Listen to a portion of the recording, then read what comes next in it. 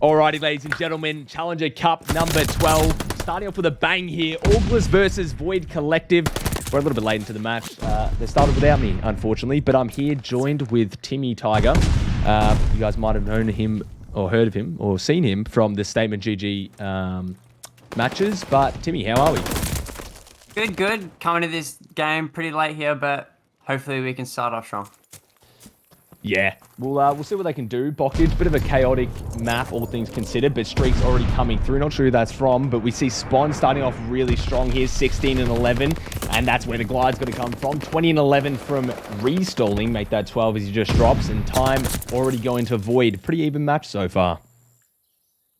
Yeah, so coming into this match straight away, we already see there's already tension in between these teams from the last cup, Auglis losing to Void Collective.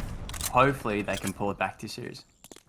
Yeah, I mean, that's something that happens. This up-and-coming team just showing that they can hang with the big dogs, and we're going to see it here again in this series. But Auglis starting off with a bang. Shox having a bit of a slow start, but can't always have every map to the best of your capabilities. Fighter looking to make one last push to the hill, but a clean break from Void. Only 10 points behind here, trying to make some sort of comeback. Mount a little comeback here in the Bockage. Yeah, already beginning to see, we've already seen reinstalling with it, going 20 and 14 with 34 seconds on point. He's playing pretty well so far. Hopefully he can keep this strong for this World Cup one. Yeah, they are starting off with a bang. Teammate coming in from Shox, unfortunately, but Bockage is such a chaotic map. Every time the spawns are flipping, going back and forth, so you don't really get any value out of these first kind of couple of rotations. You just got to play as best as you can. Imagine picking up a nice two-piece, but here we go. It doesn't really mean anything at the end of the day because spawns are just constantly on the flip. Yeah, most important about Bockage is making sure that you're hitting those routes and hitting those next before the team can recognize, and making sure that those spawns are yours for next. Yeah, exactly. And even if you do get them, there's always that potential to flip. It's kind of one of those maps. I know that the CDL has had a little bit of trouble at the start of the season, working out how to go about this map in terms of casting and how to tackle it. And a lot of it was just coming down to making sure that you can identify those key moments that both teams are making and really not going too wild when some of these plays happen. But as I say that, restalling just running through Void Collective right now. He started off very strong, 26 and 16. A little bit reminiscent of what we saw the last cup with Kronuskun on this map from point blank. But yeah, Auglis off to a really great start. Looking like they're hitting that Champs form. Champs just got announced. So really all the teams are really fighting here to try and make a difference in this cup. Yeah, coming from both teams, from Shox and Kisma, not dropping the greatest of plays at the moment, but both teams really keeping these scores close and making sure that they're getting this time, leaving no time to waste on these points. Yeah, exactly. I mean, you have these players, they're making these routes. Kisma already in the back.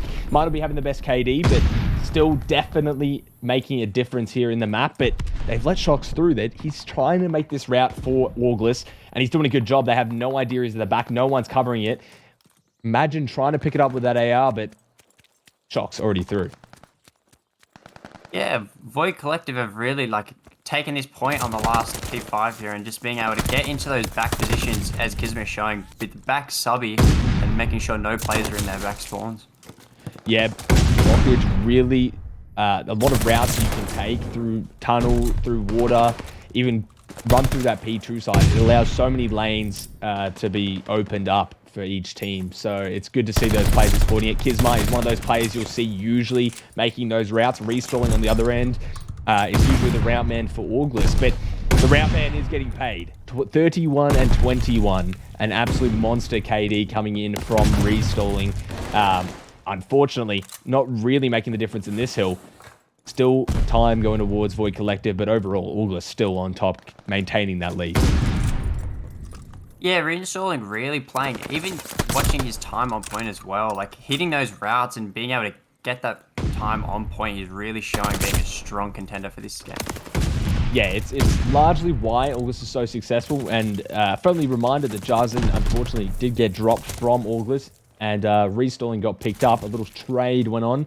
Auglis, of course, pick up restalling, point blank, picking up Jarzin, and For point blank, Restalling was such an impactful player making those routes. So it's good to see that he's still having that success on August. But, you know, it's never over till it's over. Void making that turn into a reality. Finally taking that lead for the first time in this map. Spawn, the last person alive here for this P3, but sorry, P4, but it's not really going to be enough here for August to take that hill. And yeah, we're seeing a good showing from Void here. Yeah, late rotation coming in from Void, trying to pick up those last few seconds of the point, and really going from being 20 points down to now being 20 points up above August really shows how easy it is to get these scores to flip on Bockage. These spawns and honestly hitting routes on Bockage is just such a difference compared to other maps. Hopefully we can see August come back strong.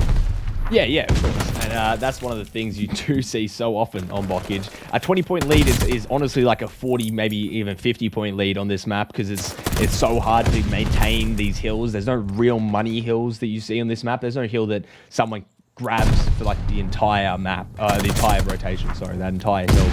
Maybe P2 if you're lucky, but they're doing a good job on this hill. I was about to say, this is one of the most neutral hills in the game. Constantly people running in. You can just get into that hill so easily. But Void picking up some great time now, inching that lead even further, expanding that as we come to the final seconds of this match. Yeah, Void had a really good hold on that point. That P5 is honestly one of the hardest points to hold, even from an amateur player. That point is very difficult to hold. But coming in from Bockage, honestly, being able to hold spawns is completely different to other maps like Berlin and our Tuscan hardpoints.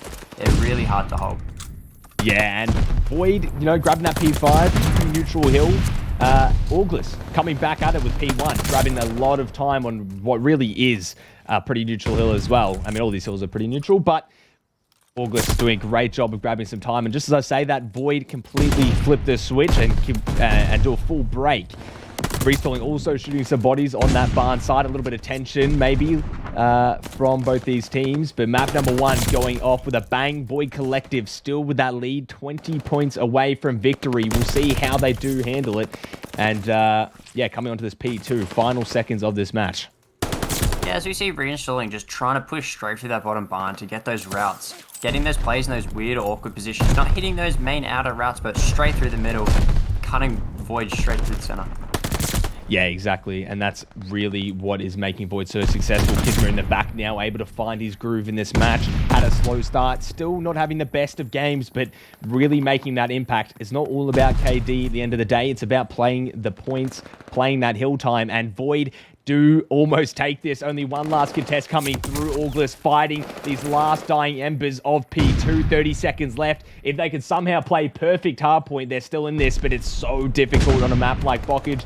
And here it comes, the one tick needed. Kismer gonna get it. Void taking map number one and trying to send August into that losers finals. Oh, that loser bracket, sorry. Yeah, coming into this game late, seeing Void Collective down, but again, in Bockage, the maps can flip so easily and being able to come back strong with those players. Yeah, and that's what is so impressive to see. Void, such a good respawn team. Spawn finally showing his colors here. We haven't seen too much of him, especially in the last cup. Spawn was one of those players that were kind of overshadowed by Imagine and Rain, but still such a dominant player, as we see there, really making the difference in that map. 41 kills, nothing to really overshadowed there, really taking over in that map, and that's what you want to see out of one of your subbies, Kismer and Spawn being the two duo. But yeah, Void coming in late. We saw that they were down and then somehow bringing it back. You'd love to see it. Yeah, and coming in as well, hearing Point Blank are now up 1-0 against Bandits on a Gavutu hardpoint. Yeah, I'm not sure. Is the map 2 ready? We'll have a look. But yeah, map number 1 for Bandits versus Point Blank. Bandits down 290 to 250. Lost map number 1, so it will be 1-0 to Bandits. But we'll see. Not sure if we can cast the map number 2. We'll have a look, see how that's going. Here we go. We are actually in. So Bandits versus Point Blank. It is going to be a search and destroy. And here we go. See if I can get the game sound working here. Sorry, it's my first time doing a dual stream, so no one get mad at me if it's not perfect. And here we go. Starting off strong is going to be Jarzen picking up a nice 2-piece 4-point blank. And bomb going down on that A side. Already we can see that these players, Jarzen, already coming in with a 3-piece on the start of this S&D and starting off strong. Yeah, round number 1, quick 1-0 from point blank. Jarzen 4-0, getting that ace. Not sure if he actually got every single kill. Was changing some settings, but... That was every single kill. Wow. So a nice little ace from Jarzen. Love to see that. Already off to a bang. Point blank, really trying to show that they're in that champs form and that LCQ form, which is coming up in a month. So if anyone's wondering, that's when it's going to be. But yeah, already we saw them. They've won map number 1, so they're 1-0 in the series. Now 1-0 in this round count. We'll see if they can continue this momentum. But Bandits put up a good showing against Mind Freak in that Saturday, which was yesterday. None of the games I don't think were casted, but they did beat Mind Freak and sent Mind Freak to losers. So this is the other side of the winners bracket, and it is going to be a nice little 1-0 start from point blank. So Bandits really need to shift that momentum and get back into things. But yeah, we'll see what they can do here in round number 2.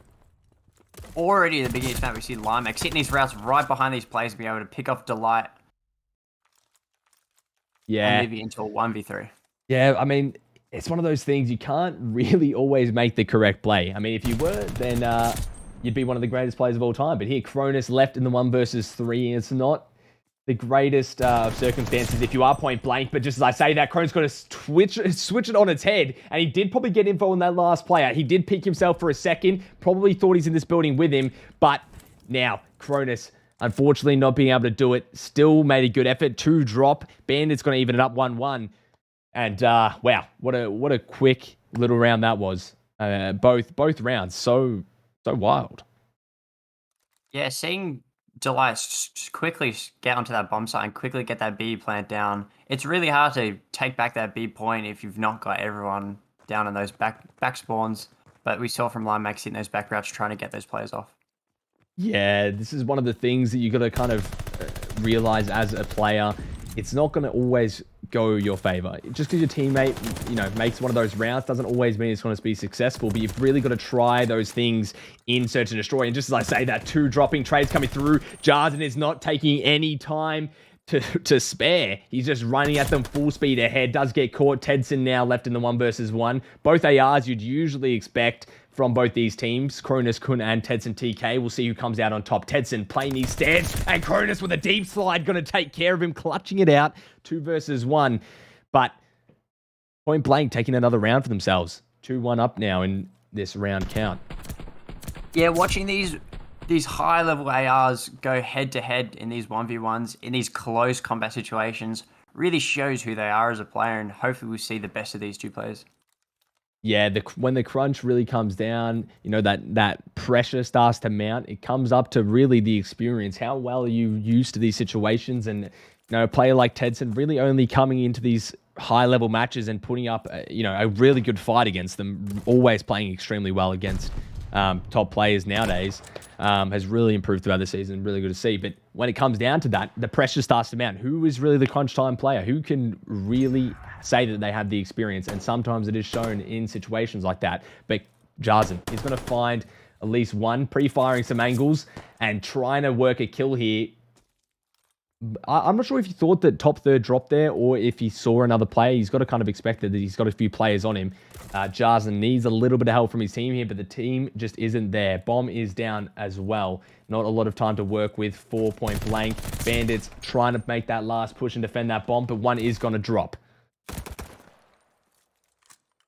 Yeah, watching these crunch time plays right now as Delight, again, plants the bomb straight away and having that prime positioning and watching Tedson pull out a sniper on this bomb site and Ben is picking up that kill. Yeah, we've seen that a few times from Tedson. He has worked that scope on this B site, but sometimes it's effective, sometimes it isn't. I think Tedson is one of the more successful players with the scope from what we see, but Only time will tell. 2-2. Their bandits are hanging in. They're really making this a fight. 2-2.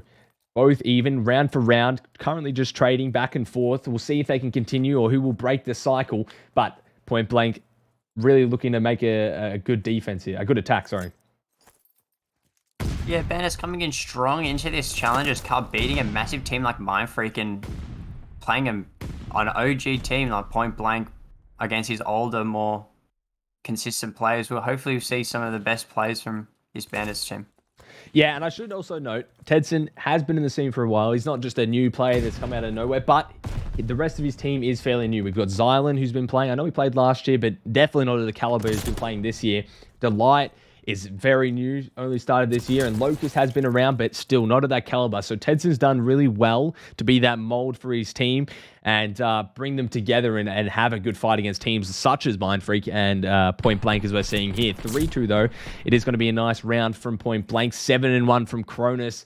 And every time I watch this team, Point Blank, unbiased, it's just always so exciting. There's always a really, really good showing from one of the players at least, whether it's Limax, whether it's Jarzen, whether it's Cronus, even Dirdev, who's really not that explosive player, but is always really consistent. Sometimes he even surprises everyone with the plays he's making.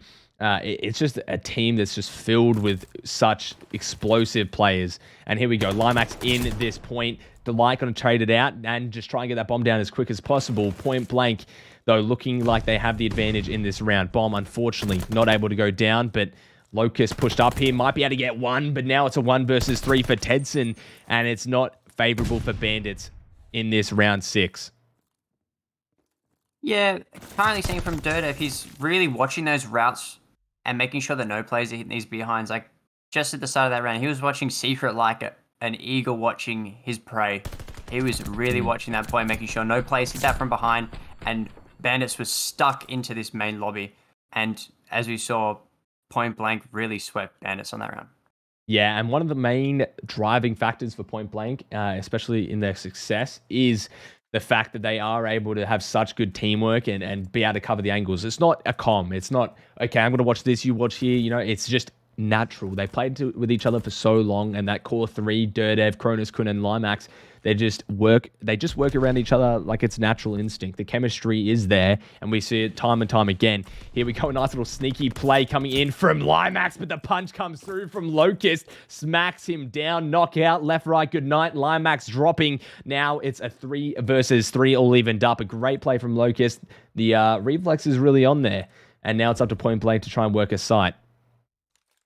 Yeah, one of the hardest things about playing in a comp series in APAC is the teams don't really stick together for all that long, and not being able to be in that comp environment with the team for such a long time and not building that relationship in the game and outside of the game really diminishes the player and teams in this scene. Yeah, that is one of the biggest problems you have with teams in general. Not just in this region, but every region. The rosters are always changing. It's so rare that you get a team that really sticks together. Auglis being one of them. I mean, the core 3 has been there, but Point Blank, another one. And it really goes to show, even if your team wasn't the greatest, which they weren't probably at the start of the Cold War, they were a good team. Probably maybe where Bandits are at right now. But they've really pulled it together, and they've gone through Cold War. They've improved drastically in Cold War. They just shot up. They were really putting on a showing, and now we see them in Vanguard doing a complete opposite, showing that they're probably one of the best, if not the best, but one of the best in the region time and time again. But they're putting on a really good showing here. Bandits, not an easy team by any means. 5-2 in the search, really making a showing. They're such a good search team. And now it's match point for Point Blank. Yeah, already from Point Blank, we see Jarzen and Cronus on those high KDs and almost getting those streaks, but not being able to set those streaks in. Yeah, unfortunately, you can't always get them. Can't always mount that kill streak. But Dirdev here trying to push it to the site, maybe get this trade. Gets out with his life, doesn't find a kill, but does get out with his life, and that's important. 3 versus 4. The tides are towards Bandits, but there's always that pressure that match point is looming upon you. This map is almost all but over, and this would make it a match point in the series as well. Jarzen now pushing forward with the pistol, not able to find any more kills. Dirdev gets taken out, and now a 5-3 for Bandits. You need to play some pretty good search if you are Bandits here. 5-3, back against the wall, match point for point blank. What is Bandits going to pull out? Yeah, coming from Delight, this is like a nice showing from him, coming from hardpoints where he's getting into those back spawns, really catching those spawn kills, and now coming into this S&D really strong, pushing these bomb sites and getting those quick plants down and being able to hold that site, quickly seeing a 2-piece on point blank. He's really putting on a showing for this game. Yeah, that's what you really love to see. Players just popping off. We saw Jarzen getting that ace in the first round. They just have this ability to just snowball, and we saw it here. It was neck and neck for the first 4 rounds, and then out of nowhere, 5-3. They've got the match point. Jarzen getting a nice first blood there. Zylan dropping. Now a 3 versus 4. And Bandits have to make some sort of regain. But Limax is ready for that shell. Delight, see you later. Now a 2 versus 4. Bandits need to find the ability to clutch this. But look at Dirdev playing so far back. Locust almost ready for it. And they get taken out. But 6-3. Now 2-0 up in map count. Point blank. Going to take that with a pretty convincing win. Match point now in this series. And we're going to flick back to the August versus Void. But very impressive stuff from that team, all things considered. And yeah, there's the KDs. And if anyone wants to see it, 12-2 from Cronus, an absolute clinic there. But yeah, we'll see how they go in the next map. But backs against the wall for Bandits. Moving on now, we see August having a very strong showing in the Search and Destroy. 2 versus 2 to try and finish this map out. Match point also.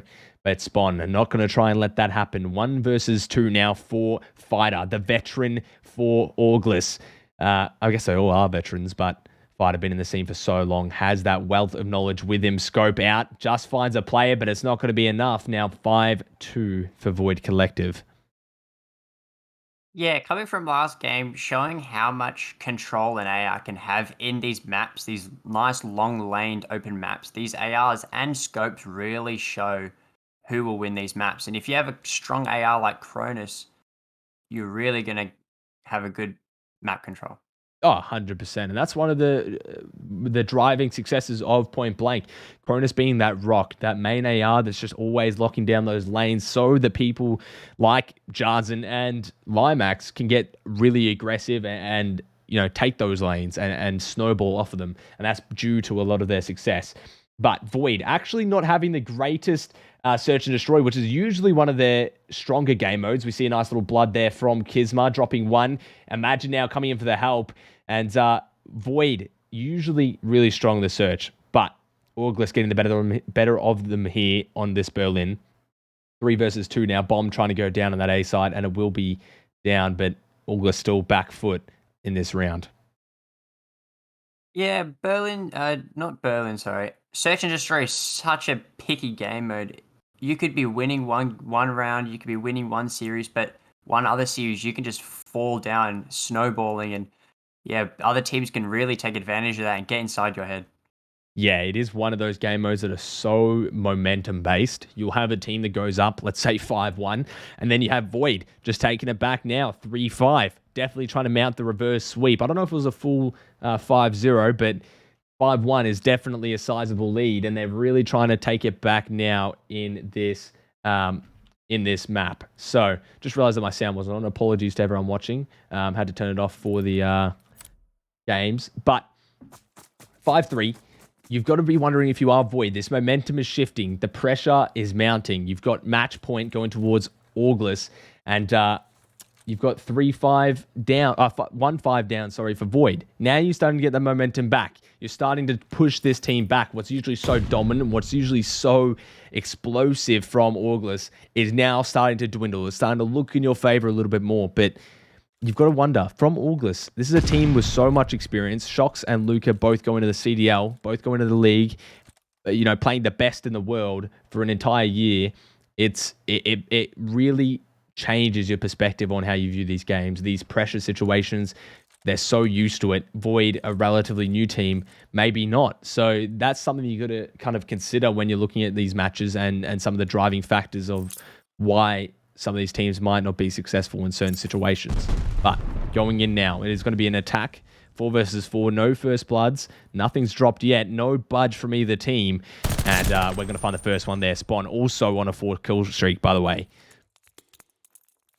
Yeah, really leaving it down to these last few seconds. Bomb not down, but sitting on the point and now leaving into a 2v1. Yeah, 1v2 now. First fighter and Shocks. Hopefully Shocks and... Oh, coming down another Kismet picking up one now, bringing it to a 1v1 against Shocks. Yeah, sorry. It is a 2v1, but Shocks in the back is trying to work some of these kills and make it a little bit more feasible for Auglis. Again, 1 round will do it. There's the first. Shocks going to drop. The trade might come through from Spawn here in a minute. Chasing the kill. Shocks. None aware. No info for him to go off of. He's got to probably expect that someone's playing this back angle, but might actually get, you know, a little inkling that he might be behind, trying to trade that kill. And I think he's going to search for it now. No idea where he is. And Spawn playing the timing perfectly is going to find him. Unfortunately, no clutch coming in for Auglis. And this is where it starts to get dangerous. This is where Void starts to mount that attack, that comeback that we were talking about earlier. They started to chip away at it round by round. And search and destroy, one of those games where it's never over until it's over. In a hard point, sometimes you can expect, you know, there's like 1 point left. Well, it only takes 1 point. Most of the time, you're not going to be able to stop every player from touching the hill. You've got to have some leeway room there for a comeback. Search, 1 round is essentially 0 rounds. It doesn't really matter. You just got to win every single round on top of that. And that's what Void is doing. They're doing what is necessary. But Spawn, unfortunately, dying off those streaks, was on a 5 streak, traded out. It could have really sparked something there for Void. Bomb going down now with 3 versus 3, but pressure is on. 40 seconds left. The bomb is down, and now Void need to work this site.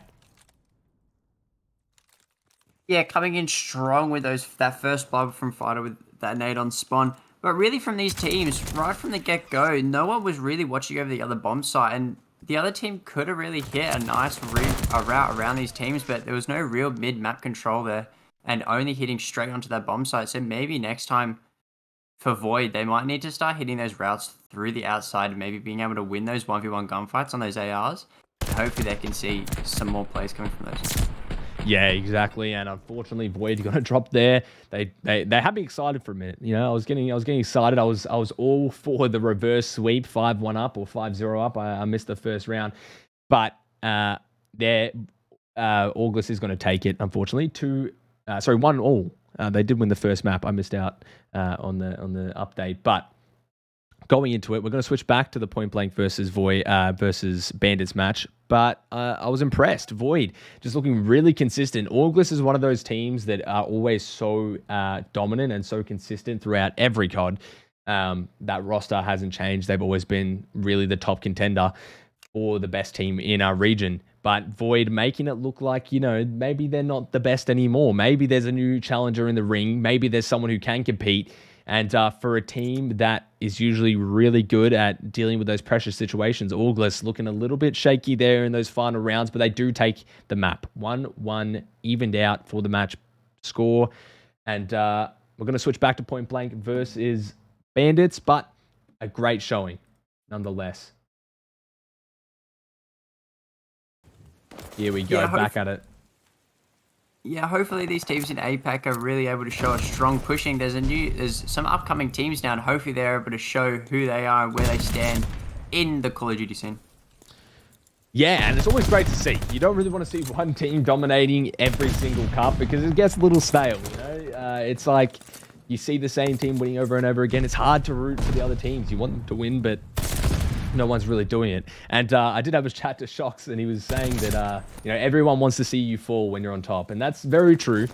You know, everyone loves an underdog story. Everyone likes to see you know, a team not maybe staying on top, but it just shows something to their skill as a player that they've been so dominant for so long. But it's always impressive to see new talent come in, and especially in a region that's maybe overshadowed by a lot of these you know, larger regions. Oh my god, what was that from Turdev? We just switched over. Was just having a chat, and he picks up a nice 4-piece there on Bandits. Make that a 5, a bit of a rolling streak here. Does get taken out, but Dev, as I was saying before, Turdev, usually the player that's more consistent, just dropping the kills, playing his role, but there we see it. Coming in, making that play for point blank. Point blank also 2-0 up in match count, sorry, and now 1-0 up in the control. Just starting off with a bane there as we switch over. And my God, what an exciting little start to the match we had there. Yeah, Dirto, just being able to walk right up into their spawn and just being able to piece them off point and off back and back in spawn, being able to get that 5-piece really shows who these players are. Yeah, and a team that really, mind-free point blank and Renegades or ex-Renegades, now Orcas. We had those teams constantly battling it out for top 3. No one was really coming close. No one was really the one that was, it was always just top 3 locked in. The rest of the teams, fight for whatever placement you want. Now we're seeing Bandits, a team that beat Mindfreak, sent them to losers. I think pretty convincingly, might have been a 3-0 or a 3-1. I'm not sure on the match count on that yesterday. And then they come up against a team like Point Blank, and we see Dev just pulling out a 5 streak on them. It's something, there's something in the air with these teams at the moment. Maybe it's the LCQ, the champs getting announced that's really sparked something, but it really shows the differential between the teams, what teams are trying to make a difference and what teams are going to get left behind. And we're seeing that with these teams currently.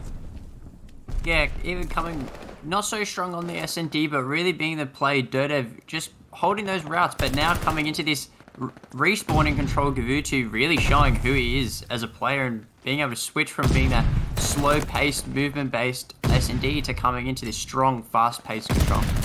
Yeah, exactly, and we really see it in these respawn game modes. That's probably where Dirtev shines. Maybe not really the playmaker. I feel like Limax kind of holds that role, or maybe even Jarza now he's joined the team, the search and destroy, but Dev just really showing what he's about. Maybe looking to get on the sports bet a little bit early today, dropping 10 and 9. Just maybe not the best KD, but definitely making the kills. As we see here, another nice 2-piece from him. Drops 2 on the left side, comes back around.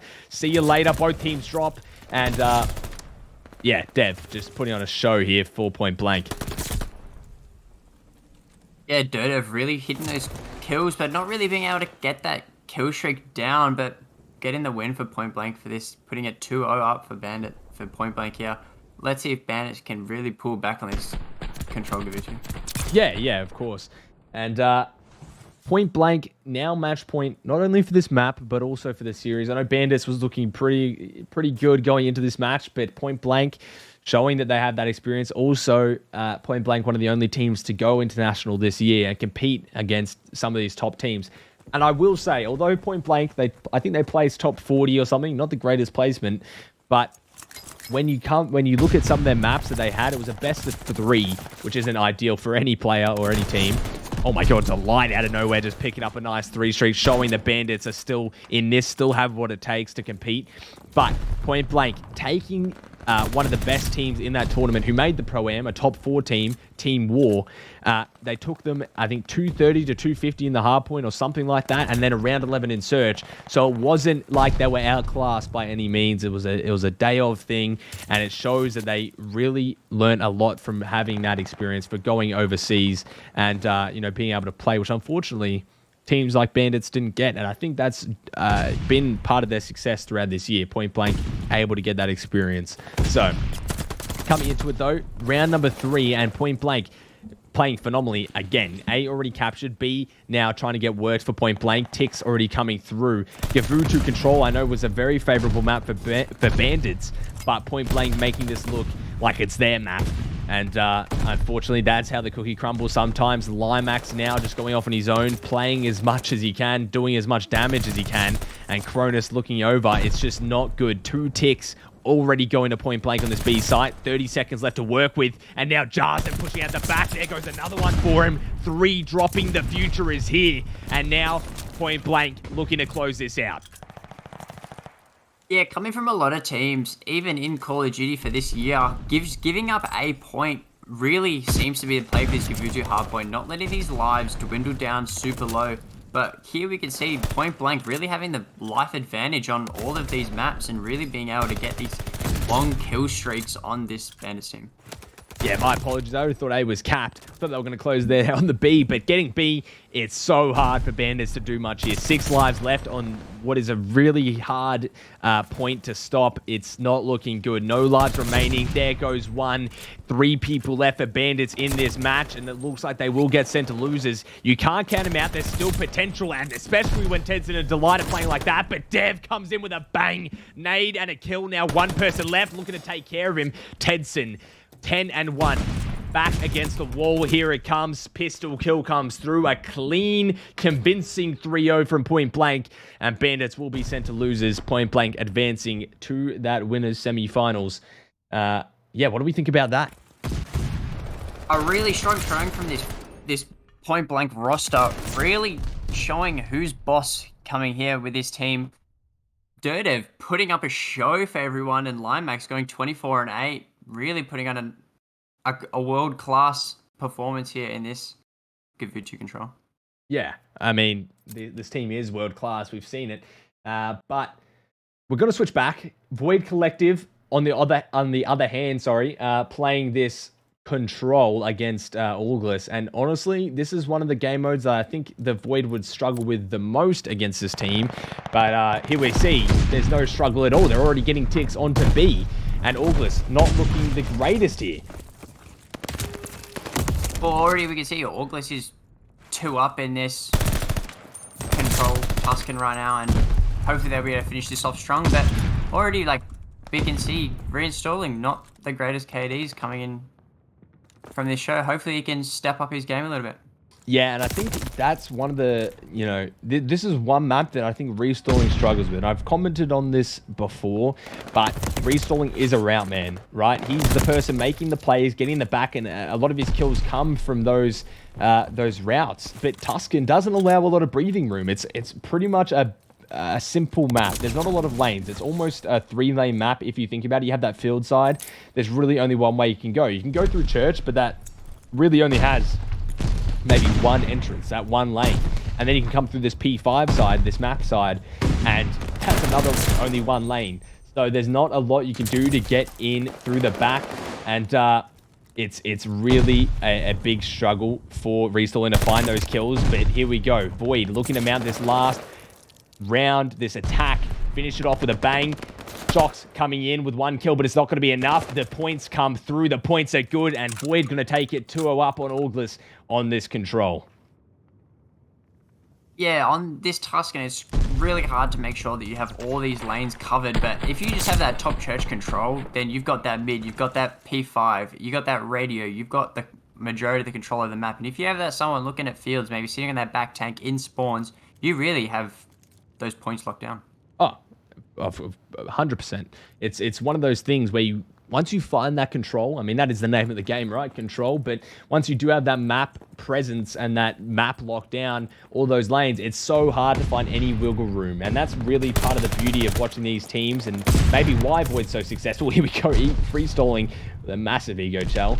But Auglis more than capable of bringing this back and making this a tough fight for Void. But once again, Void just being so good, so on form against a team that's really strong in Auglis. But Restalling now looking to mount some of the streaks, and this is where we start to see that flow state coming from Restalling. Once he can start getting those kills and finding those openings, he can start getting in the back and finding some of these kills. And unfortunately, the kill isn't good from Imagine. Now Restalling looking to do a full wrap.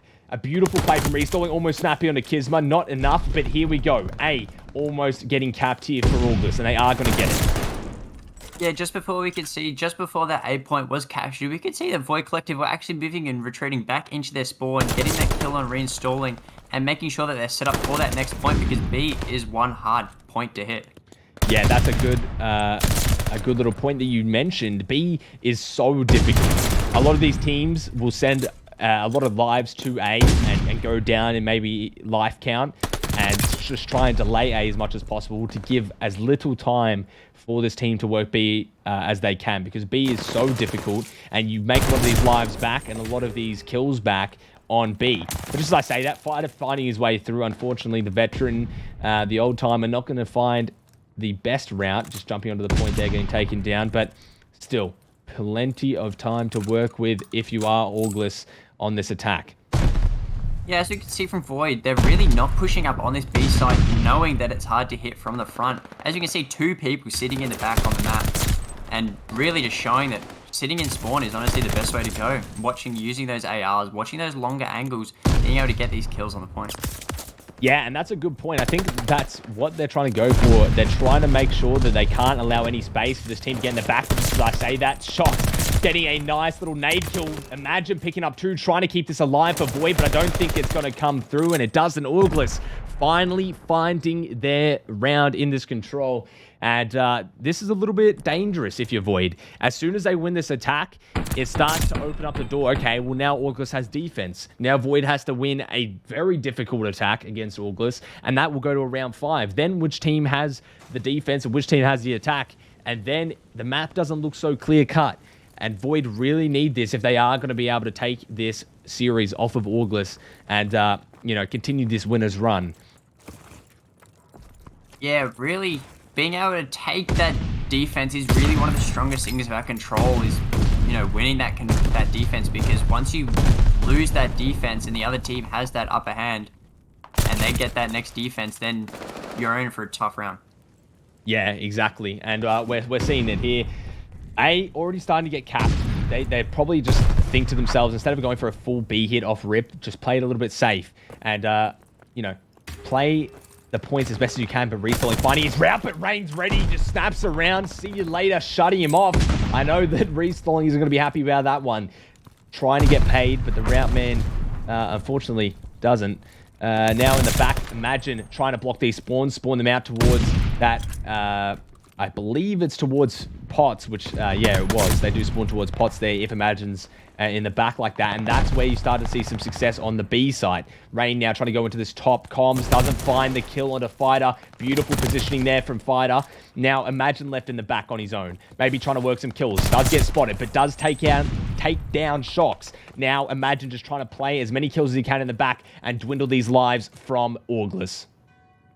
Yeah, already T1 sitting in their spawns, being a nuisance and really getting into those prime positions, but getting that second kill and reinstalling, being shut down by Luca. Yeah, Void might just want to play lives here. They've got a lot of time. They just want to work the back. Spawn finding a nice 2-piece for himself. Unfortunately, a teammate coming in from Imagine, but still, Spawn doing some God's work there, trying to find that 2-1 shot. The other player was weak as well. Rain now working this top plat, and lives are going towards Void. This is not what you want to do. This is not what you can really allow Void to do. And it's something that Auglis are kind of feeding into. They're just running at this point, trying to defend it as best as they can, but Void not even concerned about getting the points, but just as I say that, Shox picking up a 3-piece for himself. Shox, formerly pretty much the most dominant player in APAC, might still be, honestly. But yeah, this is something that you want to see out of Auglis now. Trying to make that comeback, trying to stop these lives from going so one-directional, and they're doing a good job of it. They're making a nice little comeback in this round. 15-11, still lives going towards Void, but it's going to be hard for them to bring this back. Yeah, Auglis really knowing that Void really want this. They want this point. And sending that one player up, maybe 1 or 2 players up, just to push a little bit further up, forcing those spawns into deeper for Void and getting them to push the point, taking it longer to get back on a point. And yeah, making sure that they've got those players in those prime positions, waiting for those players to use those routes. Yeah, and this is something you just rarely see. Void now cleaning up. Rain taking down a 4-piece, making it rain on Auglis. Just trying to close this out, and he does it. Void Collective going to take another map. 2-1 now in round count. 3-1 in the round count for the Control. And I mean, wow. This is just insane. Insanity from Void. This is something that you just really don't see all that often coming in from a team like Void against a team like Auglis. Fighter having a bit of a tough map, but yeah, this is an absolute clinic, and I don't know how I feel about Auglis's chances here. Void, really, really strong on their hardpoints. Probably the best hardpoint team at the moment, if not maybe point blank. It's something that's really, really been sweeping the scene, I guess. Void just being so good at respawn, especially the hard point. And now you've gone up 2-1. You're going on to what is your favorable game mode, hard point. Void looking very, very good here in their winner's run. Yeah, coming from Void Collective, being able to play those routes and being able to, set up those prime positions for those back spawns on this Tuscan, it's pretty hard to make sure that you have those spawns entirely. And Void picking up that map and showing Auglis who's boss, and really a team like an ex-Renegades team playing with those pro teams and playing in the highest level comp, and Void being, that really strong team sitting up in these high level positions, showing like teams can hit those top spots and get into those wins. Yeah, and we just saw it there. I mean, Void just looking so good out of nowhere. It's something you rarely see. An attack win from both. I think it was an attack win for Void, an attack win for Renegades, or ex-Renegades, sorry, August, and then an attack win again for Void to close it out. That's just something you never see, especially on Tuscan, probably the hardest B site in the game. It's really something that you don't see every day. So Void doing really a good job there. Auglis doing the impossible, winning an attack for themselves, but then Void doing the same back. It's insane. It's insane to watch. It's insane to cast. But 2-1 now up to Void. And we don't have a second match lined up at the moment, but we'll try and get that up shortly. Might have to wait till these matches are done. But yeah, crazy stuff from this team. We'll see how they go in the hard point. And yeah, it's looking good for both these teams. Yeah, really seeing that those attacking side wins, they're really hard to come by, and Void showing you can get kills on offense. And really, it was 12-2, like 12 lives to 2 lives on a Tuscan offense. It was something worth seeing. Yeah, we'll now we're geared up for another respawn. Always exciting. We'll see how Auglis handle this. They're really good at keeping that composure. As I've talked about earlier, they have that experience. They've been around for so long. Pretty much all these players have played and competed at the highest level of COD you can imagine. Fighter, Shox, and Luca, that three have been at the highest level. They played with the highest level. Pred being that fourth for restoring last year. It's just they've always been around that top level of competition. So if you're a team like Void, this is a big series to win. This is, I mean, they did it last time against Auglis, but to do it again, it's going to be a mammoth task and a mammoth ask. To do it twice in a row. But here they are, doing it once again. It's never over till it's over, though. Even if Auglis do lose this, they go into losers and make their losers run. And if they somehow find themselves back around to versing either Point Blank or Void, it's never over. They've done it before, the 2 best of 5s. They can do it again, but still, more than in it. They can still win this Berlin. This is a map that allows Restalling a lot of wiggle room in terms of his play style. So let's see how they handle it. Yeah, I can't wait to see Reinstalling really hit those really long routes. Coming from a small 3-lane map like Tuscan, not being able to hit those routes without being spotted from at least one player watching those back spawns, but coming into a big map, it's got three wide lanes, those AR lanes. Really, I want to see how Reinstalling is going to take this. Yeah, well, we'll see how successful he is. Usually finding a lot of success on this map, but Auglis having the advantage here on the side that they start with. Already getting the point. We'll see how Void are going to break. Looks like they're geared up towards this right side. And here we go. Kisma just flying into the point. Somehow just coming back with his life. And they are going to trade it out. There's a second dropping, but the trades come through. Now a 2 versus 2 on the point. Imagine choking some shots. Now off the spot. Pistol in hand. Finds one. Luca is probably still weak from that last little gunny, but just dancing around there. Poor Luca in some danger. Not going to quite come through. Now, a big break from Void. Somehow finding themselves on top of that, buying enough time for his team. Auglis trying to mount this attack. Restalling gets caught out on his route as well. And Void doing a nice little break off the start. Yeah, one thing from this map already is we've seen that the spawns weren't flipped, and Auglis were able to keep those spawns for that P1, but now moving on to that P2 rotation, already seeing Luca in that side docks, really hitting with that AR, making sure that they have that wide lane. Yeah, and that's one thing that you don't really see too often, is the spawns just not flipping, them keeping spawns, but still being able to mount a lot of time from that P1. Void breaking and just holding them off in their spawn. Now they're favorable for P2. Imagine laying prone here, trying to get some of these kills. Maybe becoming a doormat there for a second, just laying prone, playing his life. Shox now trying to push through here, trying to get some kills for himself. Not going to happen. Fighter pushing through. yeah, Shock's not being able to get that one kill on that point, but really seeing just 3 people sitting on point, being able to shut Shocks down really quickly.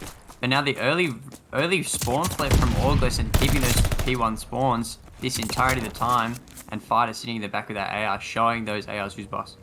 Yeah, exactly, and you need that from some AR gameplay. You need them to lock it down, but just as I say that, 2 drop for Renegades, or ex-Renegades, sorry, and Luca now beaming, trying to get those spawns for August. They need this hill if they are to stay in this.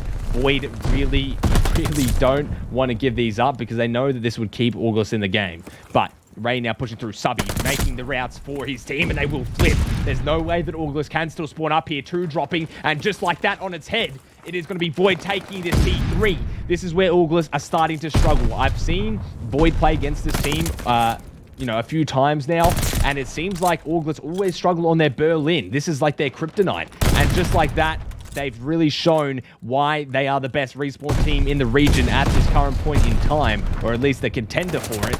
Spawn now pushing up into Fire, and these points are just trickling towards Void, and August have no answer to it. Yeah, and coming from Void, we saw that there was no back anchor AR. They were all pushing up pretty close up into Fire and really just holding down that front push. And because of that contested spawn, August were not getting that spawn flip. And now, watching into this early rotate, or this late rotate from Void, maybe they will start slowing down now. Yeah, and Spawn able to really rat here and just play his life. Unfortunately, restalling, getting a nice little camera angle onto him, but the pinch is starting to come through now. Imagine and Kizma working this back spawn, and oh, what a nice little spot from Imagine. On top of the fence, going to find one, but Fighter fighting for his life there on the hill. Not able to find another, but once again, Void just smoking August on these spawns and these rotations. But just as I say that, Luca answering back with a nice kill onto Rain. And I really want to see how August are going to handle this. They're so far down in this Berlin. Berlin is one of those maps that have those money hills, almost the complete opposite to Bocage. But unfortunately, no money is being paid out to August. No money hills are going their way. They're just trying to get this scrap time, and it's not going in their direction. And seeing the contested spawns, seeing that Void are now starting to spawn up closer to Courtyard, because August hit those back spawns on the sides, and because Berlin is such a wide map, spawns can be very erratic on this map. Yeah, you do see that quite often, that the spawns can be very contested, and somehow people still spawn up where they shouldn't. Oh, Rain just accidentally stops shooting, doesn't find that kill, but he's going to find another one. Fighter dropping, maybe waiting for the team to come through, playing that top third, and Void still just getting so much time on these hills. I know that the score doesn't really look like well, it does look like it. They're like 2.5 times the score of August, but it doesn't look like they're as dominant as they are. But they are so dominant on these hills, winning all of these kills. But just as I say that, August fighting back, answering back, showing that they're still in this. Rain on a 4 streak as well. This is a huge streak for Rain, and Carster's Curse coming through there, going to get killed off of it. But yeah, Void setting up a P1 here. We'll see how this goes. Yeah, Void really being able to keep one player on the point at all times, as you can see from Rain, having a minute 6 on point, compared to August, no one's broken a minute yet. Yeah, I should say as well, Rain subbed in for a team, maybe, I think it was 2 cups ago now, maybe 1. I can't remember when it was, but he did sub in for a team. Wouldn't have been last cup because they won last cup, so the cup before that. And just subbed in out of the blue. I think it was for Man of Chicken. They couldn't play. And he literally came in and dropped, I think, a 3 minute and 32 seconds on a hill, on the hill in Gavutu. So he's a bit of a hill player, loves playing the OBJ, but we're seeing it again now, but having a little bit more impact on the kill department, and really showing why Void is so successful. Spawn also finding his way through. I think Restalling must have seen him trying to contest Spawn. No idea where he is. Trying to play it. Spawn finding the kill, though. Reaction time a little bit better than Restalling. Has that attention. Been scooping that up all day. Maybe some lines of it even. But Shocks now trying to play for his team in this P2. Yeah, we can see Reinstalling not being able to hit the routes that he really wants to, having a little bit of a shaky aim, losing those gunfights that will give them those positions for those next Ps. Yeah, and this is just an absolute showing from Void. It's so tough to watch August struggle this badly on this map, where we see that Berlin isn't their greatest. We know that, you know, a team like Void probably chose this map for their vetoes. But that being said, August is never out of it. They can always play. They know what they need to do, right? Like, it's not a team that doesn't know what they should be doing, and they don't know how to mount a comeback, and they're just, you know, playing silly. They know what they need to do. They have that experience. They know what to do to play this correctly. It's just whether they can execute it well, and Void with a lot of pressure on August right now. Yeah, reinstalling, watching, knowing where those spawns are coming from, but not being able to pick up that kill on spawn. Spawn really showing those routes on for this map. And imagine T1 really having a good game, going 20 and 14 with a minute 17 on point. He's being the star for Void there. Yeah, and Imagine is the player that I would say arguably the most impactful, or at least the most exciting player so far that we've seen from Void during their matches. Not to say that everyone else doesn't have their moments, but he's definitely the most consistent. He's always putting up some insane numbers, and you can't not love the guy. Imagine if you've ever, you know, had a chat with him, or you know, seen him around. He's just the nicest guy, just always so you know, humble. The humility is really the thing that I really like. I know some people are probably gonna have a laugh at me in the chat for that, but he is really, you know, deep down a real good guy. So you can't not love that, seeing him do so well in these matches, and you know, really getting what he deserves. He's been playing for a long time as well, just never really broken that T6 cycle, and here we go. This is, we're seeing them do it time and time again. Last cup, it wasn't a fluke. This is one of the things that people were talking about. Yeah, you can win a cup once, but can you do it again? And they're really trying to make it look like it's easy. But just as I say that, August really getting some good time there and securing those money hills. And that's what I was talking about. Berlin is one of those maps that you need those money hills. And August really only one solid hill away from securing that. P5 is coming up, so it is a bit of a neutral hill. But the noose is tightening for Void. August just putting this pressure on, just really making sure that they're having a tough time securing this win. And now Void's starting to look a little bit less convincing. Yeah, from that P3 to this P4, August sent out Luca from, there was 20 seconds left on the hill, and he had that early rotate sitting in that bottom warehouse, but he was not able to get those really efficient kills, making sure that his team was able to push into that P4. But now we see Void just taking on those last few seconds of the point, and those points are what matters the most. Yeah, and I mean, we are seeing it 230 to 155. August looking like they were in it, but that P4 just a little bit too strong for Void. And I really like this play, just leaving the hill white rather than contesting it. I'm just waiting for some of these players from August to try and trickle in. It almost worked out in their favor, but not quite. Now August securing some of this hill time. A massive kill from Luca, and Luca was on a 5 streak. And I think he made it a 6, but he did unfortunately get shut down, and that would have been a tied turner for sure for August. Fortunately, to the last kill, Shox with a little bit of spidey senses, just snapping around to the left, almost a third, and he gets it. Shox electric in this map right now, just trying to bring this back for August. And if there's any player that can do it, it's Shox. We've seen this man go on a 14, I think, kill streak, or an 18 kill streak against Team Caliber in World War II, showing that he's in that form for champs as well. And August really looking to fight back here. Restalling with the flank. It's not going to be enough. P1 now going towards Void Collective. And August are on these dying embers in this series. Yes, already we can see Shox now hitting this route. Sitting on these dubstairs, waiting for these players to push this P1 point from Void. But really just waiting and waiting. Making sure that his team have prime positioning. And hitting that through office and being able to get that point. Again, Shox just playing the gunfights perfectly. 3 drop again for Shox. Still making the plays for August, and it's never over until it's over. Hardpoint always a match that can be in it, but again, as I said before in the search, you can't count a team out, but you need a little bit of leeway. Shox not allowing anyone to get through. Almost gets a third again, but his teammates are through. He's done the play once again. Not sure if he got streaks off of that, but definitely was close. Didn't get enough kills. Restalling the last person, but Kizma taking care of it, and they can win off this. No one left for Renegades or August to contest, and Void are going to take it 3-1, sending August back into losers. And that's just not what you want to see. So close. If they had one player, if Kiz didn't get that 2-piece, that game might have gone differently. They were set up for P2 contesting it. August left it all up to Fighter. But no no real kills could have saved them there. Kiz 18 and 31, not the greatest KD, but we saw it again. It's not about the KD, it's about the plays. Once again, Void send Auglis into losers, and you've got to wonder, how is Point Blank going to fare up against this team once again in this cup? Point Blank looking good against Bandits, but up against Void, we'll see how it goes. Yeah, a strong showing from Void, but really giving up that 100-point lead to dropping it only to 50 points that shows that teams can come back, and those last few seconds are, again, what matters the most.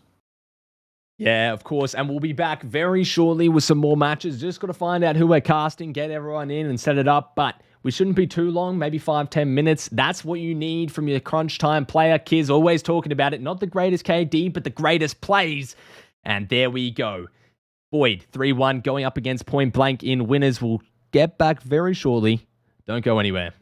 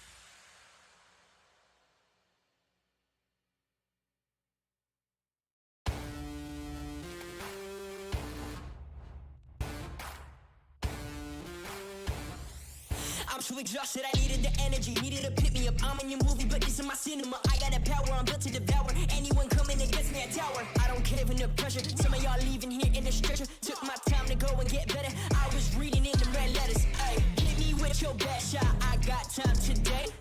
Feeling like a matador with that Red Bull. Oh yeah. No, you can't stop me. I'm running my own play. For the game win, I can't pin anything that gets in my way. Been here, done that. You all know what we came for. Been here, done that. You all know what we came for. Energy, energy, energy. I need that energy, energy. Energy, energy, energy. I need that. Been here, done that. You all know what we came for. Been here, done that. You all know what we came for. Energy, energy, energy. I need that energy, energy. Energy, energy, energy. I need that energy, energy. Been here, we've done that. We've done that. You all know what we came for.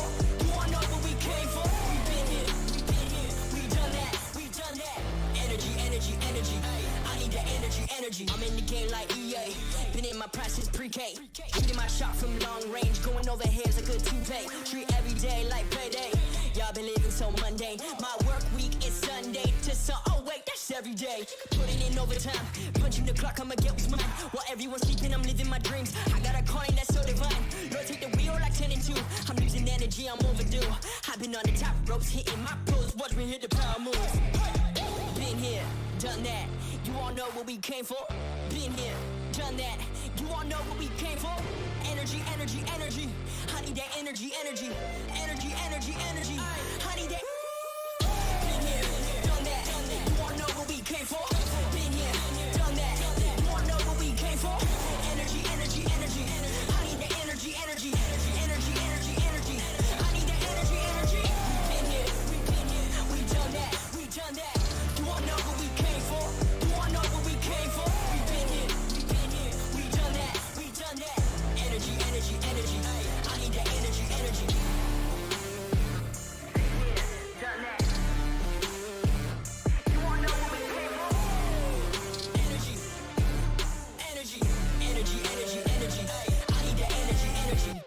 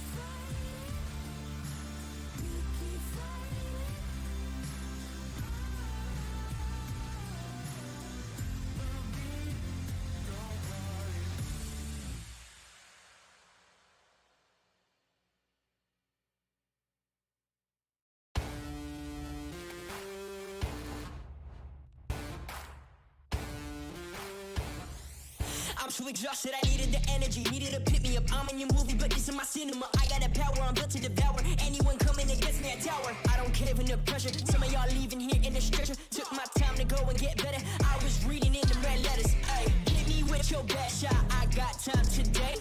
Feeling like a matador with that Red Bull. Oh yeah. No, you can't stop me. I'm running my own play. For the game win, I can't pin anything that gets in my way. Been here, done that.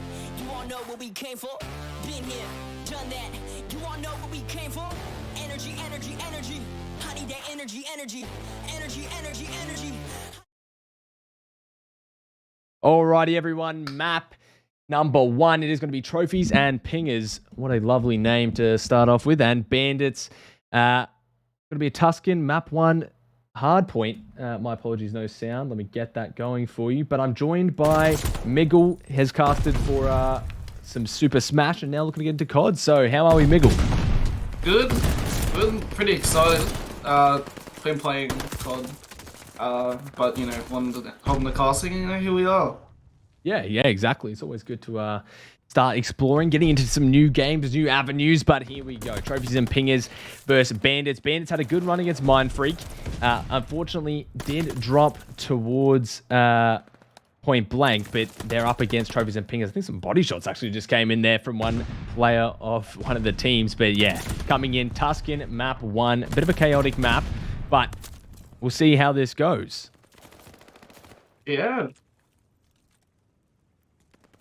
No kills really going anywhere so far. It's just going to be a bit of a delayed break from bandits. And just as I say that, somehow a bit of lag going on in this stream. And my apologies, don't know why this is happening. It actually wasn't happening at all before, but of course something has to go wrong in the stream. Don't know why this is actually doing that. Give me a minute while I try and sort this out. I have no idea why this is why this has happened. Bit of technical difficulties. Something's bound to go wrong, right? Smooth sailing on the first match, the first 2 matches, and now we're in here. Yeah, it's all part of it. It's all part of it, though. Yeah, of course. A bit of a one-man army here, so I'm just going to get this restarted. We'll send it to a quick little break while I try and get it. Well, it actually won't be a break. You'll see exactly what's going on, but I'm going to be muted to try and sort this out. Wait, are we good? No. Okay, crashed. All good. We'll get this going, and we'll be back very shortly. My apologies.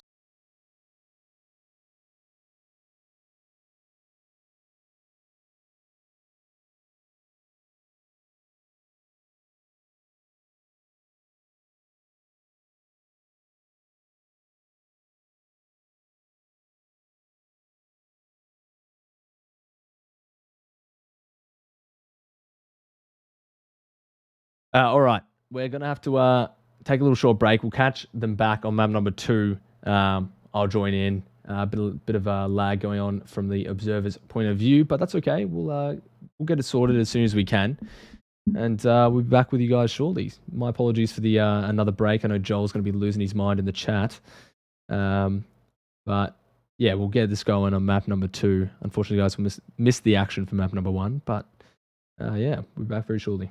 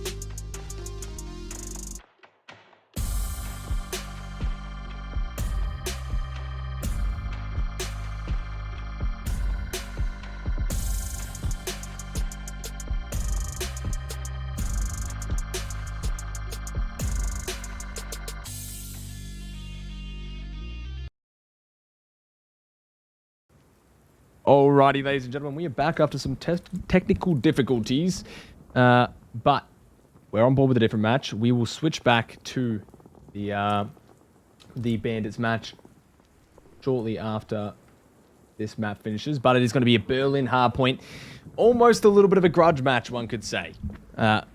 Rain and Jarzen, you know, a little bit of banter, but you know, they go back and forth after losing the last cup. Jarzen was not happy with Rain, so going into it, it is going to be point blank off the rip, getting control of this point and having this side, and we'll see how Void handles this. Yeah, I want to see how well, Void breaks this point. Obviously, there's a lot of corners you can camp within the offices and a lot of angles you can hold in the windows. And obviously you can have flank out where the train platform is. And there's also some cheeky jump spots as well to get in. Well, it does seem that if they did break it, and yeah. Yeah, of course, there's so many little different nooks and crannies you can kind of hide in this P1. But it seems like Void having a very strong start, a good break, and then being able to hold it. And now they've got to try and work towards P2 and set up for this. Void taking that P1 and actually getting the advantage on the points, even though they didn't get spawns. So it's up to Jarzen to try and break this with the rest of his team. There we go. One going to drop in 2 as Jarzen gets spawn. Now all up to Imagine in back docks to try and keep these spawns for his team. And just as I say that, Beams another and 3 dropping for Point Blank. This is where Void start to come alive a little bit. 5-0 for Rain, 5-1 for Imagine. Both of these players just so explosive. Yeah, Imagine seeing on those boxes, pays off in the end. 2 people trying to come from straight, gets picked off. And look at it now, Point Blank now getting the break. Kizma low outside of the windows near broken. And Karina's does get Kizma in the corner, and Point Blank does get the point back. Yeah, and Point Blank really good at stopping the bleeding there from Void. Not a lot of time being gained, more about the pressure, but they've got to work towards this P3 now. This rotation needs to be on point, otherwise there's a lot of time that's going to go towards Void. But sliding in, Lightmax just laying there like a little doormat, sorry. Going to clean up a kill. Kizma just trying to run around, play his life as best as he can. But now Lightmax trying to push up this street side and get some of these kills. Imagine weak. Rain with the help. Some of that main AR, but never mind. Jarzen with a subby comes out on top. Just starts to come alive here on this P4. This is a huge break for Point Blank, getting this switch. If they do succeed, spawns do get their way as well. Rain actually calling in his streaks there to try and stop this also.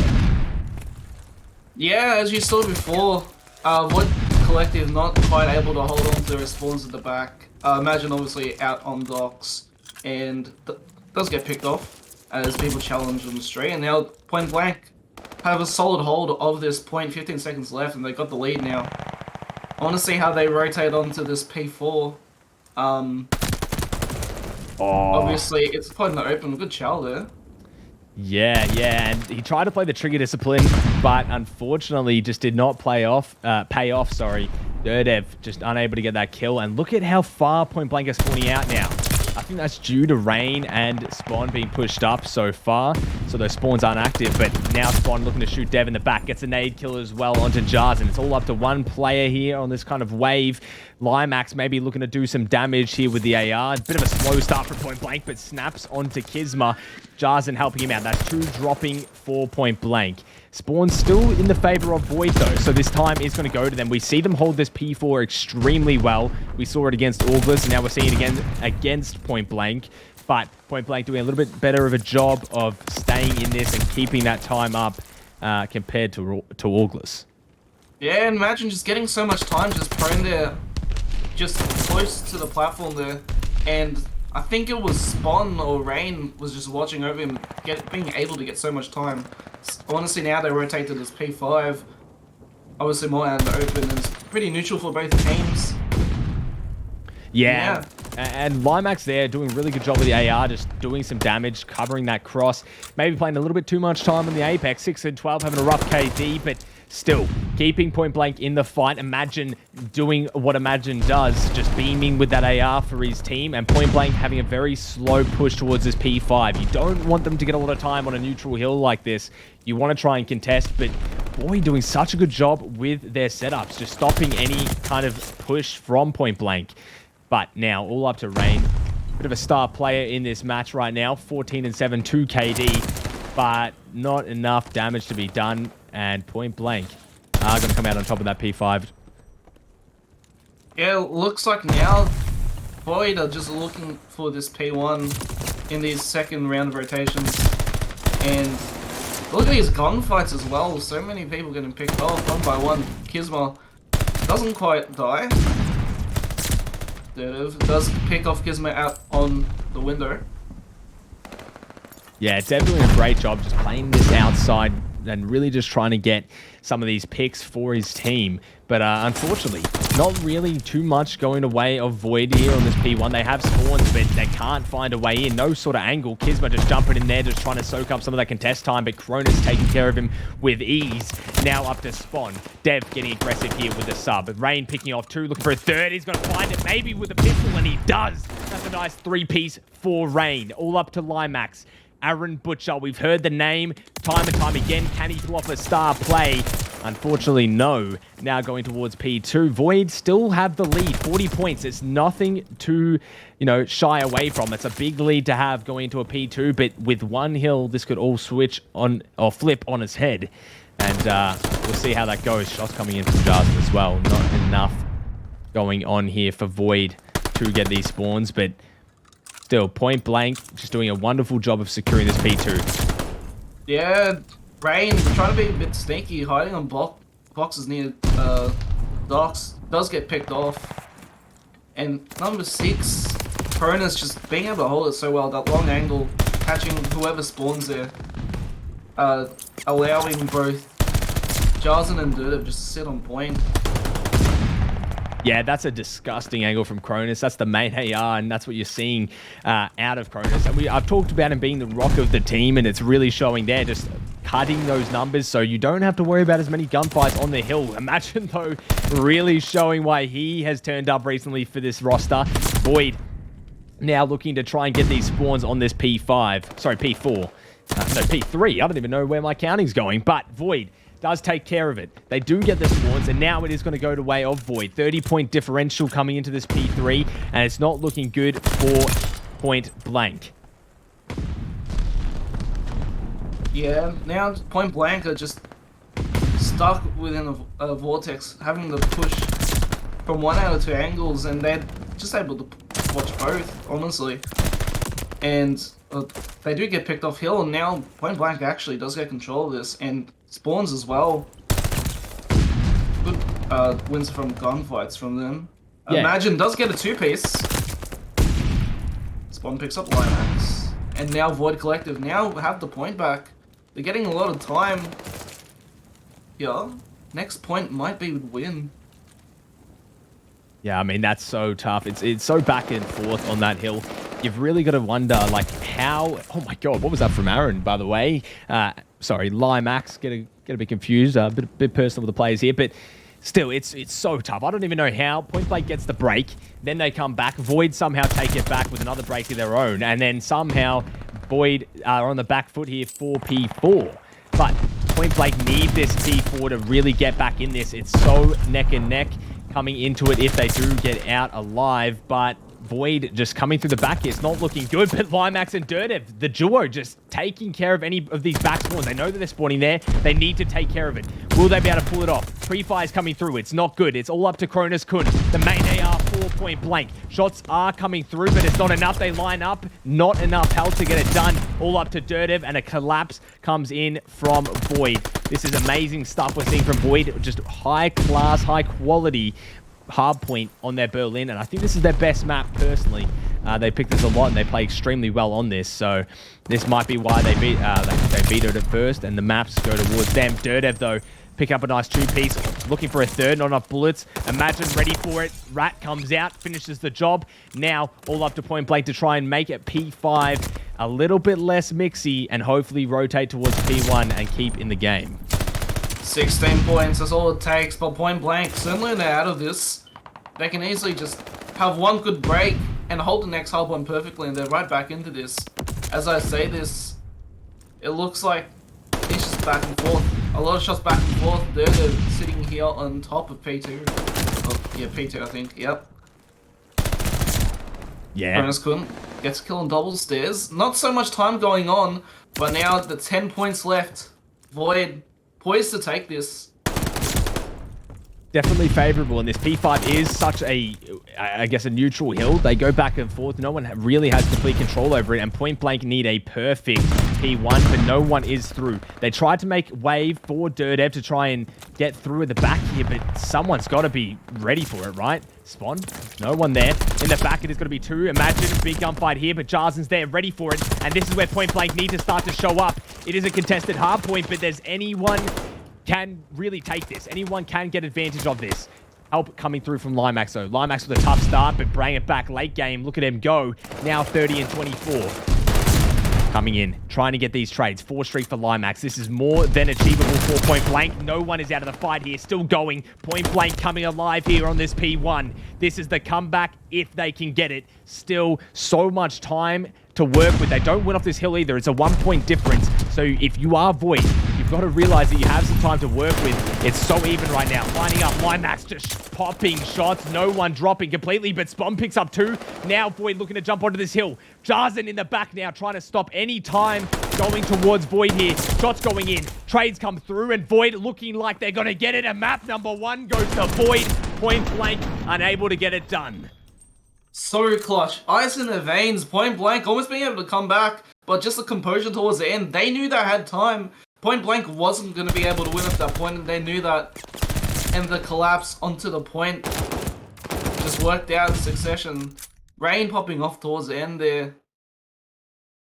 And yeah, that was wild. That was wild for sure. And as much as I hate to break it, point blank going down 0-1. We're going to hop on board back with trophies and bandits and see how they're going. I just have to set it up. Unfortunately, we couldn't get it done during that match, but hopefully we can get this going, which we can. And here we go.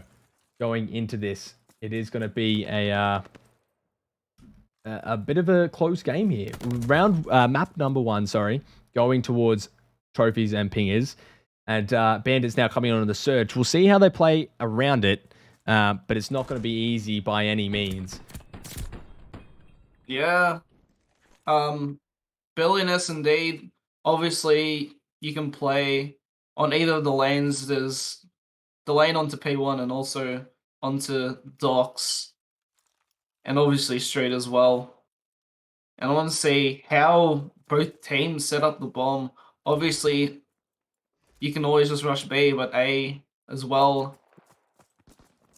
Always good. Yeah, and we see the scope trying to come out there from Mish, but unfortunately not going to find much value. And it's a bit tough. It's going to be tough for trophies and pingers to really try and find that opening. They need to get the bomb down. Big nades coming from Locust, but just like I say, that crew's going to find one for himself, and the trades are coming through. And now the round switches on its head. 2-3. Edson, good snipe there. Picks off Licky. Cruise zone, jumps into P3, gets one. Also gets a sniper back, and that's the round for trophies and pingers. Yeah, the aggression coming there from Cruz, hunting Tedson in the back spawn, sorry. And no hesitation. He knew he had the sniper. He would have had to hit a miracle shot to stop that train being Cruz. And what a round from trophies and pingers. Now going to take it 4-2 in this map. And not looking good for bandits. Yeah, I want to see how they recover. Xylan 0 and 5 haven't been able to do much this game. Obviously, weren't here for the earlier rounds. But let's see if he's able to regain and be able to, turn this around. Tedson gets information that 2 are going to A. Yeah, he's going to try and act on that. JHR now trying to push around this outer docks. Try and find that pick on a 5 streak. You don't want to throw your life. You want to play this as best as you can. Secure the streak, secure the game. But Tedson now with the snipe. Honestly, he's getting a lot of value out of it. Not that I've seen the first couple rounds, but 7 and 5 dropping the most kills on your team. You've got to think that the scope is working. Now Delight looking to try and stop this push. Playing his life as best as he can on this Doc Heady. Just trying to stop the plant going down. Try and get the plant down. My apologies. As they try and play that out of docks. But it's just not really allowing much of a space, a gap for bandits to get in. And just as I say that, JHR going to pick up the 6 streak and also shut down that flank from Xylan.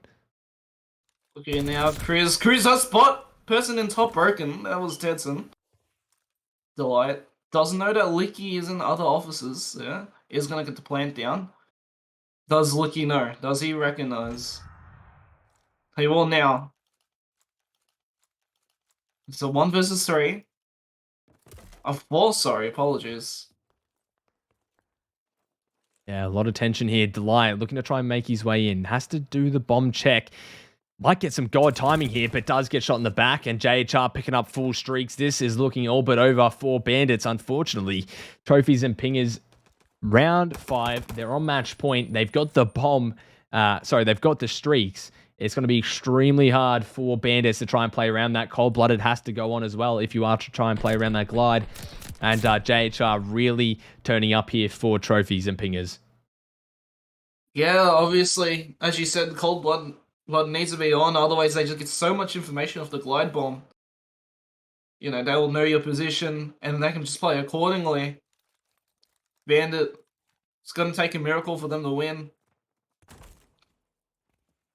Going to be a very big outplay. 0-6 from Zylan as well. Usually a really, really strong S&D player, but we're not seeing it in this map for sure. See, the glide does come through.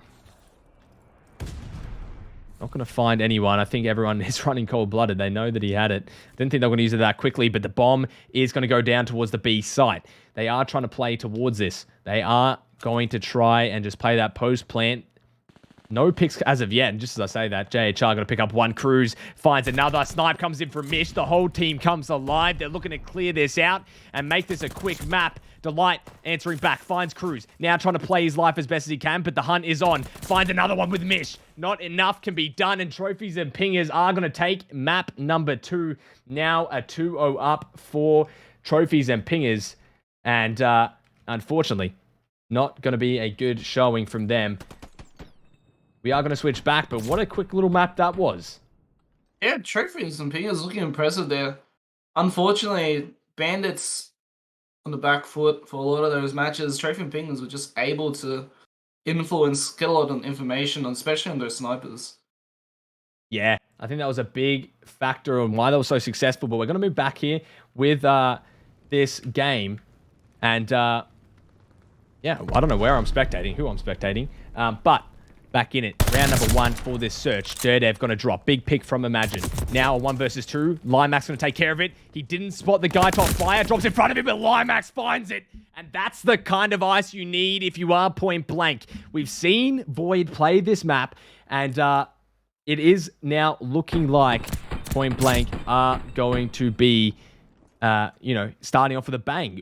Void usually have Kisma running aggressive routes and going through. Apologies if I spoiled the match there for that other one. I was mid-switching map and I saw that someone was complaining about match score. My apologies. Won't happen again. But going in, round number 1, going towards point blank, and we'll see if Void are going to have a really strong attack here and how point blank are going to play it. Yeah, look at this. There's 3 being sent towards P5. Look on the... One's going to drop him down. Dirt of this pick on Kisma.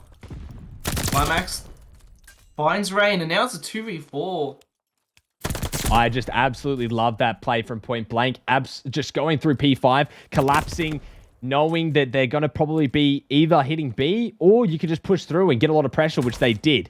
Now, Jarzen going through the middle and then finds the pick into fire because they were so worried about the P5 push. It's just a beautiful play. A nice little strat. Going to take care of that. And now point blank go up 2-0 in this search and destroy.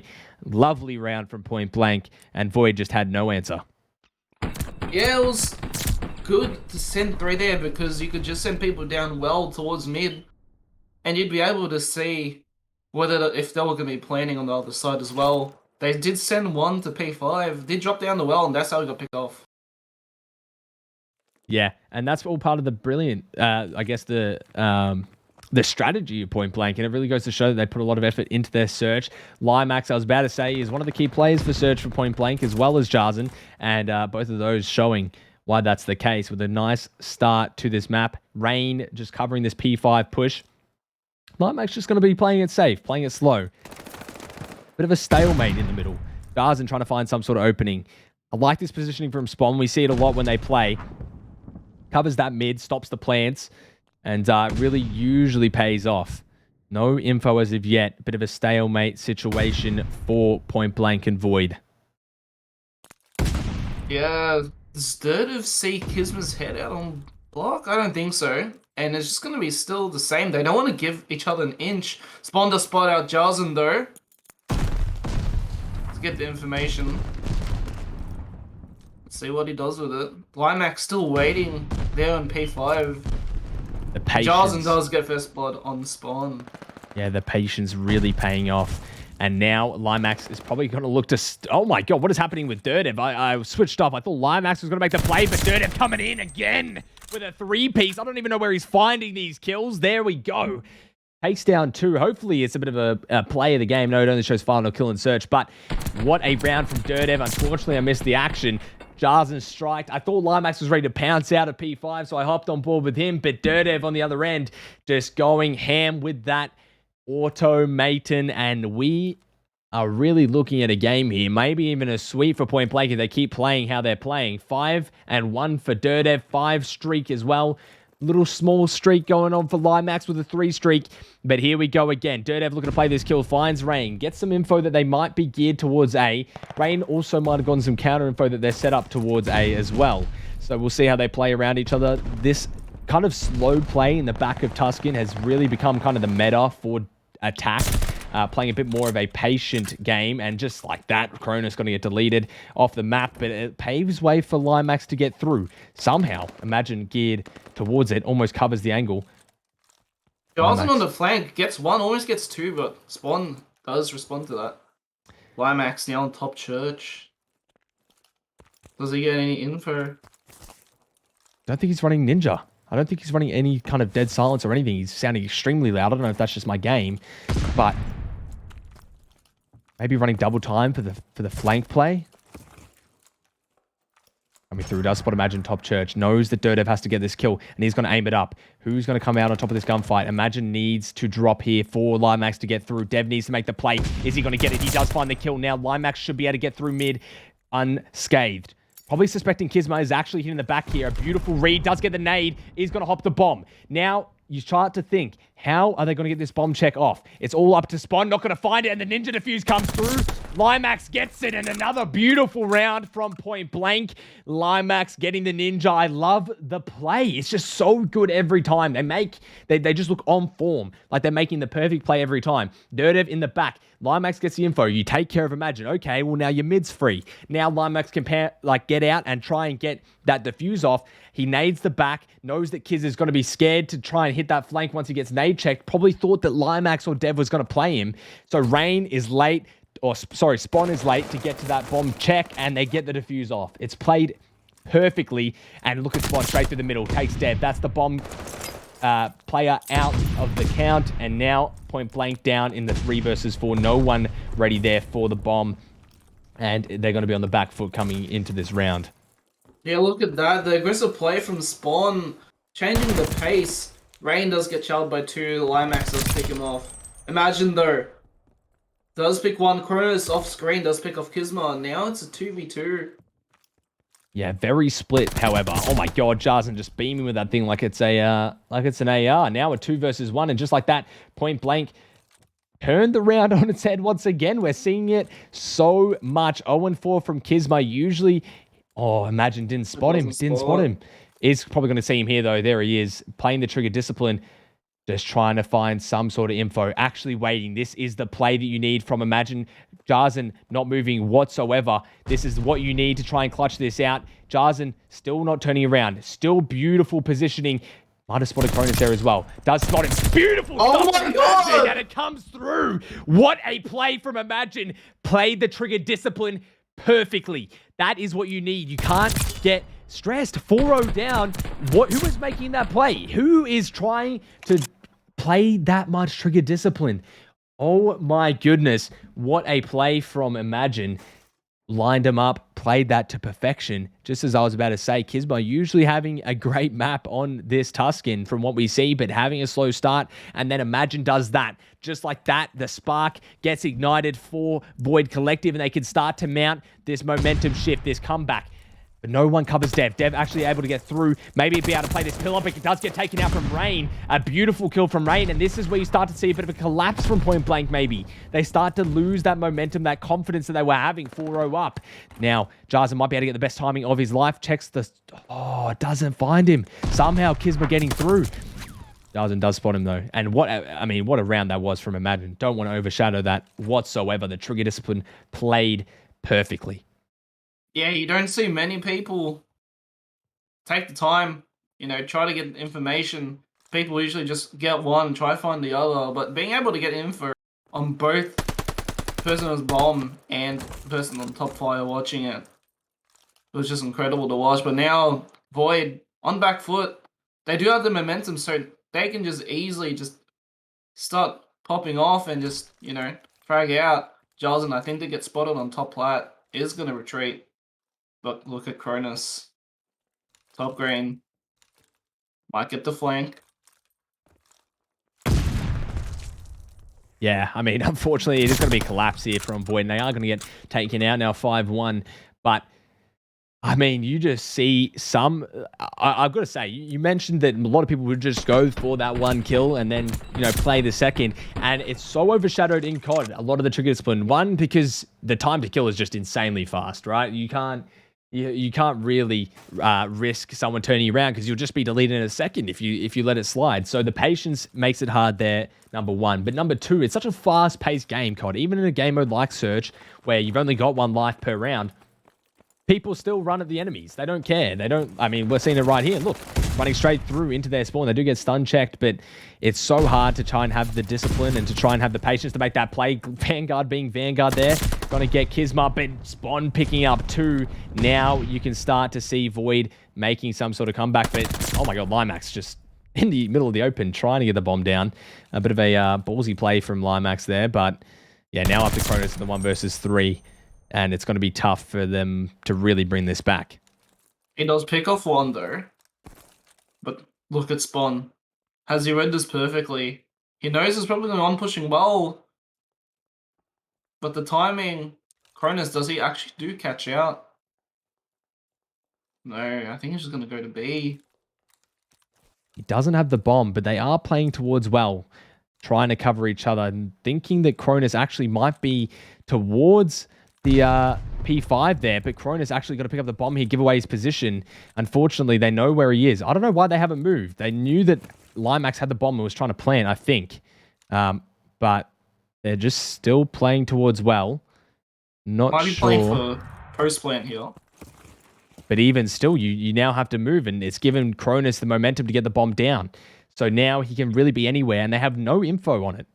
This is... Oh, he drops the angle. This is going to be the worst timing of Cronus's life. I know he's going to be molding it. This one is going to be unlucky. He had the read. He did. And Cronus, one of those players that can get very in his own head a little bit, can really start, you know, holds himself to a very high standard. And unfortunately, that might start eating away at his mental a little bit. Void Collective hanging in there for one more round. Always the possibility of a comeback in Search. So we'll see how Void start playing this. Yeah. Oh, unlucky. He had the rage, just the timing wasn't there. But let's see how Void Collective respond with that win. Yeah, attack as well coming out of them. We've seen them play some good defense. And they need an even better attack here. So, imagine, going to get pushed up top. Jarzen getting the kill. Someone going to be behind him as well, but the trade comes through. Unfortunately, just a little too late, Dirtev, but 2 versus 3. Now, advantage going towards point blank. This is not really advantageous at all for Void, and there's going to be the 3rd player dropping, and that's going to be the 4th point blank going to take it. Now, looking a little bit more spicy. Point blank 1-1 against Void, coming up to control now. We'll see how they go in a bit, but we got to switch back to our other match. Trophies and Pingers versus Bandits.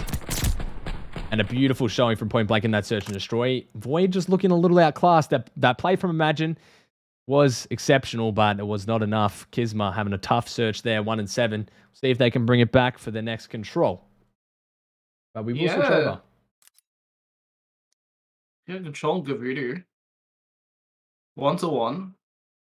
Bandits in this 3rd round does have an advantage. Yeah, and this is one of Bandits really love Gavutu control, so this is, I think, why they're playing it again. But unfortunately, a bit of a tight game here.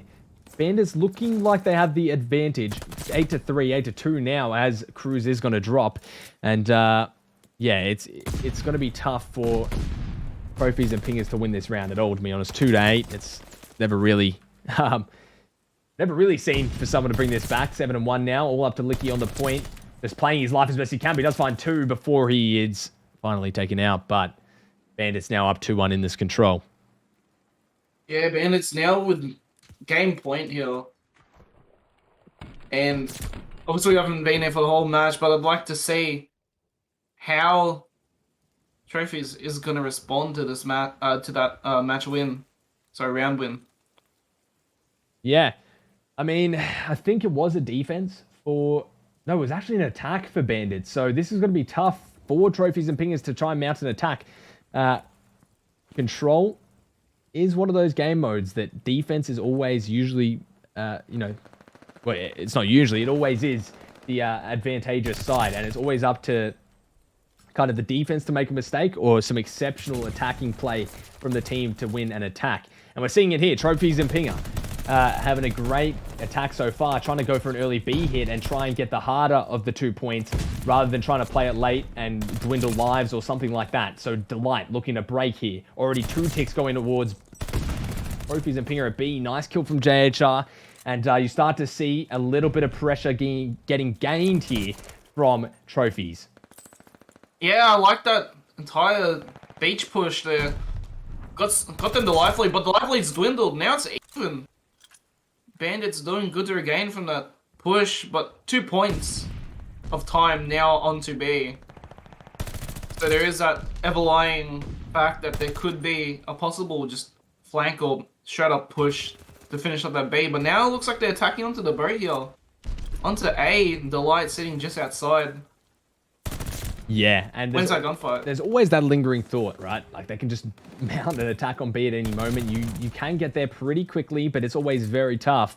And yeah, we see it here. We're watching Bandits now trying to really stop these lives and these pushes from Trophies and Pinger. A good start for them, but again, it's so hard on attack to really get a lot of the pressure back that's gained early. But if they can secure A, they can start then feeling good about a possible B hit late.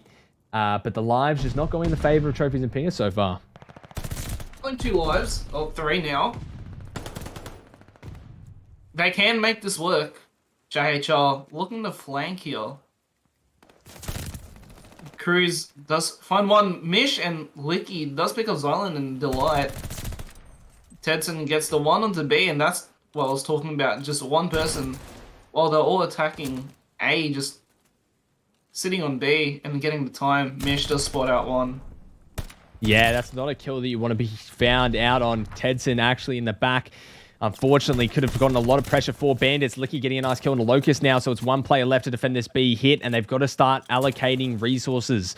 Do you want to go for A and maybe start killing some of the players that are on A, or do you just talk B? Like, you don't know which one to go for. Obviously, B being the more prevalent, but that's one of the problems with Control. One of the hardest parts is making those split-second decisions on which option is better. And that's what's really so rewarding about watching some of these matches and these high-level matches. It's a bit like chess in that sense. But Bandits now looking to get some pressure here on this ring side and close out this round.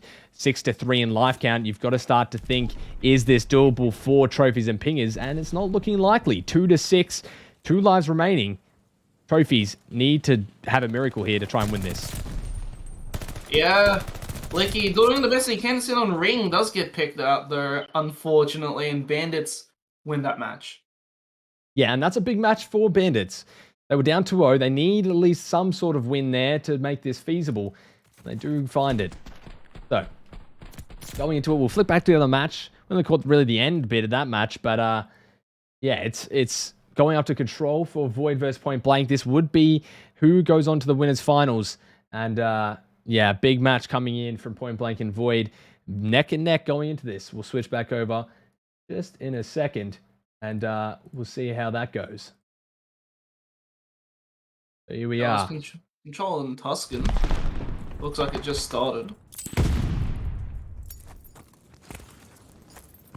Points already going, ticks going towards Void. I think they tried to go for an early B attack. You see there's that tick on B. And they're only just getting A now. So Point Blank actually having a tough time on the attack here. This is on the defense, sorry. You don't want to allow Void to get a good attack in, because that makes a struggle already. But look at this spot from Cronus. I don't think I've ever really seen this. Maybe a few times, but I think that's a new little spot. Getting ready for champs. Cronus pulling out some weird little plays and spots, but somehow Dirtev losing that gunfight, and that was a big gunfight. Now, control of comms. You've got to have these players sent to the back and try and stop this pressure from Void. It's not going to be easy at all. Does find Cronus, looking to find a second here onto Limax. Does find it as well. So now Void are starting to get this pressure onto B. Point blank, neck and neck, next to each other. Imagine spotted out, does get killed off the streak, but 7-2 already. Imagine doing what Imagine does and making the impossible possible for Void. Void, with such a life-commanding lead as well, does get control of A, so they do have a lot of time left, a minute 38. With the life leads, they just need to get good trades here. They don't need to give anything. And they've won this round. Yeah, and that's something that you really don't see too often, is an attack this strong from a team, especially against a really good defensive team like Point Blank. But Imagine now just lining them up one by one. Cronus gets spotted as well. Where is Cronus looking? I don't know. Imagine they're ready to line them up. And so far, Point Blank looking like they don't have an answer to this attack, and you can't allow these ticks to get in. You want to win the round, but you don't want them to get ticks. So what do? Do you throw your lives and just, you know, chalk up the round? Just really give in to this loss, or do you keep fighting it and doing what you can? It's a tough decision. Once again, you don't want these ticks to go to them, so you get a bad round 5, but Point Blank looking to try and make this defense possible. Yeah, they're just going to play their lives now. Jarlson sitting inside of the P5 stairs. Does pick off Kisma. It's 11-4. Yeah, Jarlson getting caught out there. That. Yeah, and now it's 11-2. Derdev. Now just looking on. We've seen Point Blank do some crazy stuff before, but I don't know how likely it is now. One person left. You just need to throw yourself at the point. Does pick up 2, though. Maybe even a 3rd here. Not quite. Not enough health to do it. If he didn't get picked at the start, he might have actually been able to stop that push from Void. But I think they got 2 ticks there, and that's not looking good. 5 ticks off the first round is not something that you want to happen. And, yeah, Control looking tough. Yeah, obviously winning that attack round is huge. Getting, I think it was 4 or 5 ticks there, and if it's a possible game 5 and Point Blank just don't get enough ticks, Void could have the upper hand on that round 5. Yeah, and we see now what kind of attack is Point Blank going to have. I think they're just going to play safe. They need to win the attack, so just play the A. Make sure you get that and have lives. What a little wallbang there from Cronus onto Kisma. Rain already through, though. Does get traded from Dev. Dev going to get traded out from Rain. And now Rain starting to mount a little kill streak here. 4 down, and A getting stopped from Void. Yeah, dude, Rain unfortunately gets picked. I was going to say you must be thinking about streaks. Does get picked off, though. So streaks tonight. Limax is going to get the one running onto top file. And now look at this. Look at, Imagine gets the flank onto Limax. Does he pick up Cronus? No, he doesn't. He does! With the pistol. Yeah, Cronus with a ballsy ego tail. Looking to get a sub kill here. Limax just finding him. And that's what we see from Imagine. Chris Tarabay just always doing something insane. Always such a really incredible player to watch. But here we go. Void now. Unfortunately sacrificing A. Now look at the Mount B. Point Blank with a... Not as bad as I thought. I thought they were down more in lives. I thought that they would have a little less time here on B, but more than doable here for sure. Cronus using a subby, something we never see from this team. Now Limax able to get through with a sub of his own, but a nice little snap onto Imagine. Going to take care of him on top truck. Now Derdev looking to try and get in, but Void just take care of every single player on Point Blank. And it's back and forth constantly. There's always big 2-3 pieces coming in from both teams. They get cleared, and then Jarzen just gets a 2-piece of his own. You've got to start to think, how likely is this? Jarzen had 3. He does get picked off. And now the lives are looking even here. If this is anyone's game, if you're Point Blank, you want to win this round. Spawn does get a good nade on the dirt. That Limax before that picks up, Imagine T1, Kisma picks off Limax. And now Void just have a solid hold on this point. 2 life lead. 55 seconds remaining. Let's see how Point Blank responds here. They obviously want to win this, but looks like they're just gonna slowly push, have themselves out on the plat here.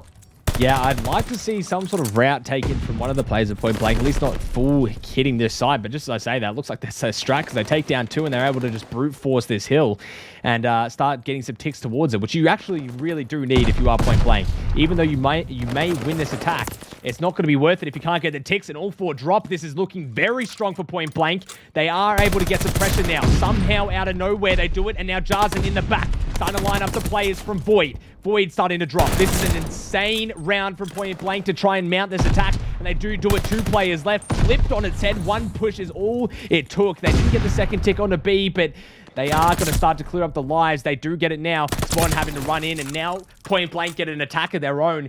This is just insanity. You never see 2 teams getting an attacking round each like it's the dominant side. You always see defense win most, like 9 times out of 10, maybe 8 times out of 10 on Tuscan. And, you know, these teams are skewing it in their favor. 18 and 14 from Jarzen as well. Maybe having a bit of a match on his hands. Yeah, especially after the last, I think it was, no it wasn't last week, sorry, my apologies. But especially after the last round before that one, they were on the back foot the entire time. They didn't expect such a dominant performance on this attack, and as I say, things are looking a bit more even compared to the last attack. 1 life each, but as I say, it is still the start of the 3rd round. Yeah, and what you see is, you know, a little bit more of a safe play. What Point Blank did last time, they didn't go for the B off rip, because that's what you see a lot of teams doing. They think, okay, if we get some ticks on B and some pressure, then we can catch them off guard. But a lot of teams kind of suspect that. And it's a bit of a mind game in that sense. It's almost like Search, where you got to guess which bomb you know, is going to be pushed. Dirtev now able to get in the back and control. I haven't seen it in a while, actually. Usually in control, because they don't flip spawns. They have to spawn in the same side, the same area. You can start slaying out the spawn and getting a lot of pressure that way. But I haven't actually seen a lot of that happen from either of these teams and any of the teams today that we've seen in control. So it'll be interesting to see if Dead can make that happen. But Cronus taking care of Rain running some of those routes. And Kizma finding his way in the back as well.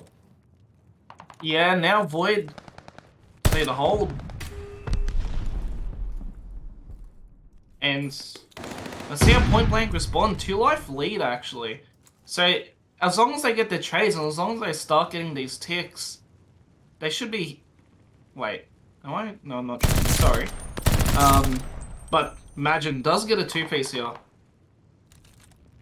Yeah, I love the patience here from Void. They just set up. They know that they're spawning out. They can start playing some of these lives. It's still very even, similar to what we saw in the last 2 attacks. But, you know, all it takes is 1 push. That's all that Void or Point Blank really need is 1 push. That can make the difference. If they get 1 full clear, then you start to wonder how likely it is. Jarzen getting some pre-fires in. Limax helping him out now on the other side of the hill. And Spawn pushing up to this top plat. Looking to try and take care of some of these players in Point Blank. Dev trying to make something happen there with a stun. Not quite finding it. Cronus on that heady. He loves playing this. We always see him playing that. Oh my god. Kizma somehow getting deleted there. Having some of that Melbourne net. Cronus coming through.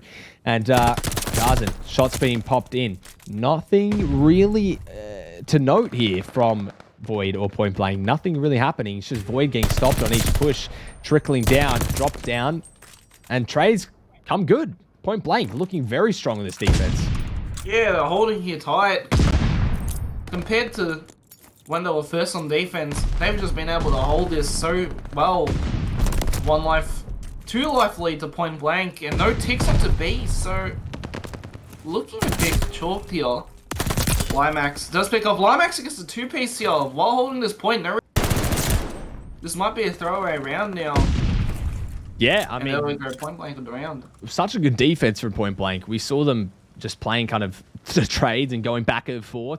And then we see Limax getting a nice little 2-piece there at the end. But it's so hard when you are Void and you're trying to break an attack. And you've just had a huge attack on the first round. You come into the second. Point Blank gets a huge attack. And then you're thinking, well, do we have to go another attack again? And unfortunately, Point Blank come out on top. But they do have to do another attack. If somehow Point Blank can win 2 attacks, then they will win this. But it will be going to a round 5. And 2 ticks. The ticks are even right now. So 5 ticks went towards... well, sorry, it'll be 8 ticks now towards Void on their attack. And 5 ticks towards Point Blank here. But they haven't had their attack round yet. So if they somehow get a tick onto B, then they will have defense for the last round. And oh my god, Limax just finding his kills with ease here in this control. Somehow getting these heavies like they're nothing. Limax is one of those explosive players, those players that we see just do some insane plays And we see it time and time again. Now Cronus looking towards the back 5 streak as well. He needs to try and play his life as best as he can, but also wants to play these streaks and get this point. So you've got to try and toss it up, and no one there to help him out. But point blank starting to go through the back, Rain covering it. Almost the centering from Jars, and somehow gets 2 bullets into the head there of Rain, but it's not enough. A 3-bullet kill. And point blank struggling here on the attack a little bit more. Yeah, now we're seeing this team just pulling up on defense now. Obviously, Point does have the lead here, and they're just now taking A. But Void just being able to dwindle this time for so long. But now, Point Blank, solid hold of A. Jarzen does pick off Gizmo, who was looking to go from the back there, from field. Yeah, and I mean, Tick's coming through real nice to see from point blank. Now they're able to start mounting that attack onto B, but only a minute 40 to work with. It's still a lot of time, but, you know, it was capped pretty late into the round. A good read from Cronus there, B-hopping, just getting Kiz off the map, and now Imagine looking for the trade. I see that a lot from Imagine. He plays on 80 FOV. If anyone knows anything about COD field of views, that's extremely low. I think that's the lowest you can go. So sometimes he comes out there for a trade and doesn't find it and can't see where the other player went. And I don't know if that's due to his FOV, but just at the back, Jarzen's clearly not on it because he just picks up a 2-piece for himself. And now you can start seeing some of this pressure getting gained back from point blank. In the back, Spawn going to drop 7 streak for Jarzen. That's full streaks coming in for Corey Mounsey, the future of APAC. He likes to call himself. Bit of a nickname there. Now looking to make this 8. Does find it. Maybe even a 9 here. Does find the 9. Does get taken out, but a 9 streak coming in from Jarzen. And now you start to see a little bit more of a feasible attack from point blank. Do they use the streaks this round, or do they save them for round 5? You've got to start making these decisions now. 6 to 7. Life count a little bit better. The streaks come in. Jarzen looking to take care of this map. This would be a huge map for point blank to win. Jarzen gets a kill onto Kizma. Info as well. 5 to 7 in life count. It is going to be no respawns now for Void. And B looking like it's going to be going towards point blank a little bit more. Climax is taken out though. Dev with a trade. 3 to 5. This is now looking like it's going to be crunch time for point blank. Dev needs to find one more kill, but he can't find it. 3 versus 3. 30 seconds left on the clock. You've got to play this like it's a search and destroy. They are spawning out. No info to go off of Void. Need to defend. I have no idea how point blank are going to do this. Void looking so clean here. Rain. Jarzen doesn't spot him. Proning there. Limax does get the trade though. Now it's a 2v2. Kizma does get the pick on there. But Cronus does know there's one in that corner. And now it's a 1v1. Cronus in the 1v1. A huge gunfight. Spawn on the heady. Cronus shots in. Not going to quite find it. Doesn't know where Spawn went. Spawn playing very safe. Cronus, not a lot of bullets in that auto left. 1 bullet left. Pulling out the rat. Does spot him. Going for the reload. Beautiful stuff from Cronus. Cronus playing chess here with this auto. Just gets beamed off and Void take it. 1 more round left alive for Void. That could have been the map. Void does take it, winning the 1v1s. That's got to hurt if you are Cronus Kun. He is got to be losing his mind. You see him flicking his stick around, making sure his settings are good. He's one of those players. I don't know if there's any CS players, any KBM players or anything like that, but I know in CS, crosshair settings, all that sort of stuff, it's changed a lot for a lot of players in sense and how you aim and all this sort of stuff and all these different settings. Cronus fiddles around with his settings a lot, and as soon as something like that happens, he starts to try and like second guess himself and get in his own head. So if he can keep a level head, point blank will at least have their main AR on good terms. But what a big win there from Spawn.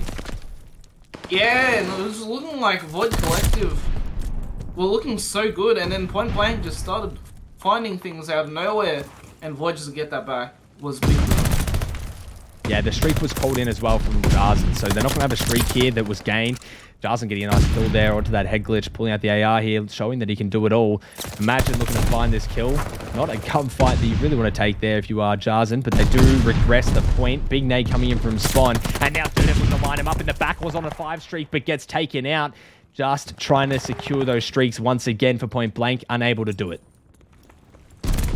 Yeah, Jarzen does get caught out on the flank there, and Void now just looking like they're going to stack A here. Want to get the rest of this, so then they can just think about how they're going to attack B now. No streaks on either team, I believe. Yeah, look at that. Look at this, point blank. Now just holding. They have the life lead. Limax gets a two-piece dirtive in between that. Does pick off Rain. Oh, And now it takes up a solid hold.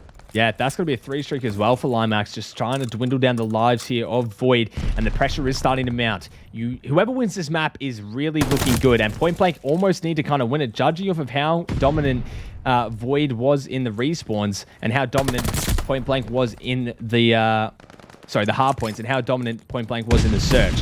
So if it's another kind of rotation of those maps, you're going to start to see Void looking favorable because they only need to win one more map. So this is a deciding map for these teams. Big beam from Jarzen. Now going to take down that back pressure. One tick going towards B though. It's looking good for Void. A lot of pressure being gained. Jarzen getting helped out by Cronus, and the point starts to get cleared here. This is looking good. Cronus picking up a 3-streak on a 5 as well. Looking to try and make this a 6 or a 7 and potentially get that glide for his team. This would be massive. 2 players going his way. Does get stun checked. They know he's in here. Sliding out. Cronus needs one more. He does get in. That's going to be the streaks for Point Blank. And this is not looking good for Void at all. Double the life count. Double the kills. It's going to be really looking favorable for Point Blank. I don't see how Void can really do this. Yeah, Cronus full streaks here. And you'd like to imagine, I don't think any of them would have been running Cold Blood here. And they'll just be able to get so much info. I know the lies are low Point Blank, but they can just get so much of that. But no respawns remaining. Yeah, this is gonna try to push Kisma. This is all but over for Void. This is the remaining last wave. The streak comes in, helps out, kills Spawn. Bit of revenge from Cronus on that last round. Doesn't matter, body shots coming through. Jarzen and Rain, I told you about it. It's a bit of a grudge match. Jarzen not liking that Rain was running his mouth after the series, but still plenty of time for these teams to come back. If Void was to lose this, and Point Blank do take it, by the way, 2-1 now up, round count for Point Blank. But if Point Blank somehow win this, they take themselves to winners finals. Void somehow lose to this. They then go to August again. So it's another repeat for them in the losers finals, assuming August wins their match. So a lot to think about, a lot going on. But now going on to the hard point, we will be missing the start of that to go on to see how trophies and pingers are doing. But what a start. What a start. Yeah. I want to see how they respond, because obviously now it's going to be map 4. This might go to map 5, considering that hardpoint did go to... Wait. I think actually Yes. I think the match might have finished and we missed it because that was a very long control, but what an insane control that was to watch. And 3-1-2 pingers, they did win. So yeah, what a crazy series, all things considered. But yeah, now we're going to continue going and following Point Blank versus Void, but I think this is going to go on map 5. Yeah. Same here. We've seen the control. They won it. Point Blank did what they needed to do. So close to winning 2 of those rounds. And the second round, they did pull that through. And now we go on to a hard point. And this is Void's bread and butter. That's their game mode that they're the most dominant in. And, you know, it'll be interesting to see if that same sort of dominance is carried on here when they're on match point. It's 2-1. Point Blank need to win hardpoint to secure this in this 4th map. But that being said, Void very strong on their hardpoints, but also really good to see. Sorry, I don't even know what I'm saying here. Void really good at hardpoint, but Point Blank also very good at hardpoint and can really show that they, are just as good, if not better, at times. So we will see that, and we will see how they handle themselves against Void here. They need 1 map to close it out. I think it will be a map 5, but Point Blank more than capable of taking it home here, and we'll see. It is going to be a Tuscan hardpoint. I believe we got a triple Tuscan. If I'm not... Oh, was it Berlin S&D for that map too? I'm not sure. I think it I was believe Berlin. it was Berlin. It was Berlin. It was Berlin hardpoint, map number 1, Tuscan S&D, Tuscan control, and now I think it's Tuscan hardpoint, so triple Tuscan, and we'll see how this plays out. But I think loser of this plays trophies and pingers. No, wait. I think August. I don't know. I need to bracket up. It's all a mess to me today. My brain's fried. I'm doing 30 million things, but it's we'll see. 2-1 up now for this series. And we honestly might go to a short break while they sort this out. It won't be too long, maybe a minute or two. And we'll be back very shortly.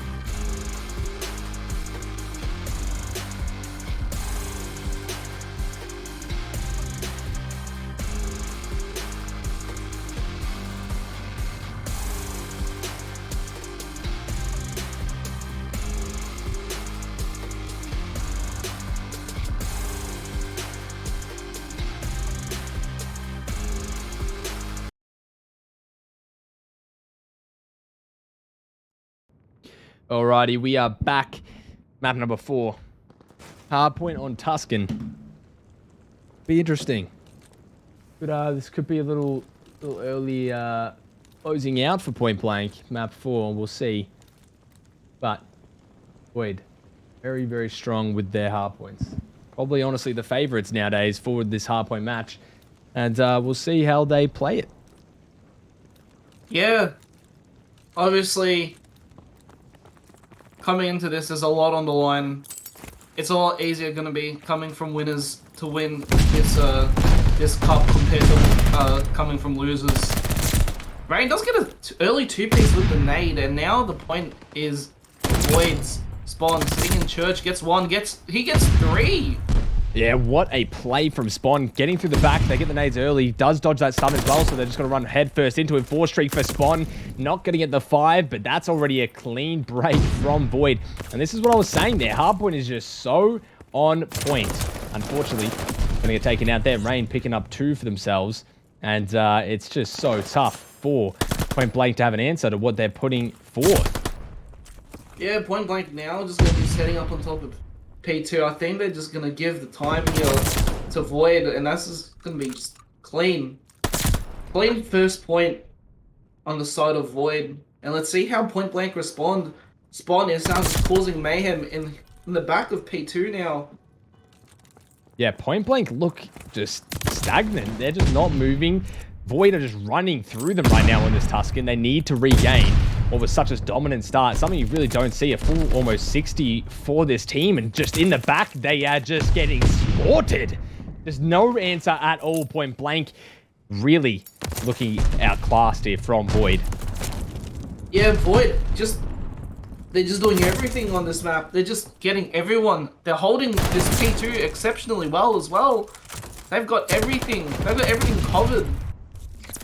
It's like they've set up a wall and point blank can't enter. As I said, Jarlson does pick up. Imagine on top of Plat there. Rain looking to run across this pick up Jarlson. He gets 3. And now the point is looking to point blank, but it is right at the end, so they're gonna just immediately rotate. Oh so they won't be able to my end the time. god, and imagine just turn and burning Limax there with the sub. Shot's a little inaccurate from that MP40. Bit windy there down in Melbourne.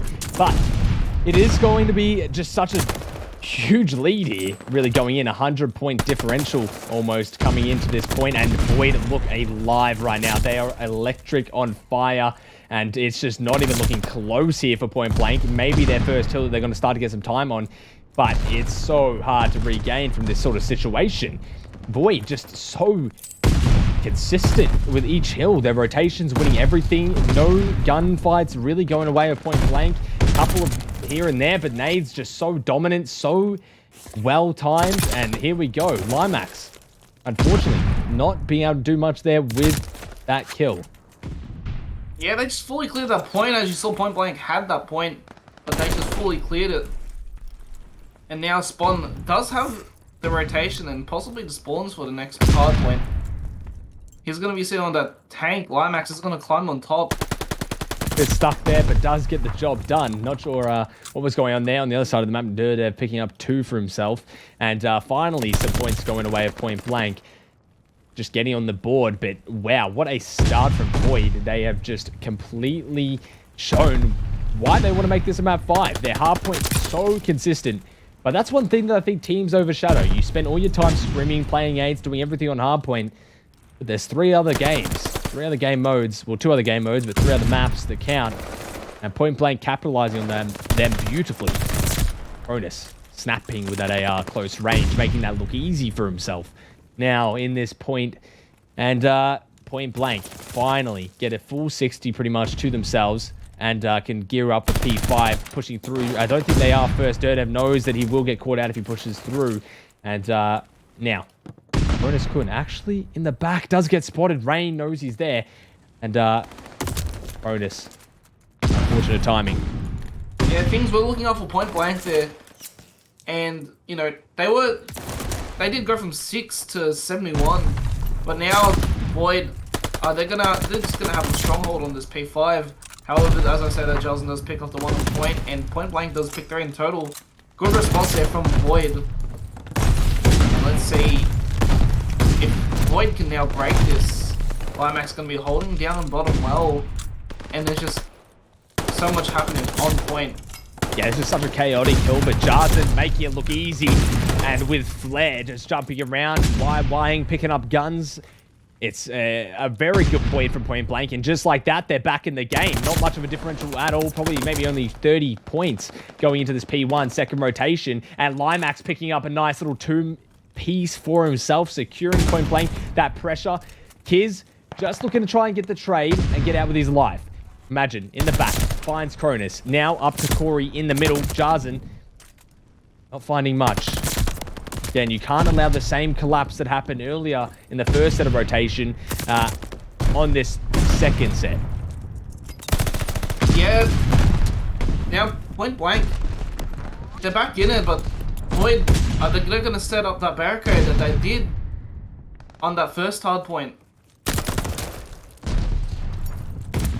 They are out. Cronus finding a nice kill on a spawn. Gizma also going to get lined up into his line of sight. Almost a third here. Cronus, one of those players that can really just come alive, holding those angles. Not much with the left stick, but a lot with the right. Just post up and start beaming people off headies, and we're seeing it happen right now. Really making a stance on that flower heady, but now you need to go to P2, and point blank need a solid hill here, otherwise it's looking all but over. That 30-point lead turned into an 80-point lead, just like that. And point blank, still looking a little outclassed here. Yeah, but at least now they have the controls. They say that it does get picked off, does get the trade though. Cronus, does he find this one on the flank? He does. The look of Rain in the back.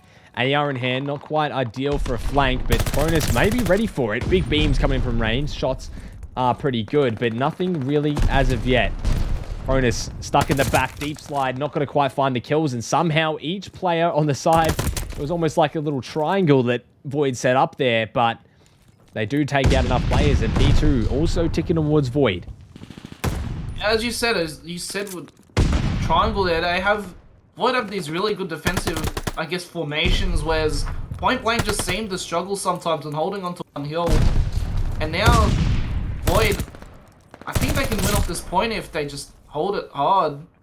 Yeah, but I don't think Void are going to really have that pressure. They're not going to be able to get into that kind of mix that they do. That's what's so good about this point, holding it from a defensive side. And there's really not many angles that you can come from. You've got to kind of push this one field side and use your nades to your advantage, which they do very successfully. Nimax finding one, Jarzen finding two, and now one person left. It's going to be up to Spawn. And big points coming away at Point Blank here. If they can hold this 30, they will only be 30 points down going into the P4, and P4 is a very achievable hill. Somehow, Void finding the break. We see that a lot. They nade out the back and try and get that push through the front and just kill the guy on hill, and it's worked a charm. Point Blank really not looking good. Yeah, now Void have the rest of this hill to themselves, and you look now onto P5. Kizma does pick off one. Cronus on screen though does pick off two. And now it's just gonna be just completely mixy on this point. Both teams want it. Void Collective to push them at 5 Point Blank just to keep this even. Yeah, Cronus trying to push through the back here. Somehow, Point Blank picking up three, just evening it up. There was one player left. They got the trade. They got the kill. Will they get the second? And Point Blank just on the back foot once again. Something you really don't see too often from Point Blank. They're looking outclassed here in almost every facet of this hardpoint, but still doing a good job to stop the bleeding, keeping it. And that's what you got to do. You got to chip away one hill at a time if you are to try and mount this sort of comeback. Dev, the last person alive on hill, does try and find another. 10 points will go towards Void here, but it's not looking good. They've already got rotation for P5, and they're looking to make this a map 5. Point Blank need a miracle to try and make this happen. Yeah, it's just out of line. Max does get a pick on person dropping down the bottom low. And now Point Blank are just going to try hold on to this as much as they can, coming in to help. But now the point's gone back to Point Blank. Yeah, and look at this flank from Spawn. Gets caught out. Doesn't really expect another one lower. No one's watching it. Kizma might find some sort of opening here to come in through the side like he just did. And Jarzen going to drop. A second probably going to come in very soon. Only 5 points away from victory. Somehow a clean break needs to come in from Point Blank. Dirtev, the last person alive. 2 ticks left. Just trying to play his life as best as he can. Waking way for Jarzen. Jarzen trying to come through, but it's not enough. The damage has come through. And Void Collective make this a map 5. And not surprised whatsoever. Void just too good at that hard point. Yeah, obviously things tighten up towards the end, but I think Void getting that full 60 might have been just, good mental boost coming into this map. Obviously having a rough time last one. And now it's game 5, S&D. Obviously we saw the dominance from Point Blank, but this could be anyone's game. Void have the momentum here.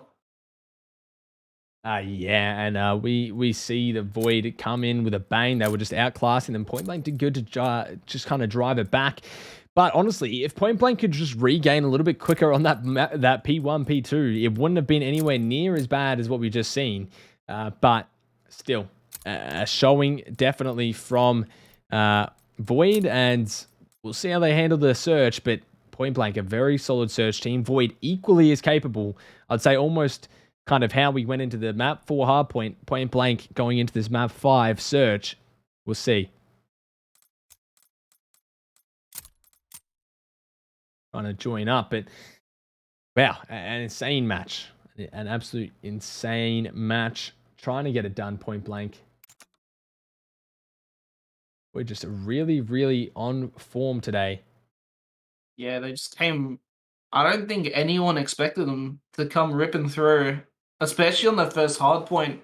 everything just seemed to go their way, and throughout the whole match, it just seemed like that as well. Obviously, there was some glimmers of hope from Point Blank, but at the end of the day, Void was just able just to control that hard point. You know, being able to bend it within their will.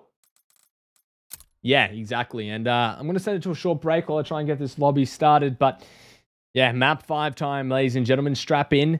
No one's out yet if they lose this match, by the way. They go to losers and they start versing Auglis. I think it's going to be Auglis versus Mind Freak. Or maybe it's Mind Freak versus, I don't know, man. The bracket's all a mess. I can't find an updated bracket. So I'll let you know as that happens. But yeah, we're going into it. Map 5 time. Don't go anywhere. Starting back very, very soon.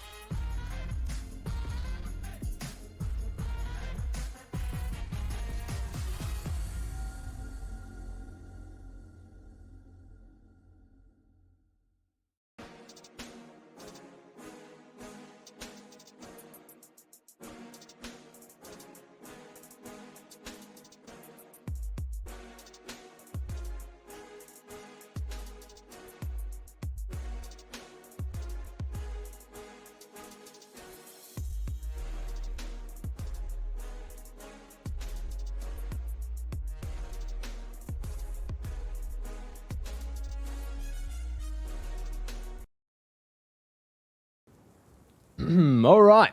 Map 5, Berlin. It's a bit of a Berlin sandwich. Berlin hardpoint to start it off. 3 Tuscans in a row now. Berlin and Tuscan, I guess. But yeah, coming into it, Berlin, search and destroy. I don't know how to feel about this. Might be around 11, honestly. I have no idea how this is going to go. Who's going to play what? Point Blank, very, very good at the start. And in the last search. But, you know, just will they be able to do that again? Yeah, this is anyone's, honestly. Anyone can win this. As we see now in round 1. Yeah, whoever gets this will get momentum. Yeah, and the first round is so huge. Playing it so safe. Really not trying to push anywhere. And I think, if anything, I think that Void is probably more prone to getting a little excited. You know, pushing up, trying to make routes. And I think Point Blank's trying to play on that. Unfortunately, I got the wrong team names the wrong way. My apologies. First time I've done it all day. Bound to happen eventually. Will mix us up a little bit, but that's okay. So, coming in. Very, very slow play. The bomb is towards the B side. They know they have to plant. Gizmo in a great position to watch this cross. They do nade him out. He's trying to get some shots onto Dirdev. Dirdev actually rechelling. They do find themselves through without losing a man. So. Gaza might get caught out with a nade here, and it's looking like it might happen. Does get tagged, but second nade comes in through Rain, and team kill comes through.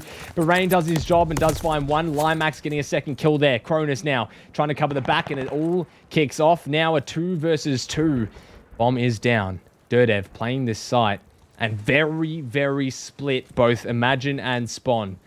It's not really what you want if you are in the post plant, but someone needs to take care of this back player, being Cronus.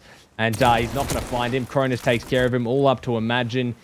And sad to say, this is Point Blank's round. There's no way that they can lose this.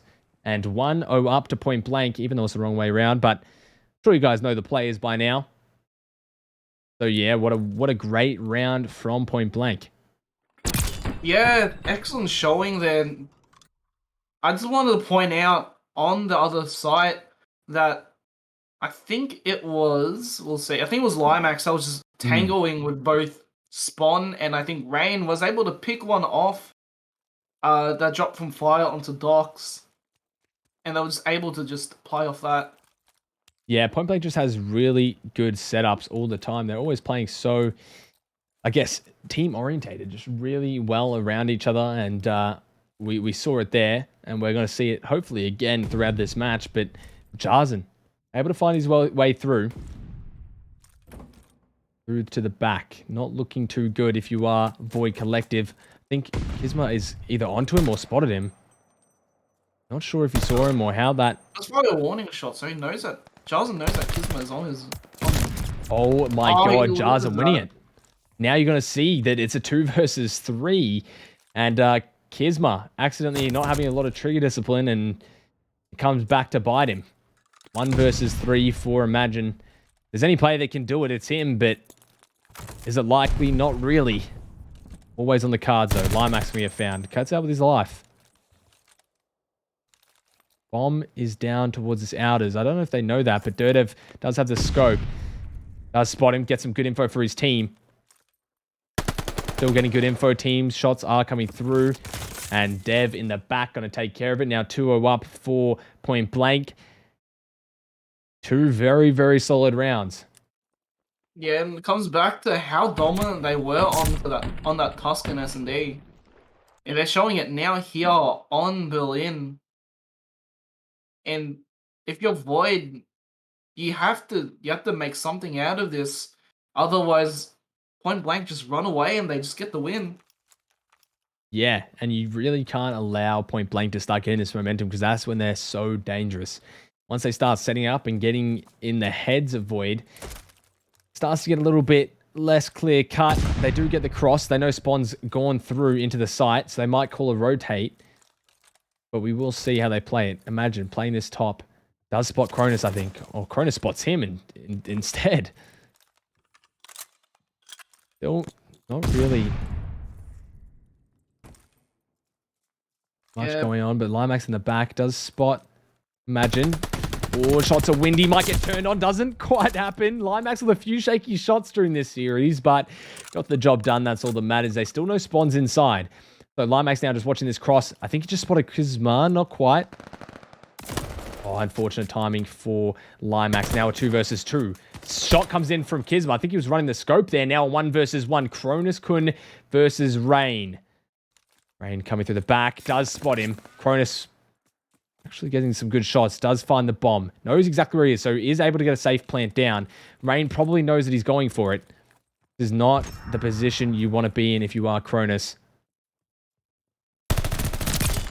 Oh, peaks the wrong angle. It does get picked off, and now good round coming in from Void Collective, and that's what we were talking about before. You can't really give Point Blank that advantage to keep momentum, and obviously they were just able to break it. Now it's 2-1. It's even. Yeah, very unfortunate. Limax getting picked there and not seeing Kizma or any of the crosses. Just unfortunate timing. A bunch of factors led into that round, but that's going to be one of the factors that isn't really going to go their way. They don't want this to go to a round 11 or a pressure situation. But yeah, I mean, Point Blank started off good.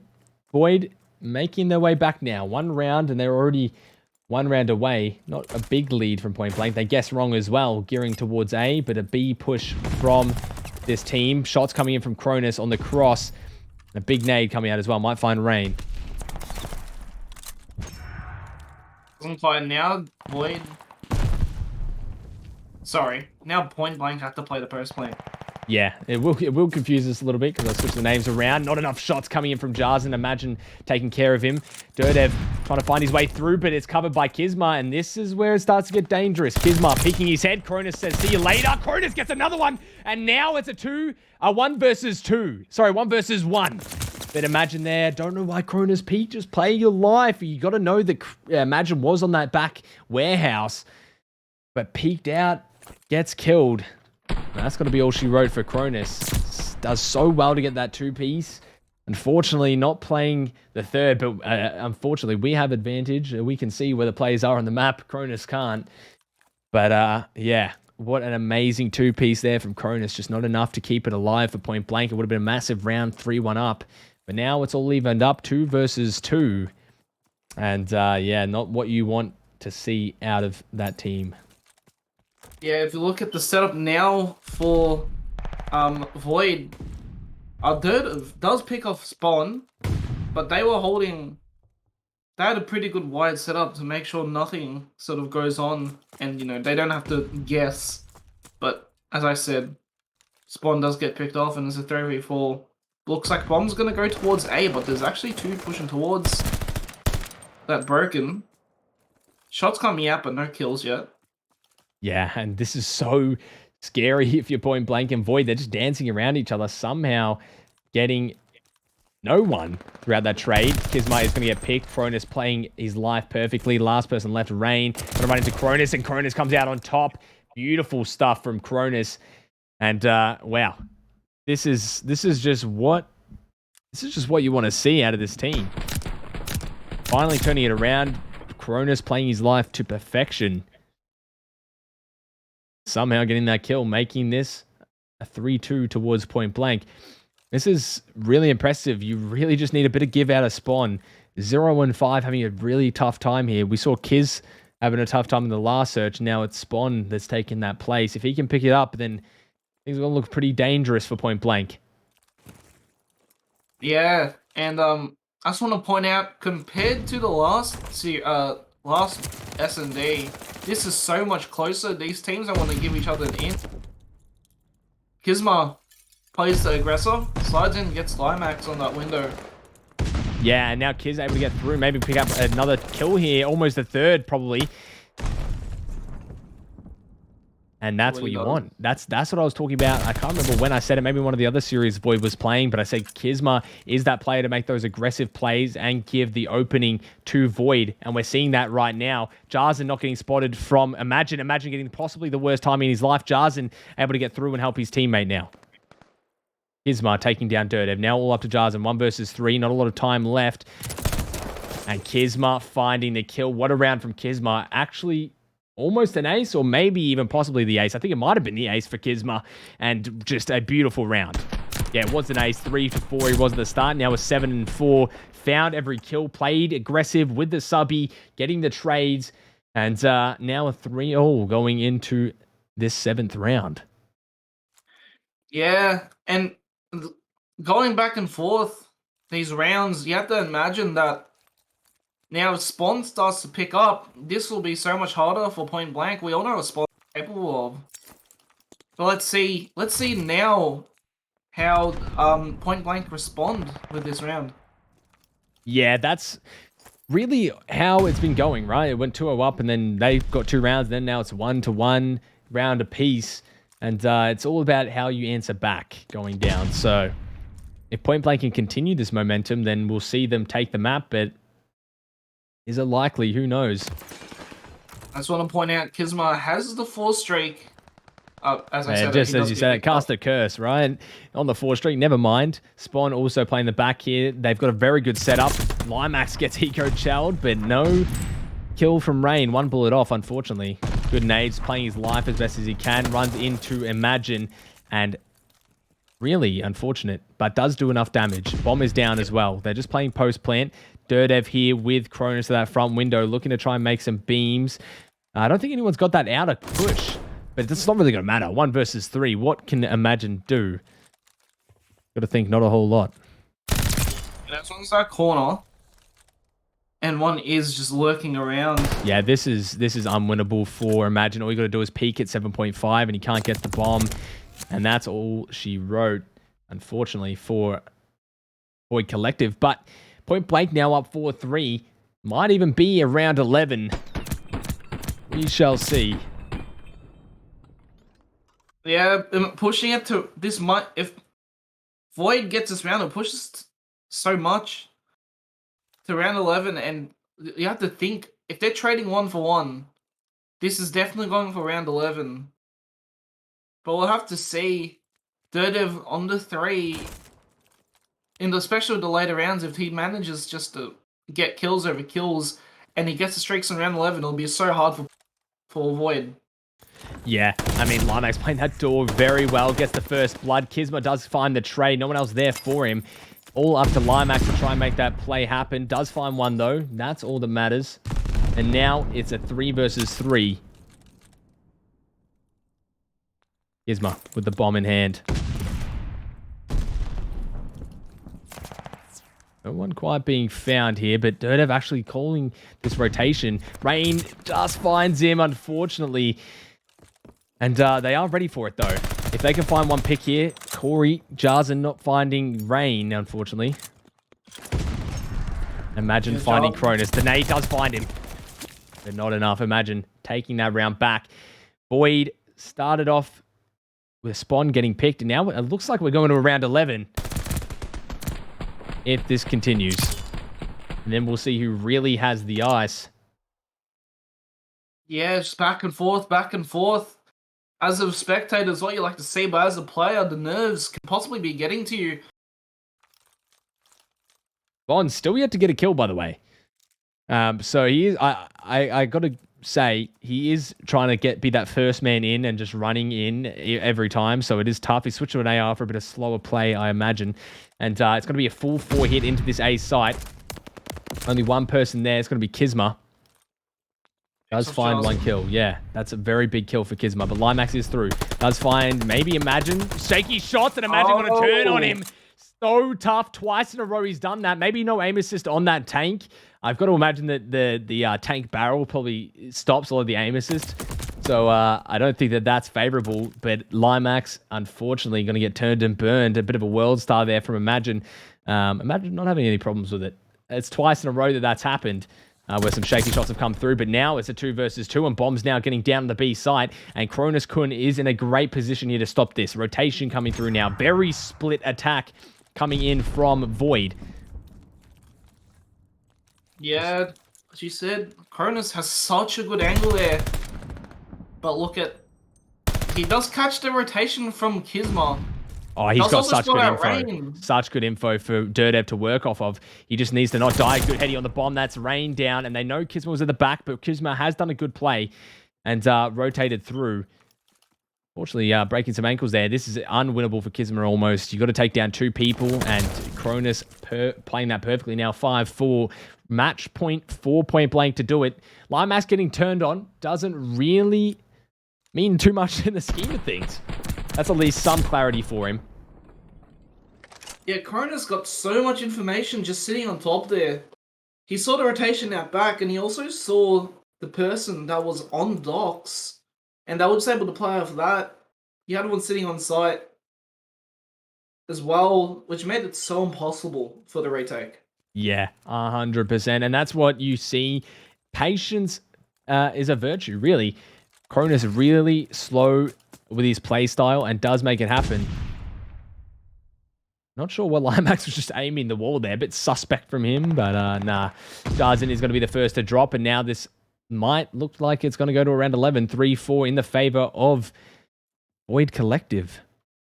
She saw their Spawn and I think it was...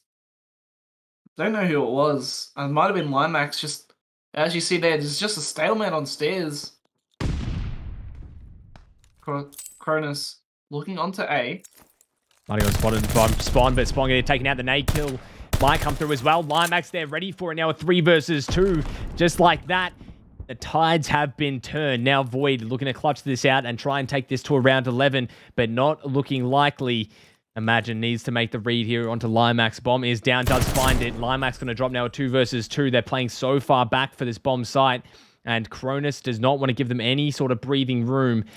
Durdev getting a nade in, but I think he missed the nade, so he's not going to be able to get the bomb planter. Does find Rain, though, now 1 versus 2 for Imagine. We've seen him do it on the Tuscan. Can he do it again here? Shots coming through. This could be the map. This could be them getting sent to losers finals. Will Void be able to do it? Imagine up against the wall. The shell comes through. It's good, and it is going to be point blank. Moving on to winners finals against, well, we'll find out soon, but what a play from Point Blank. Beautiful stuff. Spawn just could not find any kills that entire match. 0-9, a full donut every round, unfortunately dropping, and except for one, but what a play, what a round. Just beautiful stuff all around. Point Blank will be moving on, and we will get updated on the losers matches very, very shortly as we come back, but Point Blank looking very good in this cup so far. We'll see how the rest of the matches go. Point Blank, towards the end of that S&D, so I see they were just able to just read their opponents, pick them off one by one, and even turn opportunities where they were down, especially in the last round, they were down, I think it was a 3v4, turned into a 3v2, and then that final pinch at the end just to seal the nail in the coffin in that game number 5. Yeah, we hear Corey there getting a little aggressive. We do love to see that. We love a little bit of banter. We love a little bit of grudge match. As I said, it's not over till it's over. They might make their losers run, but that's all we're going to see from Void from Point Blank for a little bit. And Void is out for the count. They now have to make a losers run. So we will be back shortly. We're sent into a break, but all around, what a great match that was to watch and cast. We'll be back very shortly. Don't go anywhere.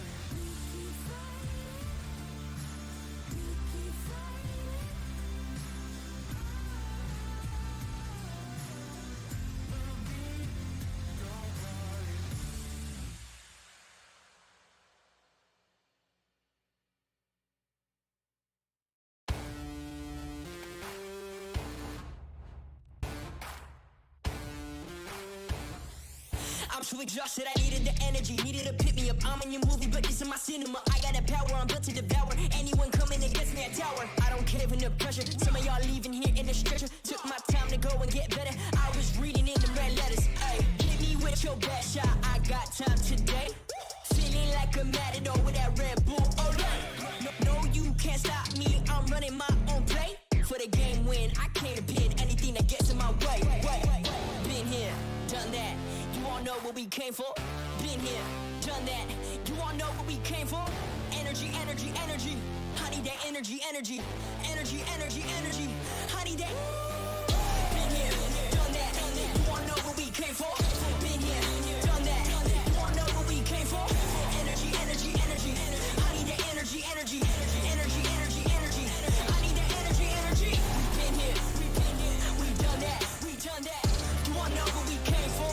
You all know what we came for. We've been here, we done that. We done that. Energy, energy, energy. I need that energy, energy. I'm in the game like EA. Been in my prime since pre-K. Shooting my shot from long range. Going over heads like a toupee. Treat every day like payday. Y'all been living so mundane. My work week is Sunday to oh wait, that's every day. Putting in overtime. Punching the clock, I'ma get what's mine. While everyone's sleeping, I'm living my dreams. I got a calling that's so divine. Lord, take the wheel like 10 and 2. I'm losing energy, I'm overdue. I've been on the top ropes, hitting my pros. Watch me hit the power move. Been here, done that. You all know what we came for. Been here, done that. You all know what we came for. Energy, energy, energy. I need that energy, energy.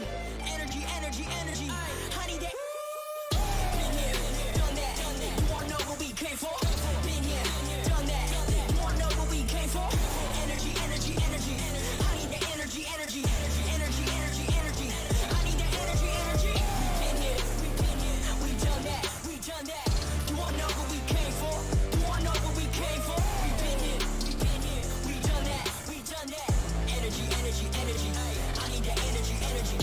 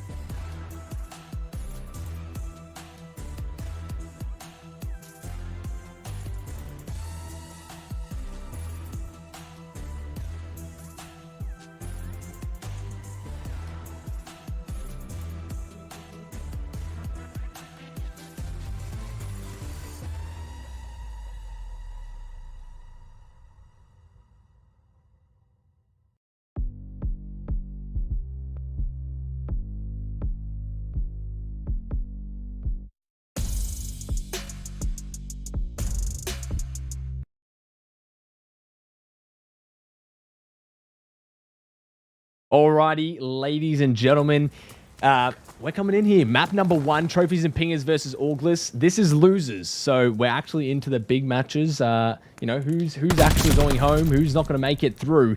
And so far, Trophies and Pinger having an absolute massive map. I think Berlin might be Auglis's kryptonite. I'm not sure. But I'm here joined with Drawsy. He's also fairly new to the casting. He's done some Warzone stuff, I believe. But yeah, so what's up, man? Thanks for the introduction, Narski, and a big pleasure to be here. Awesome, awesome. And we'll kick things off. So already a double point lead here for Restalling as he comes in. Auglis trying to claw their way back in this, but it is going a little bit towards Auglis's favor here as we come in through the back, trying to get those spawn kills and just slay him out. And Luca's doing a good job of that. 4 streak, but gets shut off it. Still spawning up, but Auglis need a few points here. Good rotation to come through if they are to try and make this comeback more feasible. Trophies and Pinger able to get them pushed out is a huge thing. You can see them spawning quite far out, playing how they need to play for that next rotation. Few shots in for Restalling, and it's going to be really here where they're going to have to put the nail in the coffin to try and get back into this game. 20 points off the bat. They're going to have to get back here. Yeah, of course, and it's so tough. I mean, P5 is such a neutral hill. I feel like a lot of teams can sort of play it and get some time there, and you know they will be able to try and make some sort of at least advantage for themselves. But it's so difficult, especially when spawns are pretty much you know, facing each other on this hill. But nonetheless, Auglis doing a great job of it. They were down 40 odd points, and now they bring it back to at least a 10-point deficit, coming up on maybe even less. So coming through, Shocks getting some big kills himself, grabs a 2-piece, cruising the other side, taking care of Fighter. And now it's up to Shocks to try and play this P5 alone, with Restalling really the only help. No, definitely. It's quite a different match from the start. Starting to get back to how it was before. Straight off the rotations, they're going to be in favor. Trophies and Fingers make their rotation now. And just stopped by Luca. Quite a famous person in the scene. You probably see him on the main stage. But he's going to have to catch over here where he gets these next blocks. Able to get that first.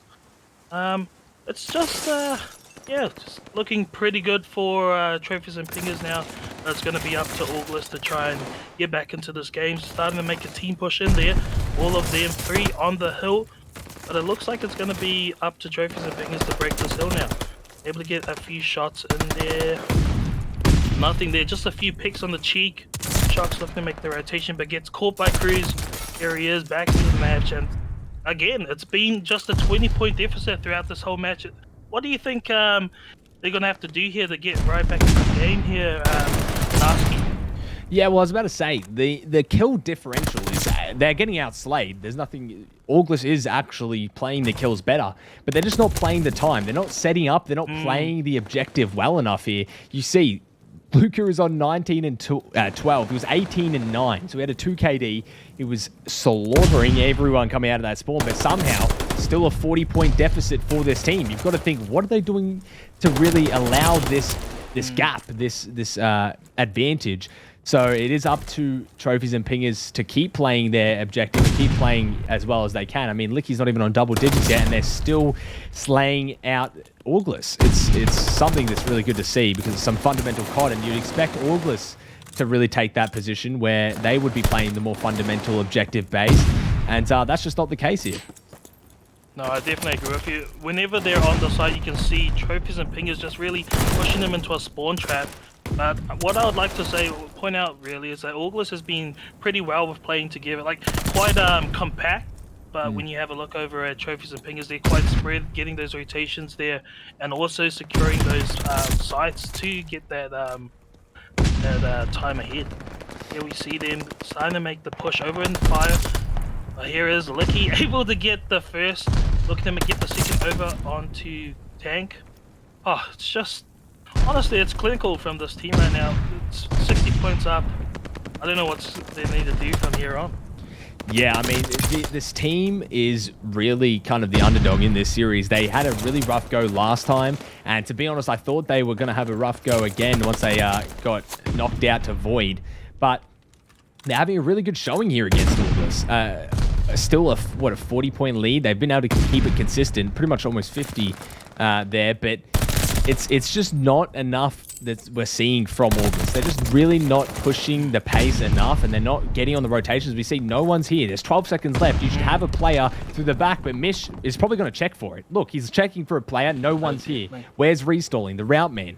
Still in mid, trying to maybe cut off some of the rotate kills, but it's just they're off. They just seem off. They're not playing that pace. They're not dictating the game, and that's what Trophies and Pingers is really doing differently, and it's being very successful for them on this P4, as you can see. They're definitely playing those rotations better than August. As you can see, like August, last hill, they got a lot of that money hill, but they weren't able to capitalize on the rotation there. What you said was Mish looking out for those rotations, and it seems like they're just more ready, more on the dial, just more dialed in by August. Yeah, 100%. Yeah. Interesting who comes across is 50 points, but it just seems like they're always on the back foot here. They really need to just, you know, hopefully chain these next two hills, maybe break this and chain P5 and P1 together. And this map is full of money hills. You can really hold one hill and make back this deficit, but the problem is you start seeing P5 coming active now, and you've got to start playing that, and it's a neutral sort of hill, as I was saying before when we hopped on board with them. It's not just a you hold the hill and get a bunch of time, so you don't want that if it's this even, because time will start to go towards Trophies and Pinger, and you really can't do much to stop it because the spawns are so close, and you know, it's so hard to break. It's so hard to maintain that hill, and really easy to break. So we'll see how Licky does here. He's trying to push in, just maybe trying to get some of these picks before they jump onto that time. And he's going to find one, maybe even a second here. Some shots are good, but not enough to kill. And yeah, Trophies and Pingers just looking very solid here on this first hardpoint. This is a very good statement for the first map. Well, this is first map? First map, right? Yeah, first map hardpoint. First map, yeah, it's a very good statement. Just hitting the pace, making sure that they're in the advantageous position. Shots is that first kill, trying to get them off their time. Honestly, it's if I'm I don't know, it's looking pretty one-sided at the moment, but you know, you can't count these teams out. They've all got veteran experience, and that's what you gotta look for. Anyone can win on the day, But it's looking like Trophies and Pingers really just got the best foot forward for this map. Yeah, and it's something you really don't see too often, especially against a team like August, where this team is really being outclassed. We saw it with Void, but they've been the talk of the town in terms of their respawn. Trophies and Pinger, really not that renowned or anything like that. I mean, they've got Cruz, who's had that international experience, and, you know, they've got JHR, who's been a consistent player, but Licky, really nothing too notable recently in terms of his placements or how he's competed, sorry.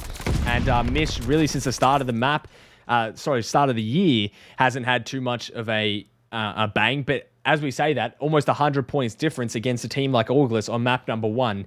And it's something you really don't see often, seriously. So the August have done, you know, enough to stay in it, but when it comes down to that, look at the kills. 33 from Luca, 25 from Fighter, and 21, I believe it was from Shocks, I think.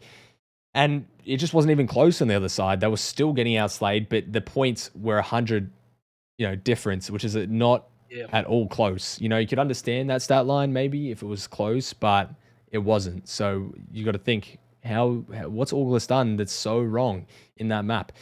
But going to map number 2, a search and destroy, it might be a bit more geared towards August. Oh no, definitely. I think, honestly, we're going into a second match. It's only the first, so there's a lot to come here. We can't count them out yet, but honestly, you know, we're looking into search and destroy. They need to make a statement here. Make sure that they can just answer back with a ferocity of their own. If they don't, it's gonna look like a pretty, what's the word? Pretty one-sided affair. But like I said before, you can never count these players out. 100%. And when you have that experience like Shocks and Luca, and I talked about this before in some other series, they've got that experience, right? They've versed the best of the best. They've played the best that there is in this entire game, right? Being COD, playing it competitively.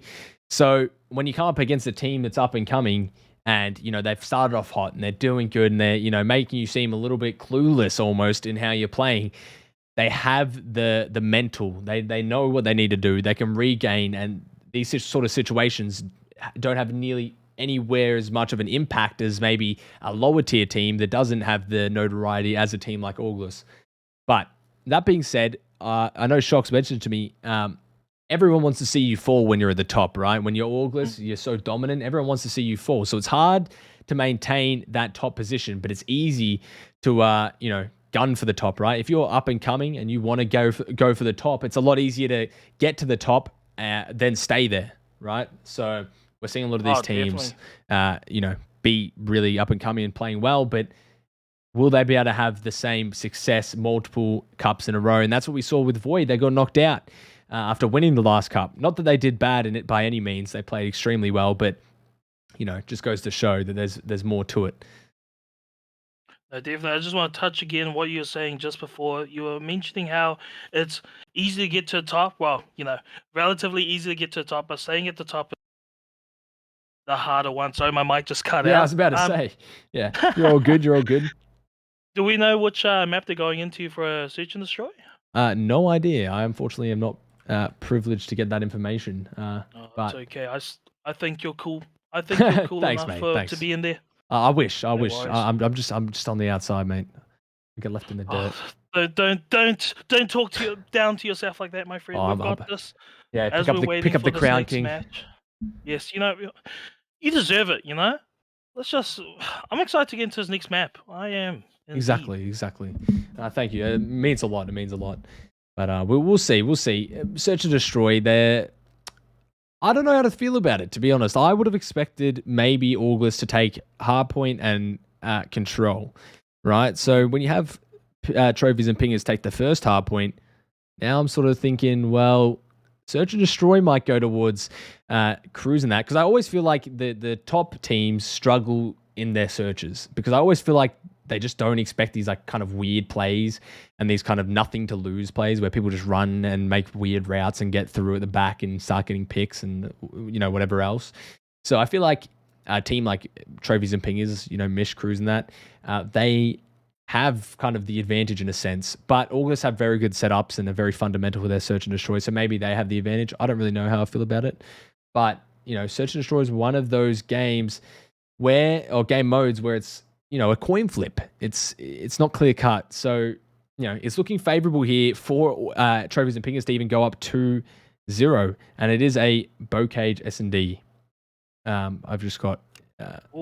Marvelous. A lot of mixing stuff we're going to be seeing here. Hopefully, not a lot of snipes that go on in Bocage, or Bokage as I like to say. There's 30 different pronunciations for it. Bocage, Bocage, Bokage, mate. It's whatever you want it to be, honestly. I think one thing we need to highlight, teams like Cruise and Mish, not as renowned, you know, they're renowned in their own sense, but because they're not how you were referring to at the top, they've got that factor of like nothing to lose. So they really goes, like you said, come out firing. They have nothing to lose here, or they have everything to gain. 100%. There's no pressure on them to really, you know, consistently be at the top. I mean, LCQ is coming up, the last chance qualifiers for champs. But this has been an interesting cup, right? We saw Mind Freak get dropped out into T8. That's probably their lowest placement they've had in quite some time. We've seen Bandits take them out, and then Bandits has kind of gotten dropped off, I think, from Void. I can't remember. And it's just switch. It's a switch up, right? Like August is now like this is twice in a row that August have been knocked down. Actually, 3 times in a row, I think, that they've been knocked down into losers. So again, it's not clear cut. So Yes. it's a bit of a switch up. Definitely. I think it's like what you're saying. It's like a lot of people talk about how Call of Duty is a day-to-day game. You know, just jumping into it, whoever's been able to ride the momentum better, and it's just, you know, it's these new up-and-coming teams that just seem to be more hungry, a little bit more keen. I wouldn't say too much more keen, but it's just, like I say before, they've got that nothing to lose factor there. It's just everything to gain, hungry players, and they want to create some chaos here. It's interesting to see those kind of those upsets within these brackets, especially how close we are going into champs. Yeah, and this is going to put some pressure onto teams like August, where there's a lot of expectation for them. We're looking for the best team in the region, right? Essentially, there's only one slot. So the best team in this region, who is it? And you look at the names: Fighter, Luca, Shocks, Restalling. Like, that's a monster team. And if they're struggling against a team like Trophies and Pingers, which is really a pickup team in the last couple of weeks, not saying that they haven't played together before and all that, but you know, you look at that, it's starting to put some doubt in the community. But we know what they're capable of. You know, we are speaking kind of early. It's only map number 1, but definitely, you know, anything can happen in these matches. But I might take it to a quick break because I don't know what's happening with this match to start, but we'll be back very shortly. And yeah, don't go anywhere.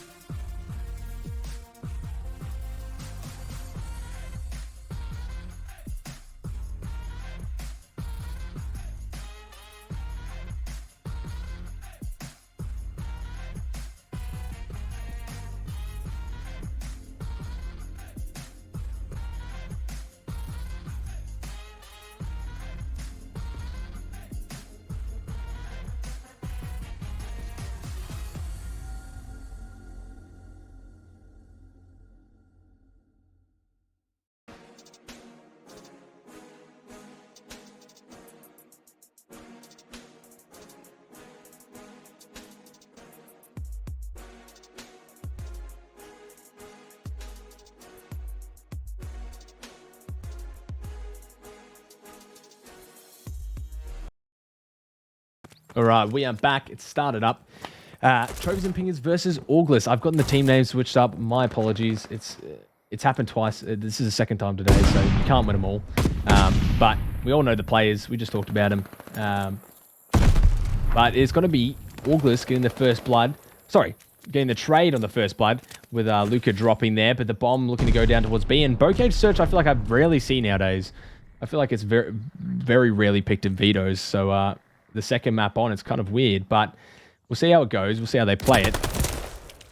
And No, definitely. I feel like this map, because of how mixy it is, it's people want to play a little bit, maps that are a little bit more, what's the word, like fundamentally correct to play, I suppose. Like this one's just so much more stuff you have to worry about, really.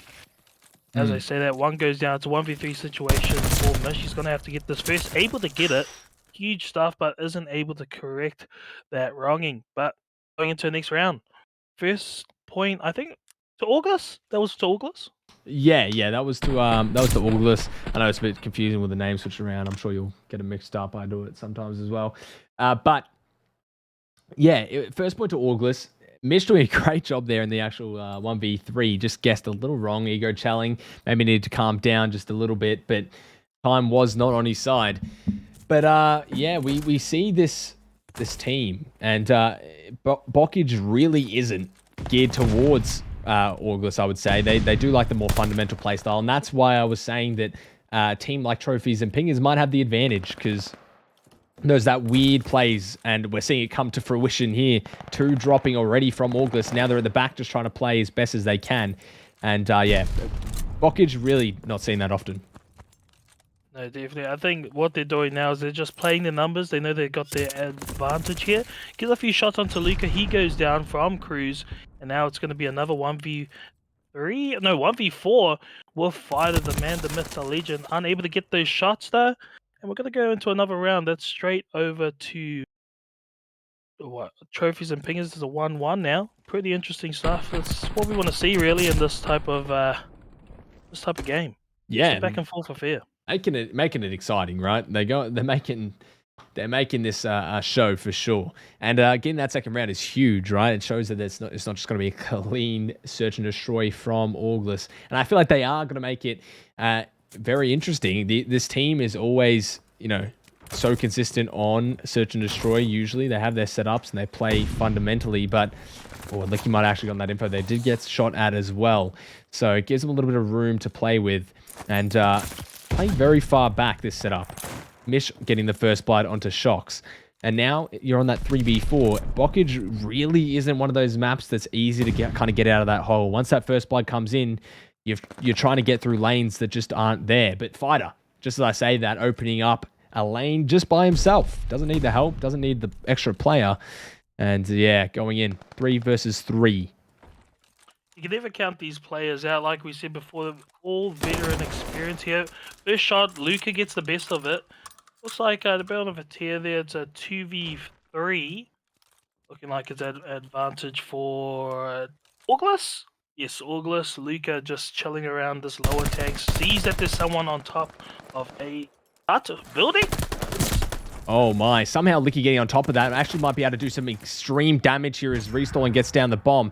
He knows that both are here and now just needs to win this gunfight. Come in with a subby, Restalling, pushing all the way around, lightning speed flying through Zig there. They actually might be able to just hop the bomb. I don't think they saw him go through, or maybe they did. I'm not sure. They have info now though, and now Licky just hopping the bomb. Mish just has to cover. Restalling somehow has to get the pick onto Mish. Here he comes flying out. Trade comes through, and it's just that simple. 4 streak as well for Mish, by the way.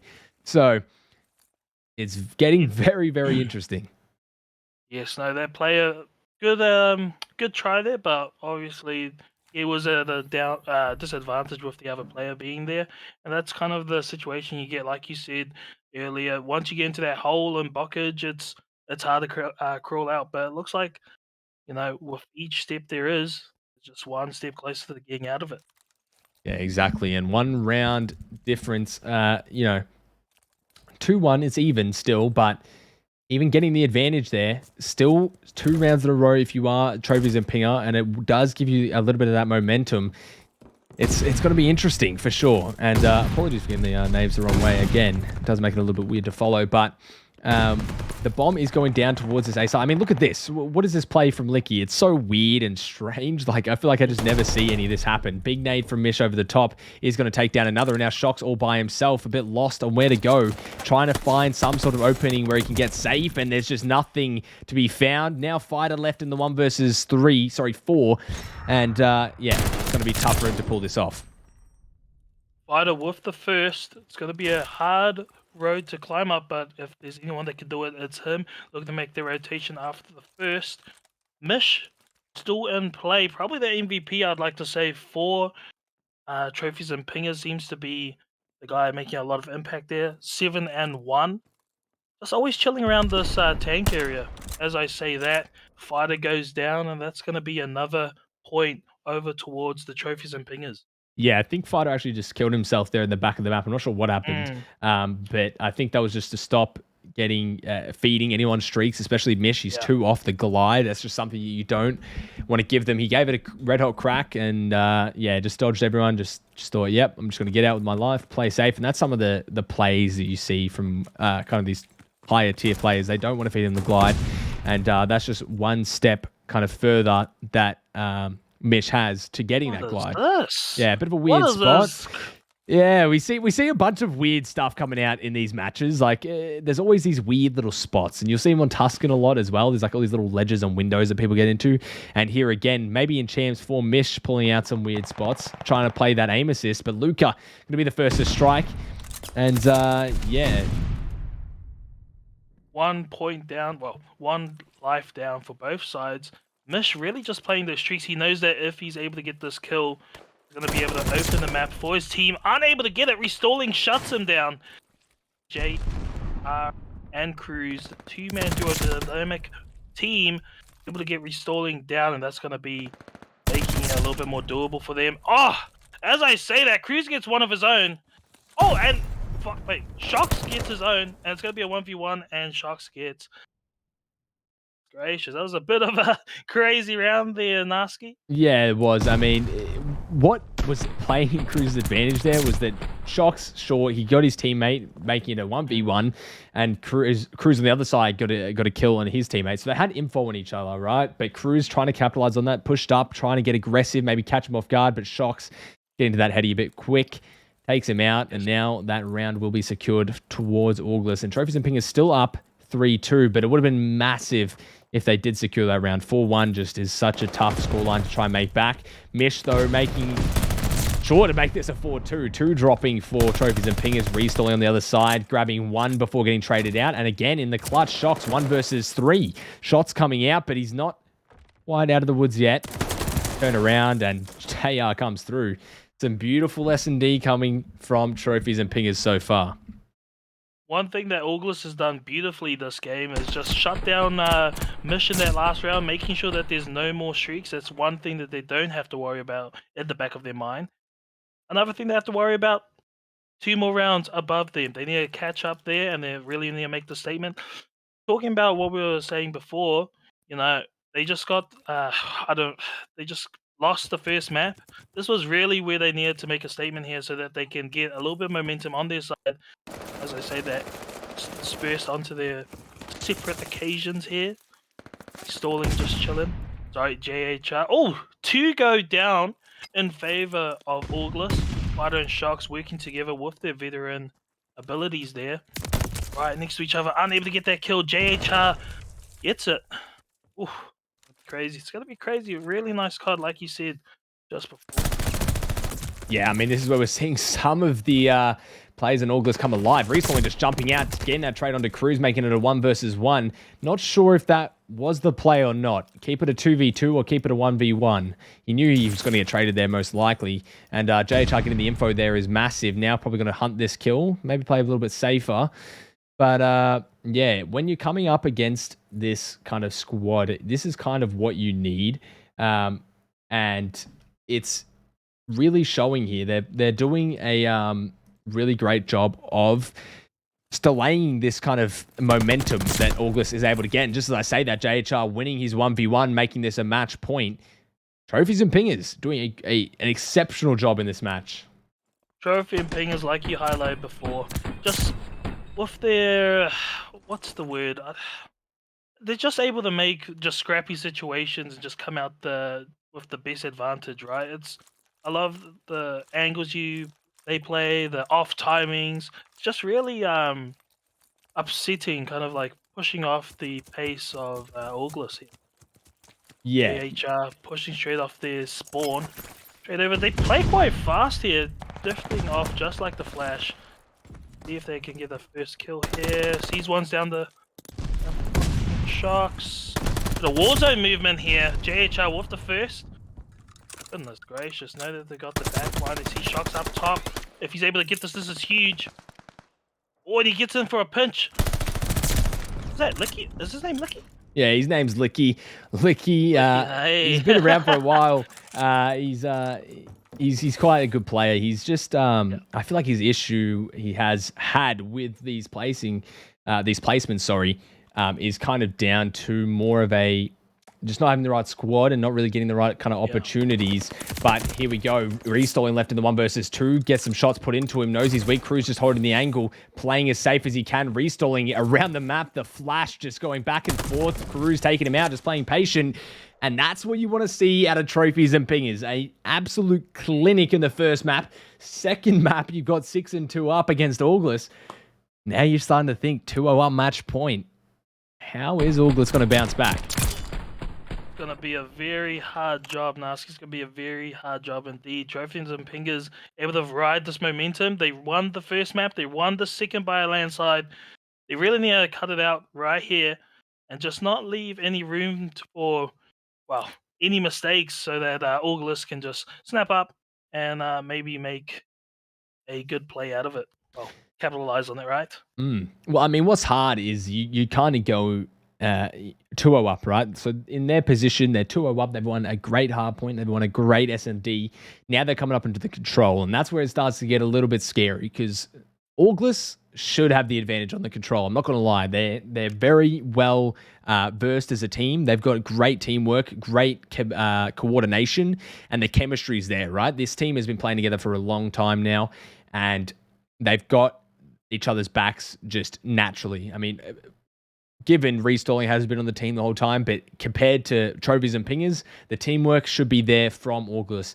They have, Control is one of those games that you don't really scrim. You do scrim, but you don't play 8s and you're not really actively playing it anywhere near as much as Hardpoint and even Search because it's only one game mode. So Auglis probably have the advantage in that sense because this team plays a lot of 8s, scrims a lot of like Hardpoint, but in terms of Control, maybe not so much.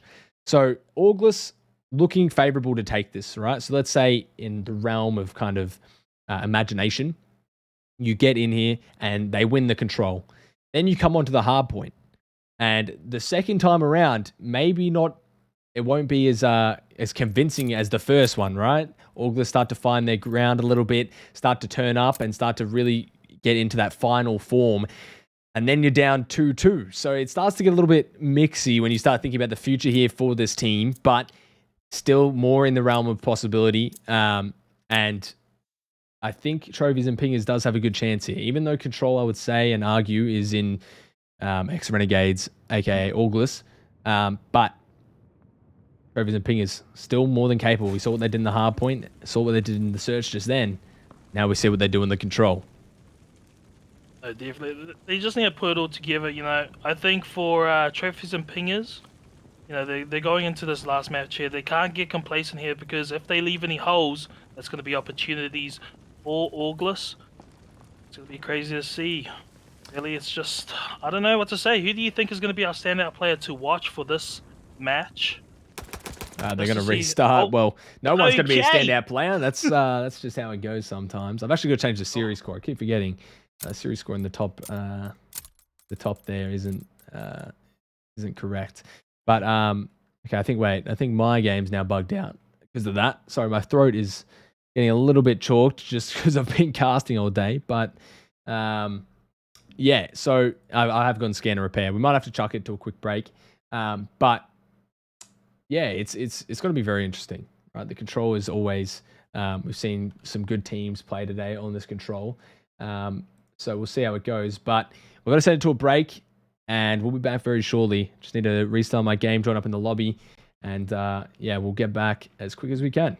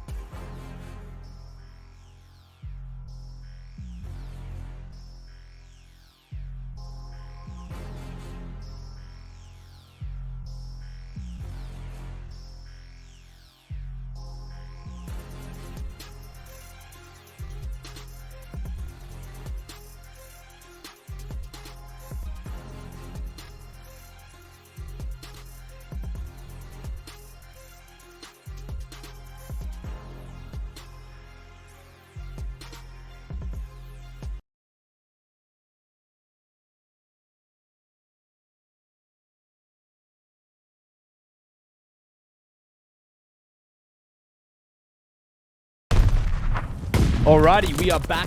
It is going to be control map number 3. August down 2-0 in the series is looking quite interesting. But a solid attack here so far from August, already capping 1 point, or at least 1 tick, sorry, on A, and the lives are dwindling for trophies and pingers. So we'll see how they turn this around, but this is what I was saying. When August starts to get on that groove and find their, mojo, I guess, it's very hard to deal with. Definitely. I think trophies and pingers really need to show up here, show a bit of resilience against them. Can't let them put the foot on the pedal too much. If they're able to take this match, not only would that be a huge win for them, but a huge confidence boost going into the next match if they're able to take this one out. As I say, that Shock's able to get the first. It's really a one-sided affair, 26 to 18 kills in favor of August. They're just showing their veterancy here. Few shots from Mish. He's looking to make some dicey plays. Unable to get the second, and that's going to be Fighter just chilling, making sure that he can get his radio tuned into the right channel. Yeah, I mean, did you say that in radio? Playing his 5 streak, but does get taken out. JHR getting a nice 2-piece, and this is where you start to see teams bringing it back, right? A is such a contested point. You need to make sure that no one's getting on that B side, because as soon as it gets to B, it's really hard to make any sort of round as August, right? As the attacker. So as soon as they start setting up for B, you start to see those lives coming back in their favor, but the life difference was pretty high going into it. We'll see if they can bring this back completely. 4 lives difference and pretty much 1 wave. Spotty shots coming out from Licky as well. How are ya? Just making sure he knows what's going on in this match. 2-0, a bit of a wake-up call for August here. He's definitely a fan of Zombie Lane, making sure he gets that double tap there. Licky able to get the first, looking for his second. Gets caught by the dinner table, but sorry, there's no lunch for you, sir. Mish able to get the second trade there. It's all going to be up to him on the front line, but he gets taken down from August. Now this wave is going to be really what he needs to do to try and put them back into the game.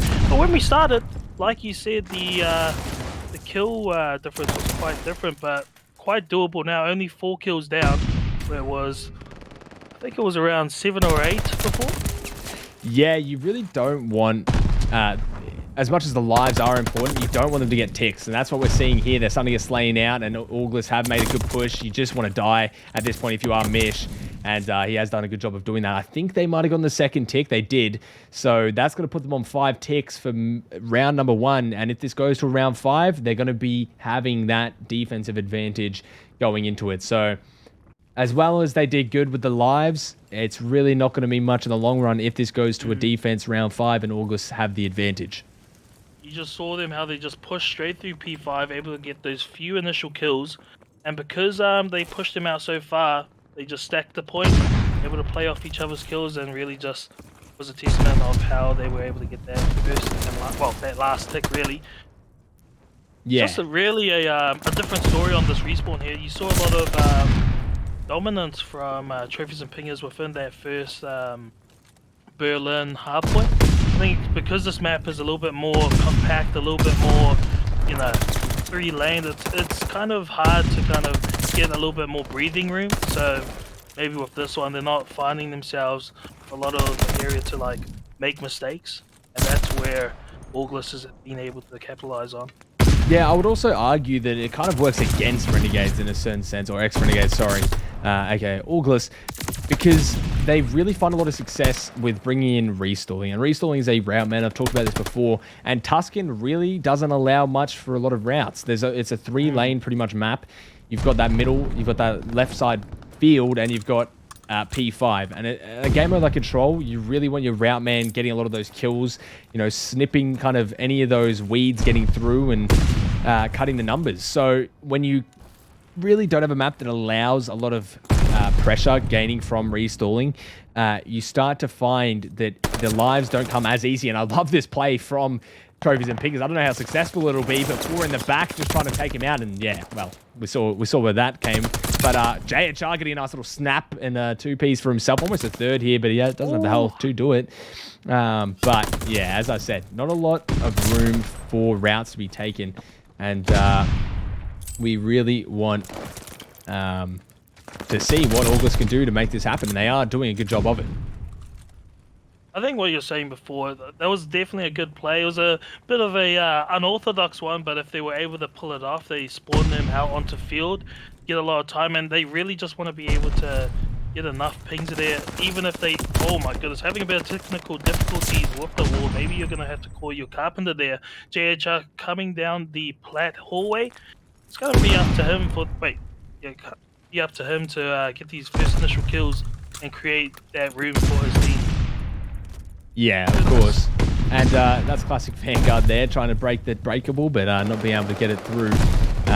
Possibly one of the best features I've seen, breakables, honestly. Really adds a lot of value to the game and definitely not a terrible mechanic at all. But here we go, Shox in the back, actually finding his way through. They were kind of reading it. Licky turned around, but unable to find much from it. Cruz on 1 HP, 12 to 5, and this defense looking to go to favor of Auglis. Auglis is definitely finding their stride here. They're going to be able to really ride this momentum if they win this match. It's going to be really the deciding factor whether or not they get further in the series, if they're able to win this convincingly. And as I just said, they're off to a great start. 2-0 just as we come in. But as I say that, don't count them out too soon. But you know what? Maybe it is the right time. Yeah, a little bit ambitious there, but they were giving it a shot. Now 2-0 down. Trophies and Pingers really struggling on this control, which I thought might happen. Control does go in the favor of Auglis. And as I said, this is where you start to get in a little bit of danger territory. You started off hot. You've gotten 2 maps under your belt. You've got to expect that control might not go your way. Like, can they do what they did in the first hardpoint in the second? So, they're still not over, of course, but it is going to be tough. They do have... Oh my god, Mish needs to chuck on the glasses. Can't see anything. But it is going to be tough for them to really mount a comeback here on this control. I was just about to say they were getting off to a great start, but as I'm about to say that, they just get completely wiped. Cruz on the front lines with his automatana. It looks like Shox is just making his route around the corner, just trying to be a nuisance for the team. Gets answered by Licky. Hello there, sir. Making the rotation, trying to see if he can make any room himself. Able to get the first. And I think, like you said, Licky seems to be a good player. Maybe he is there restalling on this team. It's... Oh, what was that? Cruz gets caught with his pants down. Goodness gracious. Gonna need a lot of work from here, I think. They're gonna get A pretty easily. But, I don't know. Control on this map is just not forgiving for that B site if you don't unlock it first. Look at this huge pinch. Oh my goodness. Yeah, this is Mish where on the Auglis is starting to really struggle, right? Like, you get someone pushing through like Mish. Oh my god, the pre-fire's still going there for Auglis, actually able to take it down, Mish. But yeah, it's tough. And I was saying before that the routing is just a little bit more difficult on this map due to it being a 3-lane. They are finding some good plays through the back, right? Mish coming through there, going all the way around that field side. Is able to find some value, but Licky playing this to perfection, does find one, almost a second. Shots going in, fire to the last person alive there in P5. Able to get 2 and out with his life. Not really what you want if you are trophies and thingers, but able to stop this attack for sure. A minute left on the clock, 15 to 13. Now up to Auglis to try and mount some sort of attack and try and find their way through, but getting shut down at every angle, it seems. Just as I was about to say, they were showing some resilience. It looks like they just bullied their way straight through their front area on P5. And now it's going to be up to Licky. Waiting for his teammates, but he doesn't have a lot of time. Is he able to get this? No, Shox gets the better of it. We have Cruz just chilling on the top edge. Straight off the top turnbuckle. Will he be able to get this rock bottom? He doesn't, but it looks like they answer correctly. And we see restalling, finding his way through. The route man looking to get paid here. JHR might run into him. Actually might have seen him, and JHR does. Snaps onto him. See you later. Restalling. All that time and effort spent to get into the back. Eventually doesn't find much value, but Fighter actually having a great map here. 27 and 13. I've been seeing him getting some big kills, and didn't realize the stat line. 27 and 13, maybe 14 now. But the last wave from Auglis does come through. Don't think they're even going to be able to touch the point here. 10 seconds left. It's going to take a miracle for them to try and make this round feasible. But yeah, they're just going to have to run at the hill here. Best of luck to them, but don't think it's going to really come through if Trophies Wings play this right, which they do. That's definitely what we wanted to see from Trophies and Pingers, just a map where they're able to, take charge. They're first now on the board. So, yeah, it's just uphill from here if they're able to carry on that energy into the next round. I think they're on defense, probably the favorable side for this map, but we're going to have to see what happens in this next round, starting off into attack. Yeah, and we'll see how they play the attack. Trophies and Pingers are... they have a long task ahead of them if they are trying to take this map. They need to win off of... Yeah. So this is kind of... I was about to say, they need to win off of ticks. So if they go for a B hit here, and it is successful, it will be very good. But it looks like it might be a bit of a slaughter here. JHR with a nice free fire takes down 1, but Shocks with a nade, picks up 3 for himself. And already a great start from August to try and stop this attack. Definitely a good move from... Trophies and Pingers there, but they just step straight into a blender. Unfortunate circumstances, but they're just going to have to recollect, not let that weigh on their mind too much as they go for a second wave. Will they be able to get this? It's normally still knives on the first round of zombies, but there's a few shots there. Pushes to the back. Unfortunate stuff here. It just seems like they're always one man down, and especially where they need it, they just get traded. It's just one down, they get traded. It just seems to rinse and repeat at the moment. Yeah, and it is kind of how it's playing out. They need to try and find a way to get on top of these trades. And Shocks also on a 5 streak could be massive for August to really secure and put the nail in the coffin of this map. That's a 7 streak for Shocks. Now he has full streaks before Fighter team nades him. Just really unfortunate. And yeah, it's just crazy. They've gotten some good time on A and B, but not enough to really secure a win here. And it looks like it might really be kind of a clear-cut case. Trophies and Pingers, it was definitely a great try there. I think it would have been nice if they had gotten that tick. They would have been a little bit not so much on the back foot there, but here we have Restalling making this big huge flank, trying to make sure that he can catch them with their pants down. But Licky, sorry, I think that was COD timing. Just as he turns around, he was watching that whole angle just before. He sees 2 of them. Oh! Some nice little kills, yeah. I mean, we see JHR coming in, not really able to do too much. Licky just decapitating Shocks there. Head clean off.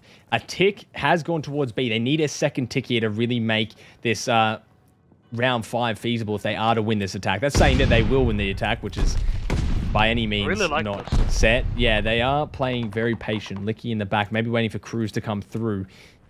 But Fighter taking down 2 on the other side. It's not good. Luca trying to snap around, almost finds him, but not quite. Licky still trying to push towards the back. Shots go into Shocks, not quite going to take him out. And Luca coming in with some help. Mish trading out, but no one really finding that pressure just as of yet. Shots are good, but not good enough to kill.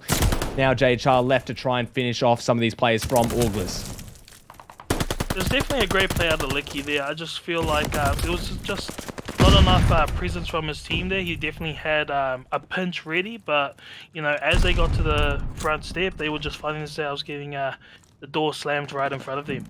Stalling just chilling up in the top player. 14 seconds. It doesn't look too well for Trophies and Pingers, but I won't say count them out yet because it's Call of Duty. We've seen.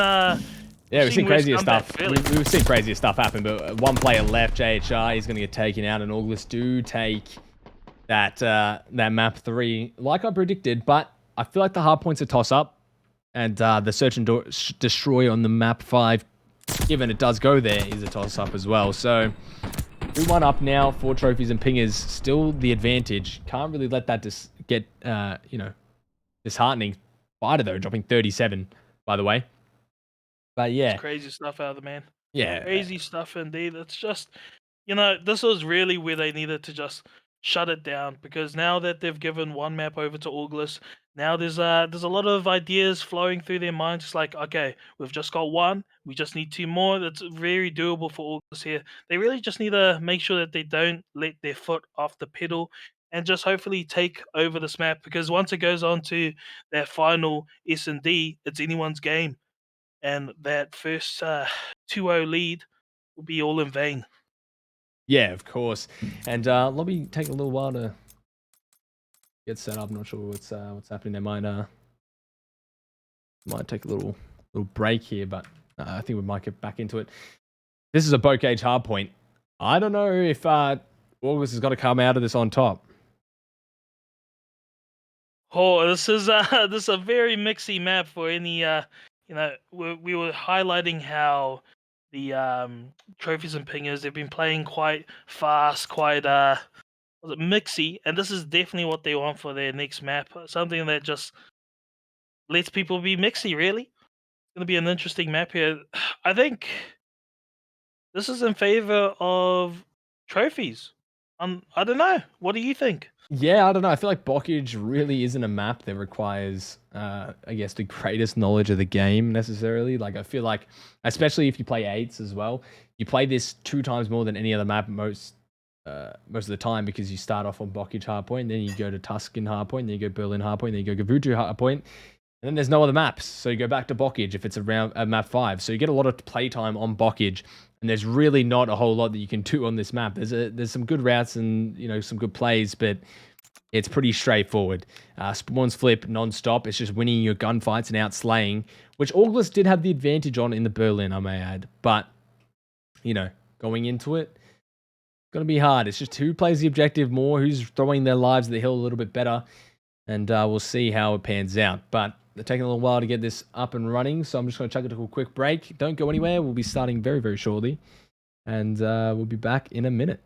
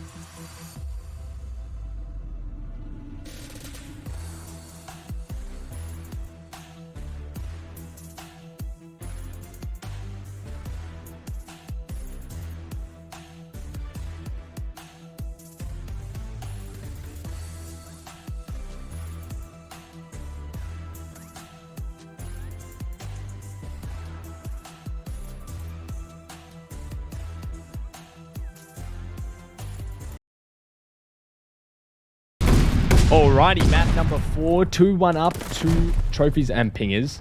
And I've actually got to change the while we do that. Bow cage hardpoint, we said it was going to be a bit chaotic, which it always is. But yeah, starting off, there's going to be trophies and pingers coming out, with a little bit of an edge off this P1. Always on P1, and you always see a little bit of mix and match. It's really just fighting for that control for the next hill. So as we can see, trophies and pingers getting the initial time here, but it's going to be interesting to see whether or not they can hold that information there. Well, hold that spawn for the next. Oh my goodness! Here we are, Mish and JR, all the way up in trophies. Wait, trophies, tools. Sorry. Gotta use the name there. Happens to the best of us though. And P2 actually getting flipped towards Augus's favor, I guess, or advantage, right? JHR hitting around this left, just trying to make a route. Once this guy mid does find him some good trigger discipline, make sure he can secure the kill, which he does. And look at this play from August, actually playing 2 top barn, just cutting off any angle they can, and doing a good job of it. Just like I said before, it was really about fighting for P2 spawns. And as you can see, they're getting a little bit overzealous, able to get a few kills straight off the bat. But it's going to be in favor of trophies and pingers. Making corrections of the mistake. I did find that, hey, we may have pushed a little bit too far out, but let's make it icy and dicey here. Looking to make their rotation now. Only 9 seconds on the clock. Ooh, soaking up as much time as they can. They're getting a real... what's the word? Real good showering from this little hill here. But it's going to be this rotation. Over to top, Cruise just chilling. Gets caught. Oh my goodness, how does Cruise. Yeah, I don't know how he's finding these kills, to be honest. And as you were saying, getting that little bit of time that on that P2, that little bit of scrap, is going to put them at a good kind of advantage going into P3, because they have that time to work with, right? The time that they just spend grabbing that scrap, they can then spend on grabbing spawns and the rotation for the next hill. But they did secure them only momentarily before getting outslain, and that's where Bocage seems to be favouring August a little bit in the slaying department. 0-6 from Licky, having an extremely tough game so far, but hopefully looking to bring it back in. Smooth strides, able to get the guy straight off the stairs there. And they look to get as much time as they can with a quick turn on from Licky. And yeah, it's just, it's a shame really, because they're putting all this extra work into making sure that they get these players off the hill. But with that in mind, they're always on the back foot getting their scrap time instead of the new rotations, as well as the extra time they could be as the pushers coming in. So we're going to see a lead change probably come in here in favor of August. It'll be a bit crazy. Mish not having the greatest game here, but he's just even. JHR picking it up for the team. And just want to see a little bit more from Licky here.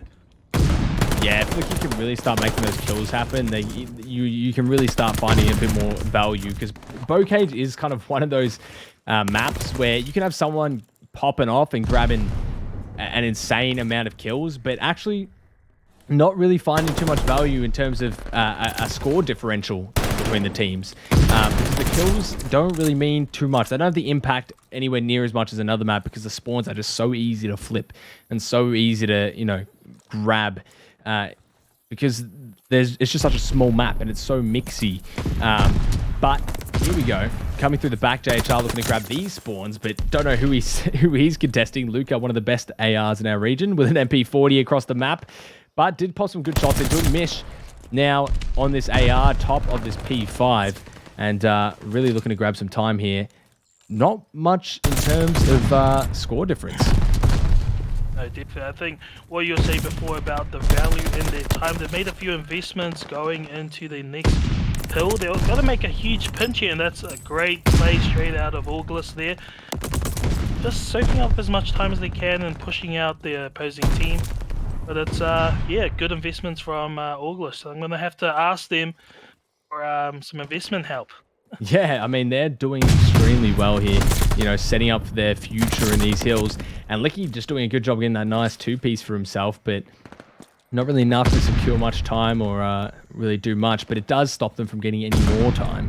And Cruz now, unfortunately, allowing restalling in the back, and he does find 3 on a 5 streak as well, somehow sneaking his way through. And that's what is so good about watching restalling play for this team. The route man getting paid, and we see it time and time again on the 6th streak now, looking to make a glide happen. He has spotted out, and he will get shut off of it. So that's one saving grace if you are trophies and pingers. But a P1, a lot of time on P1, sorry, will be necessary here to try and grab some of this time back. This first hill is a very interesting hill, as you can see. You either see a lot of time of it, or just no time at all, and looking to make those next plays into P2. I think this is one of those maps where we're starting to see players trying to catch up a little bit, make those one with the quick shot. Oh my goodness gracious! Fighter just gets caught with his pants down, maybe to the ankles, and Licky. As I just say that, we're gonna go straight on to Mish. This is him on a mission, trying to make sure that he can secure this hill for his team. Few shots in there, clean as they come. Free fire, nothing inside. Able to get that kill. Crazy stuff out of the man. Mish able to secure that spawn, and that is going to be a spawn flip in favor of trophy and pingers. Yeah, fighting in that little turn and burn was a little bit of excitement, but does get shut down, unfortunately. And somehow someone has the glide. It was Fighter. Okay, I was wrong then. Does not get shut down, but Licky has brought it back a little bit more. And love this positioning from JHR, just cutting off that rotation. That cross finds 2 before getting dropped. Man, oh, I was excited for a second. Somehow I believed, but Auglis allowing a little bit too much time going towards Trophies and Pingers here on this P2. Now it's all evened up, and you've got to wonder, how is Trophies and Pingers going to play this P3? They're getting free reign to try and push in here. Licky able to get into this top grannies and stop this push from reinstalling, which is going to be shut down. And now it's all up to them to try and make the plays. 3 dropping, it's all up to Trophies and Pingers to push out this spawn and maybe secure it, or even start working on a spawn trap. We'll see. I really like their play out of Licky's there, able to just set up some marshmallows up to top grand there, and that's really the deciding factor for this team. How they're able to get back to the map. A little miscommunication, a little over push there. Looked a little bit like some Warzone movement, but here we are in Vanguard, ranked competitive, and looks like they're going to try and make a big push straight into the hill. It's the first, nearly 10 of the second, but not quite. And that hill is going to be straight for Auglis. Yeah, and I mean, they did a great job trying to secure as much time as they could from that play from Licky. But at the end, Auglis still coming out on top. And now it's up to reinstalling to try and make a good play. Luca really being the anchor here, almost gets gunned out. And he does. Cruz picking up a nice 2-piece for himself before getting back in the hill and just playing his life.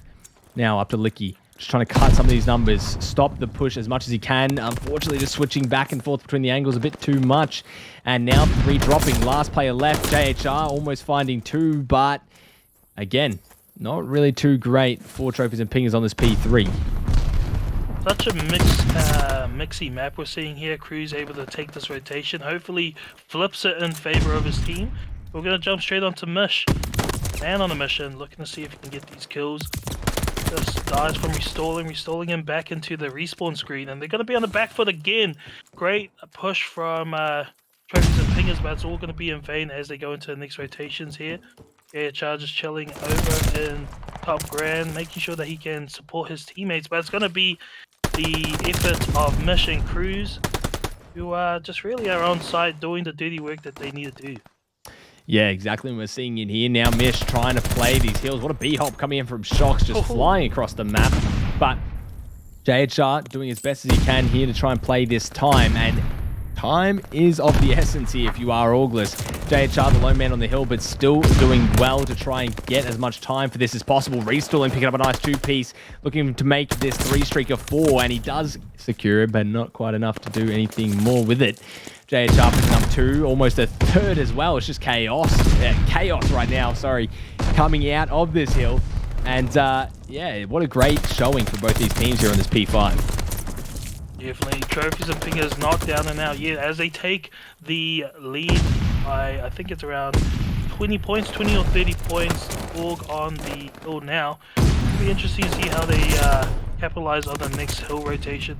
I think one thing we want to highlight here is just how much on the back foot trophies and pingers are, but with how mixy and match mixy blockage is, you can see that there's a lot of kills in favor of trophy, and it's nothing but blue on the screen. Go see how they answer back. Oh, a little bit of a team hot potato there. Oh, and it looks like it's gonna be the dagger in the back of their back. Oh, best, but here we go. 2 of their own, looking to get this time, and I think they were going off with a lot of time on this P1 last hill. That might be the deciding factor of why they were able to get back in time. Well, back into the game. I mean, this is chaos right now, but the closing seconds are coming through for trophies and pingers. 9 points remaining. A contest comes through, but will it be enough? Auglis, the dying efforts here before losing this cup. 5 points left, and this would be an absolute upset if they can secure it. 4 seconds, and the last tick comes through. Trophies and pingers somehow making the impossible possible. 250 to 211, 3-1 in round count. And that will be trophies and pingers moving on to the losers finals to play Void Collective. Auglis, their run stopping short. The Renegade Slayers coming out of trophies and pingers. What a run this has been. Auglis definitely came out guns blazing, probably the favorites in this matchup here to win this.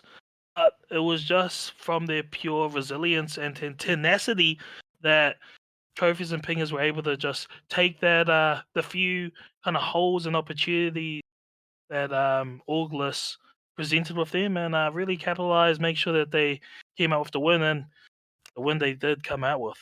Yeah, I mean, this is insanity coming out from these teams today.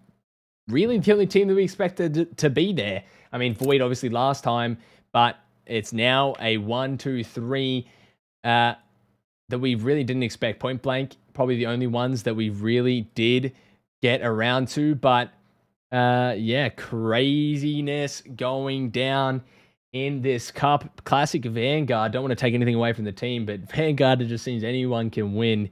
But beautiful stuff from those players and trophies and pingers.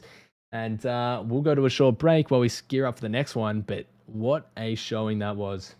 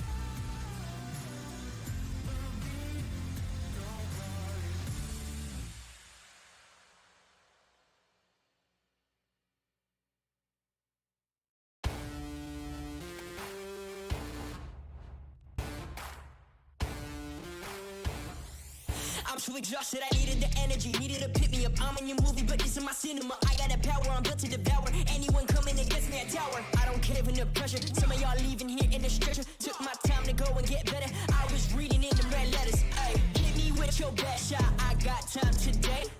Feeling like a matador with that Red Bull. Oh yeah. No, you can't stop me. I'm running my own play. For the game win, I can't pin anything that gets in my way. Been here, done that. You all know what we came for. Been here, done that. You all know what we came for. Energy, energy, energy. I need that energy, energy. Energy, energy, energy. I need that. Been here, done that. You all know what we came for. Been here, done that. You all know what we came for. Energy, energy, energy. I need that energy, energy. Energy, energy, energy.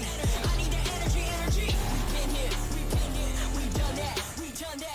You all know what we came for. You all know what we came for. We've been here, we done that. Energy, energy, energy. I need that energy, energy. I'm in the game like EA. Been in my prime since pre-K. Shooting my shot from long range, going over heads like a toupee. Treat every day like payday.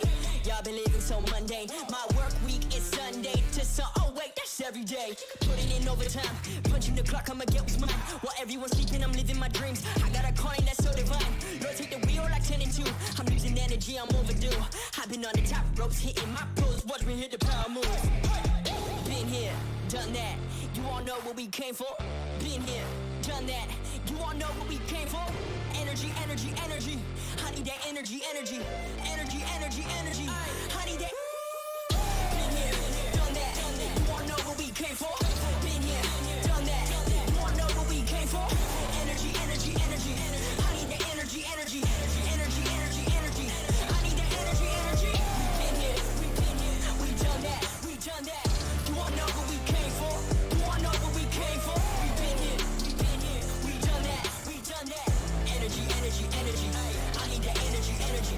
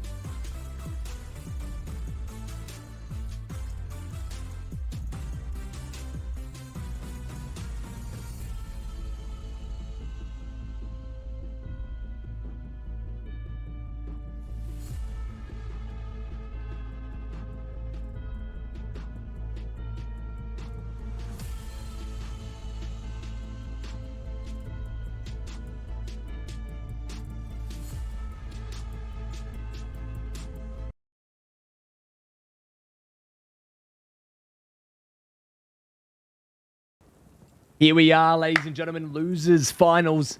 It's going to be Void Collective versus Trophies and Pingers. What an interesting cup we've had so far. Trophies and Pingers knocking out Auglis, making them top 4. And Void Collective, the previous winners, the previous champs, now in their losers run. I think they versed earlier today, Void Collective and this team, and they did, in fact, win. But we'll see if it's any different. I'm here joined with Jacko Cast, and say hello to everyone.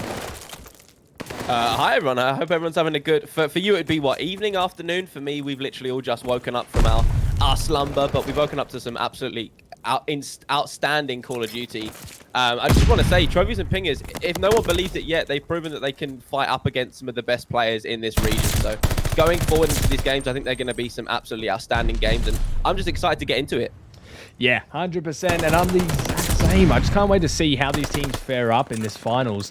I mean, off to a bang, Void getting a nice little 4 down there for themselves, but coming into it, P2 looking fresh, looking good for Void, and Trophies and Pingers really wasn't a team that we expected to get this far into it, all things considered. No shame to them. I mean, they proved everyone wrong, I feel like, coming up against Auglis there and taking the win 3-1 convincingly. That first Berlin hardpoint was insane. And Void usually like Berlin hardpoint, and I think Trophies and Pingers prefer Berlin hardpoint. So, coming into it, we'll see who's the better of the two. P2 now online. Going into this hill, again, so far pretty close. No team really taking the edge over the other. Looking at a player like Rain, currently 0-5, so struggling a little bit on the map, but we are only just starting off in this series. I understand that Void might have been waiting a while, so they might be a little bit cold. They might need some of that time to warm up a little bit, but outside of that, they're still continuing to extend their lead out just a little bit, being able to get the scraps over towards P2. We're looking at the rotation over towards this new hill, and it does look like Trophies and Pingers have that advantage, but we are now in a position where we might be able to see the ability of Void Collective to break onto a hill like this. It can be sometimes a very tedious hill to break onto, so if they're able to do it, then kudos to them, but for Trophies and Pingers, they're just looking to try and bunker down right now and get some more of this time. Yeah, and that's one of the things we've seen Void do time and time again, and they are so good at, is having their breaks and really being able to switch up the pacing of the match. We've just seen it there. They break. I think Trophies and Pinger had the setup, but somehow Void does break. They get through at the back. They make their rotations very consistent, and just like that spawn doing a nice little turn and burn there, trying to pick up Mish, but the doormat doesn't come through. Fortunately, Crone unable to get much done. Rain getting a nice 2-piece. This hill now coming alive. P3 coming up, and yeah, mental. Look, that hill was... It was crazy from the get-go. You got P3, Trophies and Ringers, they had that advantage right at the rip, and then Void Collective, they break on through, and then within a blink of an eye, they had 3 down, and Trophies and Pingers were back at it once again. And, you know, as we go over to this next hill, again, it's Trophies and Pingers with that advantage time, but those purple arrows on the minimap starting to converge on this hill. Gunfights starting to happen all around the map. Kills going left, right, and center. And, you know, this hardpoint is really starting to set itself out as one that could go all the way down to the wire. Yeah, I mean, it was looking very strong. It was looking very even. But now Void Collective, they play this hill very well. Every time I see them on P4, they're always looking extremely well-versed and set up. It's very hard for teams to break their hold on this usually. And we're seeing that again here against Trophies and Pingers. And unfortunately, kills looking pretty even, but hill time, not so much. Double the time now coming onto P5. And only 10 seconds left of scrap time for Trophies and Pingers. It's going to be pretty dominant from Void coming into this P5. And just as I say that, Imagine picking up 3 for himself. Beautiful stuff from Imagine. Outstanding ability from Imagine to be able to pick up 3 kills right at the end of that hill to make it even more difficult for Trophies as they go over towards P5. And we have had a disconnect. I do believe it's still going to play on, but Void Collective, if they could have potentially changed those hills together, going into that second rotation, they could have had a outrageous lead and potentially look to extend it further. But we have had a disconnect, so we'll get back to that as quickly as possible. Yeah, I don't know what's going on there. I guess they might restart the map, replay it. Unfortunately, don't know what happened there, but Look, I mean, that was a good showing from Void. They started off kind of looking a little cold, as you said. They've had to wait a little while, maybe 1 or 2 matches. And now coming into it, they started off slow, bring it back, 50-point lead, double the points of trophies and pingers. And then P5 hits, and it's looking a little more even. I think trophies and pingers were on the comeback there, but I don't know. We're coming back into it, a map reset. It might be a little different. Void coming in hot as well. Yeah, that P4 was really... I feel like that P4 was really it for Void. They were able to get a good chunk of time on that hill and able to extend that lead out. Yes, trophies and pingers were bringing it back, but you got to think, going into the second rotation, if Void Collective were able to continue doing that and continue changing hills together, I don't know. You can't speculate on a situation like that, but you can only look at what we've seen so far, and what we've seen so far is talking and is telling a story of a very enjoyable hardpoint to watch. Yeah, and I mean, this is going to be the story throughout this series. It's so, I would say the Void have the advantage of what we've seen, but then again, trophies and pingers have been putting up a great fight against a lot of these teams, and I don't think it was as one-sided as it was earlier in the day when these two teams clashed. So coming back into it, trophies and pingers were on the comeback there. It's a bit of speculation, but I feel like it would have been a little bit more evened up going into the P1 of the second rotations, and we'll see how they started off again. Void were a bit slow off the break. We'll see if that changes now they played half a hard point, and if that'll make a difference. They've essentially just played their warm-up match. Like, in Formula 1 where they get the lap to warm the tyres up. That's pretty much what's just happened there. And now going into this hard point, both teams should, be pretty equal on warmth and ability in the map. And, the comms might be warmed up a little bit. So, it like we said, it was a slow start for Void, but they did start to bring it back. And trophies and pingers also started bringing it back. So, again, it's all just speculation. We can talk till the cows come home about what's going to happen. But as we get into that hard point, that first P1, that first break, that ability to either be able to hold the spawns for P2 or push through for P2 is really going to be on the forefront of our minds. Yeah, and I mean, that's one of the things you can keep speculating, but until it happens, it doesn't happen. And it's one of those things. It's so tough when you come up against a team that's already beaten you and you're getting a second go. You have a lot more drive, a lot more hunger. You think, okay, well, these guys bested us the first time. We've got to really put in that extra mile to do it a second time. And I know a lot of the issues with trophies and pingers was the players being motivated. I think there was a little bit of demotivation. But now later in the tournament, you've beaten a team like August. You've made it to top 3. You're looking to make it to top 1. You've got to have a little bit more motivation, at least underneath, under the belt. Right now, trophies and pingers are actually on a revenge tour. They got dropped into losers round number 1. They beat an Epiphany, then Bandits, and then August. And now they're coming up against Void Collective, where they've played up against some very solid and formidable foes in this region. And now they're going to feel warm. They're going to be prepared. There's definitely motivation there. If there wasn't beforehand, getting to this point, I feel like there definitely would be. And, I don't think a lot of people think about it, but motivation can push you so far.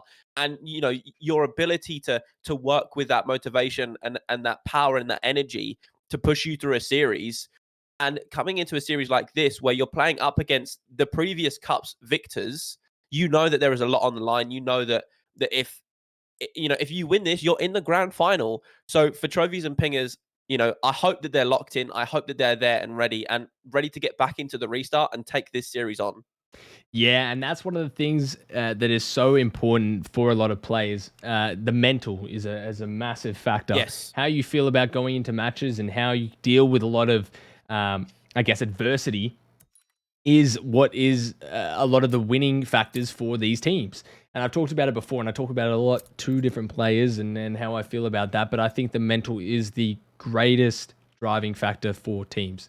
And that also being said, sure, they've been very warm throughout the tournament, but once you've played this many matches and you're making your losers run, it also starts to take a toll. You feel a little bit exhausted maybe at times as well. You play a lot of matches, and then even if you get through this, whatever team gets through this, you then have to play 2 best of 5s if you're looking to win the cup. So it is very tough, and it is, depending on how their mental state is going into this, will be a big factor. And this is Vanguard. So anything can happen. Any team can win. Really, it's a bit of a toss-up at this higher level. And yeah, the mental is a big separation. Yeah, at this position, you're so far into the tournament that you're definitely going to be physically tired, mentally tired. I don't know what time it is for you or your, your region, but I know if it were me, I'd be like, if it was hitting those, 9, 10, 11s, I'd be like, I just want it over and done with, I want, on the one side, I want to win, and I want to win that prize money, those points, that standing, that bragging rights. But at the same time, it's like I just want to get into bed. I just want to wrap it up, right? Like I just want it done. It's not that late for us. It's 6 p.m, so we're not quite in those late hours. But I know as soon as it gets into those double best of fives, and you've been playing for about 6 hours straight now, if you are a team like Trophies and Pingers, but it does get like that, and it is a bit of a toll mentally. It's taxing. Yeah, but we'll see how they deal with it. We're coming up into the match now, so we'll see. But yeah, it's going to be very, very interesting indeed. And this is a complete switch up as well, right? We didn't expect. You can kind of expect Void, and I guess you can expect them to make the similar run they did last time. But even last time, it was a surprise for Void to make it. So the fact that they're doing it again, this time through losers, is a big kind of upset in itself. And then you've got Trophies and Pingers making it this far, with Mindfreak having their worst placement probably yet in the cups, and Auglis coming top 4, which might be their worst placement as well. So yeah, big upset, massive matches going on here. And yeah, let's get into it. Reset, Berlin Hardpoint, map number 1. It will be a complete reset, so nothing counts. It's going to be off the break again. Void Collective. We'll see how they play this. All 4 players for either side of these teams have just sent every single person over towards the hill, and lots of gunfights have happened. Lots and lots of players falling on either side. It is going to be Trophies and Pingers, though, with those kills and with that advantage over towards P1. And now, if you're Void Collective, not only have you got to try and think about getting a few more seconds on time, but you've also got to think about that rotation over towards P2. You see Licky, he's just watching that mid-map cross. He doesn't need to do anything else. He's just watching that mid-map play. And for the rest of his teammates, they're just playing around the hill, picking up a few kills. And, Trophies and Pingers, they've had a pretty good P1 considering, the restart and everything like that. But Spawn's going to be able to find a kill, taking down Licky, but that's only 10 seconds left of time. The rest of your teammates now rotating over towards P2. Yeah, and this is a complete 180 to what we saw last time. I'm pretty sure they switched the teams that at the start. I'm almost certain the Void was the team breaking, and they got a lot of time on P1 and then came to P2. I could be wrong with that, but that's what I kind of remember. And now it's what Trophies and Pingers have just done to them. They had the rotation to set up for P2, and they had to break on P1, but they've got a lot of time on P1. So it puts them in a very favorable position here, and big trades coming out on the hill here. Spawn's been able to work his way up to a 5. Does unfortunately get taken down by Mish with that wallbang. But him being able to find that many kills and allow some space for his teammates to use has made this P2 particularly mixy, more so than the P1, I would potentially argue. But outside of that, we've got 20 seconds left on P2. We're going over towards P3. JHR has won a massive gunfight, does get traded out, but again, his teammates there are starting to make their way over. Mish going to get taken down. Licky's been able to get onto the point. Can find 1, can find 2. And now the map has opened up a little bit more. JRH is going to be the next person up, but Kismet, is he going to be there? He doesn't. He gets taken down. But for now, Void Collective continuing to hold that rotation. They've been able to stay on that point as it does pop. And P3 now in the hands of Void Collective. Yeah, that is a massive win from Licky there to try and take down those 2. Then the team's able to collapse in. Unfortunately, not a complete one side there, but Trophies and Pingers looking a lot stronger than they were in that first run that we saw. The reset has helped them out drastically. Double the points now of Void Collective, flipping it on its head. Now, and it's going to be tough for them to really rotate here and get to P4 once this is over. They have no one through, and Spawn's already here trying to take care of this rotation. It's all up to JHR here, but Void look really strong on P4 usually. If they can get the break, and if they can start cutting some of these numbers, it will be massive going forward into this match. If they can hold this P4, then going over towards P5 again, if they can chain it, then going into that second rotation could be very, very close. What I will say, though, is in this restart, Trophies and Pingers, they look so invigorated. They look like they've come back alive, and they're almost look unstoppable. 2 full for them, but again, P4 is in their hands. They're starting to pick up a few more kills. Mish found one. Cruz is going to be able to find the trade, but Rain taking Cruz down for the side of Void Collective. The kills go in their favor. The boys in purple jump on that point, and they really need this time now. They need to be able to hold the next 35 seconds if they want to bring this back. Yeah, and this is one of the things I heard a lot of people talking about, JHR's motivation. This is a player that's kind of quit, come back, you know, throughout the season. And, you know, I think he's finally starting to find his stride here. This is a team that's really putting up a good showing that they could be a contender in the LCQ that's coming up. And this is what this cup means. It's not about the money necessarily. It's not even about having the bragging rights at this point. I feel like it's about showing that you are in the best position for the LCQ coming out and showing that you are the #1 team in this region. Oh yeah, definitely. I think that all of these Trophies and Pingers players, you know, even though some of, you know, Licky, he's 6-10 at the moment, might be struggling a little bit, but outside of that, this team as a whole has proven that they can play up against some of the best in this region. Again, they took down August. You know, some of those players on that team were ex-pros. You know, they're playing up against the best in the world. And now coming into this tournament, you've been taken out by a team who, you know, wasn't expected to get this far whatsoever. And, you know, that in itself, it is very, very good from Trophies and Pingers, but the ability for them now to almost hit 100 points in this hard point, having the lead over Void Collective, again, if they can continue playing like this, continue playing the way they are, slaying like the way they are, then this could look very favorable for them. Yeah, and we see Spawn over here actually winning a big gunfight on this P1. Trophies and Pingers have the spawn advantage for P1, but they don't have the setup. They don't have any players in place, and Spawn able to use that against them, push up here with the sub and maybe get a couple picks, which he does find. Licky and Mish dropping, just really finding his stride. Spawn, I feel like one of those players, he's either doing very suboptimal, subpar, but on the other hand, when he's on, he's putting on a show. So we're seeing one of his good games here, I feel like, and if he worked on that consistency a little bit more, might be extremely successful in the future coming through these cups. But here we go. Trophies and Pingers do have the point advantage. And now JHR just trying to look through to get in the back and just slay some of these players out. You can see him there trying to warm up a little bit, trying to get in the faces of Void Collective. Unfortunately, he does get taken down from, you know, the few kills that he found there. But only 20 seconds left on P1. It is going to take Void Collective in the lead. But going over towards P2 again, we see it's Trophies and Ringers with that advantage. And this hardpoint has literally been the battle of rotations and then the battle of breaks. Like, there's not really been a team that has taken the lead like to a large margin. It's just been who can get the rotation. Can you hold it? No. Okay, you've been broken. Can you then hold that time and then make the rotation? This hardpoint is going to come down to the team that can, you know, potentially chain 2 hills together. But for now, P2 has popped. As of yet, no one's on it. But there are players all around. Void Collective is going to be able to jump on it. Imagine finds one, does get traded out by Mish. Crew's going to be able to find Kismet as well. And Void Collective, they need this time. They have the lead. If they can hold this, they might be able to extend that lead out. But this is all hearsay at the moment. We'll have to see what they can do. Yeah, and that's a good point. No one's really been able to chain together a couple of hills and really grab and soak up a lot of time. And that's what Berlin is. I feel like it's one of the maps that's more kind of fundamental to COD. It's not so much Vanguard just, you know, running at the hills, flipping spawns like a bow cage. But you've got to set up, play the spawns as best as you can, and just grab the money hills, which Void does extremely well usually.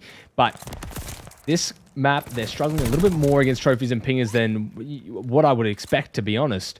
And Trophies and Pingers putting on a good show. Now trying to gear up towards that P3. Spawn able to get in here, but not enough to delay the push from Trophies and Pingers.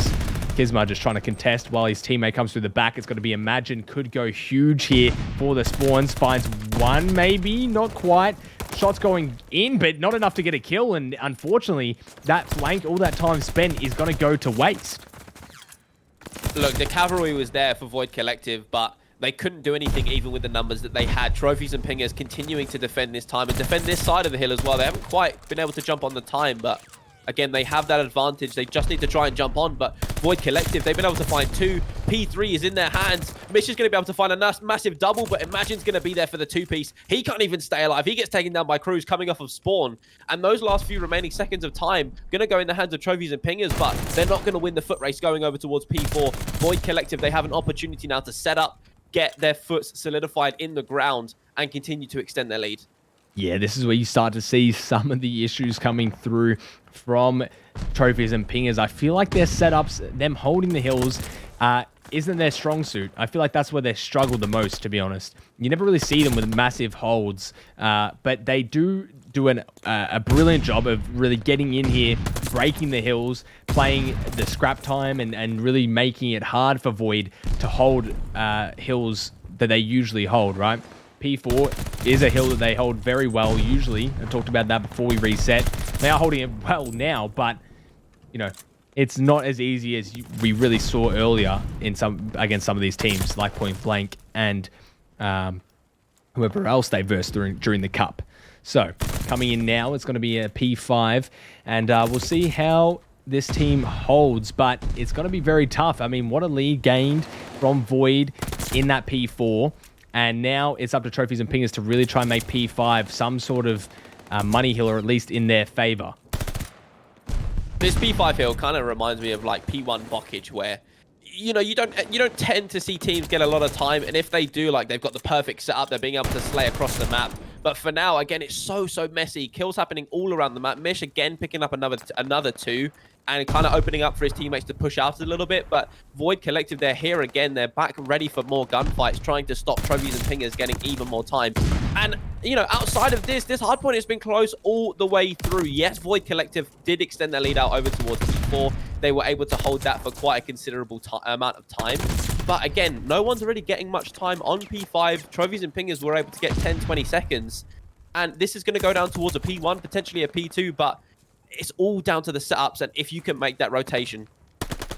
Yeah, and JHR has to go massive here for his team. I think he was out of bullets. I don't know why he reloaded. I think he was out of bullets. That was a reload. I think that happens when you're out of bullets. But now P1 going towards Trophies and Pingers. This is a money hill for them. They need to make it a money hill, even if it isn't. And they need to rack up a lot of time here so they can contest that P2 and potentially inch out the win. They're on the back foot. Imagine trying to play as patient as possible, but does get caught out. Now it starts to get a little bit scary, a little bit dicey for Void. If you can't break this hill, they're not going to be far off. They're going to be around 20 points or 15 or so points away from victory. And Spawn's going to get caught out on the back. It looks very scary for Void. Trophies and Pingers doing well to try and get this back and get them back in the game. Now up to the hold. Literally out of nowhere, Trophies and Pingers have found almost every kill on the map. There were 2 players for their team who'd worked up to a 5 streak. And literally, they had control of the map and of the time. Going over towards this next hill, you know, I don't think they're going to slow down. JHR, every time he's off of spawn, he's finding a kill. He found, I believe, 3 earlier, got killed, came off of spawn, went out to P1, found a kill there, and continued putting pressure on this Void Collective team. The numbers are an advantage for Void Collective, but not for long. A few kills going in favor of Trophies and Pingers. There's a 2v1 for Cruz at the moment. He's waiting for some more teammates to come and give him some help. Again, teammates starting to fall around him. Licky going to be able to find one, can't find a second. And Void Collective continuing to get this time. Yeah, and Licky's been having a pretty rough day all day, to be honest. He hasn't really put up any crazy games. He's done some good plays, but he's always kind of lacking behind the rest of this team, unfortunately. But here we go. Glides are coming through. It's really the kind of final embers of this match. It's not looking like Trophies and Pingers can do much to stop it, which they can't. And unfortunately, Void Collective going to inch out that win. If only they could set up a little bit better. I think they tried to really get like some points off rip on the P2 rather than maybe push out and try and get the spawns to flip, or maybe cut some of the numbers of Void coming through there. We saw JHR kind of just sit in the hill rather than maybe push out and try and play a better position and cut some of the numbers. But nonetheless, a very good showing from Trophies and Pingers. I really didn't expect it to be that close, considering how the first series went and also how that map went before we reset. But then the reset happens and it's only really a 15-point difference. That hardpoint win for Void Collective, I feel like, really came down to that P4 that they were able to hold for the majority of it, where they hit, I believe it was 212 points, and Trophies and Pingers were on about 160. And then we went down to the P1, Trophies and Pingers. Yes, they were able to hold that for a lot of time, but that P2 was super scrappy. But it was Void Collective who came out on top. And going into the next few maps, if we do end up getting towards that map 4 again, that hardpoint, again, that could go down to the wire. I feel like this series is setting itself up for some matches that go down to the round 10s, round 11s, that go down to the round 5s in the controls. Both of these teams now have the ability to push themselves to that limit, and I'm hoping that we get to see that more and more as this series progresses. Yeah, and we'll see how it definitely turns out. And it's a bit tough going into it. You know, you lose that map 1. How are you going to regain for the search and destroy? And I feel like Void is a better search team, but you know, it's never clear cut. You never know, you know, how things are going to pan out and how they're going to roll. So going into it, search and destroy map number 2. I'm not sure what map it's going to be, but I just ignored that by accident. My apologies. But yeah, it's always kind of a toss up. S&D really does kind of put a shock to the system for some of these teams. I know when I'm casting, especially EU games, a team that started off super hot and super fast, when they get to the S&D, sometimes, you know, fall on the back foot a little bit because they try to play it fast and aggressive, but the other team's like, we're not having any of that. We're going to slow it down. We're going to play at our pace, and almost forcing the other team to play how they play. And going into a search and destroy for trophies and ringers, they won, I believe, 6-2 in their previous game against August on the Bockage S&D.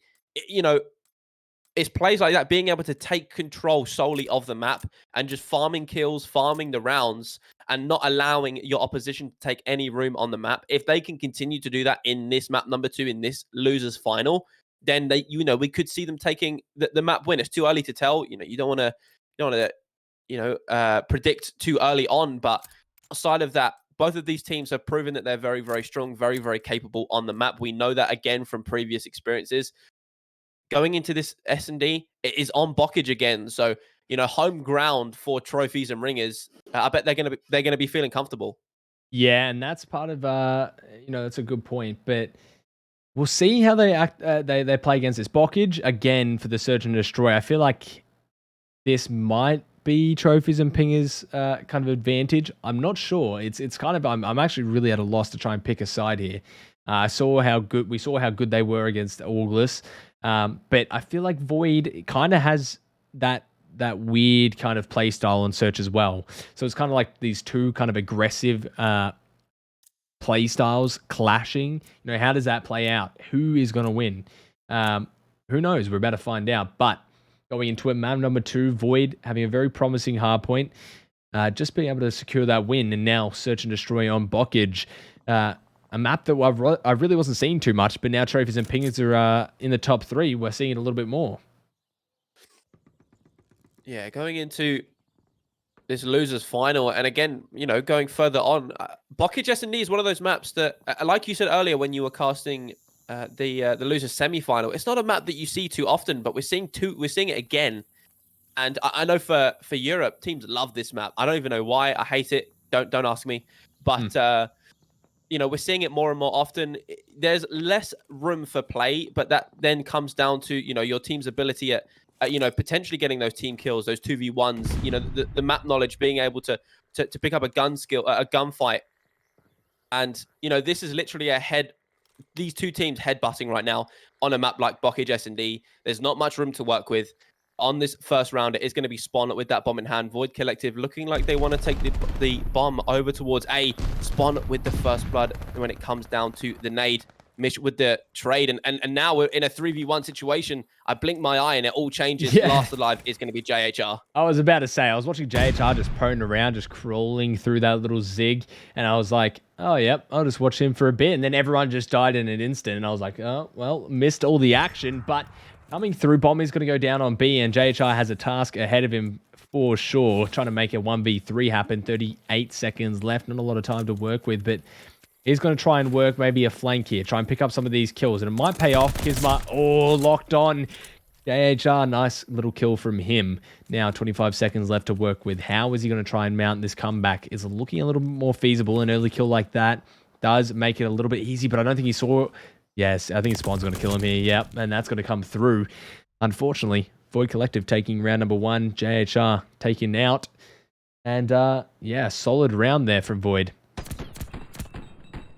JHR, unfortunately, he didn't get that vision on spawn there, but the 1v3 and bomb down is not an easy position to be in. You know, you never want to put yourself in that position. You never want to be in that position full stop. And, you know, he did everything he could. He found a kill, but outside of that, Void Collective, they clutched up. They found that first round win. And now it's Trophies and Pingers on offense to see what they can do. Yeah, we will see how they are going to play it. And it's a bit tough. It's a bit tough if you're Void, because you now got to think, okay, well... sorry, Trophies and Pingers, because you got to think, okay, well, Void had a very strong first round. You know, we tried to set up, tried to play a bit slower, and we couldn't make it happen. I think Spawn was using a little GA spot there, but again, everyone just drops in an instant. Big trades coming out in the middle. Kisma going to get one, but not enough to come out on top. Spawn now hunting this kill, does find it. Cruz dropping, now a 2 versus 2. Looking a little bit more feasible for this team. But Bomb still needs to go down. Somehow, Trophies and Pingers needs to find the space to do it, and they will here. Look at the positioning here from Void Collective. Full wrapping the back of the map through their spawn. Not sure how they're going to make this happen. And a very spread setup from both JHR and Mish. For Void Collective, the position that they played is they're playing for information at the moment. They're trying to work around this A point and try and get the defuse, but they want as much information across the map as they can. But what they've realized is that Trophies and Pingers, they push back all the way into Void Collective's back spawn, and Kisma's going to get taken down. Spawn also gets taken down. And, you know, they were essentially just running away from each other. The mid-map of Bockage was open. And it came right down to the end where Void Collective realized that they were just sitting in the back spawn. And Trophies and Pingers are able to find those 2 kills and go 2-0 up in... Yeah, get that round win. Yeah, and that was a lovely setup from Trophies and Pinger. I think JHR was looking to play the info, just say, yep, they're maybe hitting you close to Mish, while Mish just bomb checks. But... It's really nice to see a little comeback there from Trophies and Pingers. You go down round number 1. Okay, we got slaughtered. Time to do the same back, and they play it perfectly now. And every time I play this map, not that I'm any good player at all, but every time I play this map, I find that it's really hard to find an opening. It's really hard to like just get in and find a route when it's like at the start. And I see a lot of stalemates happen between these teams as well. And I feel like that's kind of the issue, and maybe why Trophies and Pingers like this map and why they play it so much. But Isma making it look like it's their map, dropping 2 as he goes towards the back spawn and just tries to retreat. Yeah, like you said earlier, it's so hard to open it up to find that first pick, but that's when it comes down to just raw aggression from these two teams. And I feel like this round has really been a testament to that. You know, players just going and ego charging, just trying to find a kill, trying to find a pick, you know, catching a player off guard almost, catching them with their pants down. And now left in a 2v2 situation where, you know, you haven't got much information if you're Mitch. You don't really know where these players are. You don't know, you know, where they could be. Imagine's going to come up from just towards his side and take him down with the pistol. And now it is all down to Cruz left in the 1v2. Bomb is in the hands of Rain. It's going to go down over towards B, but Cruz has brought it to the 1v1. Bomb is down. This is a very, very big round for either of these two players if they can get it, but Rain from behind, is he going to be able to find this kill? Yeah, and Cruz is trying to make the read. Rain, I don't think saw Cruz. Doesn't have much info. Rain just trying to play very slow. I think Cruz might have thought that he wrapped towards L or Tons, I should say, but again, they're just dancing around each other. Not a lot of time for Cruz to work with. He's going to hop the bomb, but I think Rain is going to bomb check here, and unfortunately not going to come through for Cruz.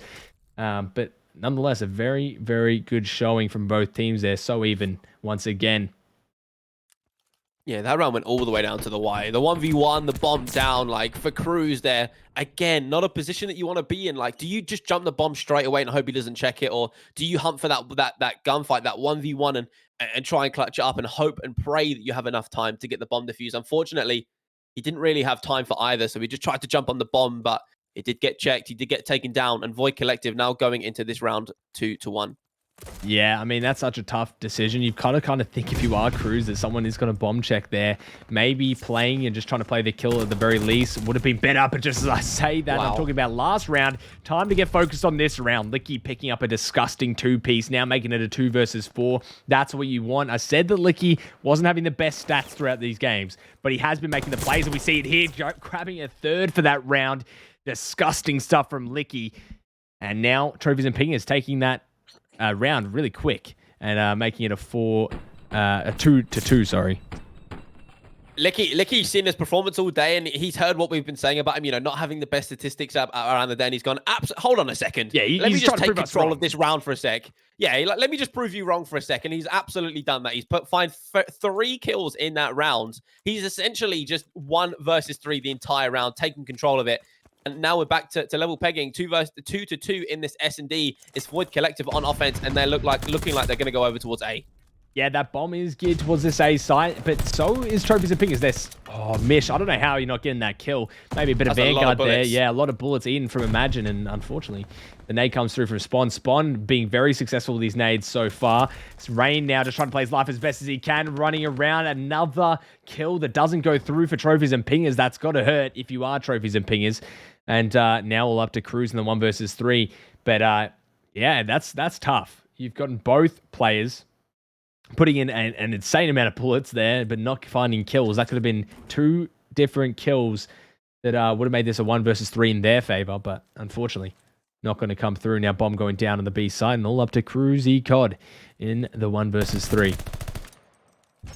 Shots going again towards Rain, but he can't find the kill, and they've literally just encountered the Vanguard curse, where you know you're putting so many bullets into the players, and you know that in your head they should die, but they're just not falling. And, you know, you've got to feel bad for Trophies and Ringers in that situation where every player on the map has put so many bullets in, but they just haven't found the kills. And again, being left in a 3v1 situation and not being able to clutch up. Yeah, and it is tough. Like you've got to see that these clutches just aren't really going your way. Cruz left in another clutch, and unfortunately not being able to pull it off. The 1v1's got to be a dagger as well last time. But going into it, you just reset. You think, okay, well, we're doing a good showing here. It's only 1 round difference. There's not a lot they're doing better than us. We've just got to be the better players right now. We've got to start making the kills that we're not finding. Start hitting a little bit more shots and finding these gunfights. And Mish got to say, yep, I will. I'll start doing that right now. Finally finds Imagine, revenge for last round. But just as I say that, 2 dropping for the side of Trophies and Pingers. Now a 2 versus 3. And once again, they're on the back foot. Something I'll say about these 2 teams is they will challenge without really, you know, any more worry of what's happening around them. Like, they're just focused on the kill that they're trying to see, the player that they've seen and the information that they've been able to find. Again, Mish being able to take down Rain, and the aggression from these 2 teams is almost like countering each other, where, you know, they're both just so aggressive, chowling every corner they can find. And it really does come down to those essential 1v1s, being able to get that 2 versus 1 advantage. Bomb is in the hands of Mish. And for Trophies and Pingers, you know, they have this B site under control. Void Collective starting to make that rotation. It's all down to JHI. If he can get the information, but he's turned around at the wrong moment, and it's now him left in the 1v2. Can he find the kill on Kisma? He can. 1v1. Not quite going to be able to do that. Yeah, and Void Collective going to be able to get that round. Yeah, what was such a tough situation for JHR. Unfortunately, his teammate dropping. He had the info, turns around, and Spawn, maybe he would have been able to get that kill if he didn't take so much damage on Kisma, but I mean, that's a tough situation for anyone. Now a 4-2, the lead has been slowly but surely getting bigger for Void here in this search and destroy, and it's so difficult for Trophies and Pingers to make any ground here. They've been doing well, and they've been showing that they can keep up with this team, but just these few moments, these instances where they're just throwing away their lives and they can't play their life or make the kills are really deciding this match right now. Spawn, he's up to a 6 streak at the moment. 1 more for that glide bomb, and that could actually be the nail in the coffin. Even if he doesn't find a kill with it, he gets that information, but we've got to get there before we talk about it. For now, though, he is just going to be looking down the iron sights of the Automaton. Cruz is going to be able to find a kill on Kisma, allowing Trophies and Pingers to be able to have that 4 versus 3 advantage. Shots ringing out across the map, but for now, bomb is in the hands of Rain, and the Void Collective, you kind of stumped at the moment. Like, you haven't really got room to work with. Looking for a player of Trophies and Pingers to overextend, but Mish is going to get, Rain's going to get caught planting the bomb. Imagine's going to get taken out as well, and Mish almost with the 3 finds 2. I believe that 3rd kill was ripped from his grasps. Yeah, I mean, Mish is putting on a show right now. Every single shot just seems to be like it's finding a player. Every time he chells, he somehow has the reaction speed and just snaps towards a player and gets these shots off. It's really, really impressive. And unfortunately, the rest of the team just unable to really capitalize on some of these plays. But right then, of course, I mean, when you kill 2 and get the 3rd one pretty much one shot, they are able to do it. And it looks like Void Collective, I mean, you've got Imagine and Rain both dropping 2 kills. Every single player on Trophies and Pinger is really solidifying themselves. It's just Kisma and Spawn really putting on a show here on this blockage. And it's going to continue that way. Kisma picking up a nice 2-piece for himself to start off the round, making this a 3 versus 2 now in their advantage. But Cruz just going to strike back. Rain dropping, maybe looking for a second, not finding it. Now a 1 versus 2. Mish, the player of the match, back against the wall here, looking to make it clutch. So far, I feel like it's been Trophies and Pingers always being put in these awful situations where one player left alive is versus, 1, 2, or 3 players, regardless. But for Mish, this is, I would argue, a doable situation for him to potentially clutch up. You catch one of these players off guard. Yes, they're playing together, but, for him, for Mish, you've just got to try and hope that you get some god timing right now. I believe that Spawn may have seen him. If not, he's just got some bad timing and completely missed him. But again, 1v2. Mish has been able to pick up the bomb. But Void Collective, I think they're both sitting in top granny. So just waiting for that bomb to go down, waiting for some information. But Mish, he's going to plant it here. But Spawn, he's on the hunt. Is he going to be able to find this kill? Yeah, and beautiful play from Spawn. Rather than just telling up the top, might have not been able to get the shots off and had to chase him through tons or something like that. Just cuts him off, cuts the snake off at the head. Just jumps down, chells the bomb, and that's going to be the round for Void Collective now. 5-3 match point. And Trophies and Pingers just so easily could be in this match right now, but just, as I said, not capitalizing where it counts.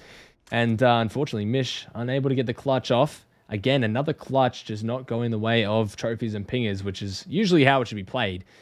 Usually how it should go, I should say. And Void Collective doing some really good search and destroy game here. Void Collective now on offense for their potential last round. Trophies and Pingers, look, they still have multiple opportunities to be able to extend this S&D out. Mish with the first blood. Rain is going to be able to take down JHR. So 3 versus 3 in this S&D. And for Void Collective, you've still got bomb in hand. The map isn't as difficult as it was when you're in the 3 versus 4. Versus 3 means that there's a lot more room to work with. But it's all about getting that pick, being able to take control of that bomb site. Cruz, he's going to overextend into mid-map here, and he might actually be able to find one. Going to be able to take down Kisma, brings it to the 2v3. And for Trophies and Pingers, your search and destroy career is still looking hopeful. And it is all down to them to be able to find the kills of Void Collective. Yeah, and I love that play from Cruz. He's able to get in there, get aggressive. He knows he overextended, finds the kill, backs up with his life, and here we go. Coming to fruition. Cruz dropping a 3-piece just like that. Finds the first, drops back, wraps around, plays his life. He knows he had to play safe. He's on round 5. He's got the advantage. The disadvantage. He needs to start making smart plays, and he has found it. There goes a nice little snap onto that. I think it was Rain on that head glitch, and simple as that. Trophies and Pingers now looking to make this a round 11. Like you said earlier, for Void Collective, it is really Spawn and Kisma finding most of the kills. But for Trophies and Pingers, look, every player on that team has found very, very important kills. And it's kind of shocking to me that they've been able to find so many important kills, but at the moment still don't have the lead. And for Trophies and Pingers, this is the last opportunity for you to open up this search and destroy. But 2 players fall for them. You're now left in a 3v2 situation. It is all down to Mish and Cruz left in the 2v3. Yeah, and Mish is in a great position here. He might be able to line up some players. Didn't spot Kisma. Does spot him now, though. That is going to make it a 2 versus 2. He's got to suspect someone's on this back tank. Not sure if he stun checked it earlier or just trying to guess off of that info. And in fact, getting that kill dropped, imagine, off the tank. So Cruz was able to get onto the site and plant the bomb. So now in a very favorable position at 2 versus 2. Will they be coming out on top? Cruz making the play now versus Imagine, pistol in hand, but does get gun. Trade comes through, but Mish has the info. Rain now looking to make a good rotation here up into top barn. Mish making the right play. Oh, I love this from Mish if he's going to full wrap. Oh no, he's just going to play his life. Just play through this wheel and maybe bomb check. The timing could not be better. Does find him. Shots come good, and now this is in round 11, and this is a very winnable match for Trophies and Pinger. Look, I think I said it earlier, but these S&Ds could go to the round 11s just, because of how close the hardpoint was. And we didn't want to call it too early, but I think that, I'm standing by it. We're in a round 11 now in this blockage S&D, and these two teams have hashed it out across this map, across the countryside of France. And now it is all down to either one of these teams being able to take this final round. Void Collective on offense, Trophies and Pingers on defense, who will be able to take the round 11 victory. Yeah, and Bomb going towards this A site. It is going to be an attack from Void Collective here to clutch it out. Spawn having an absolute mammoth game here, 12-6. 11-6 on the opposite end from Mish. So, we'll see how this is going to play out. First blood will be crucial. Both teams have to play this so patient. You don't really want to contest something. And something I should add, Mish, a very hard advocate for the M3 ready grip rather than the hand stop. So contesting these long range gunfights against Imagine is going to be very tough. And Imagine having a very slow game, a very tough game, I should say. Maybe not slow. It's a bit too late for that. But 2-8, not having the greatest match. He's usually the star kind of player for Void, but really not providing in this map. Bon taking care of that for him. JHR with that first blood to be able to take down Spawn. That opens up the map. Cruz is going to be able to take down Kisma. You're now, for Void Collective, you're left in a 2v4 situation, not where you expected to be. And now it's all about trying to regain, trying to find a few more kills, but Rain's going to get caught out as well. And it's down to Imagine left in the 1v4, and he can't do it. Trophies and Pingers, they clutch up in the round 11, and it's now 1-1 in this series. Yeah, what a comeback that was from Trophies and Pingers. You've got to just pat yourselves on the back if you are Trophies and Pingers. They finally got it together. Those kills that they weren't getting started to get found, and Cruz 11-7, 11-6 for Mish.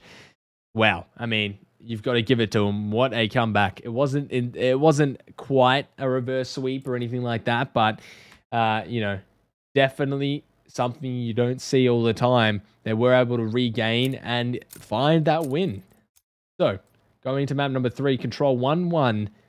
An absolute beautiful game from Trophies and Pingers. The S&D there really going in their favor right towards the end as well. The 4 versus 1, the flawless in the final round really is the perfect way to end out an S&D that was that close.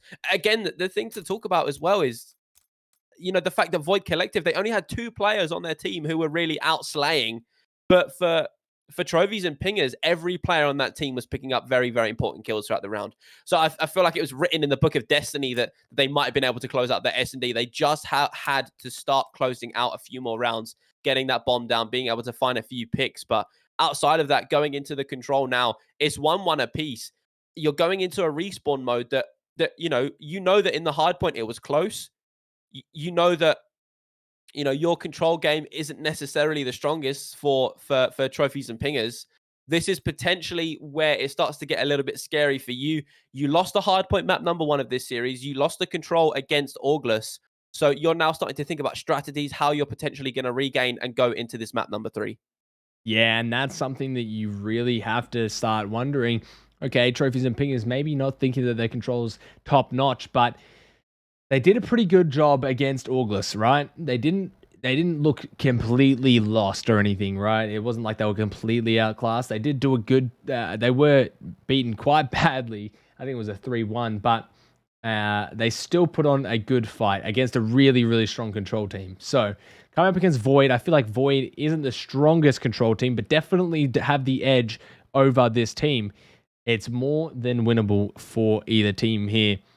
Berlin as well, a map that is reasonably new, the newest control map, right? So a lot of people don't have the biggest wealth of experience on it, and it'll be interesting to see how this one plays out. Definitely going to be interesting to see how these two teams hash it out on this map. We are waiting for a few players to join the lobby, but outside of that, again, we are going on to a Berlin. We had it for map number 1. Do you feel like either of these two teams is going to... Do you think these two are going to play the same-ish as the hardpoint? Obviously, I know it's a different mode, but it's the same map. So the map knowledge is still there. Your understanding of how this map works is still going to be in the back of your mind. You know, it's a very AR-dominant map, but there are certain specific areas where the SMGs started to open it up. Do you think that this is potentially going to go the same way as the hardpoint, having Void Collective take the win? Or do you think that it's going to be a little bit closer? It'll be interesting for sure. I feel like Control is a little bit easier than a game mode to kind of snowball off of than maybe, let's say, a hardpoint. But when you look at it, Kisma's one of those players who are and Spawn are really successful in these kind of game modes, right? In the control, in the respawns. We saw Spawn do a really good job in the search and destroy just then, but he's usually a respawn kind of player. And Kiz is also usually a respawn kind of player, but he does have some good S&D moments as well. He's very smart with his routing. And I feel like that goes a long, long way in control, because in this game, you might flip the spawns for your team, but I feel like it's really not too hard to flip them back on most maps, right? Maybe the Gavutu and the Berlin are the more the more standard, I guess, maps in terms of, you know, you flip the spawn, you usually keep it, and there's money hills. But in control, you start riding towards the back, you can start snowballing. You know where they're spawning. They're not going to flip out. So someone like Kisma, someone like Spawn, maybe someone even like JHR or Mish on either team can really get into the back line and start doing some damage, some really major damage. So it'll just be, I think, up to who is the more consistent player in being able to cut the lives. I don't think that this is going to be a necessarily objective-based kind of win, more like how August would maybe play, or maybe Point Blank. But I feel like these teams are very aggressive and they like to play for the kills and they like to put up big numbers. So I feel like they might play the kills a little bit more. That's how I see it going. I don't know who's going to win it in terms of that. I'm geared more towards Void, but that being said, I can still see Trophy and Ping as winning it. It's not in the realm of impossibility. But either way, it'll be interesting. It'll be an exciting match nonetheless. Yeah, I definitely think aggression is the name of the game in this one, especially coming from that S&D and even that hard point as well. It was literally 0 to 60 in about a point of a second. You know, all of these players really knowing when they have to turn up and keeping that aggression at 100% and going into this control. I don't think there's going to be any difference. I think that, you know, they're going to be zooming across the map. They're going to hit Mach 5 at so quickly.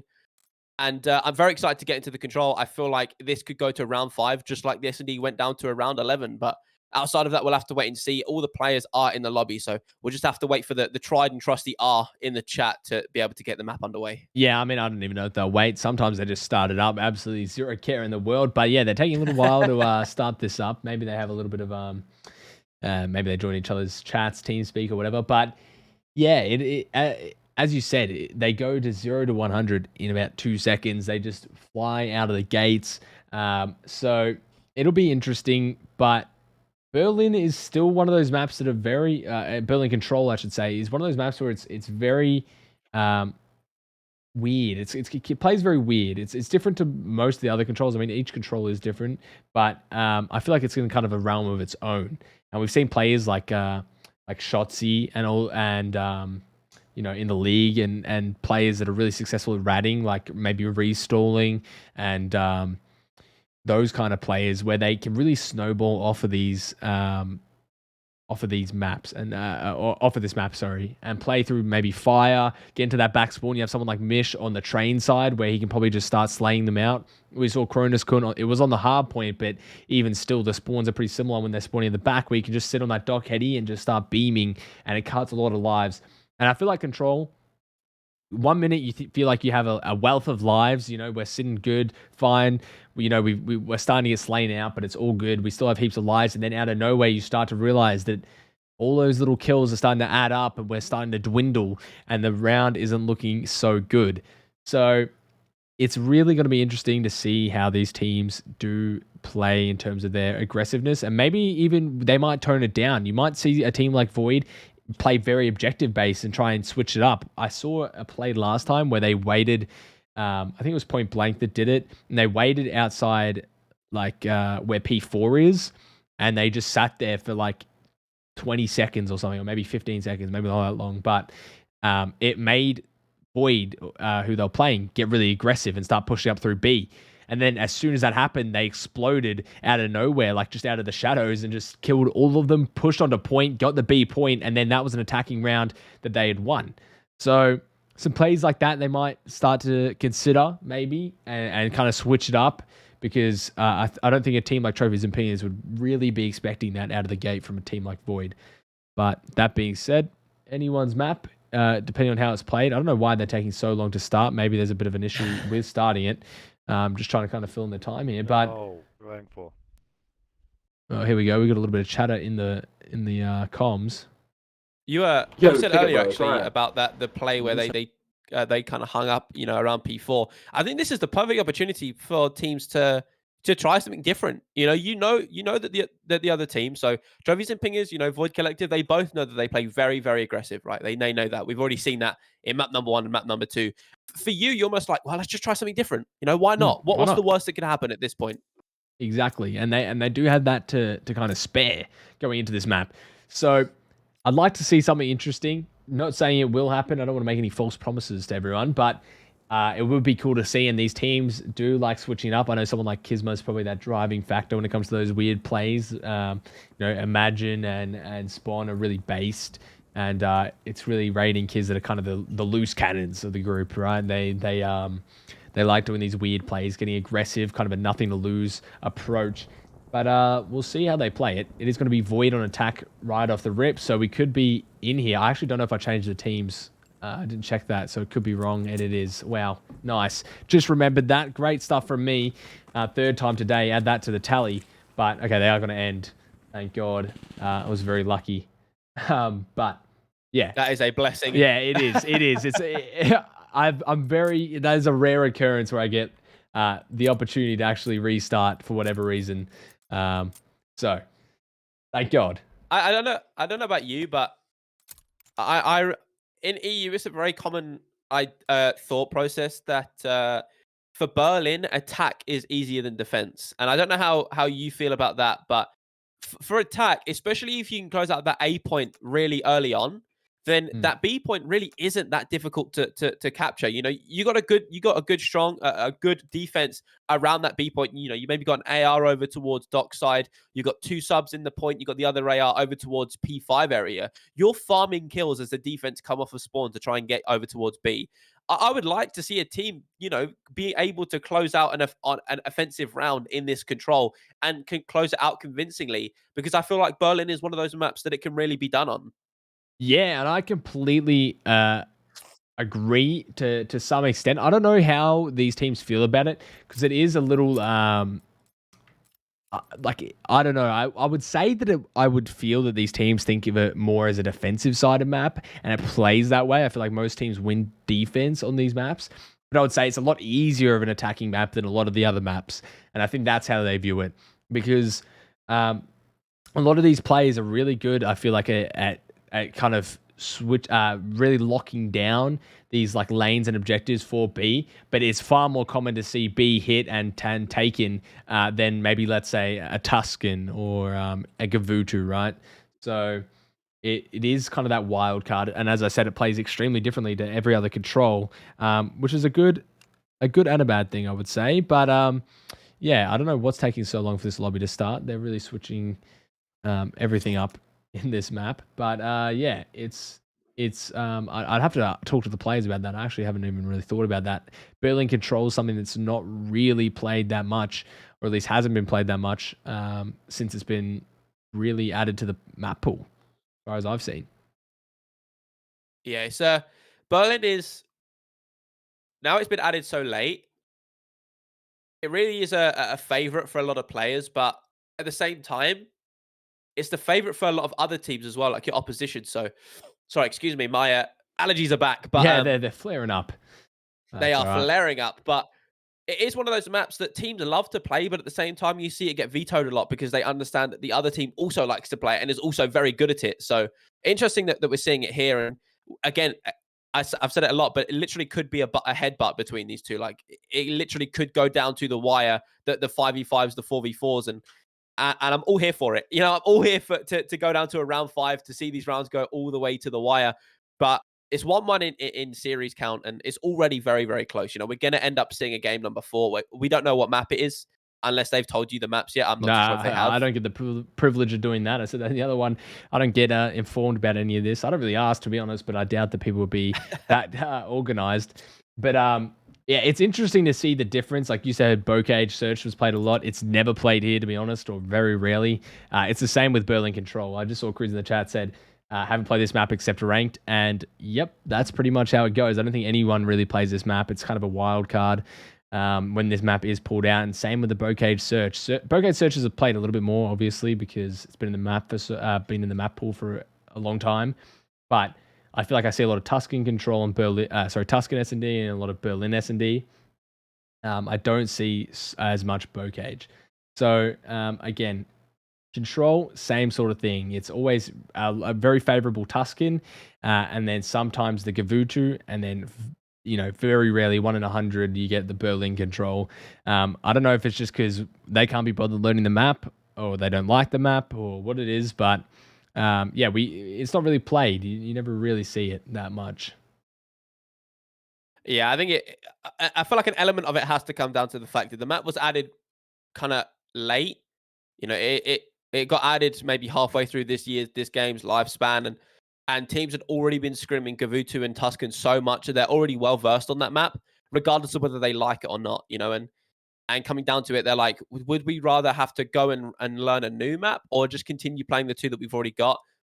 The map pool wasn't, large this year. It didn't take teams very long to learn the maps, but adding another map into that really, pushes you with your passion and your determination to develop. And I feel like that's already been hard enough with this game as it is. So I understand teams not really wanting to play Berlin, because it's a new map and it's fun to play, but there's a difference between enjoying it and then having to learn it. And so I understand that.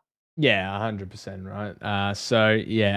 I'm not sure whether teams kind of stand on it in that regard, but all I know is that it doesn't get played often, and we're about to see it here. So I think that these teams will kind of just go head to head and clash. I think that Void is having a little bit of issue here with Imagine, and there he is. He has popped in, but yeah, it's always interesting to see. I love these little wild cards, these little the maps that aren't played as much, to see it. It's a nice fresh, it's a kind of a fresh face in the control. So loading back in off rip, just making sure that I do have the teams the right way, which I do, and it'll be very, very interesting. Yeah, we're loading into the Berlin control now. If the sides are the same, then it is trophies and pingers on offense for round number 1. And off of the rip here, this break is going to be super important for them to see where they decide to go.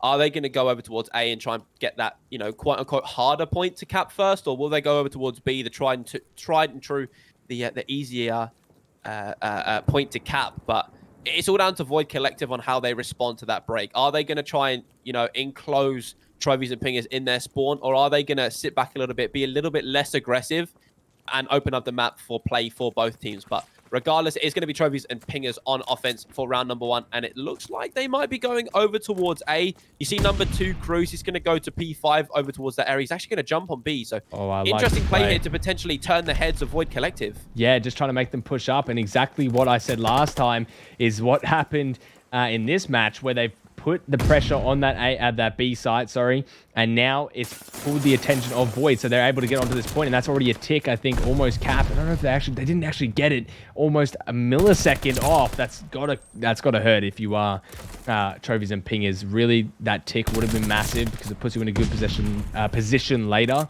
and also allows you to kind of have that tick secured. So if you cap B, you've at least got a 1 tick advantage coming into that A. Yeah, going into the rest of this round, you've got Licky on this B point. He's been able to find a kill there, won't be able to find Imagine, and he didn't even get that tick on B. And so far, it's 2 times now that trophies and pingers have been so close to getting at least a tick, but they haven't been able to close it out. Mish coming in from behind, working his way all the way up street, going to be able to jump on A. And actually, he's played that really, really well, because he understands that Void is pushed up towards his spawn, so he has room to work with, but he's just not got any teammates there to help him around whatsoever. And right now, it's literally just back and forth for Void Collective. They get a few kills, and they see someone's jumped on the point, they run back. They pick that kill up, they run back towards the spawn of trophies and pingers. At the moment, trophies and pingers not really being able to do much on the map. Yeah, I'm almost convinced Mish has some sort of eye deficiency or something, because he misses kills left, right, and center. He's just seen Rain go around outers and then watched Glass, but he's constantly missing kills. But apart from that, they've done a really good job at trying to hit this B site, this A site, but nothing's really come through for them. They almost had that first tick, and unfortunately weren't able to get any more onto it. Also, Imagine 9-1 on a 6 streak, just putting on an absolute clinic here. Make that 10-1, 7 streak for Imagine. And this is what I was talking about before. Usually that kind of star player for Void, always getting insane kills. He also plays on 80 FOV, which is gross, first of all.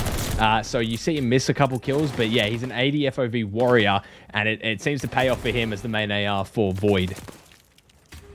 80 FOV. My respect for the guy has just gone through the roof. I would not. I'm sorry. 82 FOV is painful to look at, but regardless, he was up to 11-2. He's got full streaks to utilize. And Void Collective, you're going to win this round, and you're looking pretty comfy at the moment. You know, you're going 1-0 up in this control. You're on offense next, but you've got streaks to work with. You know, you've been slaying out across the map. You know that your slaying ability is there. You've got streaks to utilize. This next round is going to look very comfy for them.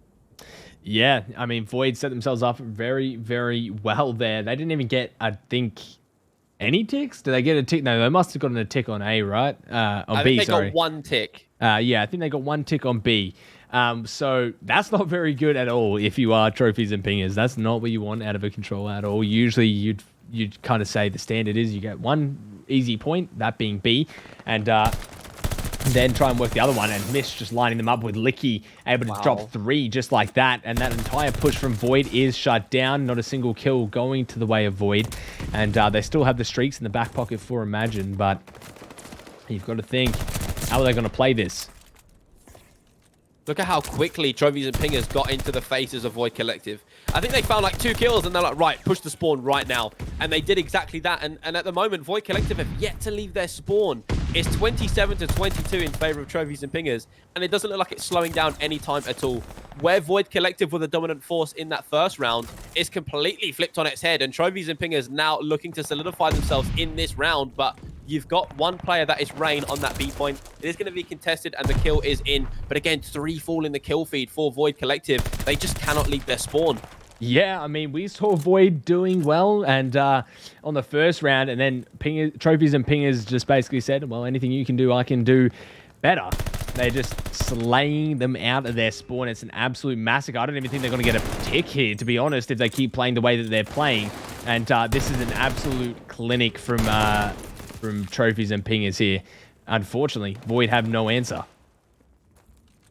They literally cannot get anywhere. Like, we can say loads, but in reality, and what we're seeing here, Trophies and Pingers have grabbed a hold of this round, and Void Collective literally, they've got 1 point on B, but there's 12 seconds left. They cannot do anything on the map. 17 lives to 11, and they might be able to close out B here, but it's Kismet left all alone, and these Trophies and Pingers players starting to surround him. They might be able to find this kill. Going to go in for the challenge, and there we go. Kismet's going to fall. Imagine's going to fall as well. 10 seconds left on the map, and JHR with a massive kill, and the body shots there onto Spawn to be able to take him down, and this round looking like it is going to be over. Yeah, that was a very impressive round from Trophies and Pingers. Honestly, somehow looked even more dominant than Void in the first round. I'm not sure if anyone got streaks. Wasn't really paying attention to that, to be honest. I was just in awe watching this. But if they do, then it's going to be a little bit more interesting in the direction that this goes. No one was able to secure streaks, but Mish 15-9, Imagine on the other end 15-10, and there's a little bit of friendly banter between these two, both being ARs. Every time they verse, it's a bit of a banter, I guess.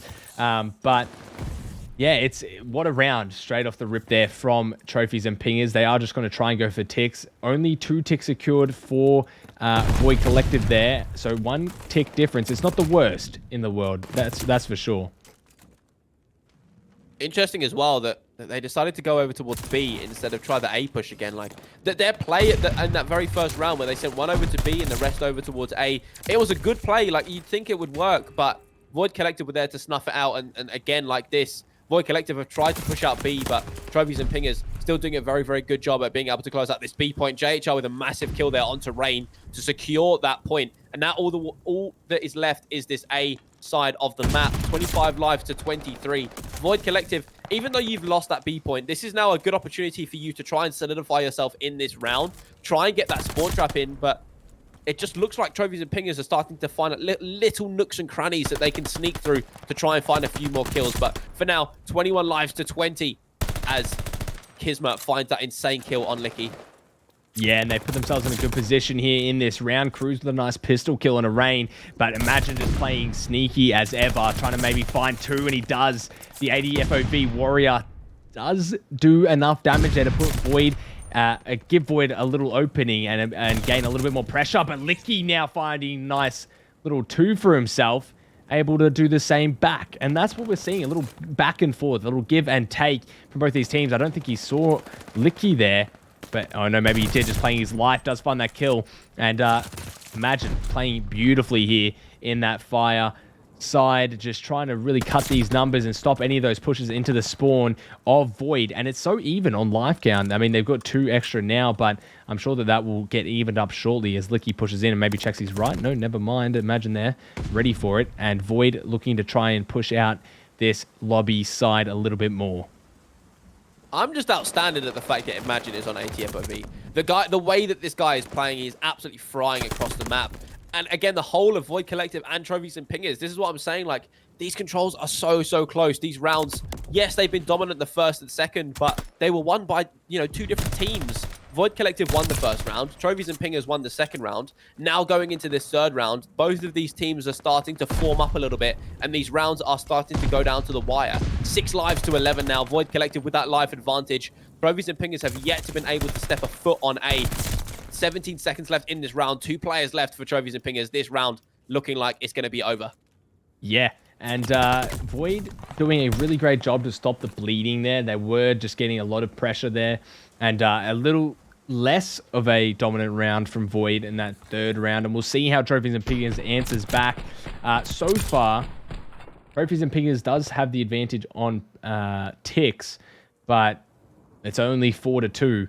And definitely winnable if Void just goes for a quick B hit here.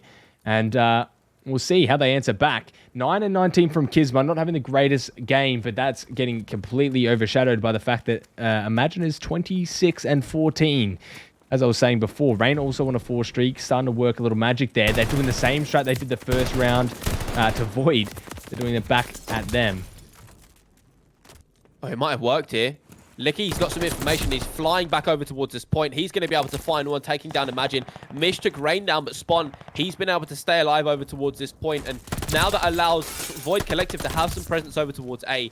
If Spawn can stay alive, then that allows his teammates to get close. But at the moment, his teammates are falling as they come off of Spawn. Spawn is going to fall as well. And it's all down to Imagine to wait for his teammates to come and give him some assistance. But bullets are flying all around his head and all around this map. The start of this round has been very quick. Yeah, and I mean, that is what we've seen out of the gate. They are just so aggressive, so ready to get into the fight. JHR getting some weird shots here with the pistol. But, yeah, no, it's going to be looking like Void might be able to get this tick onto B, and that's already half the progress they need to secure a round 5 defense, which I think is the favorable side. We've seen no one win an attack, and just the defenses being dominant, and that's what I was trying to say earlier. I don't really think that people find attack that good on this map, especially in our region. You were saying that they prefer it in EU, but we're seeing it here. Now Slide's coming in. Close range gunfight with that AR. Mish unable to find it, and now they're starting to get some pressure onto A. That's the second tick they needed. B also ticking away. That's going to be the entire round 5 going towards Void Collective.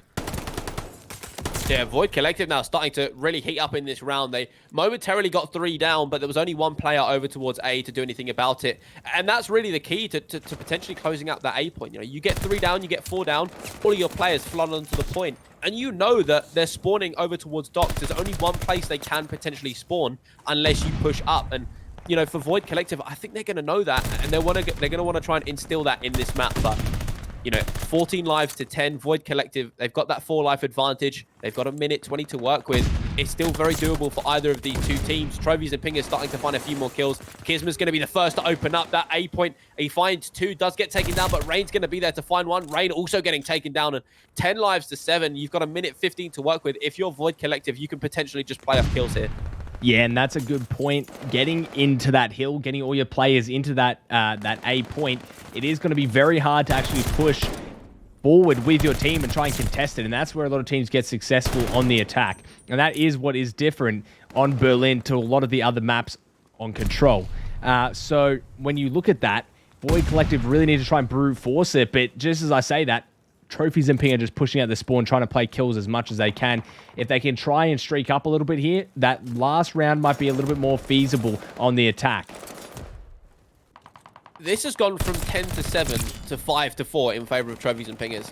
Void Collective, as soon as they got pushed away from that A point, they have not really been able to do anything. It's now a 1 versus 4 as Rain gets taken down, all down to spawn, and we're probably going to go down to a round 5 here, and it is going to be Void Collective with the defense, but Bond's still alive. He's got 17 seconds to work with. He's going to need a hope and a prayer. He does get taken down, and Trophies and Pingers force it to that round 5, and I believe that it is going to be Void Collective on defense. Yeah, they did inch them out in the ticks. Unfortunately, that round 1 just too difficult for Trophies and Pingers to find any sort of progress on a point. But whoever wins this map, and it's looking like it's going to go in the direction of Void Collective, but obviously we can't count any of them out. We've just seen some beautiful control played by both of these teams, is really looking favorable. And I think that Trophies and Pingers need this map to stay in this, because I don't think that they're going to win the next hard point. They're more than capable of it, but judging how dominant Void's been on the hard points recently, it's just going to be so difficult. But getting this win would be very, very good, and they're getting 2 ticks already onto A. Just as I say that, they're doing what they need to do to win this attack, and it's all up to Licky here to try and push him with a sub. Not enough kills going away of Trophies, but enough damage has been done. 2 ticks secured. You've got to think that it's going to be a lot easier for them to try and make that opening attack onto the A point once they secure B. Trophies and Pingers have just done something it's so important there. They got 2 ticks over towards A, and so being able to close out this B point should be relatively easy for them. They've been able to find all the kills across the map. It was Imagine left alive as 3 of his teammates fell, and at B point looking like it's going to get closed out. Trophies and Pingers now starting to heat up. They're already making their way over towards A. Mish, he's been able to find 1. I don't think he's been able to find Rain here, but his position is known. He's trying to play his life, goes in for the tunnel. He does get taken down, and that B point, it has been closed out. 21 lives to 20. Make that 20 lives to 20. Void Collective, this round has been ripped from your grasp. You have got to try and clutch up and set up here and prepare for the onslaught that Trophies and Pingers are going to bring to your front door. Yeah, and I actually really like this play from Licky. If he can try and allow his team to get in and start slaying out the kills, then he can start cutting the numbers and make this a lot easier to try and find those kills. So try and get into that tick on A. But unfortunately, team unable to really find too many kills on the side of lobby, and the streak comes through and takes down Mish. Trades coming through left and right. Not really much going on here for Trophies and Pingers. Does find that kill. Mish able to find at least 1, but 15-7, it's not looking great. 34 apiece for Mish and Imagine. Both are putting up impressive stats, but it's about who can close this out. A minute wasted as well out of that 2-minute to work with, and yeah, Trophies and Pingers not looking favorable. Now you're in a position where Trophies and Pingers are starting to flood down one single lane, and for Void Collective, all you've got to do is just hold the pre-aim, and they walk right into your line of sight anyway. You don't really have to do too much. Now it comes down to Trophies and Pingers being able to double chow, you know, that gun skill working in their favor, but 14 lives to 8. This round has been reacquired by Void Collective, I think is the best way to put it. They didn't really have much of a hold of it in the first round, but now they've been able to solidify it a little bit more. 13 lives to 8. Cruz is going to try and do something about it. Been able to take Spawn down.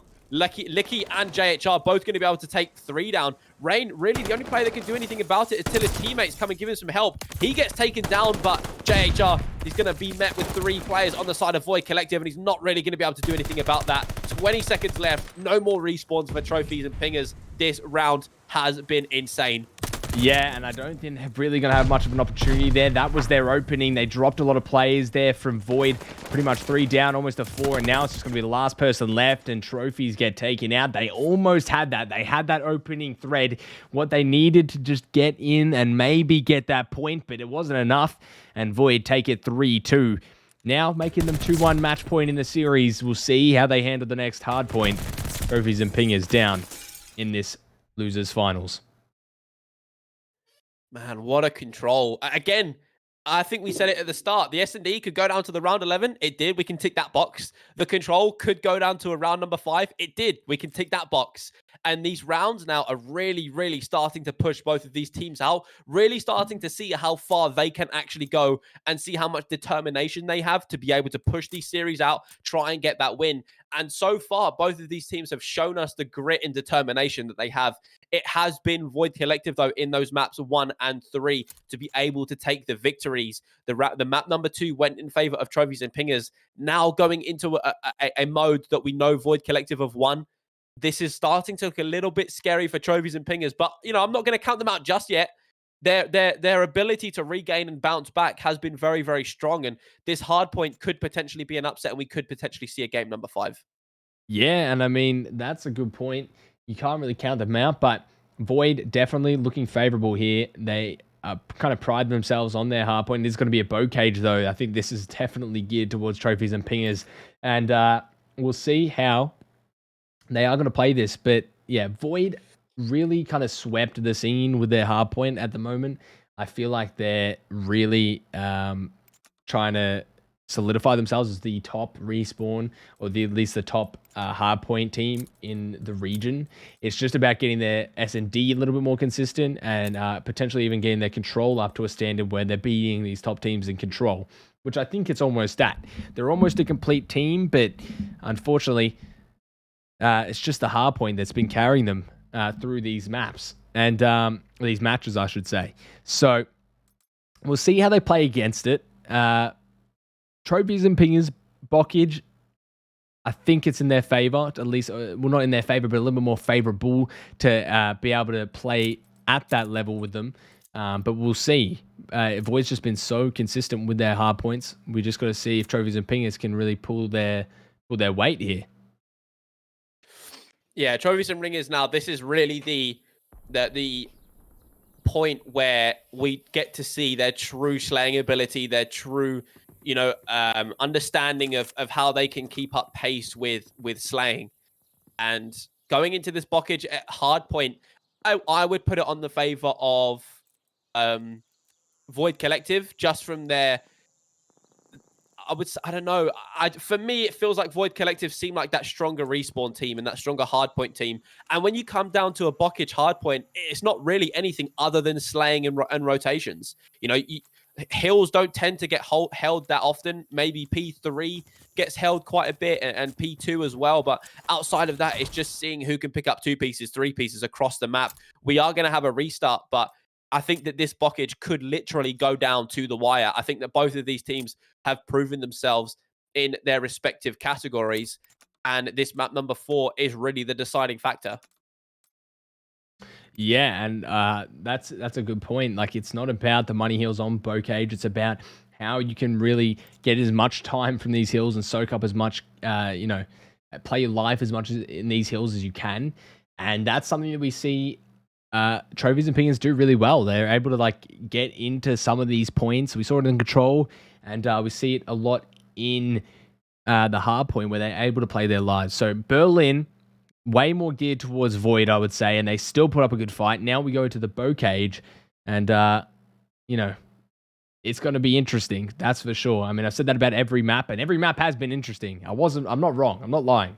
Every map has been a bit of a toss-up, but going into it, you've got to think Void does have the advantage, but you know, it's just, you can never count these teams out. Not only in APAC, I feel like, I don't know how it is in EU, but every year we have teams that just surprise us. Last year, it was a JHR was on it. It was JHR, a player, Alcazar, you know, who I don't think he's playing at the moment, and a player who was recently banned for being underage.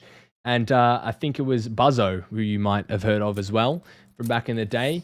But yeah, that team just out of nowhere just started winning cups on a game like Cold War, where it's not like Vanguard, where it seems like any team kind of has, you know, it's Vanguard, not COD sort of thing.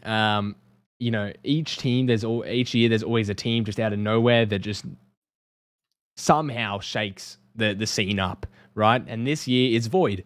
Void out of nowhere was nowhere near the top 3 contender, and then out of just last cup wins it. out of nowhere. So each year we have something like that. There's always teams that impress and go that extra distance. And Trophies and Pingers, if they were to go to this winners finals, would be kind of solidifying themselves in that place as well. It's a team you don't really expect to go to top 2, especially when August, Mind Freak, and Void and Point Blank are in here. So it's a really big match here, and we'll see if they can take this map. But yeah, it's crazy. If you're Trophies and Pingers, right, you're already going to be proud of the performance that you've put up. You've been able to take down a team like August, former Renegades, former professional players, and you've gone and beaten them, knocked them out of this cup. And, it's only one cup, but outside of that, like, it's still an incredible performance. You're now in losers final against Void Collective in a map number 4 that you've been able to stretch out. You won the S&D. You're now trying to bank on the fact that either Void Collective start making mistakes in the hard point, or you're so fired up, you're so energized that you just start playing unreal Call of Duty. But we are about to see the start of this map number 4, Bockage hardpoint, and it is going to be Trophies and Pingers on this P2 side. Yeah, and we will see how the break comes out, and it is going to be Trophies and Pingers be on the back foot. But as I say that, Cruz picks up 2, and JHR with the help, looking to pick up the 4th, possibly. All up to Imagine going around this outside area. And it's really going to be interesting. Trophies and Pingers might honestly be able to pull this off. I wouldn't put it past them at all. As you said, it's all about who wants it more sort of situation, who's got the fight in them and can really pull this off. So we'll see. Off the break, it is going to be Trophies and Pingers coming out on top, but blockage really doesn't mean a lot coming out off rip because the spawns flip that often, and it's such a kind of 50-50 map. It's just all about getting as many kills as you can, but Cruz out of nowhere just snapping onto 2, make that a 3rd as he collects Kisma. Wow, I mean, what a start so far. What a start there, especially from Trophies and Pingers. Again, I feel like when you go into series like this where you've got Void Collective, they're the more quote-unquote recognizable team. Everyone's like, oh, Trophies and Pingers could do it, but realistically, we think Void Collective's going to win. But at the start of this hard point, Trophies and Pingers like, hold on a second, don't count us out just yet. We're still here. We're still very prevalent in this series. And a lot of the kills now across the map going in their favor. They've been able to get a bit of time on P1, now starting to hold P2. Again, if they can chain this towards P3, this hard point could be a quote-unquote upset, and we could go to a game 5. But for now, it is going to be Void Collective who've been able to push onto P2. They found a few kills across the map, a few very important kills at that, but they can't stay alive for much as they do get taken down, and Trophies and Pingers look to rotate over towards P3. Yeah, and that's something that we really don't see too often, especially against a team like Void, where they just come off the break really weak. I feel like that's where Void struggle. Where Void are really prominent. But okay, Rain shooting some bodies there. I think his trigger was a little stuck just on Mish there. But yeah, Void are really good off the break, right? They always come on top on the break. They struggle to hold, and then they're really good at their breaks and their rotations. But just there, we see Trophies and Pingers come out off rip and somehow come out on top against a team like Void. And I will say, and it is probably something to comment on as well, these players aren't like, oh my god, these players should never really make it sort of thing, right? Cruz went over to America, made a big name for himself over there, all things considered in the amateur scene. So already you have a big player under your belt. As I said, JHR was one of those players on the team last year that won a cup. Licky and Mish are probably the 2 that you wouldn't expect to make it this far as part of the team, but they more than hold their own, as we've seen earlier in the hard points and the searches. Mish able to make those key plays for Trophies and Pingers. So, as I said, this team is a bit of an underdog because it's kind of a thrown together team, but all these players more than capable of pulling this off. That P3 for Void Collective really has done them wonders. When they tried to push onto P2, Trophies and Pingers were continuing to extend their lead, but as we've come from P3, it's Void Collective who have taken that lead, and now lots and lots of scrappy gunfights happening for this Barn Hill. Cruz has been able to find a massive 2. JHR finds one as well, but Spawn finds 2 with the nade. I'm not too sure what Cruz is doing there. Tried to return to sender, but didn't have enough time, and the grenade blew up right in his face, and Void Collective have been able to utilize that to push onto this hill. There's 20 seconds left of time, and still lots and lots of gunfights happening around it, but if you're Void Collective, you're sitting pretty comfy at the moment. You know you've got advantage spawns for P5. You've still got that lead, and for trophies and pingers, I would potentially think about rotating. You see number 4 in the minimap. He might get taken down here, and he does. Gets taken down by Kisma, who is just watching that backside of the map. And for Void Collective now, it is all about holding off from trophies and pingers. You know they're going to be here, and they're going to be here in strong numbers, and it's all about trying to keep them as far away from this point as possible. Yeah, and unfortunately, Licky is going to get caught out there, and Mish last time through the back, as you mentioned, got caught out, so the rotation wasn't through, but still points ticking over towards trophies and pinger here, and that's something that we see happen a lot on this P5, as it's really, I mean, most of these hills are a bit contest, you know, neutral hills, I should say. Maybe not P3 as much, and but definitely P2 and definitely P5 and P1. So we're seeing trophies and pingers really just play the objective, which they're really good at, and what was so successful against Auglis, they got outslayed there, but still somehow won and took out the victories, especially on the respawn. So it's something that trophies and pingers are really good at, and JHR being a key factor here, just running those routes as a sub and taking care of any players that are stragglers for Void and just cutting the numbers for them. JHR right now really playing like a prime Dylan Envoy, I think is the best way to describe him. He's always taking those routes, always getting behind the players and finding those super sneaky plays. He has been taken down, but he was pivotal in the ability of trophies and pingers to be able to hold that P5. And something I was going to say earlier is we saw something super unconventional there in the fact of Void Collective had the advantage spawns for P5. You know, you think, okay, if you've got those back spawns, you're generally going to be able to hold that P5. But trophies and pingers had essentially put them in a spawn trap. They literally could not leave their spawn. All the kills had gone in favor of trophies and pingers. Void Collective still have the lead in this hard point, but if trophies can continue to play like that, then it could continue to be a very close hard point. Again, they've been able to get back onto this P1. Not a hill that you particularly see many points being grabbed off from, but if Void Collective, or if trophies and pingers can hold P2 like they did, we could see the lead flip. Yeah, and you mentioned unconventional. Welcome to APAC. That's all we do. I swear you see some of these teams, you would never think that it would work, ever, and they pull it off. We have some weird ways of doing things, and it's very different, I feel like, because we just don't have any of that kind of... I know this is kind of an issue in EU, but even less here. One, player count isn't that much. We don't have a lot of teams, so you kind of just got to work and develop against, you know, the small team pool that we have. But two, as well, you've got to, you don't have a lot of international experience. I know that it is hard for EU as well, but I feel like there's a lot more opportunities, or chances at least, even though they are all in NA. But orgs are a lot more willing to fund and have a lot more funding behind them. So... yeah, APAC, we're kind of left on our own, and we do come up with some weird stuff and then somehow make some weird plays kind of work. But yeah, coming in here, it is going to be neck and neck. I mean, that's what you really see from Vocage a lot of the time, is it's very even. But really showing here that this series could go either way here. Yeah, going over towards this P3, this bottom granny's hill. This was Void Collectives to take. I believe they got 50 points, 40 points on this hill. They got almost all of it. And now going into this second rotation, they're going to look to try and repeat the same thing. But you've got Mish over towards that gate heady, not allowing any players to get off of spawn. There are 2 Void Collective players on the point, but they are quickly falling in numbers. Again, Licky coming up from behind, going to be able to take Rain down. Does get traded out, but again, there's enough time for trophies and pingers players to start flying around this point. Void Collective, though, they've got strength in numbers. 4 players all crowded around that point. They have decided to push off. And as soon as they push off, trophies and pingers are there, finding those kills and stopping Void Collective from getting any more time. Yeah, and P3 was a pivotal moment for Void earlier in this rotation, and it's going to be that kind of pivotal moment again. They seem to have a really good hold on P3, finally gaining that lead, and a 20-point lead in Bocage is honestly like maybe a 30, 40-point lead in another map. It's so hard to gain like a large number of points on Bocage, because there's just not really a lot of hills that you can just consistently hold and make good time out of. But here we go. Void doing a good job of that. And now Trophies and Ping is able to get that P4, which we saw last time as well. It's a bit of a deja vu moment, almost playing out the exact same way for both rotations.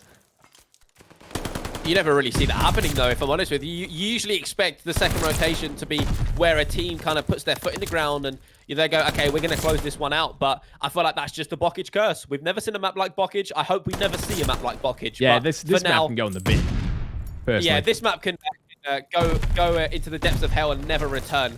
But outside of that, it's the map that we have been presented with right now, and it is a very, very close hard point, 161 to 158. Trophies and Pingers looking like they're going to get the scraps over towards Barn, but it's all the gunfights now happening over towards P5 as 2 full for Trophies and Pingers. As this next hill pops, it's going to be Void Collective with that advantage. They just have to try and hold it. Yeah, and I don't know if I love that from Gizmo. I know he's just trying to get the info so we can now read the missions in the back, but now they're just going to start to get slayed out, and some points are going to be going towards Trophies and Pingers. This is exactly what we saw last time. Mish now getting a bit Licky getting a bit aggressive with that subby now, shooting some bodies, returning the favor from Rain earlier on. And yeah, Void looking like they're struggling on this P5 once again. Somehow, some way, Trophies and Pingers are finding some points on this P5. Almost the same thing happened there again, where Trophies and Pingers didn't have the spawns, but, they were just finding the kills on Void Collective. For Void, though, they've been able to push out from that. They've learned from their mistakes in the first rotate. Oh, I say that, but Licky comes in with a massive 2. Kisma's been able to find JHR. Licky, unfortunately, does get taken down, but again, no solid holds for this P5 time. We're going into a second rotation where Trophies and Pingers finally have the lead. They have about an 11-point advantage, which really isn't a lot in the grand scheme of things. This hard point is still neck and neck, going all the way down to the wire. This is our 3rd rotation of hills. This is literally anyone's game. Yeah, I mean, P1 is going to be one of those pivotal hills. Cruz just needs to soak up as much time as he can, and Trophies and Pingers are doing a good job of delaying any of these players from Void to get to this P1 and try and contest this hill. And that is a team, that is something that we see a lot from teams. If you can hold the P1, if you can get a lot of time on P1, it makes it very difficult for the teams, to find some of these neutral hills and come out on top. So they've done a really great job there. Even if Void somehow gets all this time on P1, which they're not, it's going to be very hard for them to try and inch this out on P2. Interestingly, there was a moment where Void Collective had all 4 players around P1 but just didn't jump on it, as if they were trying to play for next instead of focusing on the time that they had. And now almost they've shot themselves in the foot. All the players of Void Collective currently being pushed out from the map, and where they tried to play for P2, Trophies and Pingers read it, and they've been able to jump on this hill. Void Collective cannot get anywhere close at the moment. They're all spawning over towards that back A plat area, that back A bomb site, and they're just flooding into the site of Trophies and Pingers, and almost all the kills across the map going in favor of the boys in blue. Yeah, I mean, it's getting a little bit more even now as we close out this P2, and Void actually going to come out on top. But as you said, I mean, when you come to these final moments of this hardpoint, especially Bocage, it's going to be so crucial to get as many points as you can. Even those little scrap times, 3-4 seconds, is going to make a world of difference at the end of the day, because it's so easy to contest these hills and so easy to try and get, in and out and flip spawns. So we're seeing this now.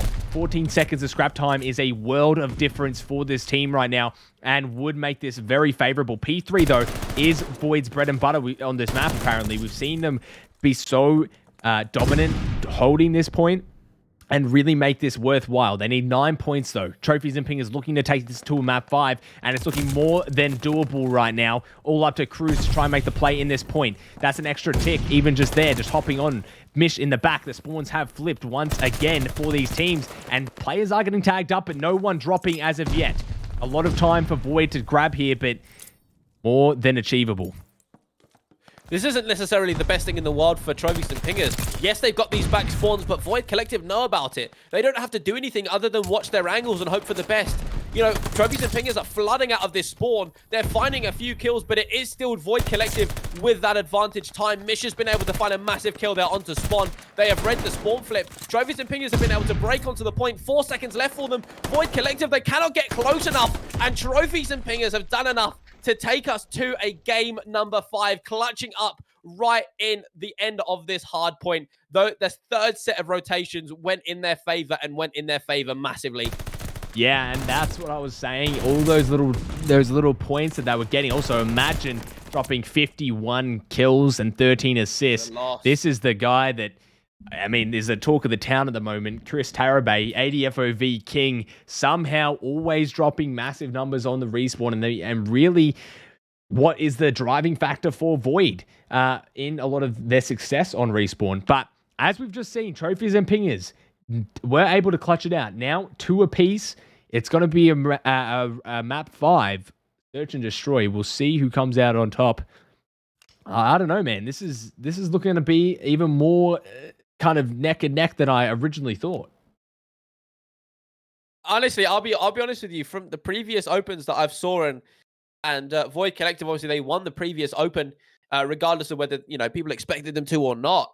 I thought that this was going to be a potential 3-0, 3-1 in favor of Void Collective. I understand that Cruz has come back from America. He made a name for himself over there. He's a very, very confident and respectful pro and foe against this team. But outside of that, this series has not really gone the way that either of us expected. We're now going into a game number 5 where it's literally anyone's game. Map number 2 went down to around 11. I have no doubts that this will play out similarly. We are going onto a Berlin S&D, and this is literally anyone's game. Yeah, I mean, we've seen it. This is kind of one of the things that, APAC is honestly known for, man. You watch this year after year, and it's seriously, there's always an upset. There's always one team that surprises everyone and somehow makes, out of nowhere just makes an upset. And although this will be a small upset in terms of trophies and pingers beating Void, it's by no means a team that really I saw coming, at least in terms of making this a map 5 and really putting this down to the wire. But the job's not finished. Void, more than capable. Trophies and pingers, more than capable. Now it's just a toss-up. Berlin, search and destroy. Who's going to come out on top of that? No idea. But it's really just something that you've just got to sit back and watch and find out how it plays out. We're almost into winners finals as well. This team is going to move forwards. Who's going to win?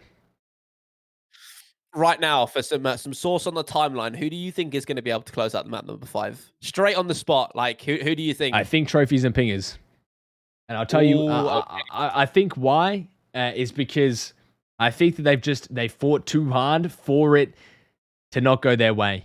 It's kind of like the other time that we saw Point Blank versus Auglis, and Auglis clawed their way through losers finals, all the way through to losers finals, and then came to the 2 best of 5s that they had to win. They win the first best of 5. It was just no chance that they weren't keeping that momentum. They just had what it took.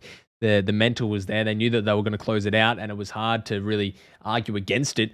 But that being said, Point Blank are in the winners finals awaiting this team. I mean, this is a mammoth match. Its tensions are higher in losers finals. It's already so tiring.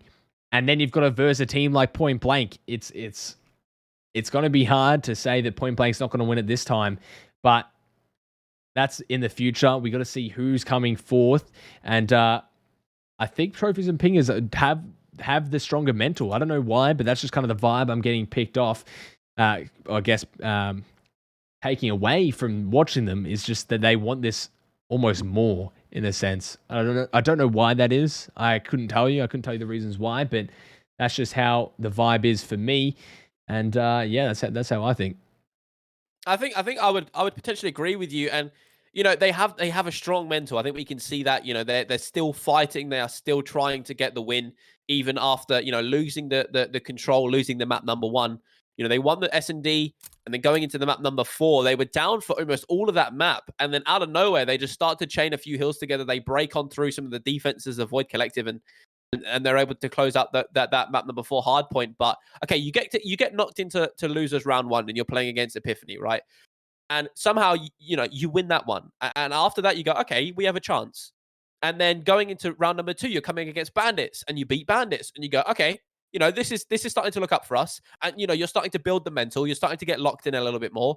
You go, okay, we're now playing up against Auglis. This could be a potentially difficult battle for us. And it wasn't easy. It wasn't too hard, though, I think I would say.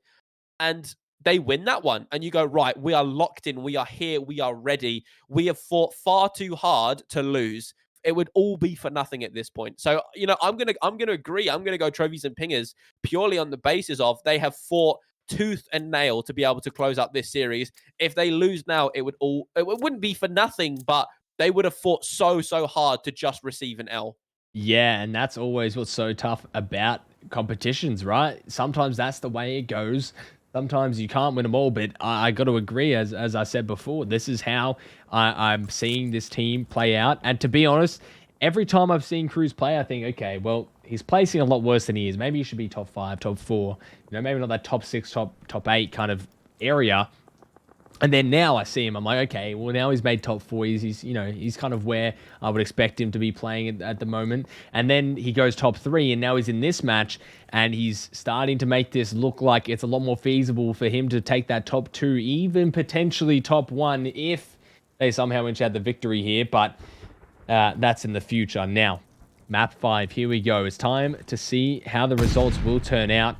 Trophies and pingers on the defense. It is going to be an attack from Void Collective. Spawn, the bomb carrier for Void, getting tagged up. We saw him have an absolute abysmal game the other match, sorry. 0-9, I think he went at the end. But there we go, already breaking the curse on this map. 1-0 off rip, getting the first blood, and the bomb down for Void Collective.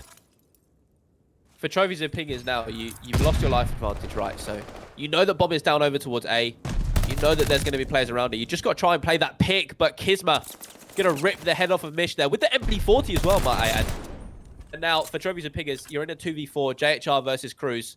How are you going to respond? You've been able to find a kill, taking down Imagine, the ATF Warrior, but you've got to get those kills and get the defuse as well. Last player up is going to be JHR, left in the 1v3, and he can't quite do it.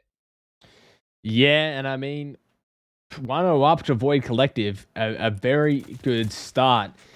But we've seen trophies and pingers bring it back before. It's never really over till it's over. This team was down 5-3 in the last Search and Destroy, and now we're going to see a little advantage going to Void Collective early on this Search and Destroy.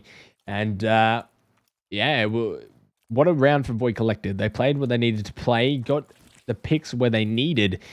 Now it's up to trophies and pingers to really answer back. They're going to go for a B hit. I feel like this map is kind of geared towards B. A is kind of one of those sites where it's, if you get the bomb down, it's a little bit easier to hold. There's so many places you can bomb check, where B, it's a little bit easy to get the bomb down, but maybe not so easy to play that post plant. So we'll see how trophies and pingers actually go about this, but shots coming out from Mish, not able to find any kills, and a bit of a stalemate so far. A bit of an interesting play here as well from trophies and pingers, where you've got bomb kind of over towards this P2, this P5 area of the map, where, you know, wherever the kills go, that really dictates where you move. So at the moment, it still looks like they're trying to play over towards B, but again, I feel like they're playing this a little bit too slow. They're trying to wait to see what Void Collective does, but at the same time, Void Collective is trying to wait to see what trophies and pingers does. Now the map is starting to open up a little bit. Left in a 3v2 as JSR Cruz and Mish both forward. The 2v1 and Void Collective again close out another round. They've now won an offense and a defensive round. Trophies and pingers currently being left in the dirt a little bit. Yeah, and another successful round from Void Collective, and this is something you definitely don't want if you are trophies and pingers. You don't want them to get the momentum and start gaining that traction, because I think Void really thrives off of that. But trophies and pingers still more than in this game. Only 2 rounds in. You've got to start making some ground. A round here would be great, especially for the confidence and the momentum, at least halting that a little bit from Void. And it's going to be Cruz watching the cross here with the AR, trying to get this angle through the gate, but another A hit from Void. Very interesting, at least kind of working towards that A. Nothing really set in stone, and a very split setup from trophies and pingers. You've got 2 on each site.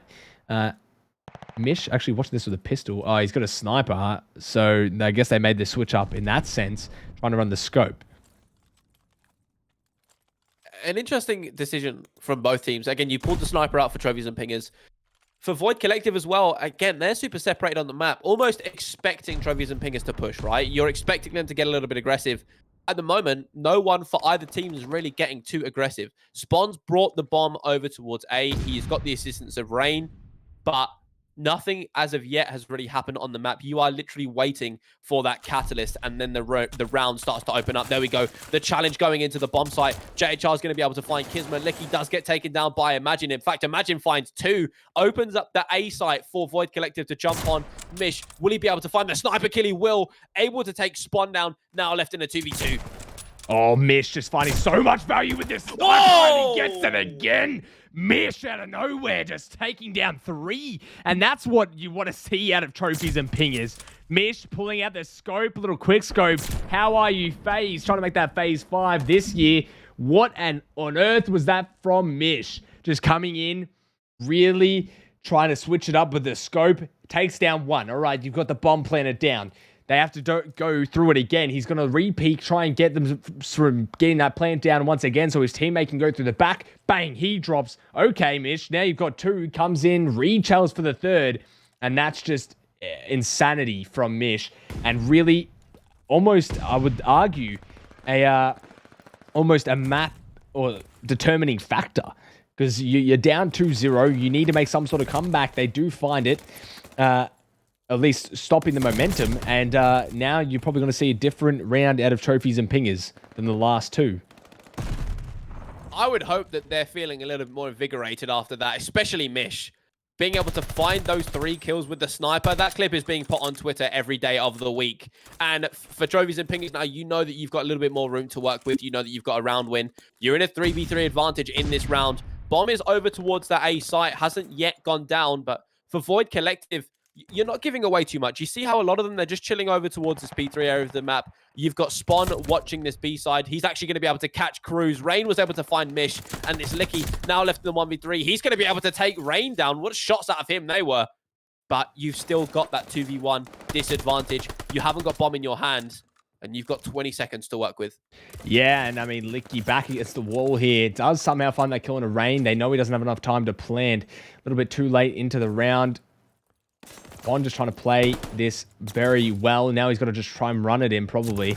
And, yeah, the pinch comes through for Void Collective. And I was about to say, you know, a different round coming out of trophies and pingers, but just a testament to really the mental of Void.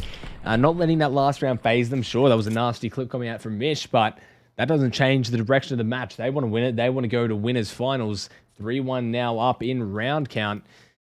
And trophies and pingers a bit on the back foot here. I'm telling you, if I get 3-piece by a sniper, I'm all F4ing out of ranked play.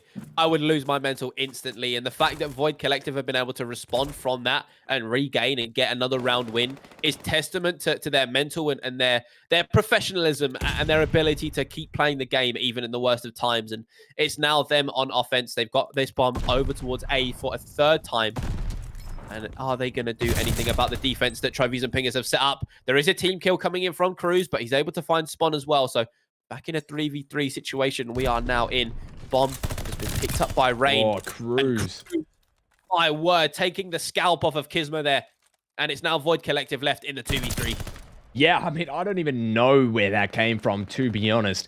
That was an insane little kill coming out from Cruz. He's gotten 2 down, and he's going to make it a 3rd there for the round. And extremely well played from Trophies and Pingers. Unfortunately, the team kill comes through early onto Licky, but you've made it happen for, you know, your team. And it's now a little bit more even. It's not so clear-cut. 3-1 now, 3-2. Round difference. This is looking like it's geared in a different direction now that Trophies and Pinger are coming alive here.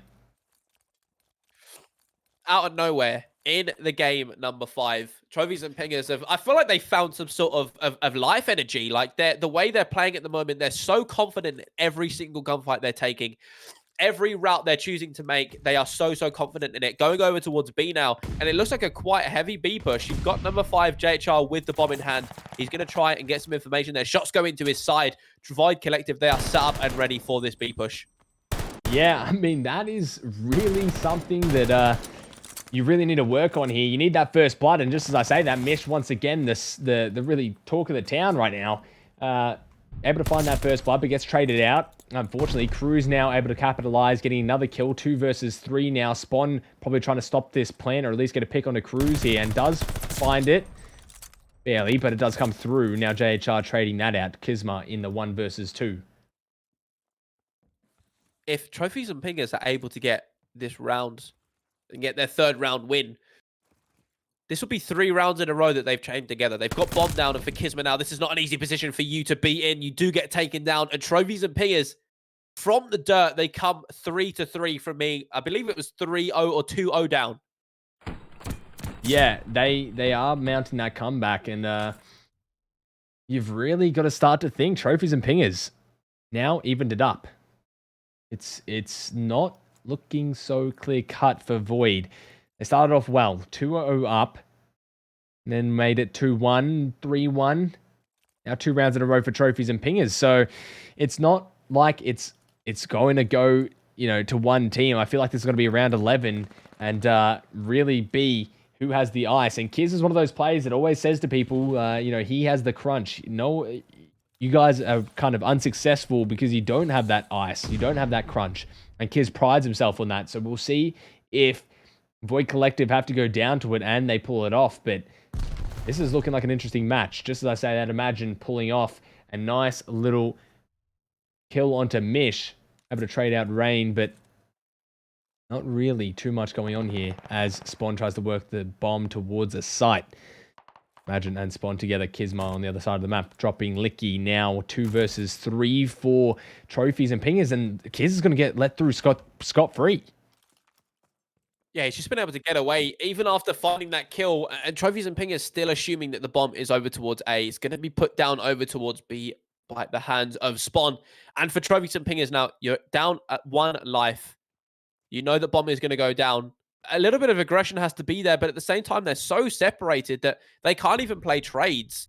If JHR gets taken down now, crossing over towards B, who is there to pick up his trade? No one. And it's now down to Cruz, left in the 1v3. This is really where that veteranship starts to come out. Can he find all 3 kills and get the bomb defused? We will have to wait and see, but unfortunately not. As soon as I speak, he gets taken down. So I should really just stop talking. But Void Collective able to get that round and end that little win streak from Trophies and Pingers. Yeah, what a insane kind of couple of rounds here in this search and destroy, but it's looking like around 11. I'm just gearing up for it. 4-3, and yeah, wow, it is going towards Void in that last round. Bomb now in the hands of Trophies and Pingers, so they need to mount an attack, but I don't think Void are going to be ready for it. Looks like they're going to set up towards B. Only one player of Void towards A, but it's Kisma somehow finding Licky and getting out with his life. No one there for the trade. That's going to be detrimental to Trophies and Pingers, and this honestly might be deja vu from what we saw last time if they go 5-3 up and Trophies and Pingers somehow mount the comeback. I just say that was brilliant timing from Kisma to be able to miss the first person going down the stairs, slide out of the door, find the second person there, and get away with his life. He might be able to find JHR as well, as he's just jumped straight over his head. In fact, he doesn't. They're both going to completely miss each other. Shots are going to go in, and Kisma, oh my word, what a kill that was out of him. Now bringing it to the 3v1 as it's Cruz last left alive, again left in a 1v3. This is not looking good for him or the side of Trophies and Pingers whatsoever. Yeah, now Cruz has to try and find these kills. Does find one, able to pick up the bomb now. Looking a little bit more likely that he's trying to pull this off. If he does pull off this clutch, this would be mammoth, but he doesn't. Now Void Collective up 5-3, match point. This is where the crunch time happens. This is where you've really got to start to pull it together if you are Trophies and Pingers. 5-3. At this point, you know that they came back from a 5v3 in the map number 2. For Void Collective, you're going to know that. You're going to be like, okay, this is the point where they chained 3 rounds together, and I believe they reverse swept, like a mini reverse sweep in the map number 2. And you are so close to closing out this S&D. You've got bomb. You're on offense. You're going over towards a bomb site that you know you can very comfortably take and get bomb down on. You've got to play perfect Call of Duty at this point. Be able to find the kills, get the bomb down, and install that setup in as quickly as possible.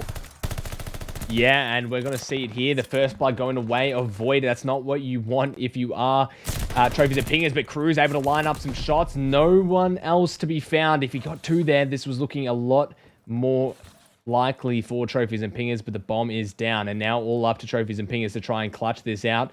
This is a precious situation if I've ever seen one. you're about to be knocked out. You need to try and win this round. Mish, can he clutch it out again for trophies and pingers? 15 seconds left. I don't think there's going to be enough time. And this might be Void moving on to the winners finals. And it's looking likely, doing everything they can. Mish, but Void just too good on the day, on the map.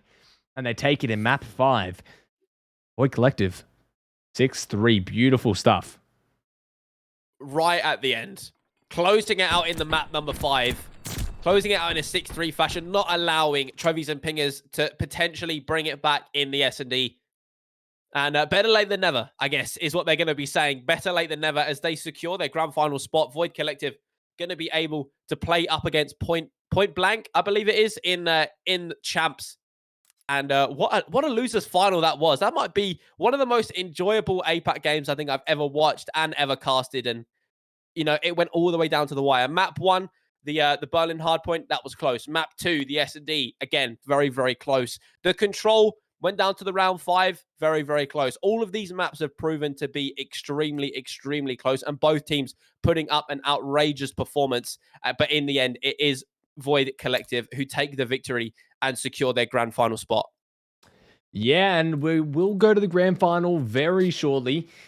It's just going to be up to Point Blank versus Void Collective now. A similar grand final to what we saw last time. But Point Blank in now, and also Void on the back foot. Got to win 2 best of 5s to make this happen. We'll see if Point Blank can clutch this out. But we will go to a short break. Hopefully not too long. And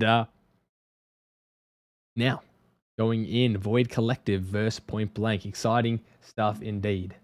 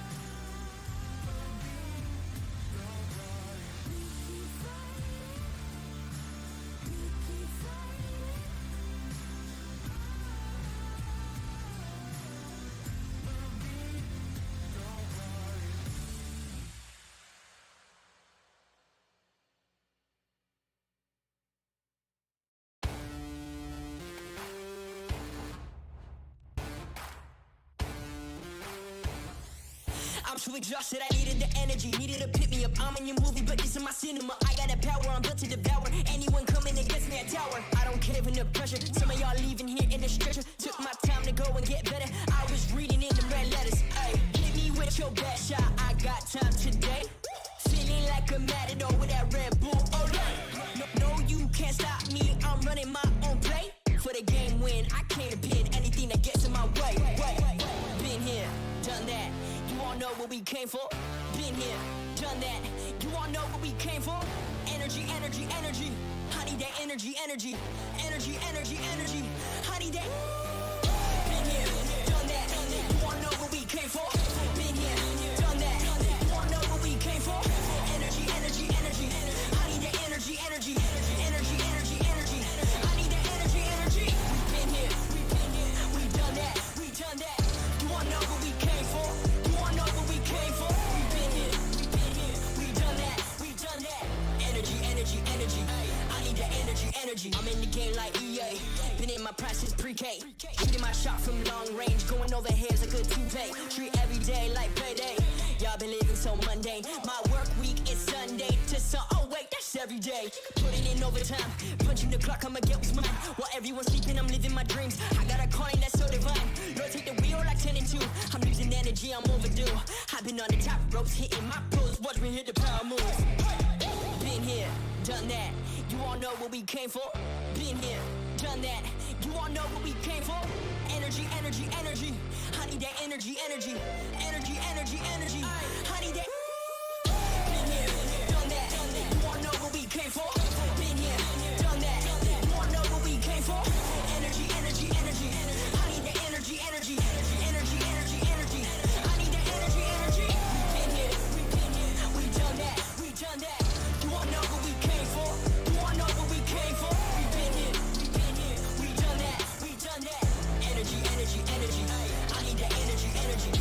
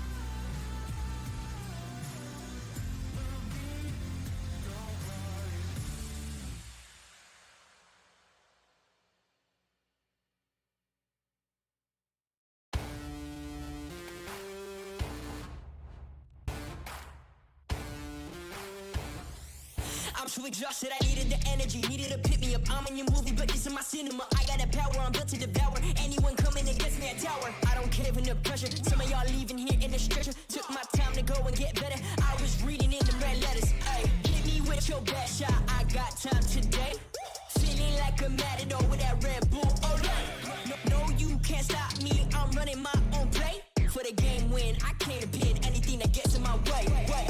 Been here, done that. You all know what we came for. Been here, done that. You all know what we came for. Energy, energy, energy. I need that energy, energy.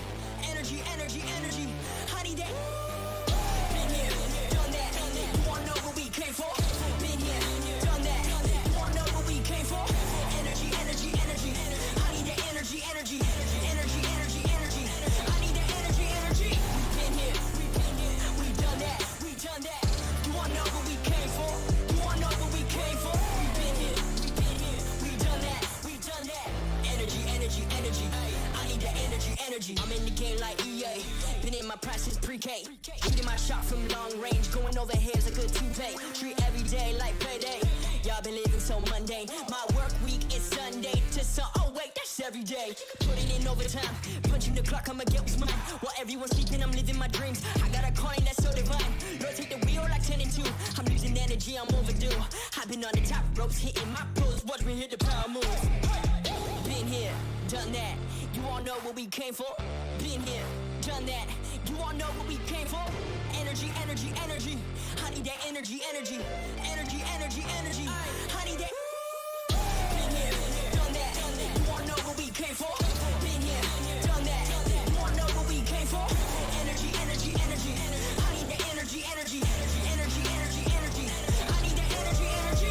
Been here, we done that. We done that. You all know what we came for. You all know what we came for. We been here, we done that. We done that. Energy, energy, energy.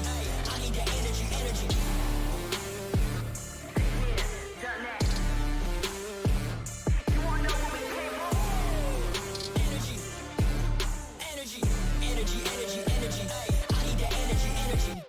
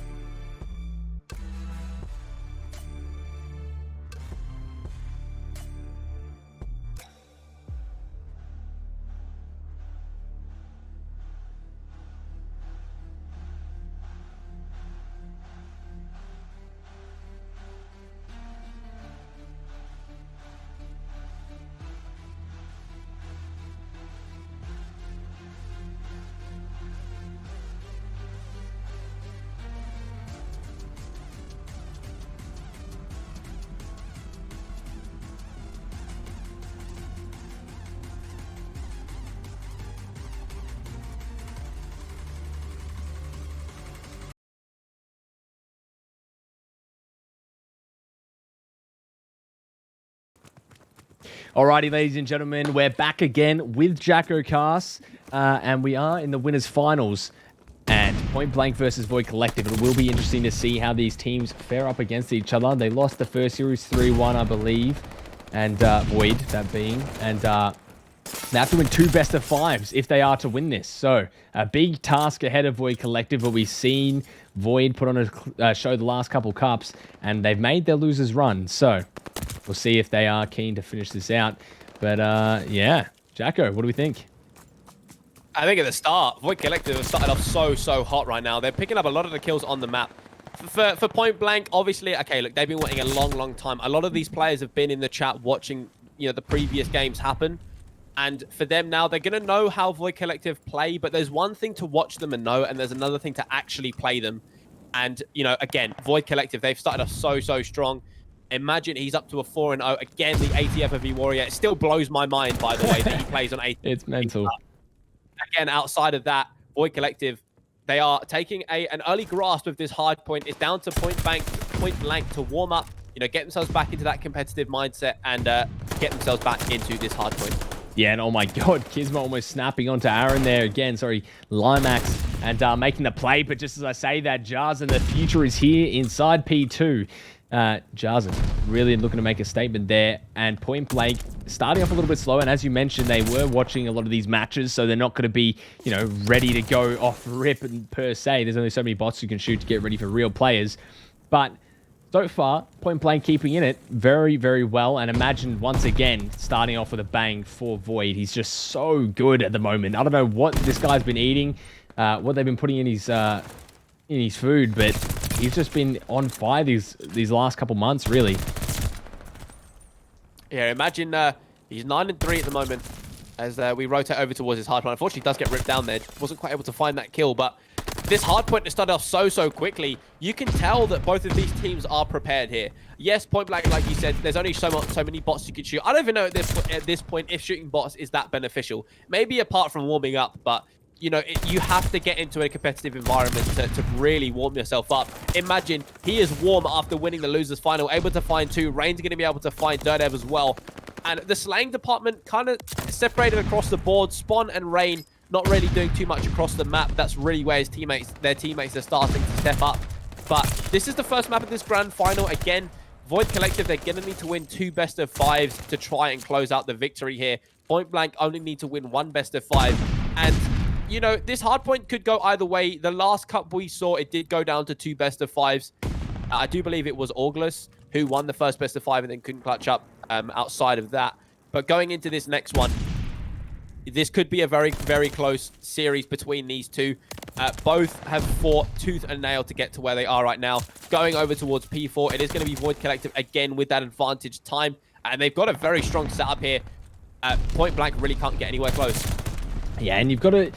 One of the things you've really got to kind of realize as well is you can't get complacent. You can't think, you know, being Point Blank going into it, oh, we've just got another best of 5 up our sleeves if we, you know, don't win this one, so it's all good. We can go into it willy-nilly. You want to close it out on this best of 5 because as soon as one team wins 1 best of 5, it's then, you know, it gives them a lot of momentum. Okay, we've won 1 best of 5. Here comes the second. We've gone this far. We might as well close it out. And that's what happened to Point Blank. I feel like against August a couple cups ago, where they were in the same situation. They've won all their games up to winners finals, and then in the last 2 best of 5s, they just couldn't close it out.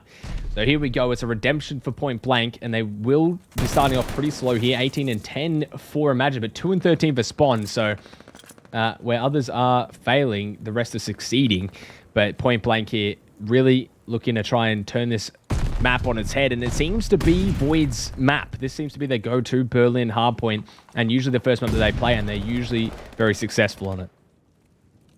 Oh yeah, definitely. I feel like for now though, just looking at the kill department, Limax with a massive 2-piece to break onto that hill all by himself. The kill department is pretty separated out between Point Blank. You've got Jason, he's 11-11, Cronus Kun at 14-11, Limax 13-12. Dirtev is 9-14, but again, doesn't really have to do too much because his teammates are slaying out. For the side of Void Collective, as we've already said, Spawn and Rain just struggling to find any kills across the map. And I feel like that could hurt them as we go further on into this hard point. But for now, it is Void Collective with that 135-86 scoreline. The rotation to P1 is going to start to come very quickly.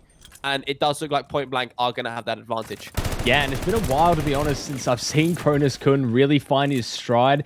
He had a couple cups ago where he was putting on an absolute showing. He went 50 and 20 in bow cage. He was on like a 17 and like 1 or something in the start of that map. And he really hasn't hit that like 4 in a fair while. But here we go. He's starting to pick it up a little bit. 5 streak as well. And Limax is one of those players that you can always never count out. He's such an electric player. He can pull off some plays you'll actually never imagine in your wildest dreams. So he's always interesting to watch in these matches. And I've talked about this before, but Jarzen as well. Really one of those players that has that star factor. He's kind of coined the nickname The Future, meaning he's the future of APAC and where it's going. He's kind of next up. So we'll see how he goes. But 23 kills, make that 24 and counting for Imagine. He's having an absolute game right now on his hands. You've got to think Void Collective, right? If Spawn and Rain can potentially step it up a little bit going into this second rotation, start to pick up a few more kills, then Void Collective could really start to extend this lead out. For Point Blank, you're coming off of waiting for this series to happen, and you're kind of being, you know, thrown for a loop. You think, okay, we can close this out. You said this earlier about complacency. Oh, it's only one best of 5. But when Void Collective are coming off this hot, I think Point Blank might be a bit taken aback a little bit, you know, not expecting Void to be this hot and to be a little bit tired. For now, though, Void Collective with that lead. Point Blank trying to bring it back as Durdev finds 2. Jason's going to be able to find 1. Durdev, though, finding a 3rd kill in his streak, continuing to defend this P2 time. And at Point Blank, if they can chain these 2 hills together, which they look like they might be able to, they could bring themselves back into this hard point. Yeah, and it's only going to take this 1 hill if they can get it to stay in this hill. They need a full rotation, but just as I say that, Rain beaming with that AR, just going to take down Limax from across the map. Durdev actually really doing well here to try and stop these numbers from coming in for this map. But again, it's all dependent on this hill. If they can get a big amount of time, and Point Blank is a really set up team. They're really fundamental. They're really strong with holding and setting up. It's just on Void to break. It's really going to change the tide of this map, and we see it happening right now. They clear this hill, and it's pretty much on for them to get a full 60. That is all 4 down for Void Collective. Point Blank have done an incredible job at defending this P3 time. They did something really, really good where they had 2 players on the point, and then they sent the other 2 players on the team to just go and slay out all of him. Make it difficult for Point Blank to make it difficult for Void Collective to get close this time, and they did that. Even when Void Collective got 2 down, Point Blank still had room to work with. They still could wait for those players to come off of spawn, and we saw it. They got 4 down, continuing to get the scraps on old, and now going over towards new. Void Collective, this P4 really is their bread and butter. They've done so well at defending this hill throughout the majority of this cup, at least the games that I have seen. It needs to try and continue that consistency now, but Durdev finding his way through the defense, able to find 1, does get taken down, but look at how quickly Point Blank are converging on this position. Yeah, and you can never count a team of Point Blank's caliber out. We said this about August. Unfortunately, their run ended early, but Point Blank coming into winners finals, they've got to be feeling hot at least, right? They've got to be feeling good. Maybe not necessarily off the gate. They'll be playing the best COD, but they will work into it. And this kind of first map, you can kind of treat it a bit as your warm-up, right? Okay, we've kind of earned maybe not having the greatest map 1, but they're still hanging in. It's Spawn 8 and 26, having the roughest game I think I've seen in recent times. I mean, usually you look at Rain, and you'd be like, well, he's not having the greatest game, but, you know, he can pull it back. Spawn's half of his kills, so Spawn really needs to try and pull it together here. But, I mean, it doesn't really matter. Void Collective's still so far ahead. I mean, I say that, and I look at the score, and I'm like, wait a minute. It doesn't actually really matter. The slaying department from Imagine and Kisma, this is just something else. They're just putting on an absolute show and really looking to take this home for Void. Essentially, what is happening right now is almost a 2 or a 3 versus 4, but you know, it doesn't need to be any more difficult. Imagine and Kisma have this map under lock and key, and Point Blank, yes, you could consider this a warm-up map for them, but you know, they must be miffed as to how they're still losing. But a player like Spawn is 9 and 29. He has 1 minute and 11 on a hill time. Again, look at Imagine. Yeah, I was about to say, look at Imagine. 2 minutes and 37 kills. When did you see that? Exactly. I'm so shocked right now at the fact that Point Blank haven't been able to almost monetize what's happening right now. They cannot get anywhere across the map because there is a beamer in the name of Imagine T1, the 80 FOV warrior, the future. I think he might steal this title from Jason in this series. I'm honest with you. He is playing so well. He does get taken down by the original future, so he's reclaimed that title, but Point Blank, they've been able to take the lead, jumping onto P1, 235 to 230. This hardpoint is already down to the wire, and it's only map 1. Yeah, I mean, this is neck and neck coming to this map number 1, and I thought Point Blank might have taken it, but this is going to be very hard for them to break. And just as you say that he might steal the title, Jar's answering back saying, no. This is what I've earned, and he is the kind of talk of the town in this scene and has been for a while, but he's got some allegations that he might just be an onliner in a sense, but Void Collective are able to take that home, and I kind of saw that as they kind of got set up into that point. It's so hard to break that P1 off spawn with not a lot of time to work with, but Point Blank, considering they came off cold, you know, they've done pretty well. And 11 kills from spawn, 41 from Imagine. And I'm not sure what the hill time was there, but it had to be greater than 2 minutes. 2 minutes and 25. More than double what his teammates' hill time was. Pretty much, I think it was 10 kills above what Kiz was dropping, or maybe 5 or 6, 7. He's just doing it all. And I said this last cup, and I'm going to say it now because I'm seeing it, and he's getting more and more consistent. If he keeps playing the way he is, he might be the best player in our region, if not the best AR, for sure. I think he's definitely proving that title. The ability of him to not only play how he needs to play, but to pick up for the rest of his teammates is outstanding. He got almost double the hill time of Spawn. I think he got almost triple the damage of Spawn. And let's not even talk about kills. But again, for Void Collective, you can't bank on that performance for every single map. Yes, there are outliers of maps where one player pops off, you know, he takes control of the map, and, you know, you work around that. We see that very, very few times. But going into the next maps, you cannot rely on 2 players for the side of Void Collective to carry you through a map. If you have any chance of closing out a grand final, all 4 players have to be stepping up. For Point Blank there, it was unfortunate that Imagine was frying the way he did. They did well. Yes, it was their first map, their quote-unquote warm-up map. Going into this search and destroy and going throughout the rest of the series, I feel like Point Blank, you know, they're going to wake up a little bit. They're going to realize that, oh, okay, they only won that map because 2 players were absolutely frying. Going into the next maps, if we can shut them down, we could really, really open up the maps for ourselves. Yeah, and I mean, that is insane. I won't overstate that at all. I just want to say this and put this out there, all right? Because this started maybe a couple months ago, and he really didn't have. I don't know where this came from, because he's always kind of been a player around the scene. He's played for a while, but he's never been that top tier, that top echelon player, right? But in 8s, right, we'll be playing, and you know, Chris, Imagine, will just get on a team, and he just started putting up like 50, 60 bombs, and we're sitting there like, huh, this is coming out of nowhere. He's just doing this. And then I started to get, I started to get a little bit excited. And I was saying, you know, maybe this is someone who's next up. And everyone's like, well, wait till you see him do it in a cup. Wait till you see him do it in a cup. Next minute, he goes into the not the last cup, the cup before that, and starts putting up the same numbers. And then he wins the next cup after that. And then everyone's thinking, well, maybe this is starting to come true.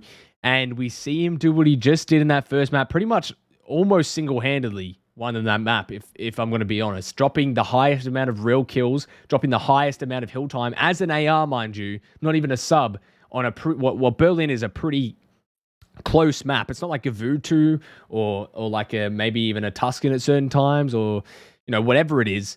It's not long-range, hills. It's not like you can be playing that P3 on Gavutu or, you know, wherever it is.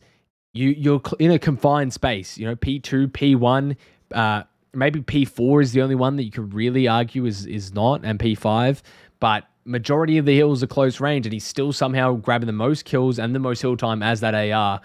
It's, it's insane. It is insane. And look, Going into the map number 2, we are going over towards a Tuscan S&D. He can still continue to play the same, but again, this is the thing that's in the back of my mind for Void Collective right now and it's very prevalent in any region, in any game you play. You'll have those outlier maps, right, where 1 or 2 players are frying, and you know you don't have to do too much, because you know that those players are going to pick up for the scrap, they're going to pick up most of the mess on the map and take control of it, and we saw that in the hard point there.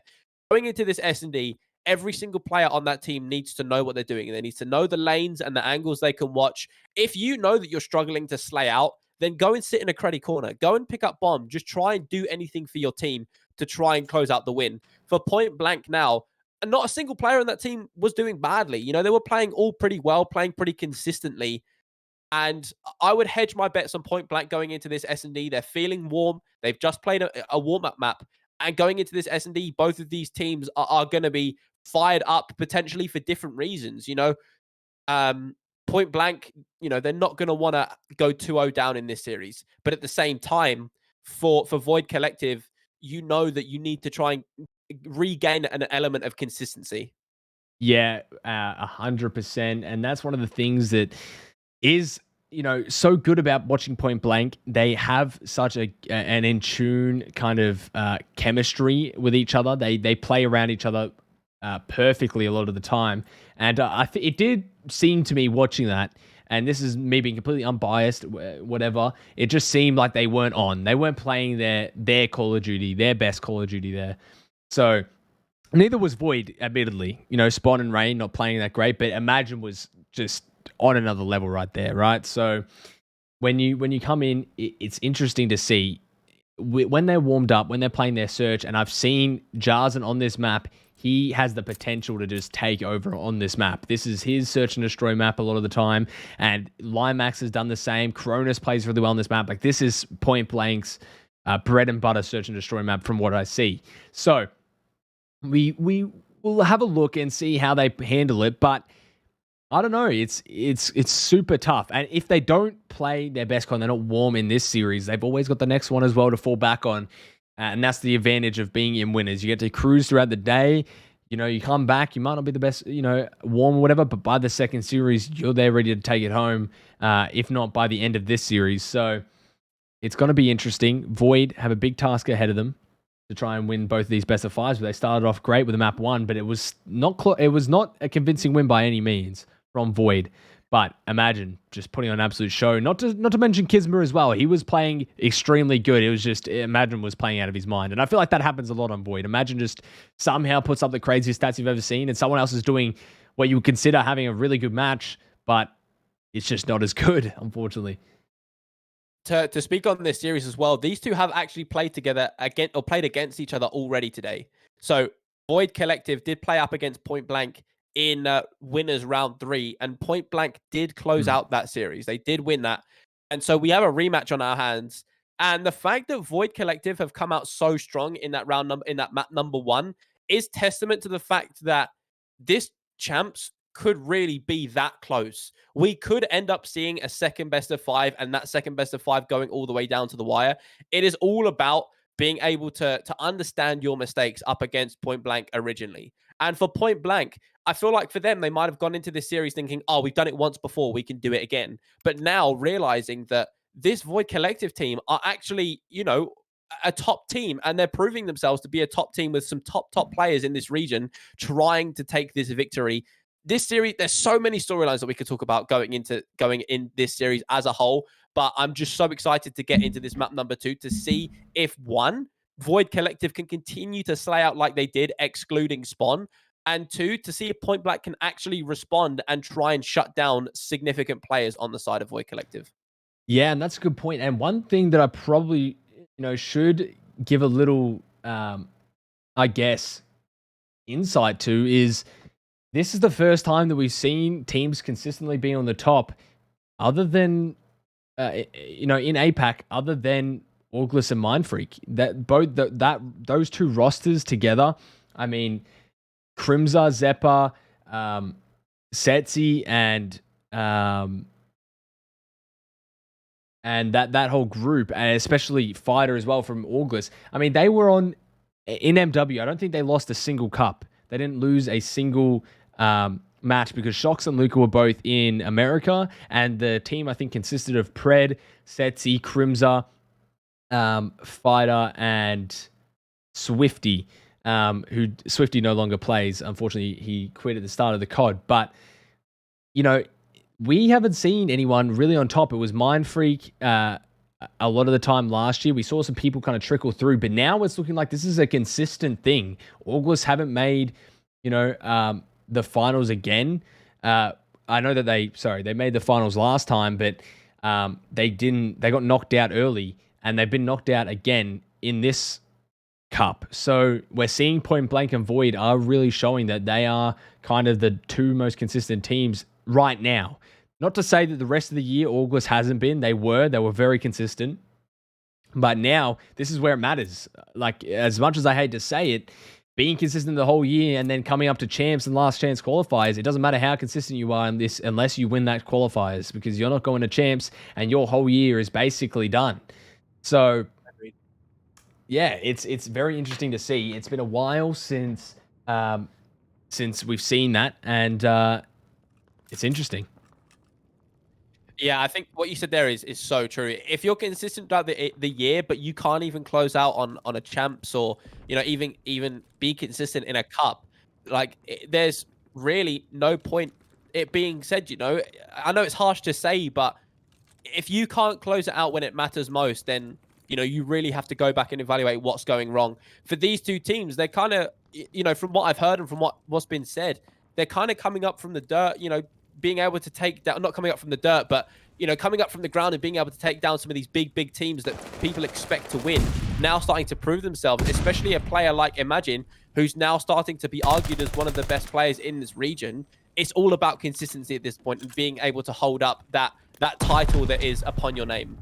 Yeah, and we see this a lot, and what's so good about watching this Tuscan, these teams play Tuscan, is Cronus versus Imagine. By the way, Jarzen just getting through here, almost getting the pick, but Kizma taking care of Dirtiv on the left side. It's always seeing that those long-range AR gunfights between Imagine and Cronus Kunkers. Both of those, minus Luca, are probably the best ARs in the region right now.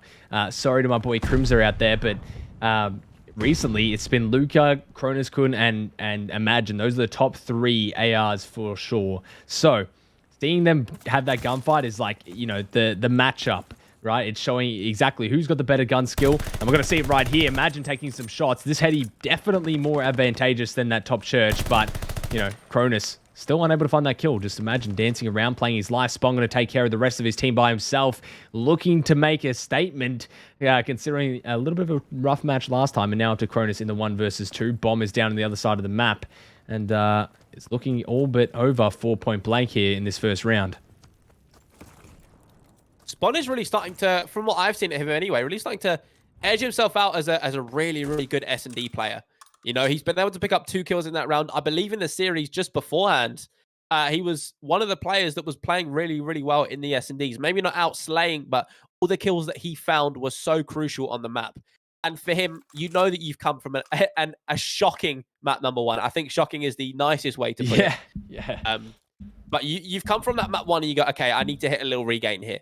Being able to find those first 2 kills in that round and going into the second round with bomb in hand, he's trying to bring it back at least. We can see that from him. He's got the stuns out. He's got information. It's all down to him now being able to find a few picks and getting that bomb down. Yeah, and I'll just, put this out there. Jarzen pushing this top window is so successful every time, and there we go. He's just done it.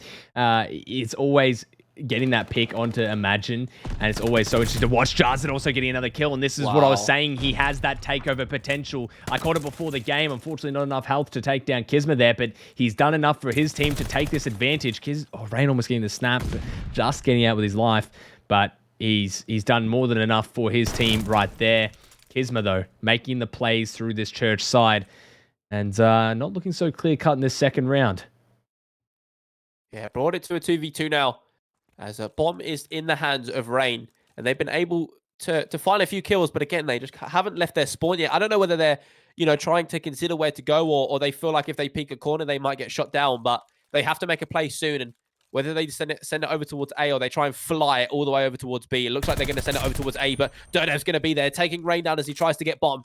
And it's all down to Kisma now left in the 1v2. He's been able to pick up the bomb, and it looks like he might be able to get it over towards A, but he's got to get away with his life, and he's got to try and protect this bomb.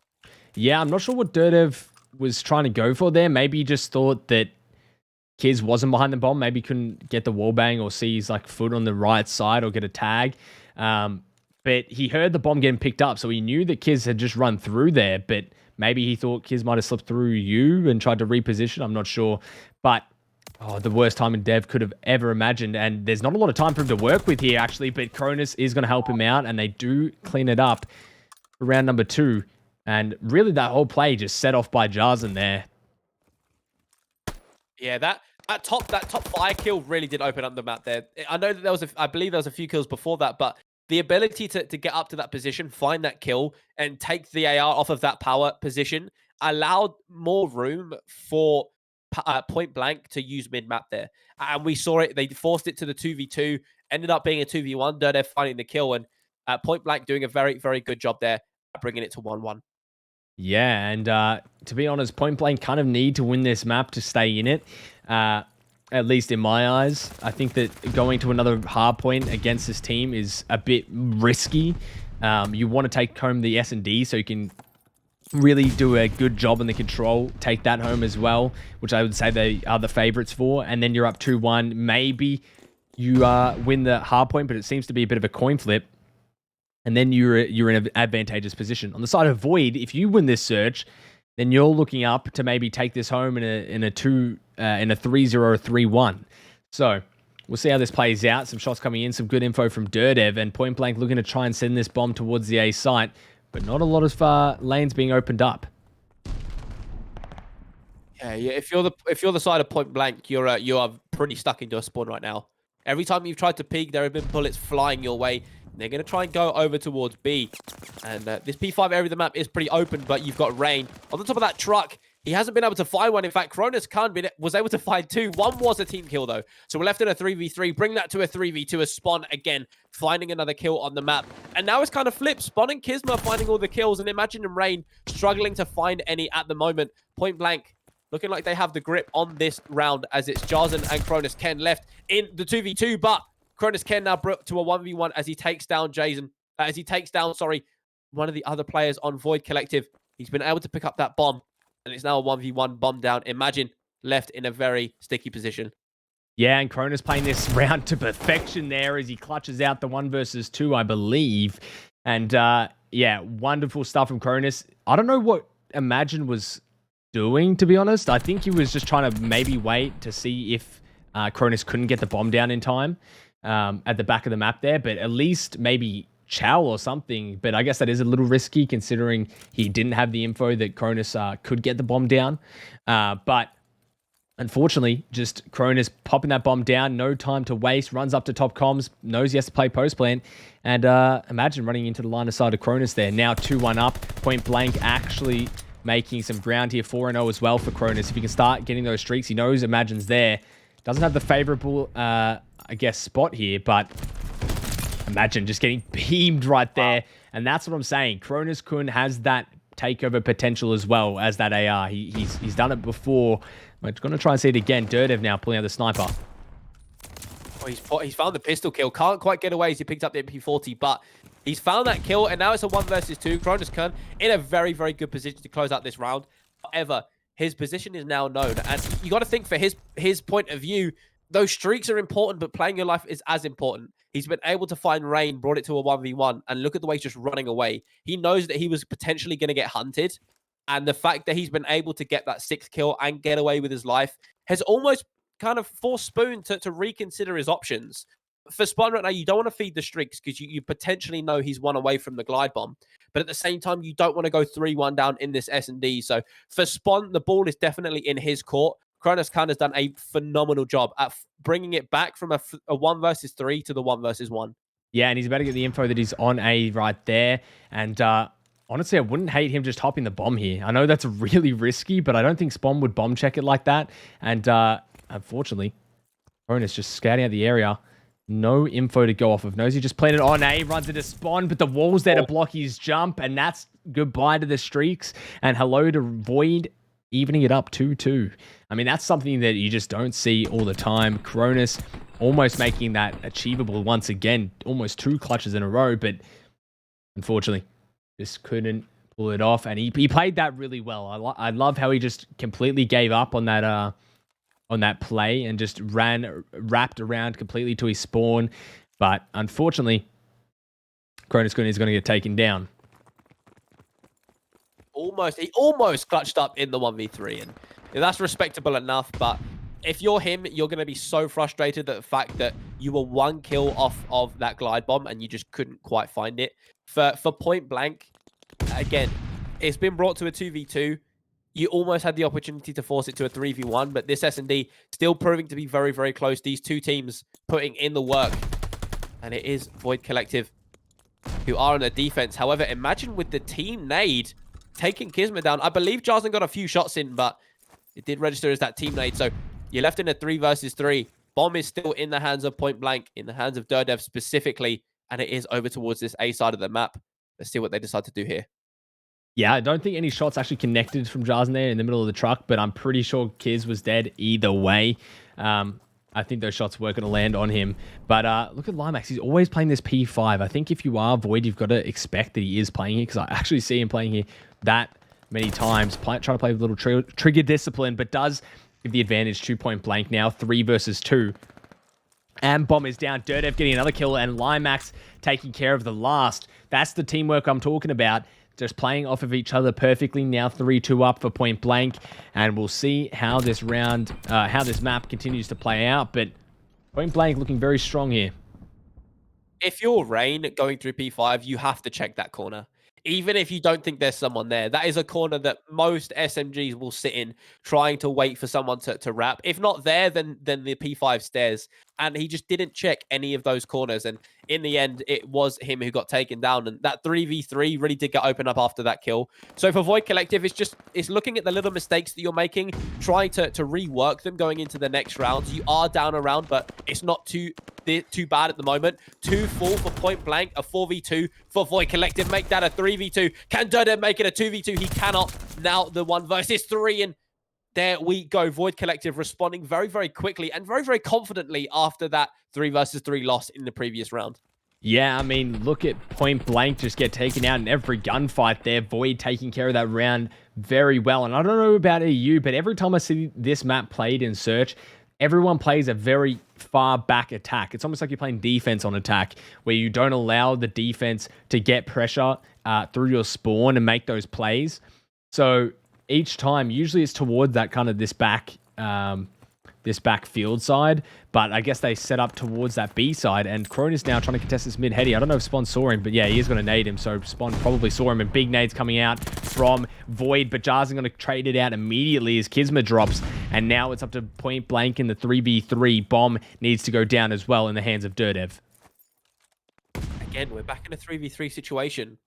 It's almost like when those first 2 kills start to come in, the teams, they slow down so drastically that we cannot give away any more lives. And so now it is all down to one player to overextend and for the opposition to find that kill. And just like we've seen previously, Bomb is in the hands of Dirdev once again. Limax with that pinch, going to be able to find Spawn from that top green position. Rain's going to be able to find one, can't get away with his life. Jason's going to be there to take him down. A 2v1 situation. The 8-0 Warrior, he needs to try and clutch up once again. Yeah, and I mean, imagination has to come with a part of it, but yeah, unfortunately, no clutch potential there. Point Blank going to shut down any hopes of that. And a beautiful round for Point Blank, just playing the trades, and I actually like this strategy from Point Blank. You have Limax just constantly in P5, right? So you cut off any rotation there from that side of the map. All you've got to worry about is mid and field. And then from there, even if they know that Limax is playing there, you have to come to him, right? Either way, even if you know he's in there, you don't know where he's playing. So you've really got to send multiple players in there, which is info for him to gather, even if he does die, which isn't favorable. That's like a worst case scenario. But if you don't take care of him, then he allows him to push up and actually get pressure and flank through. So you've constantly got this pressure looming from Limax just even playing there. And even as I say that, Kisma's going to pick up a 2 and trade it out immediately by Cronus Kun. Now Cronus Kun in the clutch, and he's going to get taken out just like that. Void Collective taking care of it. But as I was saying, Limax just constantly being there is a pressure that looms over your shoulder. And even if he doesn't play there, then you still present the idea that he is playing there. So then there's pressure and you can send more players to one side. So I actually really like how they play that situation with Limax playing there. I don't know if that's common. I don't really see too many people just sitting there the entire round. But yeah, a lot of patience that comes out from Point Blank. Both these teams, actually, you see a lot of stalemates where no one's really moving, just waiting for someone to push up. A lot of these deciding rounds that either bring it back to an equal scoreline or, you know, take one team over the edge, they've either been really, really quick or really, really slow. And this round, again, proving to be a relatively quick one. Kisma pushed up mid-map with the auto, able to find the first blood, does get taken down by Jason. And once again, we're left in a 3v3 stalemate almost. Dirdev, he has got the information on spawn. And so this field side, there could be a very important 1v1. But interesting that Void Collective are now all playing as a 3 and essentially deciding to play those streaks. Dirdev going to be able to get the bomb down. And it's all down to if this play from Void Collective can work. Jason, he's going to be able to find one. No one close enough for the trade. Void Collective now in the 2 versus 2 as Spawn takes Jason down. Bomb is down for the side of Point Blank. For Void Collective, though, you've got a lot of room to work with. And Rain get taken down. So a 2v1. Spawn, last left alive. Yeah, and each of these rounds is going back and forth. We're queued up for round 11 here, honestly. A neck-and-neck series so far. Cronus Kun about to drop this angle, but just playing the bomb check. Spawn about to run into him, but does come out on top now. It's all up to Dirdev. You just have to check at 7.5. A really good round from Point Blank. Just playing really fundamental S&D. Oh, yeah. Right at the end there, all that Dirdev had to do was just wait, play his time, and check that angle. He does do exactly that, taking Spawn down. And I don't know. I feel like for Point Blank, they've always been the team in this S&D to take that lead, that go one round up above the other. They have the opportunity now to close out this S&D. They're on defense for this round number 10. They haven't been playing too badly. The kills across the board looking pretty equal, pretty similar between these two teams. For Void Collective now, you've got to try and play some fundamental Call of Duty, but almost think outside the box a little bit. Point Blank, they're probably going to read the push that you're making. And look at the way they're pushing up players over towards field, but Rain with the pre-aim going to be able to take Jarzen down first blood, going in favor of Void Collective. Yeah, and Dirdev just posted up here, maybe looking to find this pick on a Rain. Rain doing a little twerk there on the side. Does find out that he can get out with his life. And now it's up to Limax just playing this P5. He loves this little spot. Prone, and there it is. The pre-fire from Kisma might have spotted him through the grate of that breakable. Somehow Cronus not finding that kill. Auto with no bullets. He has to reload it. So if he does get pushed, he's done. But he does get away with it. Somehow still away with his life. But imagine there to clean up Dirdev. And Cronus left in the clutch once again. It's not going to be able to do it there. And Void Collective once again clutch up in another round. And we're now going to a round 11 in map number 2. The hard point was close. The S&D is proving to be even closer. This is now the last opportunity for either of these teams to get a map win. For Point Blank, is to go 1-1 in this series and force it to a game 4. For Void Collective, is to go 2-0 up in this series and look to close it out in a 3-0 fashion. I would argue that Point Blank need this win potentially more than Void Collective. If this ends up going to a 2-0, I struggle to see how Point Blank might be able to win the control, but I could be wrong. Cronus can, though, with that first blood, quickly traded out by Imagine T1. And once again, for about the millionth time in this series, we're left in a 3 versus 3 situation. Yeah, I mean, it's just each round playing out the same way every time. And a big nade going to take down Dirdev, actually opening that up. Jarzen finding one before getting traded out by Limax. And Limax is now left in the 1 versus 1. Round 11, the pressure is on. This is final time, crunch time versus the absolute, the mammoth of a player of Imagine in these series. So pressure has to be mounted just a little bit on how Imagine can play this. But very patient gameplay from both teams. Imagine playing very slow, gets caught out, and that will be Point Blank taking that map beautifully. So even. I must say, these teams are extremely evenly matched, and Imagine, unfortunately, just trying to play as really safe as he could there, just covering as many angles without giving away his life. Limax clearing the corner, going to take him out. And Jarzen, 10-9, 13-7 from Kisma. I said both of these players were Surge players, and here we go. We've seen it. So now, 1 apiece.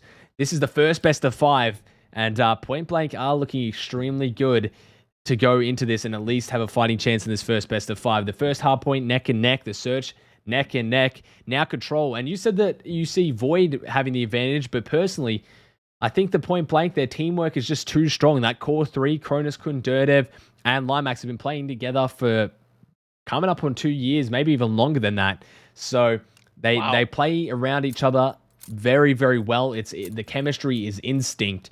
You don't need to tell these guys what to do and how to do it.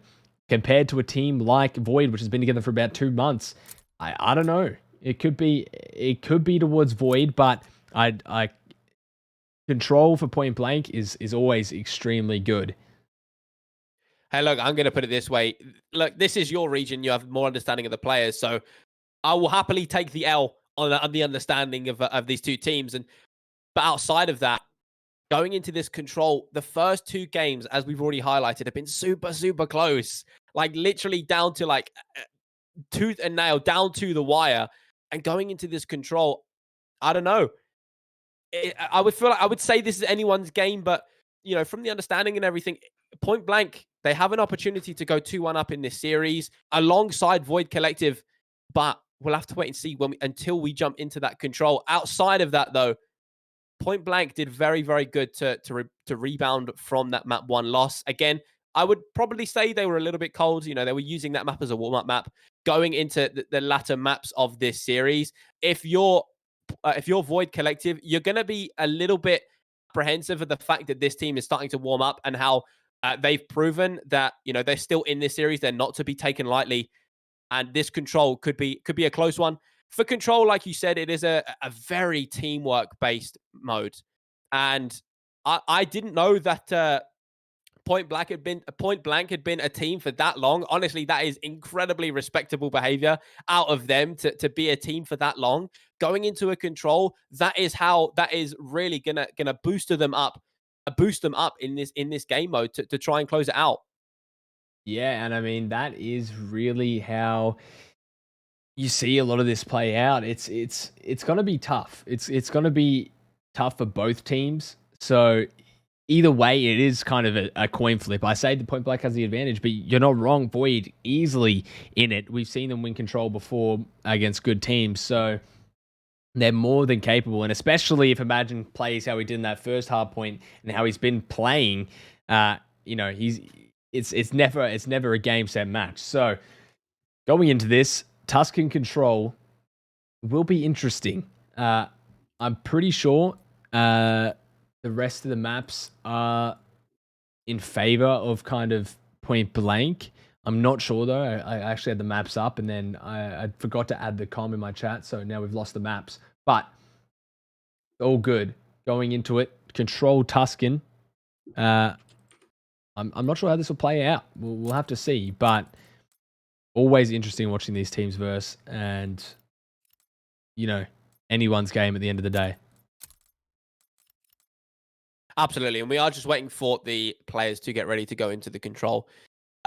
This will go to a game 4 now. I was going to say if, but it is 1-1 apiece. So when we get to that hard point, again, in the back of my mind, it's like, but if Spawn struggles again, it's not going to look good for Void Collective. Yes, they won the map number 1. There are a list of factors that went into that map number 1. I'm not taking it away from them. They won it. Fair enough. They played well as a team to be able to close it out. But if you're having players who are struggling on a slaying department, then it's very hard for you to make that hard point work. Most hard points you see, unless you have an outlier map like we did map number 1, it's where every player on the team is picking up kills in their respective role in their respective lane.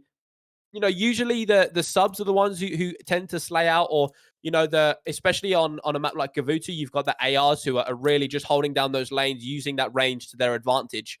But again, if you have one person struggling in their role, it's very difficult for someone else to go and pick that up. So when we get to that game number 4, and even in this Control, I just want to see more consistency out of these players on both sides to be able to assist their team in the win of this Tuscan Control. Yeah, well, here we go. We're actually starting. Took a little while. Okay, well, just as I say that, it's just classic Vanguard. I was about to say we're starting, but Chris Scan, awesome. You know, the man of the match, giving Scan and repair, making that just really, you know, blow up in my face. But honestly, we might send it to a break and just wait until this fully starts, because it is going to take a little while. But yeah, we'll be back shortly after that small embarrassment. But yeah, don't go anywhere. Coming in, map number 3, Control Tuscan. We'll be back very shortly.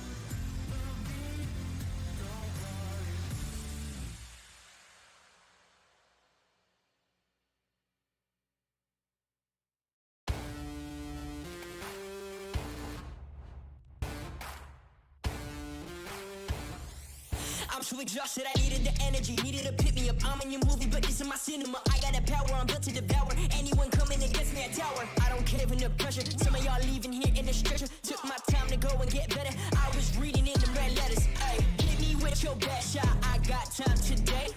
Feeling like a matador with that Red Bull. Oh yeah. No, you can't stop me. I'm running my own play. For the game win, I came to pin anything that gets in my way.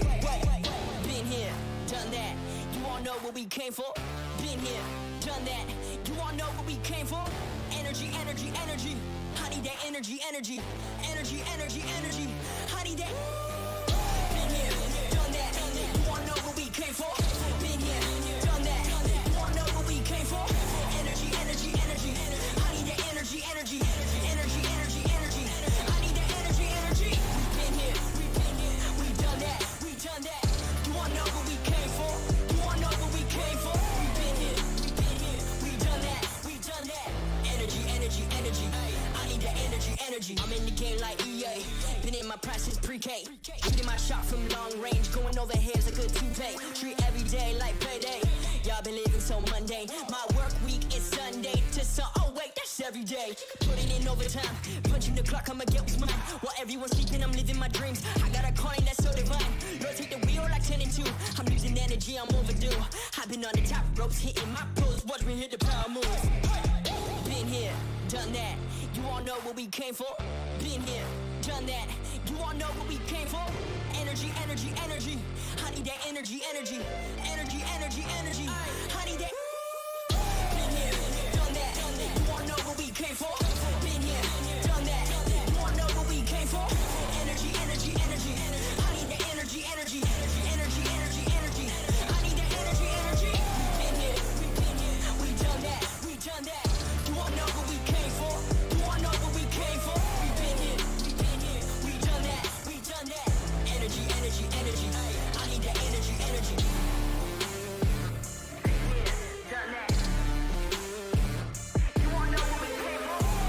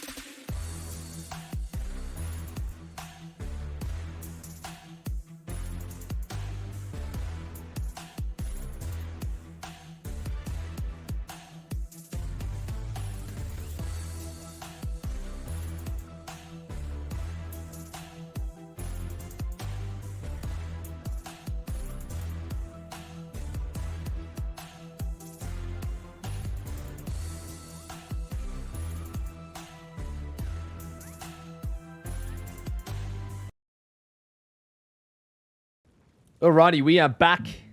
Took a little while to get us started. Dirdev taking some time. I think it was a pantry run. Not sure what he was up to. But map number 3, 1-1. Going into this control. Point Blank versus Void Collective in this winners finals. First best of 5 now underway. Point Blank pretty good on their controls. Void also pretty good.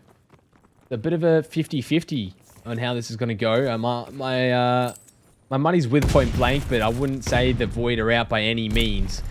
Coming in now. Big kills coming out from Void. He's going to start this off with a bang. 2 dropping for Point Blank. And now Jarson looking to try and get this pick onto Kisma, which he does find. At least getting some sort of traction. But Rain and Spawn on the other end just take down 2 more players of Point Blank. Already, you see the fact that Point Blank is struggling to get out of their spawn. Imagine trying to go for that 2-piece. Couldn't quite find it. And so this A point has been opened up a little bit, but Void Collective haven't been pushed out as of yet. Dirdev, though, with a massive 2-piece to be able to jump on that point. Finally, as it's 22 lives to 25, Void Collective doing an incredible job at keeping Point Blank in their spawn. But now the map's opened up a little bit. There's room for Point Blank to find a few kills, and 2 in the kill feed go in favor of the boys in blue. It's down to Void Collective to try and push them off of this A point, but they can't quite do it yet. 2 ticks done over towards A, and it's now Dirdev left alive on this point for now. And Dirdev going to get taken out swiftly from Imagine. And now Void looking to try and mount this kind of comeback, or this not necessarily a comeback, but I guess a pushback, right? Trying to take back that pressure that Point Blank just gained. But just as I say that, Point Blank got to gain it back, and Dirdev with a nice little kill. The pantry run coming through just as we took that break. Maybe that's what Dev needed, some sugar in his stomach. And here we go. On this side of the map, Jarzen trying to push through P5 now, and that's going to be a quick A cap. 1:30, not the most time. Jarzen looking through the wall right at Rain. Somehow knew he was there. Might have gone a star or a diamond, I should say, through the wall. But Limax actually getting a nice pick onto Rain. For Point Blank now, look, you've got about 1:15 to work with, right? You know you've got to try and cap this B point. For most of Void Collective, they are watching this P5 push. Like, you have room to go and work all the way around field. Most of these games, I've seen teams just try and brute force their way through P5. Yes, 2 fall in the kill feed for Void Collective, opening up the map for Point Blank. In fact, that's the 3rd to fall. Now they're able to jump on this B point and push some players out towards the back, but you've put so much work into this. If this doesn't work, you're going to have to do it all over again. For Point Blank now, they've got to try and solidify this B hold. Got to try and find a few more kills as they come off of spawn. Imagine, though, and Rain finding 2. Jason in the back spawn, going to be able to find 1, but that's 3 down in the kill feed. Jarson, he's going to be hunted down to 28 HP. Not looking good for him as he's worked his way up to a 5 streak. Yeah, and that's really... I think you just need to stay down there if you are... I can't remember who the AR player was there for Point Blank, but you've almost got that tick. But getting that tick would be huge. I don't think they got it right. Maybe they did. It's kind of hard to tell, but they're not regressing it. So maybe that was the case, but you don't want to allow any more ticks to go to the way of Point Blank if you are Void. But getting that tick would have been huge. I think they didn't get it. I'm not sure. It's kind of hard to tell. There's no really way of telling because it looks extremely close to being done. But 2 to 6 in life count, not looking good. 1 to 6, but all around a pretty decent attack from Point Blank. Just unable to really get that groove going. Only once on that B site. And a really quick kind of attack as well. We only saw really 1 kind of solid push from Point Blank, but Void took care of it pretty swiftly. And that was a good defense from Void in round number 1. Yeah, they were really good at making it difficult for Point Blank off the rip. You know, they couldn't really get over towards that A point, couldn't really get over towards that B point. It was all down to Point Blank finding those 2 opening kills. I believe it was Durdev who found the 2-piece over towards A to be able to jump on that point, and that play opened up the map for Point Blank to be able to clutch up and close out the A point. Now for them, they're on defense. They need to try and reinstill that kind of aggression that Void Collective had on them on the start. For now, though, you see how Void Collective have been able to jump on A few more kills going in their favor than Point Blank had on their first defensive round. So far, Void Collective playing pretty good. For Point Blank, you've got to try and close down some of these kills, shut down some of these players that are opening up the map for Void Collective, and try and stop them getting any ticks on these points. Yeah, and that was a massive break from Point Blank. Imagine was on 5 kill streak. Kiz was on a 6 kill streak, and they took care of both of those without any glides going to the way of Void Collective. So that is a really good way to stop the bleeding here from Point Blank. But time is ticking away. They are able to get this A point most likely. I don't think any more lives are going to be sent that way. Maybe one more with Limax, but that's not really going to mount to much. A really good start here from Point Blank, but Void with an equally good start getting that A point secured. For Point Blank now, if essentially, I think that at that point, they'd kind of given that A point away. They didn't want to overchow, didn't want to give away too many lives. Dodo's been able to find one, I believe it was Kisma, as they were trying to rotate around field, but you've now got to try and set up the setup that you have, essentially, and stop these players from pushing any further on. Limax is going to be able to find 2, Jason's going to be able to find Kisma, and back into the respawn screen, go Void Collective. And look, they've got 1:30 to work with. You have time to work with. You can essentially try and play a TVM here, trying to pick up a few more lives from the defense. But Point Blank doing enough at the moment to stop the push of Void Collective. But the P5 side of this map is now open for Void to use. Yeah, and this is going to allow way for Limax to get in the back here and make a flank possible. Is opting to actually not go for the flank and instead push out these spawns, which would be huge to cut some of the numbers off of Void, because you've already got faith in your team that they can take care of some of these kills. Unfortunately, Imagine going to double back and get out with his life. Jarzen, unfortunately, can't make that happen, but now Void are able to get themselves onto B for the first time in this map. They are able to try and get some of that pressure, but hopefully Point Blank will be able to deal with this a little bit better than what Void did with them. But still, coming through now. Tick almost going away of B. Durdev playing pretty passive as he waits for his teammates to regain. And they have done very well. Point Blank have got that life advantage. It's 12-9, so it's not quite as drastic as it was in the round before when Void were on defense. But it's enough to make it difficult for Void Collective. And right now, they're starting to pick up a few more kills on the map. Again, Imagine he's worked his way up to that 5 streak. Again, he's 17-9 in this control. But Durdev, he's going to be able to pick up a 2-piece of his own. 20 seconds left on that game clock. 9 lives to 5 now. That might have been the nail in the coffin for Void Collective in this round. Yeah, beautiful cleanup from Durdev. Just able to make sure that none of those players are able to get through onto this B point. But just as I say that, 2 people are able to get on, and the tick might come through here for Void, and it does. Just before they stop it, lives have dwindled, but Spawn, the last person alive here, just looking to try and, you know, do something, but not enough time alive in that round. And it's going to be 1-1 to Point Blank and Void. An interesting first couple sets. I'm not sure. I don't think Point Blank did get that first tick. I'm still not 100% sure on that, but it didn't get regressed any further, so I assume it probably did. It just didn't look like it. There was a little gap in the point, but either way, it's either even on ticks or it's one towards Void Collective. We will find out who's going to get that defense if it does go to a round 5, but either way, a nice defense from Point Blank, a nice defense from Void Collective. Now up to the attack. We'll see how they play it. Better late than never, I would say, for Point Blank right at the end of that round. They left it right towards the end of the wire to clutch up and force it to, I believe it was a 9v1. And in the end, Spawn couldn't really do anything.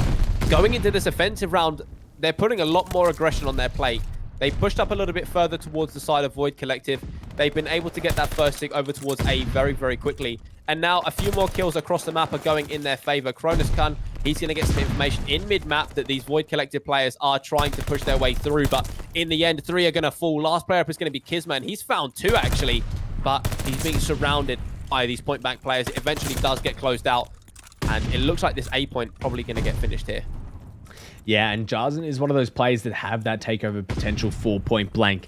I know a lot of them do. I say that a lot, but it is really true.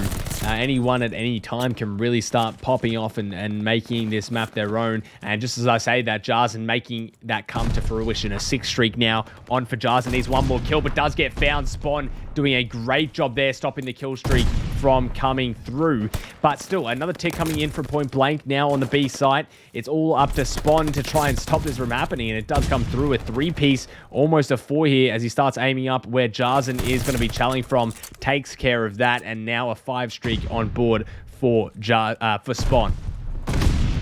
Void Collective, look, they've done very well to take a quick regain from that A point being capped so quickly. All the kills in their kill feed had gone in favor of point blank, but now it looks like Void Collective getting themselves back into this control just a little bit. Jason does take down Kisma as he made that pinch, taking Dirtev down. 17 lives to 10, 1 minute 30. Point blank looking very comfortable right now in this round, but you've got to try and break through the defense of Void Collective. And look at this play from Dirtev. This is what I wanted to see beforehand, utilizing the rest of the map and not just the P5 area. He's been able to get to that top church position. Bonus Khan being able to find Rain. It's now down to Imagine watching this push, but going to get taken down by Dirtev again. 16 lives to 7 now as they jump onto that B point. And they have numbers around this point. They have the advantage. You know what? Actually, as I say that, Kisma and Rain going to be able to find 2. Kisma's going to be able to find another one. But again, you still haven't got that life advantage. Yeah, the lives have dwindled for Void, and a tick almost coming through there would have been massive for point blank. At least, you know, extra securing the fact that their round 1 might not have gotten that tick.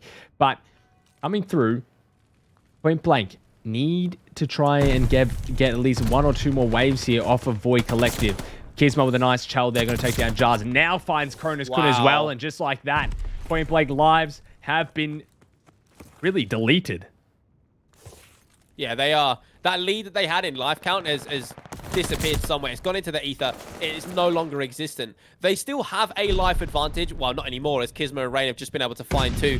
Now it is literally down to a 6v6 S&D. Jarzen's been able to find 1. Going to be hunted down by Kisma here, but is he going to be able to find the kill? He isn't. Kisma now bringing it to the 5v5. You've got 20 seconds left to work with. And for point blank, this offensive round of yours looks so strong, but now it is starting to dwindle, and that round 3 victory is just off the horizon.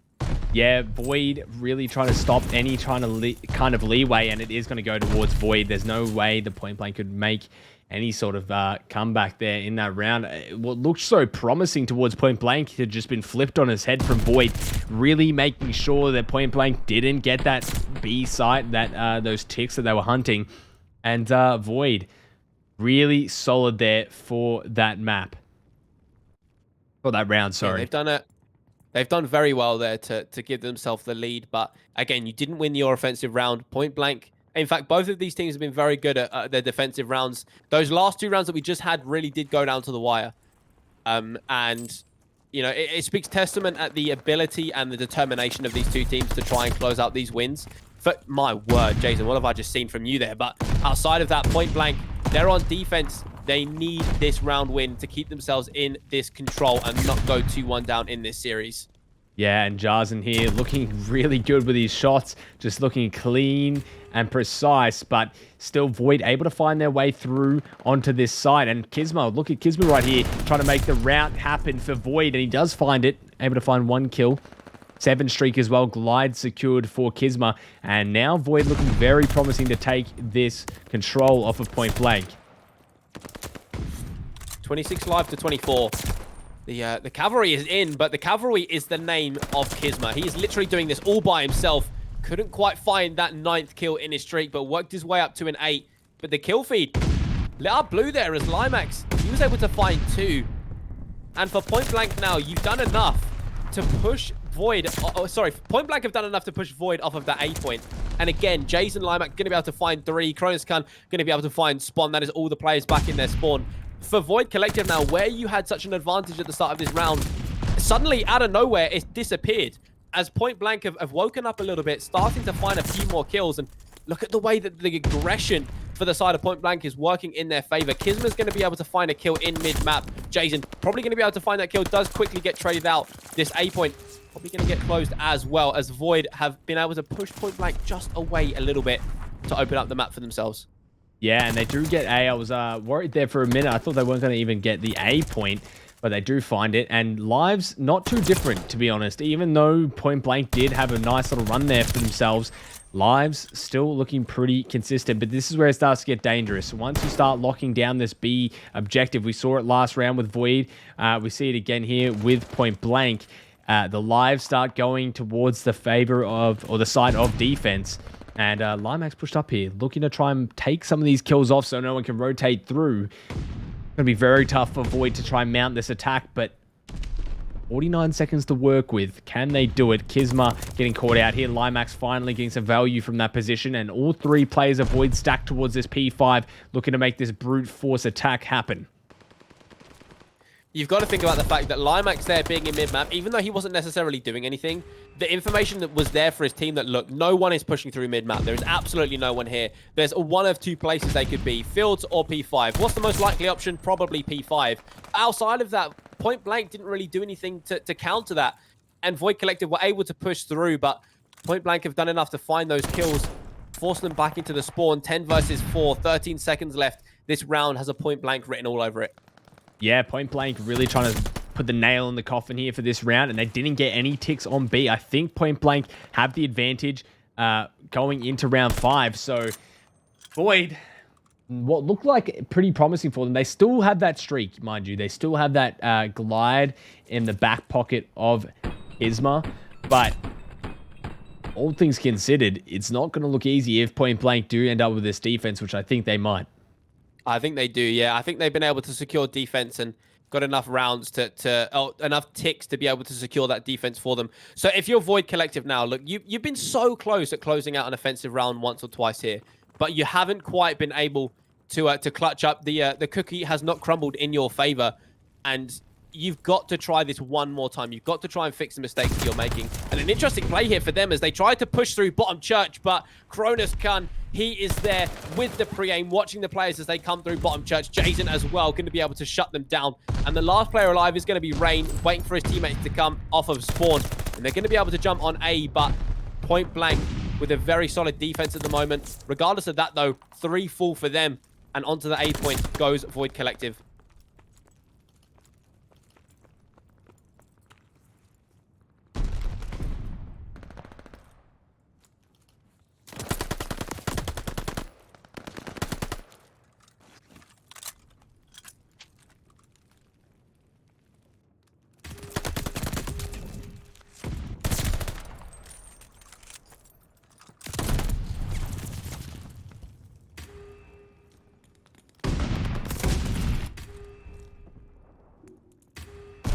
This round really has been Cronus Guns and Limax really to take. They've played so well. They've been able to pick up such important kills. It's now down to the rest of the teammates to try and find a few more kills for themselves and try and shut down this push from Void Collective. Dodev going to be able to find the hip-fire kill there onto Rain. Does quickly get traded out, and that A point has been closed down, but the kill department still going in favor of Point Blank. 20 lives to 16 now as Void Collective, they have to get out of their spawn. They have to push over towards that B point, and they have to try and cap it. This defense from Point Blank looking very strong.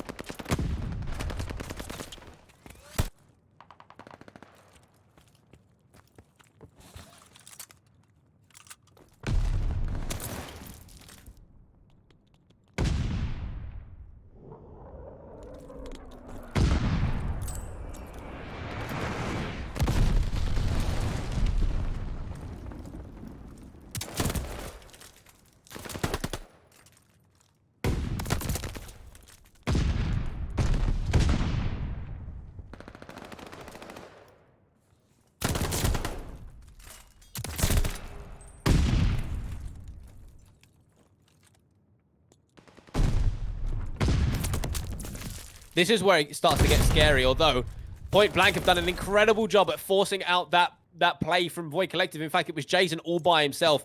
If that player had been allowed to stay on B and the rest of the teammates had been allowed to push up a little bit more, they could have essentially set up a spawn trap, but Point Blank have done very well to alleviate that pressure. It's 10 lives to 5 now. You've got one more respawn if you're Void Collective. You do not have a lot of lives to play with here. You've got to play so smart. Yeah, just realized I was muted that entire time. Love that for me. Somehow I'd accidentally clicked the mute button, but we are here. 10-4 now. Void Collective on the back foot. And although Point Blank have been so consistent in this map, it looks like a 4 down, actually. This might not be as clear-cut as I thought. Now B getting ticked. And this is where it starts to come alive for Void Collective. Looking very promising, but 2 dropping. Not a lot of time left. Does find the kill, Dirdev, but the tick comes through, and I think Void might have done it. And they do somehow pull that out, and I have no idea where that came from. Void Collective now 3-2 in that map. What a play from Void Collective. Point Blank looking so good there. Jarzen just putting up the numbers for the team. Not enough work done. Wow. I literally have my hands on my head right now. What has just happened? Jason dropped 5,000 damage. Again, imagine T1 as well dropped 5,100 damage. 39 kills, 38 kills. That control was all the way down to the wire. It was all down to that 4 down that Void Collective were able to get onto Point Blank. I don't even know, like, how do you let that happen? You're so close to closing out the round. You have the defense there. You allow them to get 4 down, and they jump on that point off of spawn. There is almost no hope for you. And in the end, it closes out in a Void victory, and now they go 2-1 up. We're going into a game number 4, and if you're Void Collective, that second best of 5 is just on the horizon. For Point Blank, you've had so many opportunities to close out a win, and you haven't been able to grasp it just yet. Going into the hard point, a game mode that you won in map that you look very strong on, they have to try and hit a regain here. They have to try and get themselves back. That loss is going to hurt, because they had a 10 life advantage. They had the setup, they had the defense, and it got broken so quickly. And that round was lost so quickly. Yeah, that is an absolute dagger. If you're Point Blank, you had that round under control. You had the pressure. Somehow they find them the way onto the point, but how can you let that happen? You're hunting the kills, you're slaying them out. There's 4 lives left. There's no respawns. All you have to do is just clean up. And they just were unable to do so. They couldn't get onto the point. They couldn't make it happen. And that is a dagger. That is going to hurt. That is what is really is crushing from Point Blank. But 2-1 now down. They need to win this next respawn, this hard point, if they are to keep in this. And that is a massive round for Void to win and a massive round for Point Blank to lose. I am taken back a little bit at the fact that Void Collective have just been able to win that control. In every aspect, it looked like Point Blank were going to be able to finish off those last 5 kills, stop Point Blank from getting on that B point. But out of nowhere, I must have blinked my eyes or something, because the round completely changed out of nowhere. Like, it was 1 second, it had Point Blank written all over it. All of a sudden, they were all in their respawn screen, and there was 2 players for Void Collective on that B point. And the ability for Void Collective to not give up in that moment and jump on that point is so respectable, to be able to continue fighting all the way down to the end. And it worked out for them. They were able to close out that victory. Now going into map number 4, you've won the hard point already. You've won the control. Yes, you didn't win the S&D if we go down to a game 5, but they've got to try and keep their heads focused going into this map number 4. And they have a chance at forcing us to a second best of 5. Yeah, and it's looking that way indeed. I think you just got to take a break, a little reset. If you are Point Blank and come back and try and win this hard point, how are you going to come back and beat what is such a strong respawn team and a hard point team in Void? You've got to win this to keep in it and at least try and clean this up in a first best of 5. This is an absolute grueler. If you are Point Blank, you don't want this to go to a second best of 5. Especially knowing you were that close to taking the map 2-1. It's one of those it's just one of those moments, very it's heartbreak at the G. That is, it's hot. It's so sad. Honestly, for outside of a biased perspective, if I was Void Collective, I would be screaming at my monitor. If you're Point Blank, you're like, what's just happened? How are we just allowed that to happen? Like, it's one of those situations that as much as you go back and you review, it always hurts to look at. It always hurts to remember. And that's going to be one of them where they're going to be like, I can't believe we've let that happen. Just a sigh of disappointment, of sadness, of being upset at the fact that you've allowed that to happen. But if you're point blank, you have to forget about that going into this map number 4. You have to completely wipe it from your memory. You have to focus on the game at hand because you still have a chance at taking the victory. You know, it's only 2-1. You could force us to a game number 5, and they were pretty confident in the S&D, but we'll have to wait and see what happens in that game number 4. Void, though, they are going to be fired up. Yeah, that is just, you've got to come in with so much heat coming from Void, a team that's already really good at hardpoint, and then they've got the, you know, riding the wave of that momentum of pulling out that clutch on control. It's one of those things you just can't allow that to get inside the mental. You just got to reset. Okay, that happened. We can't do anything about it. All right, we'll go back to it later. We've got a match. We've got a job to finish. We've got to reset. We've got to get ready for this hard point, and we've got to take it home. So, take a little while here. Everyone's in the lobby. They're just giving them, trying to work out the side that they're on. But look, all things considered, what a win for Void. I'd be screaming at my monitor. I'm one of the most hyped people when it comes to games. So, as soon as I would win that, I'd be screaming. I can tell you that right now. But if I'm point blank, I'm just heartbroken. But we've got to reset. Mental, we go back to it once again. The mental is really important. It's a key factor for these teams. And unfortunately, that's how it is. It is how it is. Do we know the map number 4? What map it is? Yeah, what map it is. I think it might be what was the first map that they played? They played a Berlin hard. Berlin, okay, maybe that's, I think maybe a bow cage hardpoint. I could be wrong, but I was thinking Berlin hardpoint, and then when they played Berlin hardpoints, I think it might be a bow cage hardpoint. I could be completely wrong, but I think it's a bow cage hardpoint and then a Berlin S&D. But I could be wrong about that.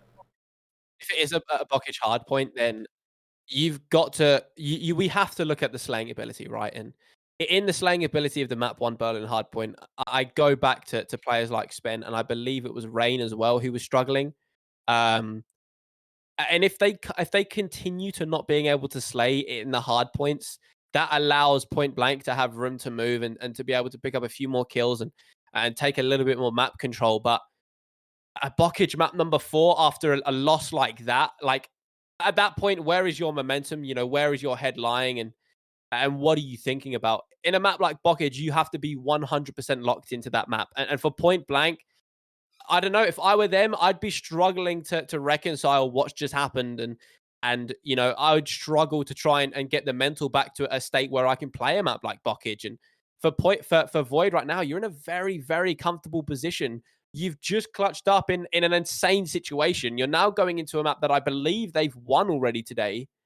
And you know, you're sitting pretty comfy right now. You've still got a few maps to go. You've got another best of 5 after this one. But in this first best of 5, it's looking very, very good for you. You've just got to continue shutting down point blank and honestly continue to create upsetting and annoying situations for them.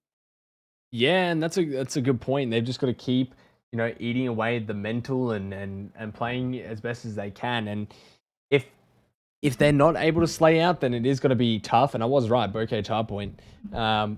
It is going to be very tough for them to really make that impact that they want. But I mean, we've seen that team, no issue on the control, and certainly no issue in the search and destroy, taking to a round 11. So maybe they're really, you know, pulled their socks up, I guess, or pulled themselves together, and we might see a different game out of them. But on the other hand, I guess, point blank, we're coming out cold on that first hard point, and now they're pretty warm, and they might have a little bit of fire in them. You could also turn that around and say, that's heartbreaking, but, you know, use it to fuel you. Like, are we going to lose to really, like, this sort of, you know, gameplay? Are we going to really let ourselves get defeated by such a minor kind of hiccup that's you know, lost us a map? They could springboard off of that, and we'll see if they do that in this map. But here we go, Bockage, map number 4, 2-1 up, match point for Void Collective. We'll see if the same value is found on this hardpoint. Off of the rip already, so many gunfights to happen across the map. But hey, that's Bockage. You got to get used to it. We've had this game now for almost about 3/4 of a year. And teams still playing Bockage like it is a team deathmatch. But regardless of that, it is Point Blank who have started to get those first initial gunfights and first initial seconds on time. 3 fall in the kill feed for Void Collective. But what they haven't taken account for is the fact that Kisma worked his way all the way around River and those spawns have flipped. So early on, this is Bockage. Again, those spawns will flip for about 1,000 times in this map. So that's not really too uncommon to see. That play from River, that play from Kisma, though, going around River, really, really working in the favor of Void Collective. Going over towards P2, they have that advantage. They could potentially get the setup in. Oh, what a kill. That was a massive kill from Dirdev there, but where Void Collective snuck around the back, you've got to be aware of Point Blank snucking around the back, just like Dirdev. Yeah, and that's one of the things. P1, I find a lot of the teams that get a lot of success in the P1 and can grab a lot of that time ends up being successful later on. It's just, there's so much value that you can get from a neutral hill like that by soaking up a lot of time like Point Blank just did. And now they have P2 under the belt. And this is what I was talking about. If you can snowball off of that loss and kind of fuel, you know, your drive for this map, then you're going to find a lot of success. And I think Point Blank have, you know, done that as a testament to how experienced they are. They're one of the 3 teams that went international in Minnesota earlier this year, so they do have that experience. And that's what we're seeing now. They're able to regain, they're able to get that mental reset. And unfortunately, the human turret, imagine ADFOV just beaming off of that heady on tank and able to clear up some of the numbers from Point Blank. P3 has just popped, and again, it is Void Collective with that time in their hands. And so far, you know, the kills pretty 50-50 across the board. If you're Point Blank, though, look, you're gonna wait for some teammates. Cronus Khan and Jason, they just got pinched from the back, but they're essentially left in a 2v4 there. Weren't waiting for teammates to come and give them some assistance, and that has allowed Void Collective to continue getting some more time. It is still early doors, you know, we do have to consider that, but if you can try and, you know, fix those plays up and wait for some teammates, make a strong 4 push over towards a hill like this, you have the possibility of being able to break in. Limax, though, almost being able to the 180 there onto Kisma, but couldn't quite do it. Regardless, though, Point Blank have been able to break on. Yeah, and I mean, they've done really well on that P3. And they've, yeah, Limax, one of those players that are just cracked out of their mind sometimes. But it is going to be Dev now coming in, just trying to clean up some of these last little kills, maybe get a little bit of scrap. Unfortunately, not being able to snowball too much. But P4 now going away of Point Blank. And really, we see a lot of value here. Limax pushing up, just trying to cut the numbers. And 3 people have hit the back from Void Collective. Now able to clean up 2. Kisma trying to find the 3rd here on top of really what is P4 and how Point Blank have set up. It's just collapsed just like that. And Jarzen now able to try and keep this alive for Point Blank and has done so successfully as Limax comes in. But Kisma still being the thorn in the side of Point Blank as he wraps around and starts ratting even more. That's the 2nd time in this hardpoint that Point Blank have really been hurt because they aren't watching their pinch. And it's something to think about going into the latter part of this hardpoint, but again, this hardpoint is so close in this first rotation that at this point, it doesn't really matter too much. Like, as long as you're slaying out, you're being able to get a few seconds on time, it's pretty good. But going into that 2nd rotation, for Point Blank, you need to be aware of those flanks, of those pinches, because if you aren't, Void Collective are going to continue to use that against you. Regardless, though, P5 has popped, and it is Void Collective with that time. Yeah, and that's massive for Void Collective. And if they do get P5, this is starting to look a little bit scary for Point Blank in this first best of 5. Rain now getting beamed from Dirdev and a nice nade coming over the top from Jarzen. 2 players are going to drop. Cronus couldn't get a team nade, unfortunately, but 3 have gone down. The last person left alive, Imagine, we've seen what he can do, almost getting the pistol kill, but the trigger figure, unfortunately, not there. Cronus at the back, just trying to keep this really alive for Point Blank, but again, Void just looking very clean with their breaks. I don't know what it is. Void Collective are playing out of their mind right now, but Point Blank, I feel like they're just giving away too many gunfights. They keep getting 3 down quite a lot, and it's allowing Void Collective to utilize the space that they've created. Point Blank, again, they're playing so well throughout this series, but it's just the small mistakes that are giving it up for them. And, you know, if Void Collective win this map number 4, we go to a 2nd best of 5, you've got to think about Point Blank's possibility of losing that 2nd best of 5 even worse. Or on the flip side, you know, identifying the mistakes they're making and closing out that best of 5. Regardless of that, though, Void Collective have the lead 110 to 82 in this second rotation of these hills. For Point Blank, I think the biggest thing for them right now is trying to fight for the spawns for P2 and trying to get themselves back into this hard point. Yeah, and that is, you know, the ideal situation. They need to have another good P1 here to try and stay in this. So you don't want to give all this time to Void Collective. And it looks like they're just getting outslayed right now, coming into the second rotation.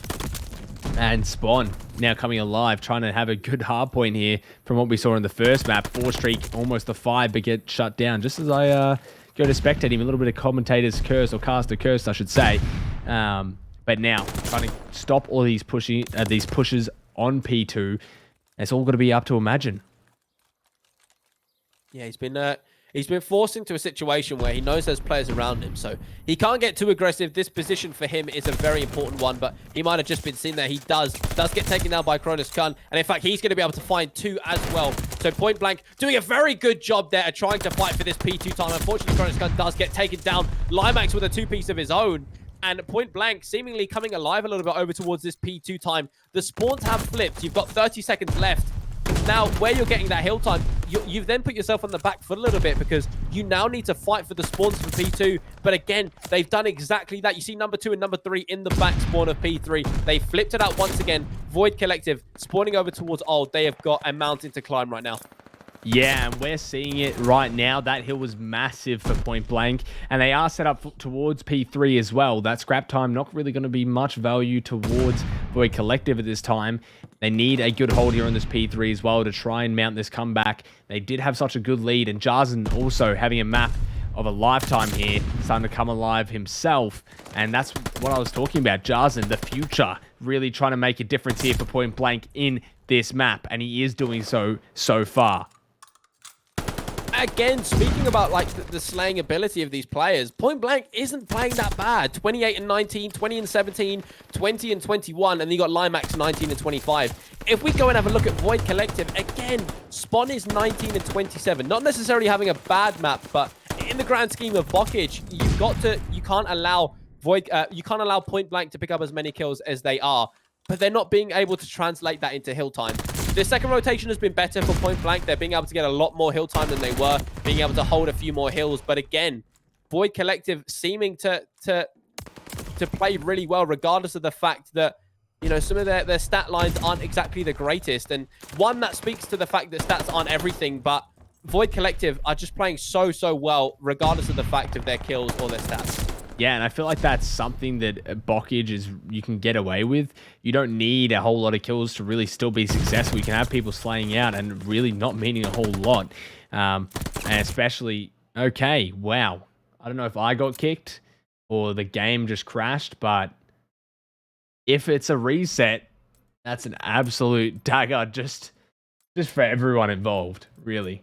I don't know if that's me or if that's everyone. It looks like it's everyone. So another reset will have to go, you know, through. Yeah, absolutely. I don't know whether they discussed the potential of going from like 100 to like only both teams need 100 points, because I believe it was a pretty close scoreline at that point. But if it is a reset, then look, you've got to fight a blender once again, and a blender on Bockage as well. I would hate to have to restart this map, let alone, you know, understand that there's a second best of 5 on the line, and that disconnect for these two teams is going to be so painful. Yeah, that's something that's really tough. I'm just watching the VOD back now as we do it. It's 152 to 151 at the moment, and it closes literally as that's happening. So that's rough. It's super tough. I mean, this is something that Vanguard is. I mean, COD in general, not even just Vanguard. There's been other games as well. Vanguard is, you know, very bad with it as well. But having these game lobbies and the custom games just not functioning, it's just so irritating. It's frustrating. No one wants to deal with it. I've been casting for almost 10 hours straight now. Like, this game is extremely painful to deal with sometimes, but that's just part of life. And we'll see if they've joined up. I'm not sure who it was that lagged out, but yeah, I think everyone's keen to get this going. And if it goes to a second best of 5, My God. This is going to be pain. One of the longest cups that we've had. Yeah, I think this is one of the longest cups that any region potentially has ever seen.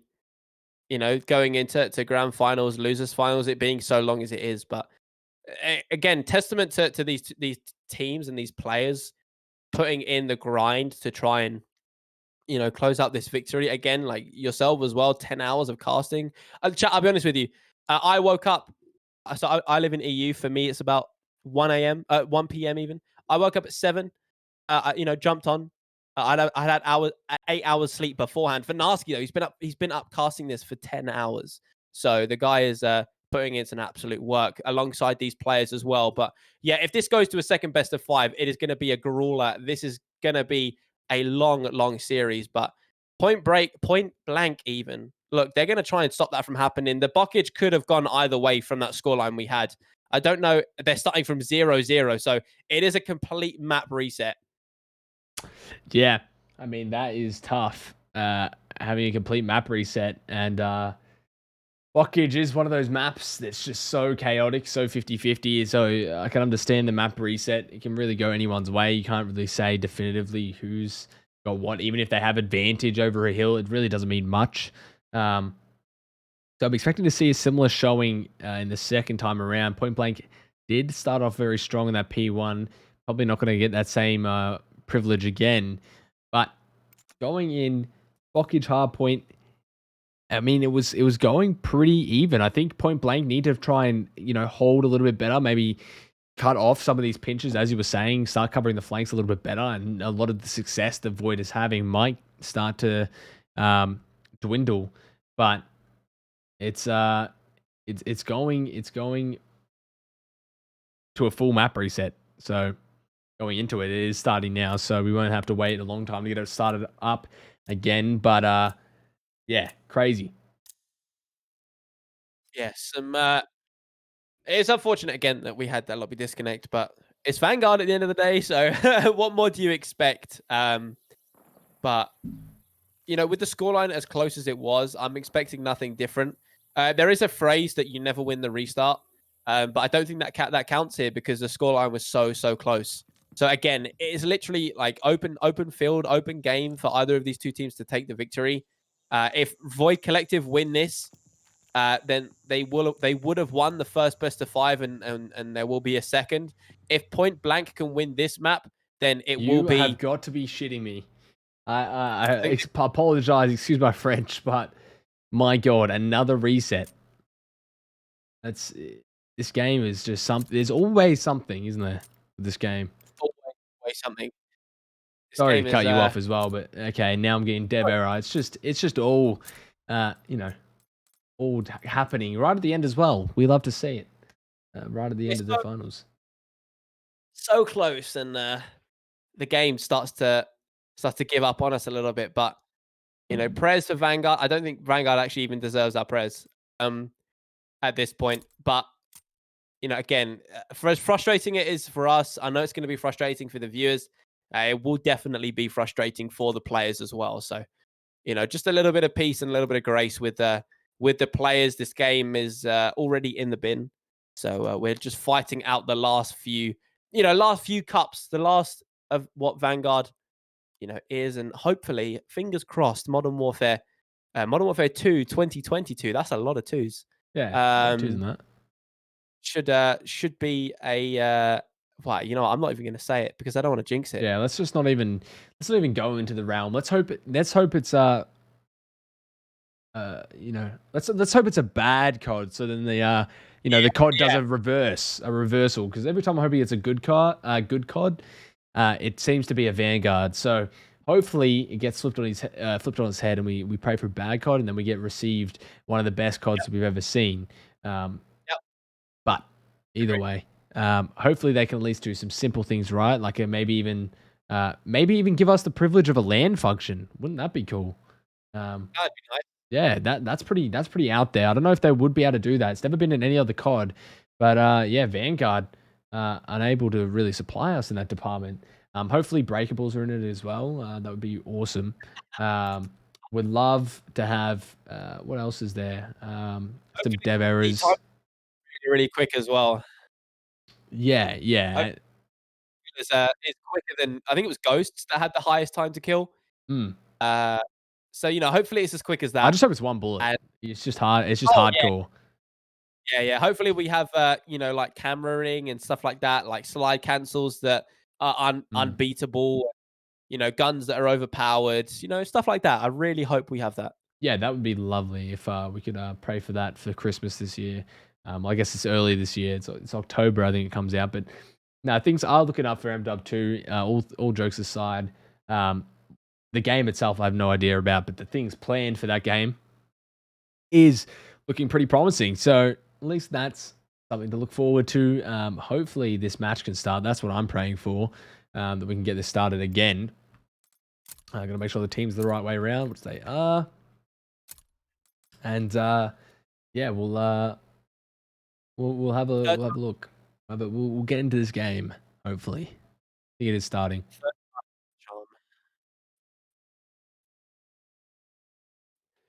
He's ready? Right, so I think we've spoken enough about Bockage Hardpoint, right? We know the map. We've seen it enough. It's one of the most unique maps we've ever seen in a Call of Duty game ever.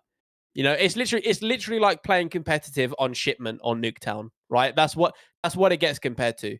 But thinking about, you know, what goes on from here, well, again, Point Blank really kind of need this win more so than Void Collective. They do have a second best of 5 to lean back on if they lose this one, but you know, with the way that Void Collective are playing, I don't know if you really want to go to that second best of 5.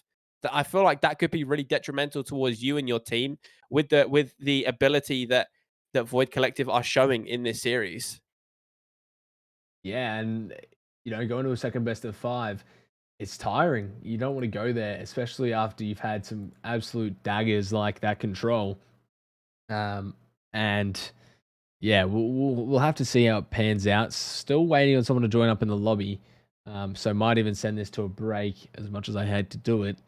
We'll give it a little bit longer, but yeah, the second best of 5 is really not what you want, especially if you're Point Blank, because you've got to do a full mental reset, a full reset just in general.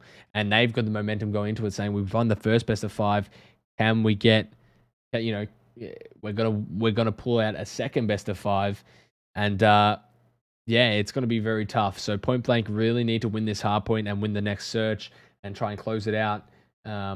So yeah, it's we're just waiting on one player to join up here, and he is joining up, I think. There we go. We don't have to send to a break, and it is going to get started up very shortly. But it's a good point. You know, Bockage being Shipment, you know, those small maps that it's just run and gun, and that's very true. You can get away with a lot as well. You can push fire into the spawns without them flipping, and even if they do flip, you just flip them back right after. So not very, I would say, very skillful on the competitive side of things as far as all maps go. But we are loading back into it, a full reset. We'll see how this goes, if it goes differently. I hope it goes differently. Well, actually, do you know what? No, actually, I'm going to take that back. I hope it doesn't go differently because, in the one sense, you know, there's been so many delays now and so many issues that we kind of want to get the maps over and done with. But I liked where it was. You know, the scoreline was so close. These two teams were literally battling it out on this map. It literally could have been anyone's game. I kind of want that to happen in this series. But again, in the back of my mind, it's like you never win the repeat. You never win the restart. The restart is always different. And either one of these teams could just take control of this map early on and kind of catch the other off guard. But we'll have to see what happens as we start off on this Bockage hardpoint. Yeah, exactly. And a big nade coming already off of Imagine and Kismet taking care of Jars. And already we saw a good pre-1 break from Point Blank last time. And now Void, a clean 4 down without a single kill going away of Point Blank. So a full reset now looking in Void's favor. Yeah, Void have started off super strong here. They found almost every kill across the map. Kismet is up 3-0 right now with that AR in his hand. And if you're Point Blank, you're definitely going to be apprehensive about the fact that they've started off so strong after the restart. They've been able to find a few more kills across the map. Jason and Dirdev being able to find 2 there in the kill feed. But P1 Void Collective able to get 11 seconds and continuing to get a little bit more time on that hill. That's going to do them absolute wonders as we go over towards P2. Yeah, honestly, it has evened up a little bit, only a 4-point difference. Not a lot of time gathered from either team. And this is what you can start to see. A lot of kills going away of Void Collective, but not a lot of value, I would argue, to be honest. They are getting slayed out, and P2 might be a different story, but Point Blank still able to find themselves at least some sort of opening here. The lead is now getting, I guess, more and more away from Point Blank, but the kills are just going away of Void here. Yeah, Void, they are still continuing to outslay. Jason, though, he's been able to pick up 3. Can't quite find any more, but that's a massive 3-piece to open up the remaining time on P2. There's still a very strong presence here of Void, and if you're Point Blank, you're going to know that, and the kills continuing to go in favor of them. But the ability that we've seen there from Jason to single-handedly be able to break kills, he should definitely try and do that more within the next hardpoint. Obviously, I know that sometimes it's a bit of an outlandish play. You know, you don't want to give away your life, especially in a map like Bokich, where everything is so quick that if they get a 4 down, that's, what, only 5 seconds. It's 5 seconds that's very, very important time. But you want to keep up that pace, keep up that slaying ability. For Void Collective, though, they are outslaying on this map. Yeah, they are, and now it seems that Point Blank are doing a little bit better on that department, but still, kills just keep going away of Void Collective. But 30-point differential, not a whole lot altogether, but I mean, Bokich, that lead could stay there for a long time due to how even these this map is. So we'll see how that pans out. But all things considered, Point Blank still doing a good job here of grabbing that time and playing the hills as best they can, even with all this lane power coming out from Void, raining 13 kills, already mounting a good second reset here. Yeah, Point Blank have done enough there to be able to get the last remaining seconds on P3. They haven't got the advantage rotation over towards this barn hill. They've now got to try and play the break onto this barn hill. And you've got to think about, okay, their gun skill's still there. We can see that. But like, do they have that energy to just continuously push onto this hill and want to try and fight onto it? The lead for Void Collective is continuing to extend. Point Blank weren't even able to take the lead over towards that last hill. So, they're definitely going to be thinking about that, and it's going to be in the back of their minds, but they're still continuing to force themselves over towards this hill, but they're essentially just feeding Void Collective kills.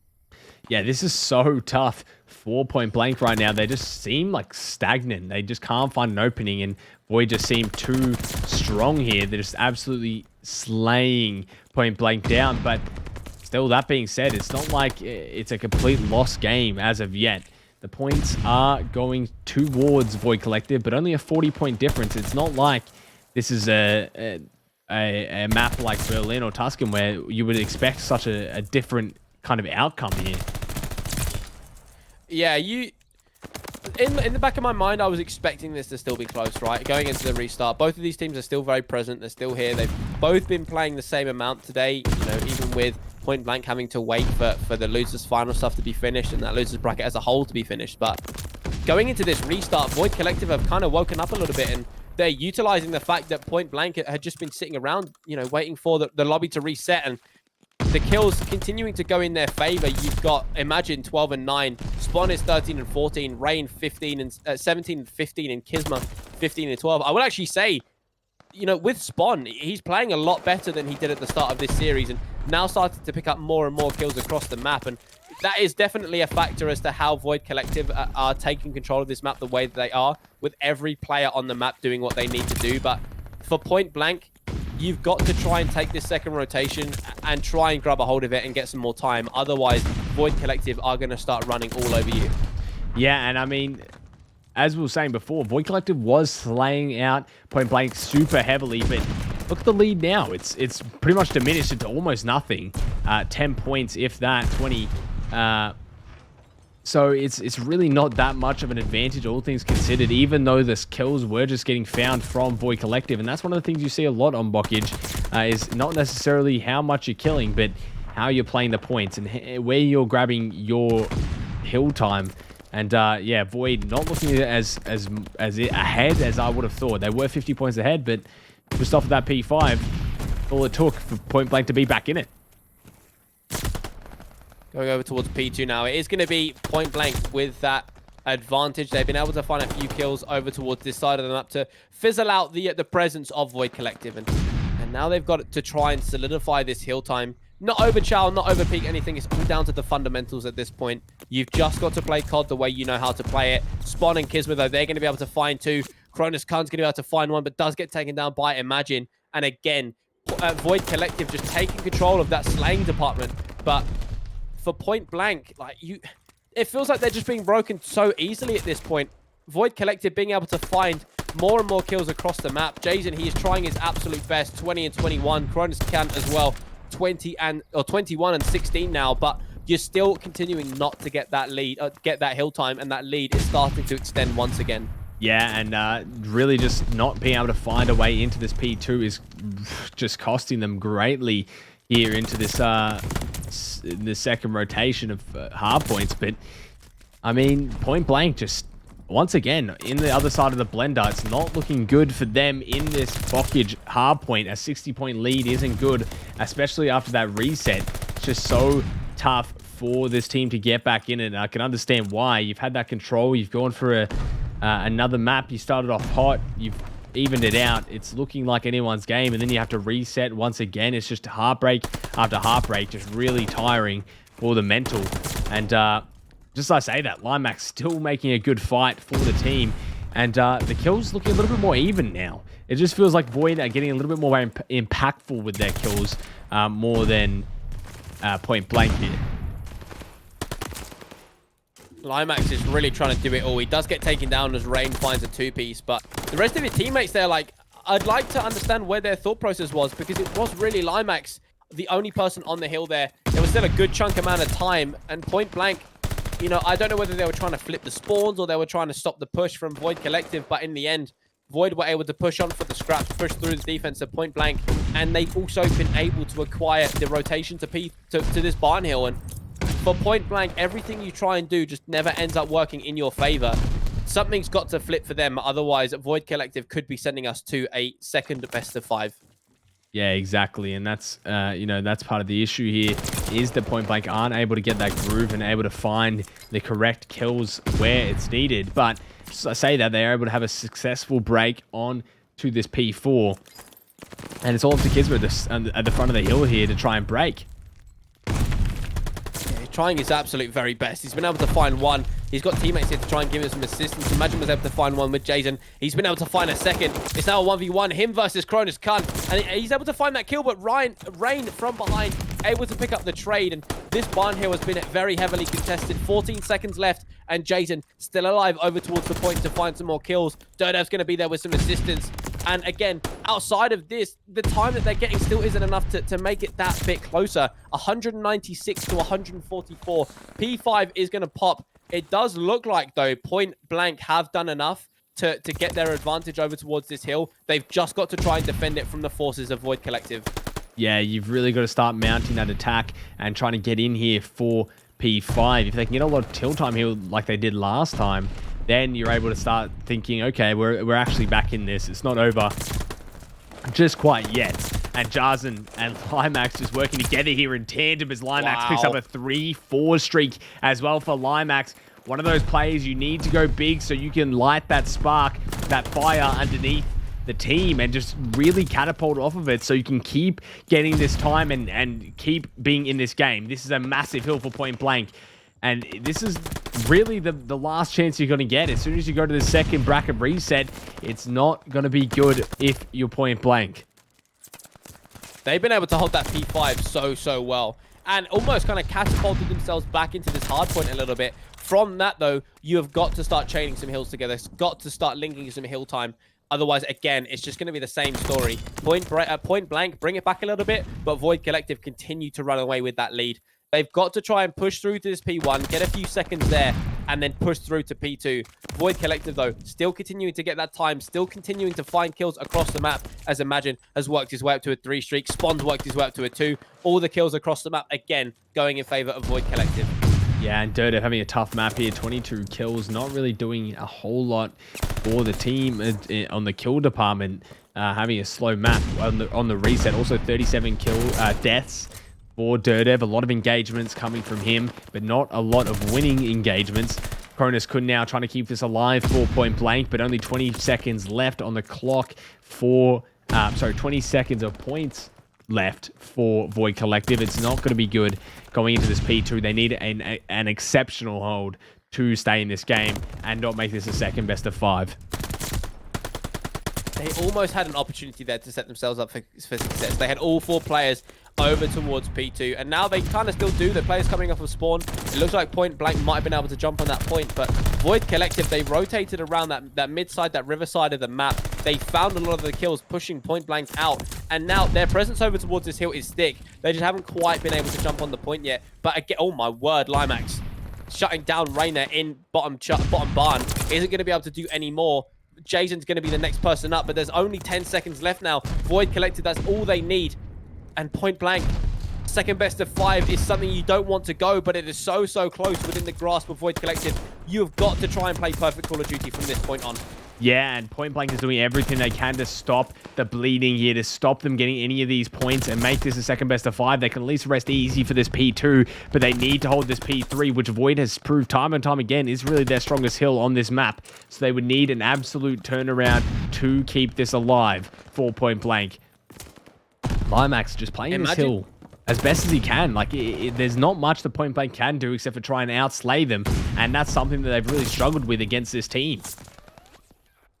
Yeah, definitely. Point Blank, again, you've got players like Jason and Limax. They both hit 45, 43 kills. For the side of Void Collective, again, you've got Imagine, 41. Rain up to 40 kills. This P3 is now literally down to the wire. It's who can jump on it and defend it. That's 3 down for Point Blank. Void Collective, they need 2 seconds left. Is this going to be a second best of 5? It is. Void Collective do enough to win the first series 3-1. And now over to the second best of 5 we shall go.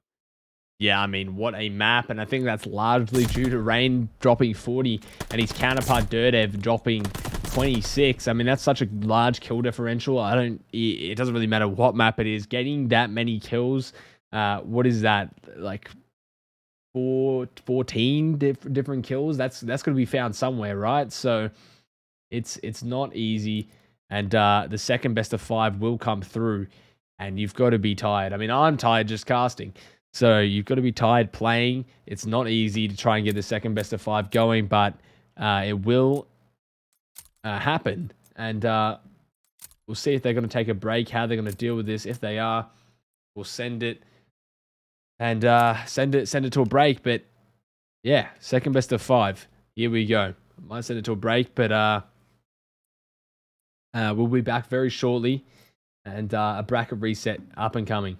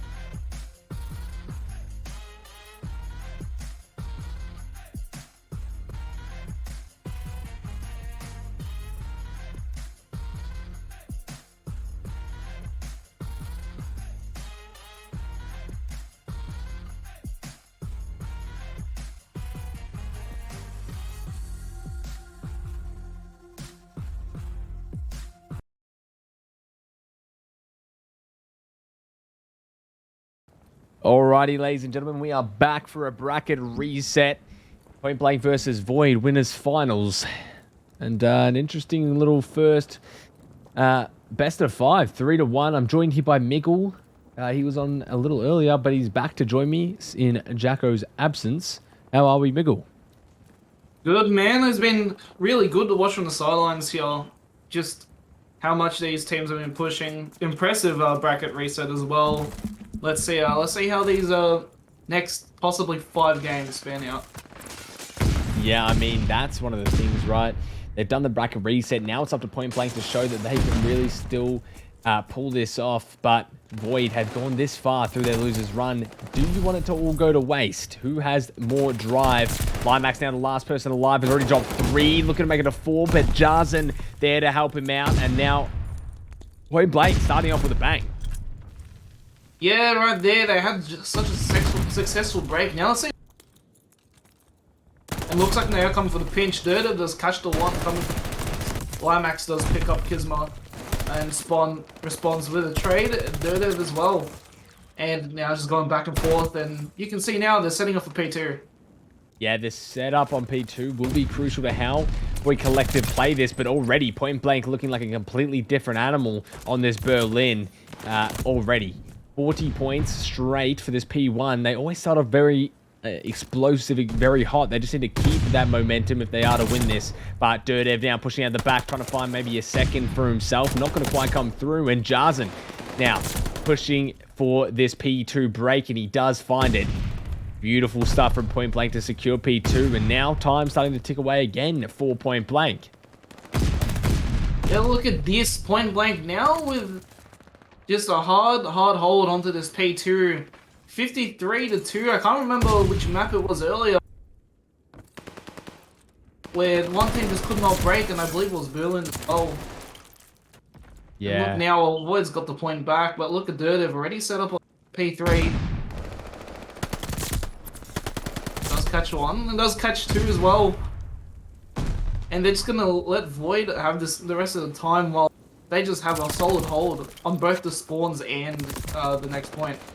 Yeah, I mean, and once again, Point Blank coming on top of the rotations here. Not the biggest lead considering they have P2 and P1 under their belt. They got a good 40 down for Point Blank on that first couple points. But Limax now, last alive here for Point Blank. Couple of players around the hill trying to help him out, but none able to get it. Cronus Kun trying to clear this hill for Point Blank and maybe able to get a little bit more damage done before the team comes through. The cavalry, as Jacko would say. But still, Void having no answer here on this P3.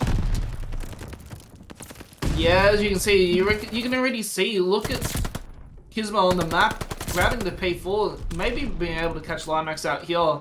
Spawn also routing there, and they're just now, well, they've died on point, so they're just going to play for the next one. They do get the pinch of Limax as well, and looks like they're going to have, Void's going to have a solid hold of this next point.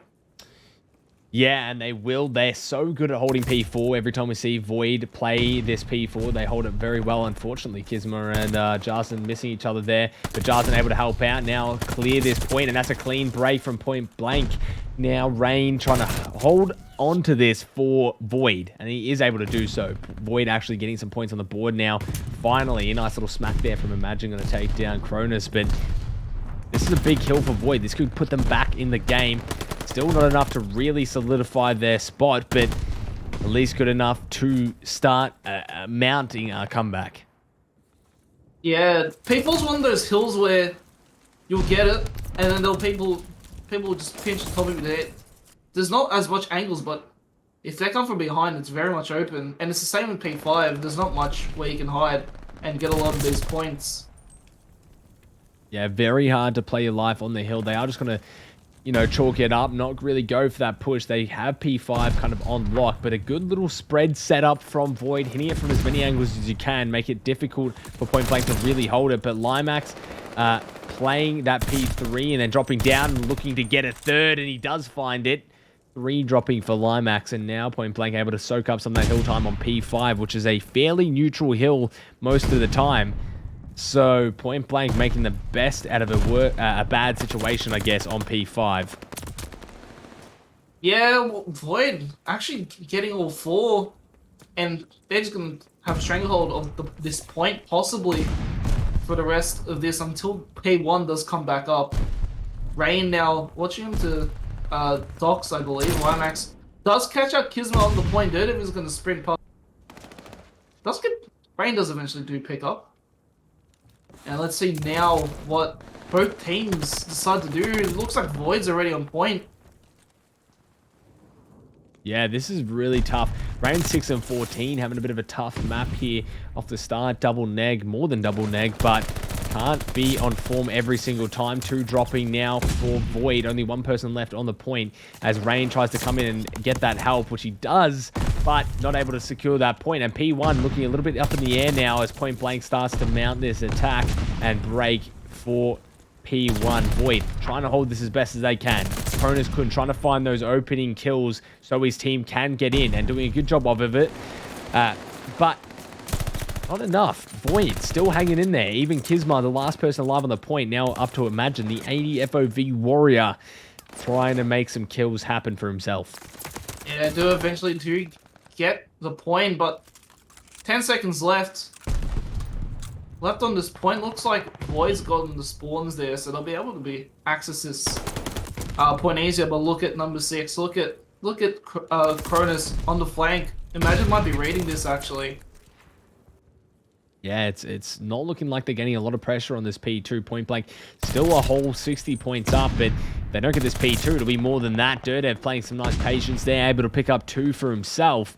Now all up to Imagine to try and clear some of the pressure here from Point Blank, and he does do so successfully, dropping 2. Now all up to Limax and Jarzen on the point.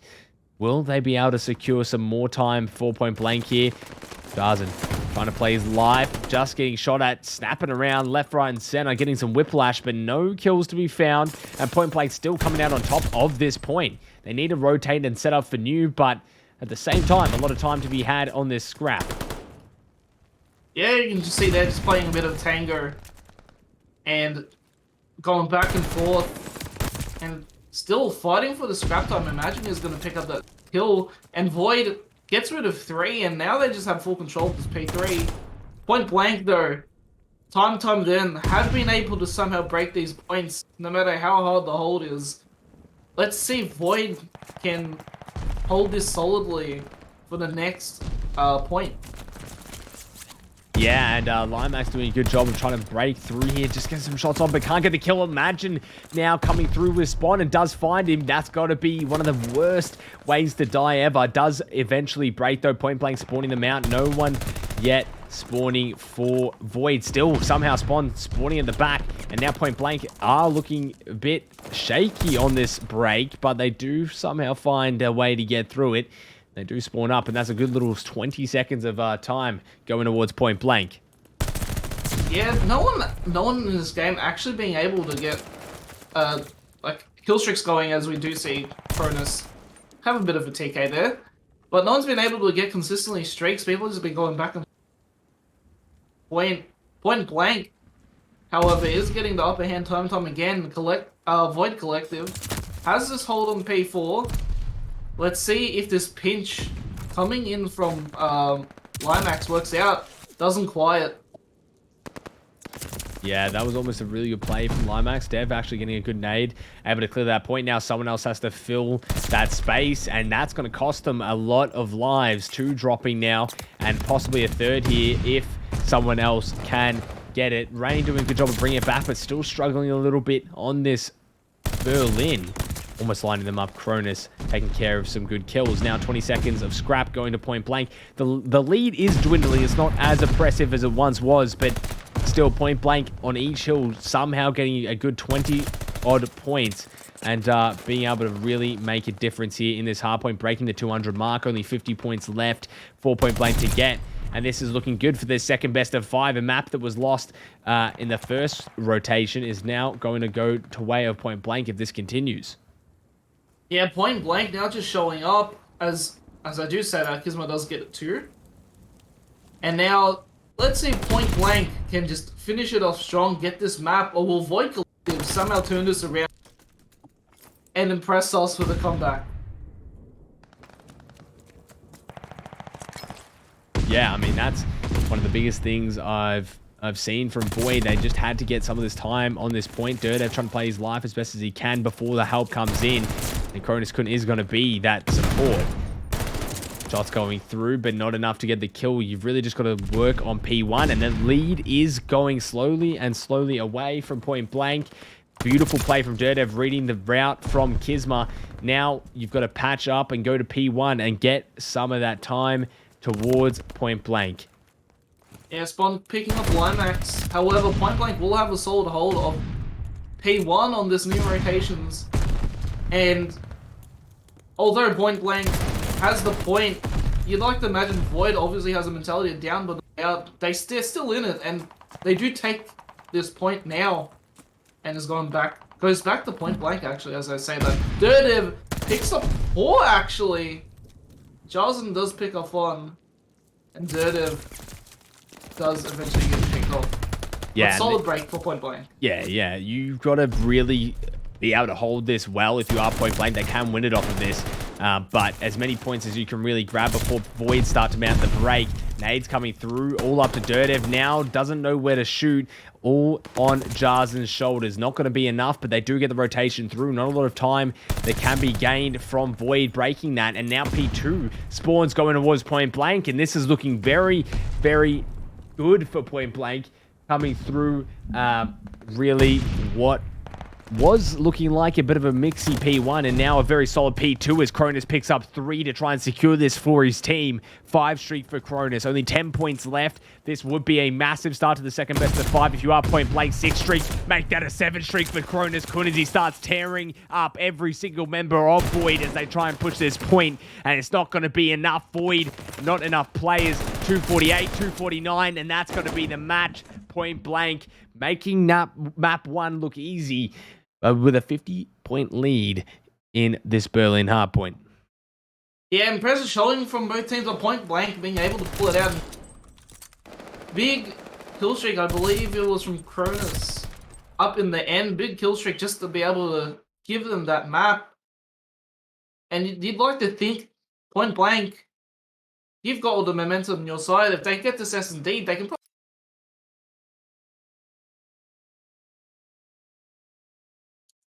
Unfortunately, I lost your mic there for a second. It cut out, but I think you were saying getting that momentum, and it is important for them to continue that going into the Tuscan Search. We saw them win it last time. There might be a complete 180. We see point blank do that a lot, where they go down in a series, let's say 1-3, and then they do the complete opposite to that opposing team. We'll see if they do it this time. They might lose the Search and then win the control and hardpoint. All neck and neck, so anyone can win it. We'll just see how it pans out. Yeah, good showings from all of point blank's players, to be honest. No one really slacking, I believe, either. They all have their moments within the map, which is good to show, because we've had a couple of games where a player, especially in some like S&D or control, where they won't be able to, they'll be lacking in a lot of the games, but all of them just seem to have emotion in that game. And that's what really shows with point blank. They are a complete team. They've got it all under wraps.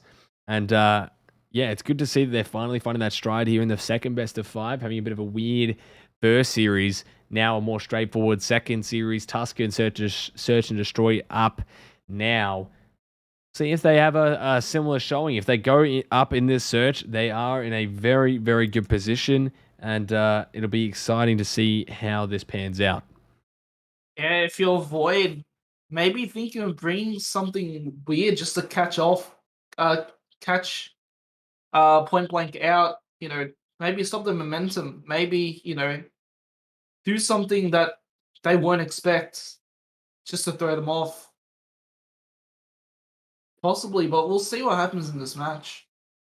Yeah, I'm not sure what's going on. A little bit of a delay here. We might send it to a quick break, but we won't go anywhere. It'll be back very, very shortly. Just waiting on Dirtev to get into the game. Not sure what's taking so long. Only a 1-2 minute break, but we will be back very, very shortly.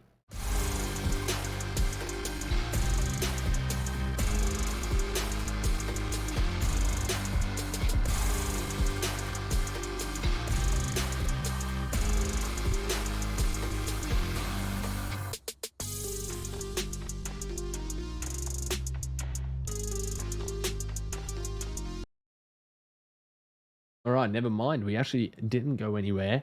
Search and Destroy started up very quickly.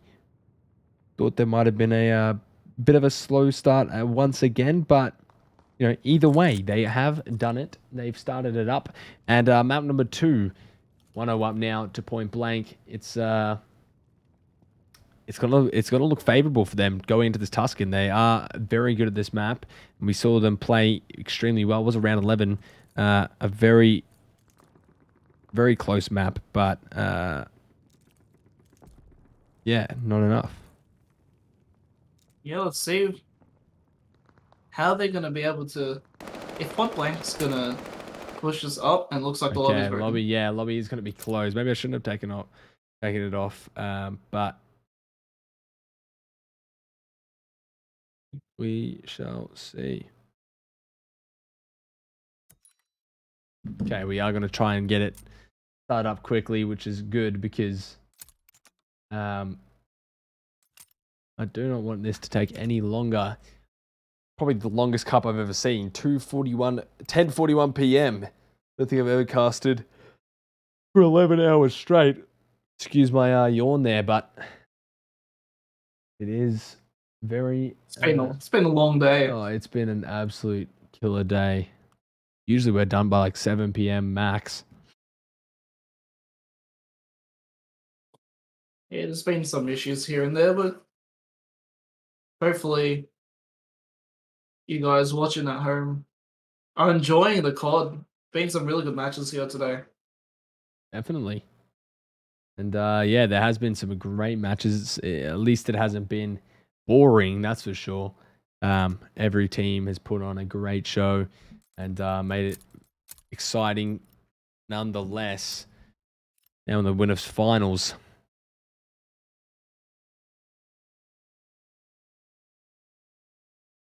Yeah, I was watching from the side. There's a lot of teams that, Mind Freak being sent out pretty early, which surprised me, as well as August, I believe, being sent out, I think, top 4.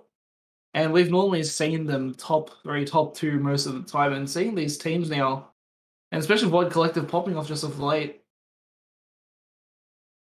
it's insane how much the competition has rose to the occasion. Yeah, and I mean, we see this from both teams. They're able to at least put in a showing and show them what they're about. Even if Void, let's say, loses this, or Point Blank loses this, they show that they can hang with the best. And that's what's so exciting about these matches. But whoever does win this is in a favorable position for the LCQ coming up in a month. And will really be showing that they're most likely to be the ones going to champs. That being said, no guarantee. Yeah, it ain't over till it's over. A lot of these teams are gonna push for that spot in champs. You like to imagine all of these 8 players want to go. 100%, and that's what it comes down to. Who is going to be the one showing that they are ready for champs? And that's either way, winning a 2 best-of-5s, even playing a best-of-5, and showing that you can come back if you're Point Blank. It's going to be a showing from either team. Big shots coming in from Dirta, but no kills being found as of yet on their search and destroy. Stars are going to be the first to get picked. Dirta going to be the second, and already a big start from Void. Limax trying to even it up a little bit, make this a little bit more plausible for Point Blank to try and clutch this out, but still 3 versus 2. Bomb down towards the A site. Not looking favorable. Yeah, look, Cronus and Limax kind of stuck in this lane. Spawn is gonna push up. Does catch Cronus lacking. Limax is gonna stick onto P1 in this 1 versus 3. Let's see what he can do here. He's kind of stuck in a position where he can't really move wherever he goes. And as you see there, excellent read onto where he would possibly go. First round goes to Void. Yeah, and that's a really strong round from Void. They just played how they needed, playing the angles very well, getting those picks, and you love to see that. That's just how that needs to go if you are Void. You want to come off with a bang. And I did say that Point Blank has a habit, and Void as well, of let's say they go down 3-1 in the series, they'll go back against that team and do the reversal. So maybe Point Blank's looking to do that. They'll lose this search and then win the control and hardpoint. But we will see Limax now aiming up spawn through this P5. And Bomb with spawn, alone by himself, looking to try and maybe get his team to rotate to this B side. But either way, no budge yet from either players on this roster. And it looks like Void are having a tough time and really finding any opening here. Still a lot of time to work with, but yeah, not a lot. So stagnant. They don't want to give each other an inch here. Look at Dirdev. Dev might be able to catch one. Does get spotted out by Kismet though. Doesn't quite die. And is going to relocate. And you just see there, Spawn still stuck outside of P5. Does go down well. And Jarzen does get first blood there. And now look at how everyone's rotating. Trade coming in, Cronus and Dirdev. Dirdev is going to unfortunately die, and Point Blank now have the 3v2. Yeah, and that's something that you really like to see out of Point Blank. They played that very well, but only 8 seconds left on the clock. It's not going to be enough for a clutch to come through, and now a 1-1 all evened up for this search and destroy going into round number 2. And it's a great way for Point Blank to really show that they're still in this, and they're going to make this an easy job whatsoever for Void if they are to try and continue, this, I guess, course that they were set on. Yeah, so far, good showing. Dirdev 0-2, but I wouldn't necessarily say he's going to end up doing bad. We'll see how he goes throughout the... Might end up holding some crucial angles that will help Point Blank win this map. And now you see sort of like a 2-2 split. There's two sort of in P5. Rain watching it out, and Jarzen will drop down the well. While Void has 3 watching A and 1 just hovering B, ready to rotate around back into spawn to be able to rotate for that A plant. Yeah, and that's one of the things that are so, successful for Point Blank is their patience, but sometimes it can cost them when you run down the clock a little bit too much, and then you're forced to make a risky play that could have really been avoided early into the round. But here we go. Cronus now trying to contest Imagine on this left side. He knows the nade came from there. Just trying to wallbang it, but not really much found for Cronus. And now it's up to Dirdev to try and work this left side. Does get the info onto Kisma, but Limax is the first that's going to drop. Trying to get aggressive. Rain knew he was going to try and push through that P5. He's always there. Fortunately, not really much going on. Imagine going to take some shots. Cronus 1 HP, but still, Point Blank struggling on this round. Shots are good, but they're just not enough to kill. Now in the 1 versus 3, all up to Dirdev. Finds one, gets out with his life. Has the info on the last 2, but how is he going to play this? Dirdev does find another kill, going for the plant. Drops it, but unfortunately, Rain does play it correctly. So close to the to really clutching that out. Dirdev, unfortunately, not able to get it done, and Void Collective going up 2-1 in this map. Yeah, as you said before, going back to that point of taking their time, but it's going to bite them back. And it kind of cost them the round, right? Because they took their time, but they didn't necessarily take any actions to advance. And that cost that round for them. Yeah, we're going to see Corey here, Jarzen getting aggressive, and that's 2 dropping now for Void. It's a bit of a back and forth. We saw this last time on this map, and we're seeing it again here in this Tuscan, and now 4 versus 2, and Imagine and Kisma up to the clutch. Very split. Bomb is down. They've made some noise as well. Kisma just trying to get out with his life. Limax really trying to find some sort of angle that he can make these kills. And he's going to peek here. Kisma probably going to get caught out. And he is going to get caught out now. 1 versus 4 as Limax starts to try and bring this back for Point Blank in this 4th round. Yeah, Limax at P5 sit working out. And now Imagine is by himself and does get picked off Point Blank with an excellent round there. Bit of a change of pace to how they normally play patient, especially playing on defense as well. really good call there to sort of change, I guess, their formation or their plays on that round. Yeah, and that's really good to see. Like, having that patience is so difficult. You can't really get you can't really make all the kills that you're trying to go for. So having that, it is good to see from Point Blank. 5 and 2 from Limax as well. Such a good start. Looking to try and maybe get some picks here as they go for an A push. And really good out of Point Blank here. But the first blood going to go onto Dirdev. Limax striking back onto Rain.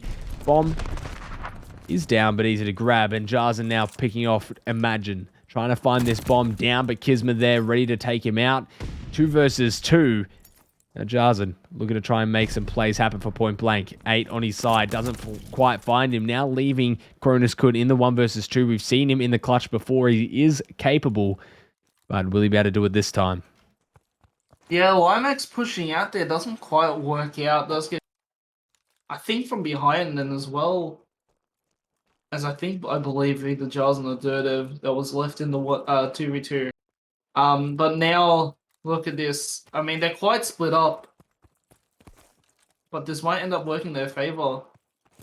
And the information has been called that he is around mid, and the flank from behind does pay off. And Void Collective get that round. Yeah, that is a big round for Void Collective to obtain. 3-2 up. Unfortunately, Cronus going to get taken out there from Kisma, but going back and forth round for round. Point Blank 2-3 down again, but probably going to get this round for themselves. We've seen it time and time again. They just go back and forth on the rounds, and then it's all up to the clutch, which is exactly what happened last time. Bit of a rinse and repeat on this Tuscan Search and Destroy, but here we go. Void on the attack. Looks like it's going to be a B hit. Only up to Limax to try and make a play happen. Almost getting spawned, but Kisma there for the help. And now Limax going to be the first to get picked. And a beautiful play from Void. They get out with their life. They have the bomb there if they decide to go to B. But Dirdev striking back now. 3 versus 3. And Point Blank in a very favorable position now in this round 3. Yeah, Limax almost catching the 2 push from P5, not quite getting the shots down, but still almost lining up for him. As I believe they're thinking of going for B, and you can see on the minimap Point Blank are slowly creeping up on this. They know they're on the B push. They spot one on top plat, but Rain does. Jarzen just lurking on this church ramp, and Cronus coming up on top church. Yeah, and now Jarzen through the back, looking to try and maybe take some of these lives away. Unfortunate timing, but does get out with his life, knowing that he just can't commit to that shell. Now Cronus put in a very good position. Spawn going to get taken out as he tries to get away with his life. Jarzen still trying to somehow make this happen as Cronus picks up another one being Imagine. Cronus taken out. Now Jarzen in the 1 versus 1. Rain versus Jarzen. A bit of a grudge, and Rain gets taken out. Jarzen coming out on top, and the defuse is going to be good. And now a 3 to 3 in round count. Yeah, excellent retake there from Point Blank. Actually being on in a 2 versus 3, and the retake was perfect. Cronus picking off, getting those 2 kills was very essential to how they managed to get this point, that bomb defuse. And Jarzen was just able to clean up. He got the information, and he got the challenge, and he won it. Yeah, that's what you need to do. It's now all evened up. Imagine having a bit of a slow game here, but can't be dominant on every map. Bit of a tall ask, but the consistency definitely is there for the respawns at least. Now, coming in, Point Blank with a very aggressive push. Through well. Jarzen already flying out, but Kisma has pushed up that field side and might run into Cronus Kun here. Might have actually gotten the info there for his team. A bit hard to tell. Don't think he would have really had it. Limax now picking him off, evening it up. Cronus Kun getting spotted. And now Dirdev trying to explode out and try and get these trades. It's just a game of trades, really, at the end of the day. Someone gets picked off. Point Blank getting aggressive, trying to trade it out. And we see it time and time again with this team. Dirdev finding that trade I was talking about. Now a 2 versus 2 for Limax and Dirdev. Yeah, Limax might be able to pick off 2 here. He gets information on Rain. And Imagine as well, I think. He gets the one. Dirtev might be looking on for the chow there, and he gets a second. Excellent play there from Point Blank. It was a good flank there. Got the information that there was two there. And was able to pick off Imagine while Dirtev was just able to pick off Rain. Excellent showing on that round for Point Blank. Yeah, and I mean, this is so tough. I mean, Dirtev doing an absolute mammoth job with that trade there. He knew Limax had the info in the back, was getting the comm, and then played it accordingly. And it's so good to see that Point Blank are really trying to mount this attack once again. They were on the back foot every single time, and it's really something of a miracle that they've been able to pull this off. Finally taking the advantage for the first time in this search and destroy. And Kisma, just as I say that, trying to make this go back to a 4-4, picking up a nice 2-piece, and make that a 3s. It gets Dirtev as well. 10-6 for Kisma, the real key player for the search and destroy matches from Void, and now 1 versus 4 for Limax. An absolute mammoth task ahead of him. Don't know if he will get it, and he won't. The timing just isn't there, unfortunately. That's going to be I believe that's an ace as well, if I'm not wrong, if not a 3. Yeah, that was all. No, that was an ace, 100%. He got 3 at the start and then gets the 4. So Kisma getting a nice ace as he goes into that 8th round and evens it up 4-4. If you're thinking Kisma, although it's on 4, is also much. And that'd be perfect, especially on these later rounds. If he doesn't waste it, does push it around 11, they will have that advantage. And yeah, if you're Void, that might be, especially Kisma, might be lurking behind. I don't know. Point Blank realizes though Jarlson does get first blood onto spawn. Sorry. Yeah, and that's going to be a big first blood coming from Jars, and Cronus couldn't help him out with Kisma as well. And now Imagine just playing this top church while he tries to make way for Rain on this P5 side. It's just, how is he going to play it? How is he going to get his way through? And will someone spot him? He might go through the back. I think Cronus Kun is onto him. But Rain actually going to make his way into fire here. Trying to go through the back. Cronus really waiting for this rotation to come through. Jarzen somehow coming on top of that. And now it's a 1 versus 4 for Imagine. Or 1 versus 3, I should say. And the shots just aren't good. Point Blank. 5-4 now. Match point as they go into this round. This would be huge. A 2-0 up, in map count. With some very, very favorable for the second best of 5.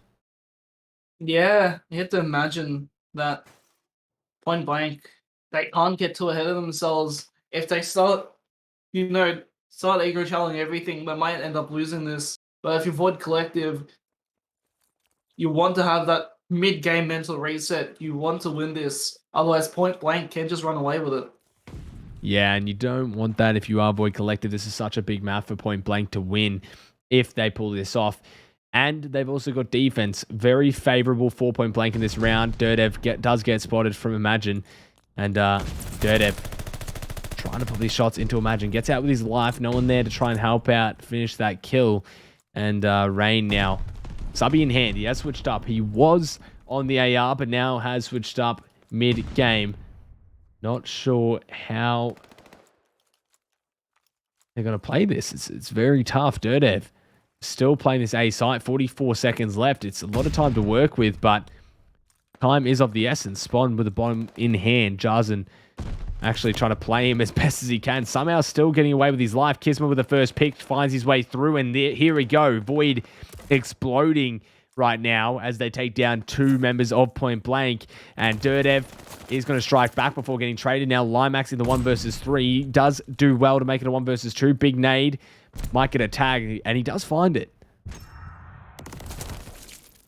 Gets caught with his pistol out there, and Void Collective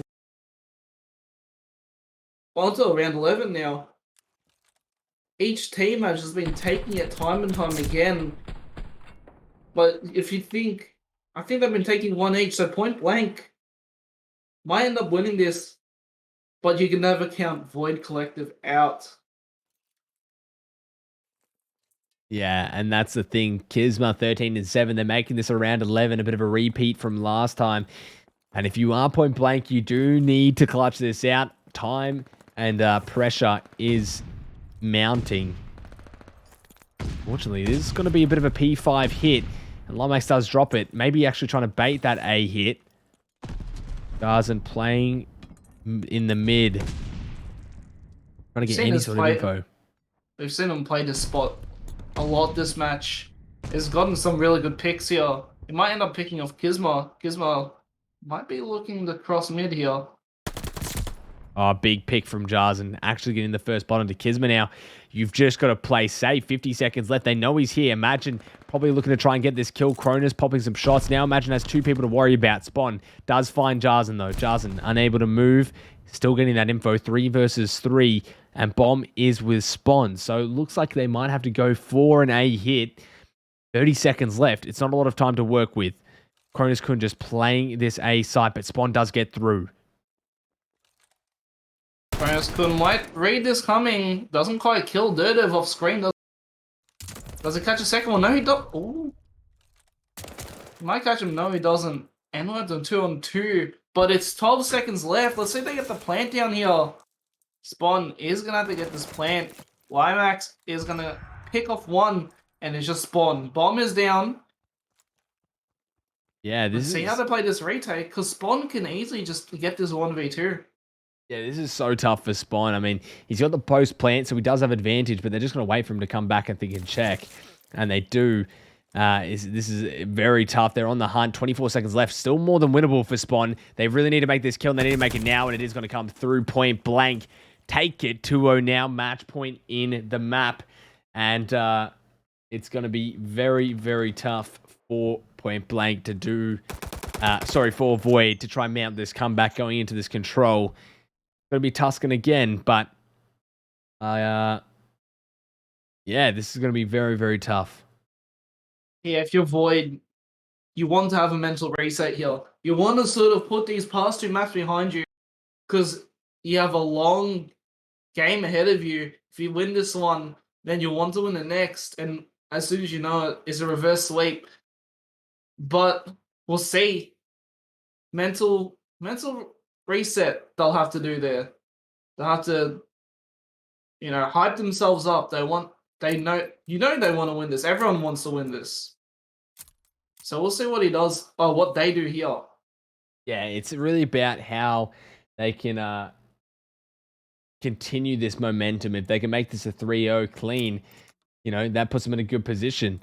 I will send this to a quick break. Just because I have to go do something very quickly, but we will be back very, very shortly on this map 3. 2-0 now up to point blank in the second best of 5s. And yeah, we will be back. Don't go anywhere. Such a good series so far.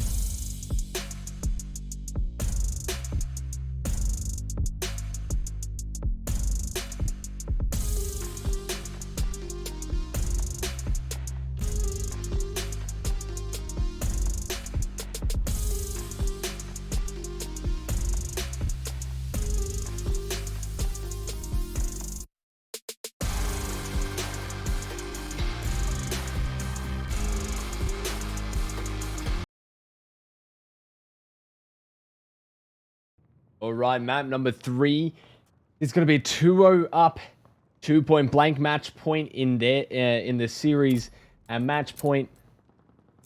No, just in the series. I don't know what I'm saying. My brain is fried. I've been casting for almost 12 hours straight, and it is going to be point blank looking to take this home the second best of 5, but Control.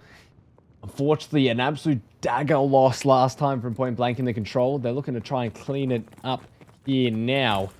Void's probably worst game mode. So we will see how they play this. And Dirtev, all 3 pushing down the middle here, trying to take some of the lives away off of the rip and work towards B. A beautiful strat from point blank, and they do get it. So now time can be brought onto the B point. And Limax looking to get aggressive. Beautiful stuff off rip from point blank. So a lot of lives being cut, even if they didn't get much value off of the point. And Dirtev now in the back, able to cut more lives. This is an absolute clinic from point blank here on the attack. Yeah, look at the start. 1-1, 2-1, 3-2. And now they just have 5.5 life lead. As I say that though, they do cut it down to 3. I think it looks like they're going for this B. And they're quite persistent with it. Might come to bite them back, but not quite yet. Jarzen coming through here. They're going to rotate on top of A. Along with, I believe it was Dirtev. Limax does get picked off the screen. Yeah, I mean, Cronus actually getting some nice kills there. But even point blank with such a dominant lead, the lives have been taken back from Void. And no point capped as of yet, so not really a great attack from point blank. And a big deep slide from Kisma's going to actually take care of Jars in there, but no real advantage gained from Point Blank, even though there was that beautiful play at the start. And just as I say that, lives start to come to the way of Point Blank, and it's a great start for them. Yeah, 25 seconds left though. They can't really hop off this point, but it doesn't look like they really have to. They're just gonna give A, but Limax had control of B, does get picked off. And Jarzen now pushing on top of Green. Does he get spawned here? Yeah, no, he doesn't quite. Now Jarzen able to get aggressive there into that plat, and Limax trying to help him out. There's 2 more picks gained from Point Blank, and it is tough. The life advantage is going towards Point Blank, almost a full wave difference.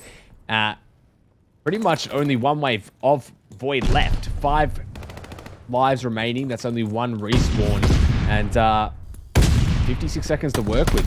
All Point Blank needs is 1 great push, and they will have secured it.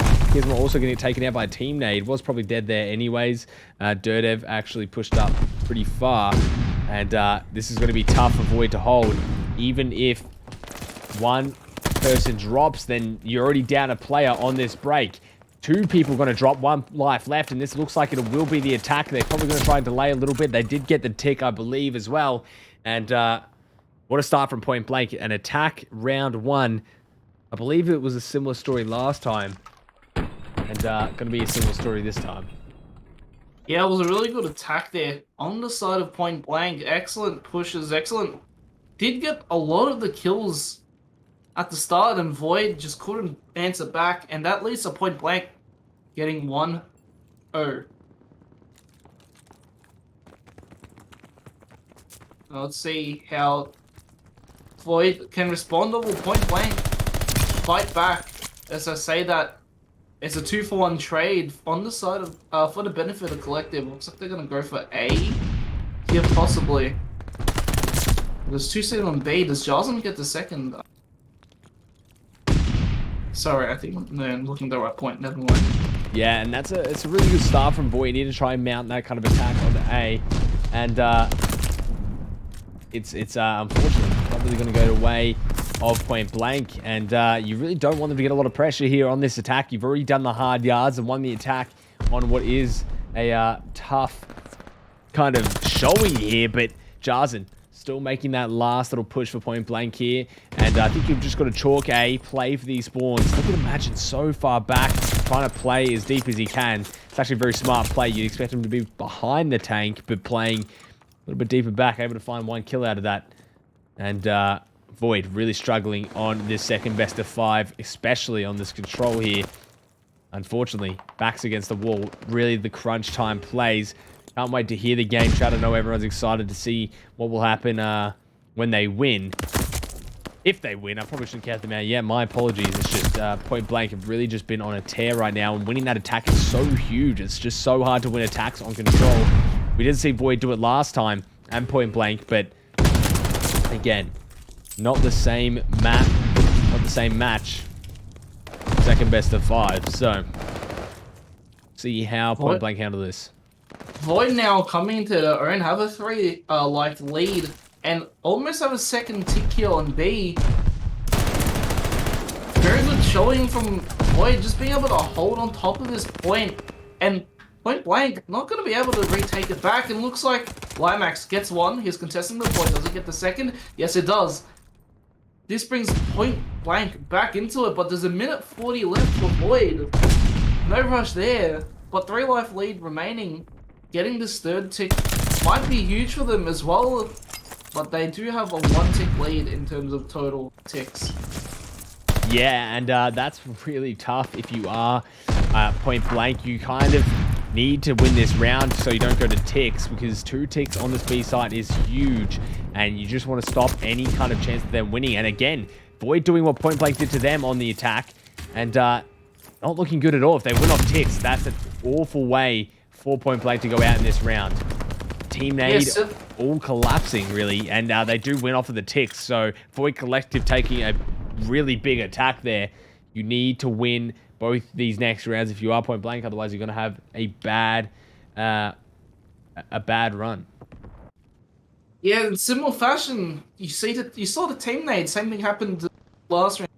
And you saw how Void was just able to sort of oppress Point Blank from retaking that point and actually winning off ticks instead of kills, which is very crucial, especially if it goes down to 5. Yeah, and we're going to need to see another massive attack from Point Blank if they are to continue doing this. But it's a similar story to what we saw in the last control, where Point Blank started off, they did an attack, Void did it back to them, got another attack under the belt, and then it went to a round 5, and Point Blank just barely lost it. So, similar story we're seeing play out on this control. But, still, more than winnable for both teams here. Yeah, Gizmo on a 5. It does get picked up eventually. And look at the lives now. It's so even. Point Blank. Looks like they're taking A. Limax is sort of lurking here. Is he gonna catch one? This will be so crucial, especially for this push here. Yeah, I mean, Jarzen gets shot from behind. Yeah, you've got to realize if you are Point Blank, working for these ticks probably isn't that favorable. Obviously, you want as many ticks as possible, but you can't allow Void to really snowball off of that last win, even though they're going to attack off you. So, playing this A point, playing the standard way of control is what you want to do. But just as I say that, Rain picking up a nice 2-piece starts to come alive for Void. So now you've got 18 to 16 in life count. Void stopping really much pressure coming from this A side, and Point Blank suddenly not looking so strong in their attack. Yeah, it's just Dirtiv on his own on this A point. Look at this. Equal lives, or 2 life leads, my apologies. Cut down to 1.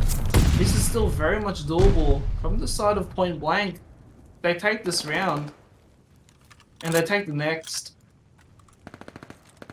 Yeah, and I mean, they do survive this round at least a little bit longer, but a lot of lives were dwindled or I guess thrown away on this A point. They were able to secure it. They were able to get 3 ticks at least on this map, on that point, sorry.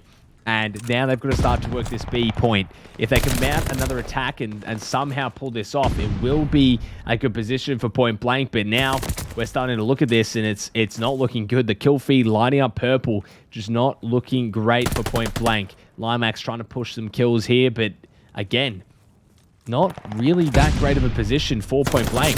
Just Void looking all over them, trying to push out these spawns, play those spawn kills, and again, Point Blank trying to make some sort of comeback here. Shows on Point Blank here. It's a 5 life lead, but don't count them out. Cut down to 4, but they have 1 respawn left. Yeah, but Let's they see are what on the Point back Blank as can well. do. They do catch 1. They're still on the back foot here, but nothing is impossible here. Cut down to 2. Doesn't quite get the cut down to 1. And punch on right there. Imagine this pick of Jarzen is a 3 on 7. Yeah, big smack coming in from Kizma, but unfortunately, not a lot of lives for Point Blank to work with. 2 versus 6. A miracle would have to happen to pull this off. Dirtiv does find 1 kill, but he is quite weak. Probably going to get pushed here in a second. 10 seconds left on the clock. Imagine going to take care of that. And Void going up 2-1 now in this control. Got to be tough for Point Blank to really do much against this. Yeah, you have to think Point Blank definitely just wanted to take that. And now they're going to be on the back foot still, I believe, on defense here. And for Point Blank, you didn't want that last defense, and Void just won this one. So they have to reset here. They have to just bring it on, bring it to Void, bring this to around 5. I know it might not be favorable. Yeah. They want to win this in 3 games. Yeah, I mean, that's just how it is. You've got to realize that Imagine's just having a great game here, but Point Blank can do a great job on this defense. At least make this a round 5, and then work on what, work on what you're going to do for this attack, because it's not easy. It's not going to be easy for them to really take this home and to play this well, but unfortunately, Dirtiv now trying to push through. Really stop any more of that regression, but not able to do much. Still such a tough position that you're in if you're Point Blank. They are capping this. They're doing a good job of it. Sorry. And Void having another strong attack.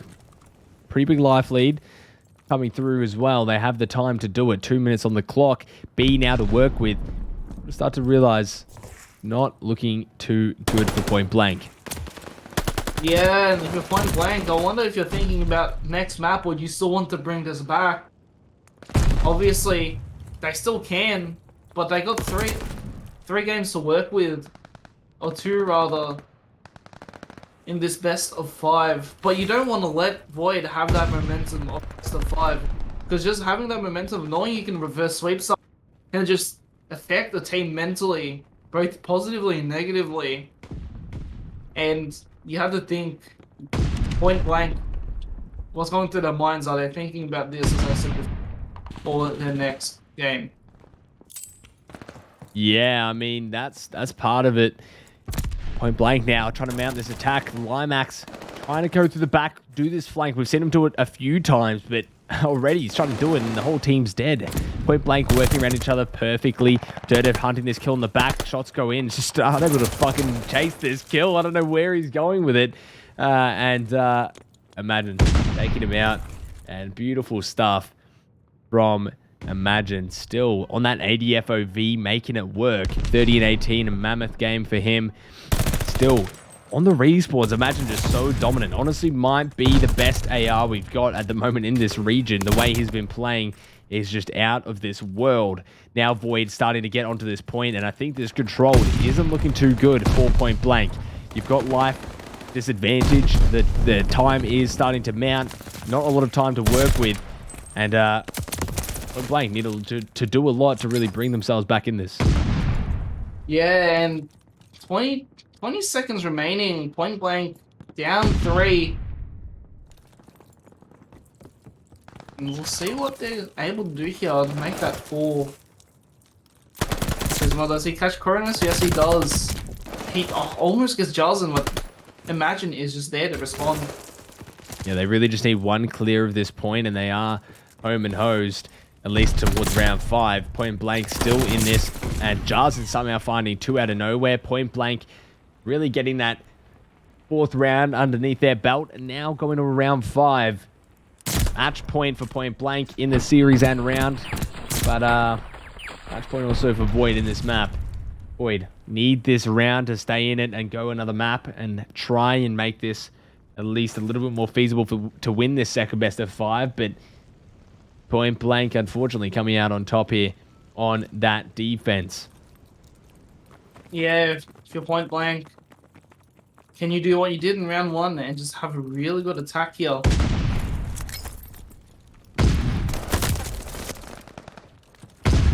Yeah, not sure. I mean, they are trying to get aggressive. Yeah, the push straight through Church, and now it looks like this is going to go for Jarzen. Now in their spawn, picks off 1, picks off 2. And now he's got the team, he's giving that team an advantage. Cronus almost slides into 1. And Void answers back with 2 of their own, but Limax is still on A. Yeah, that progress done. Imagine. He's gonna push it slowly. Let's see what Limax can. Well, Limax big off, no Dirtev is there, and it's essentially just a complete take of A, I believe. I think this is gonna give it. Oh no, they're not. But, yep, they are. Never mind.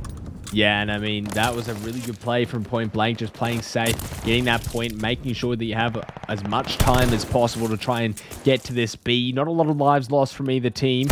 Still a lot to work with, and now Point Blank need to somehow find their way onto this B point without losing too many lives. This is where it starts to get tricky. Can you find your way in? Can you really make this a feasible attack? Jarzen now getting up close and personal with the man of the match. Imagine, unfortunately, Imagine just getting too strong there, giving him a little left-right good night, sending him to the Shadow Realm. Now, coming through P5, can Point Blank break this little setup that Void has? Point Blank know this is crunch time, and Limax is short. And Kisma gets a 2-piece right there. Imagine does pick up Jarzen there. Now they've got a 3 life advantage. And if you're thinking of Point Blank, you know it's crunch time. How are you gonna put this into place? How are you going to plan this out? Because it's only a 2-life deficit. And they know they can win, and now it's even. And they have control of B. And now the pressure's on Void just to collapse onto this B point. Yeah, the streaks are starting to come through, but a beautiful play from Point Blank. They did get that point, and that might have been danger zone for Void Collective, but they did do well to patch it up. Jarson now still trying to find some of these kills onto Void Collective. Finds another one onto Kizma. Now Dirtev trying to push through this bottom church and make the play happen and keep this alive for Point Blank. Still anyone's game. 30 seconds left. One tick already through onto B. Might be able to clean up 2 here, and this will allow Point Blank to start getting that pressure. All up to Rain and Kizma in this flank. Trying to get this pressure through this side. B almost capped towards a second tick. If Limax can get it, it would be huge, but they aren't able to find it. Now up to Dirtev. Reload comes through from Rain, possibly, but not enough players from Point Blank alive. It's just all going downhill for Point Blank. 20 seconds left. They need a miracle to happen. Can the future provide it? Yeah, everything was getting mixy on a point. 5 lives left. 10 seconds remaining. Can Dirtev get this push on point and get a kill along with him?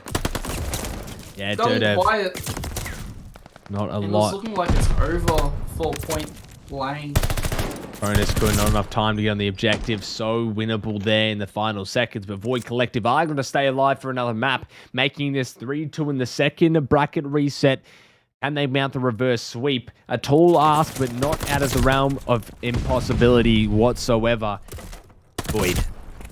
Strong on the control. Win 2 controls in a row, actually, against them. And hardpoint as well coming up. Their strongest game mode by far from what we've seen from Void. So, coming in, you've got to think, okay, well, now they've won the control. They've kept alive. Are they going to win the hardpoint? If they win the hardpoint, then you start thinking, well, the search and destroy was around 11 twice in a row. Will it go to that again? Untouched territory for both of these teams.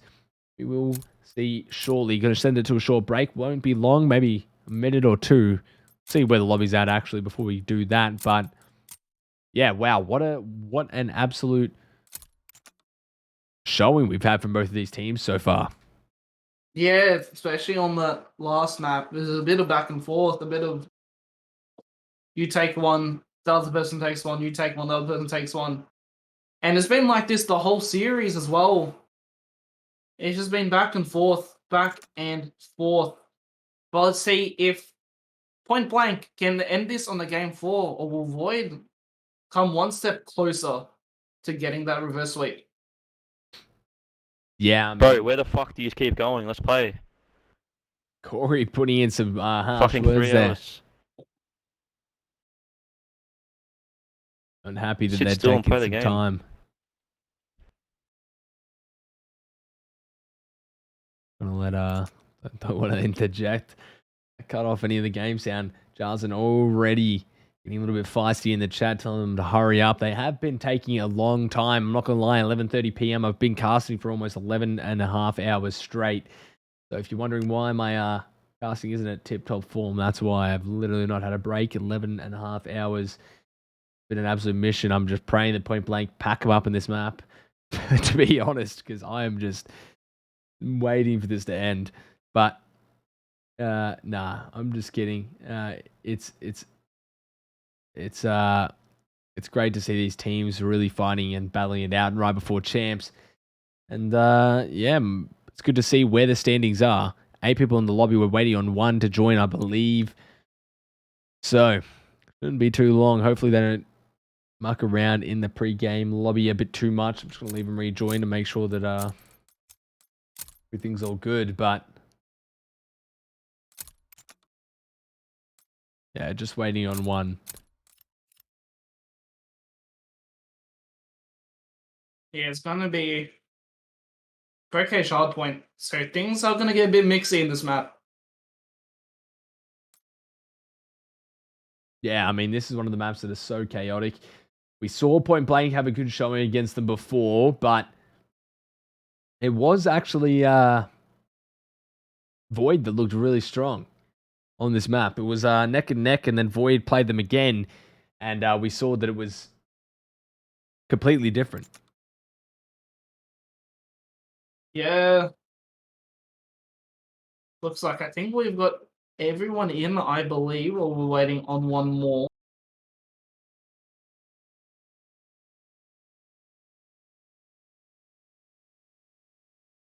But excited to see how these teams are going to come out here on this game for crucial game for both teams. Yeah, I mean, it's just about who has the crunch, who has the mental, who has more of that drive, and my money's on Point Blank. You will see, though. Maybe that's just me having wishful thinking, hoping that this cup will finally end. So everyone's a little bit tired, everyone's gassed, everyone just wants to see who's the winner. And we will find in this map.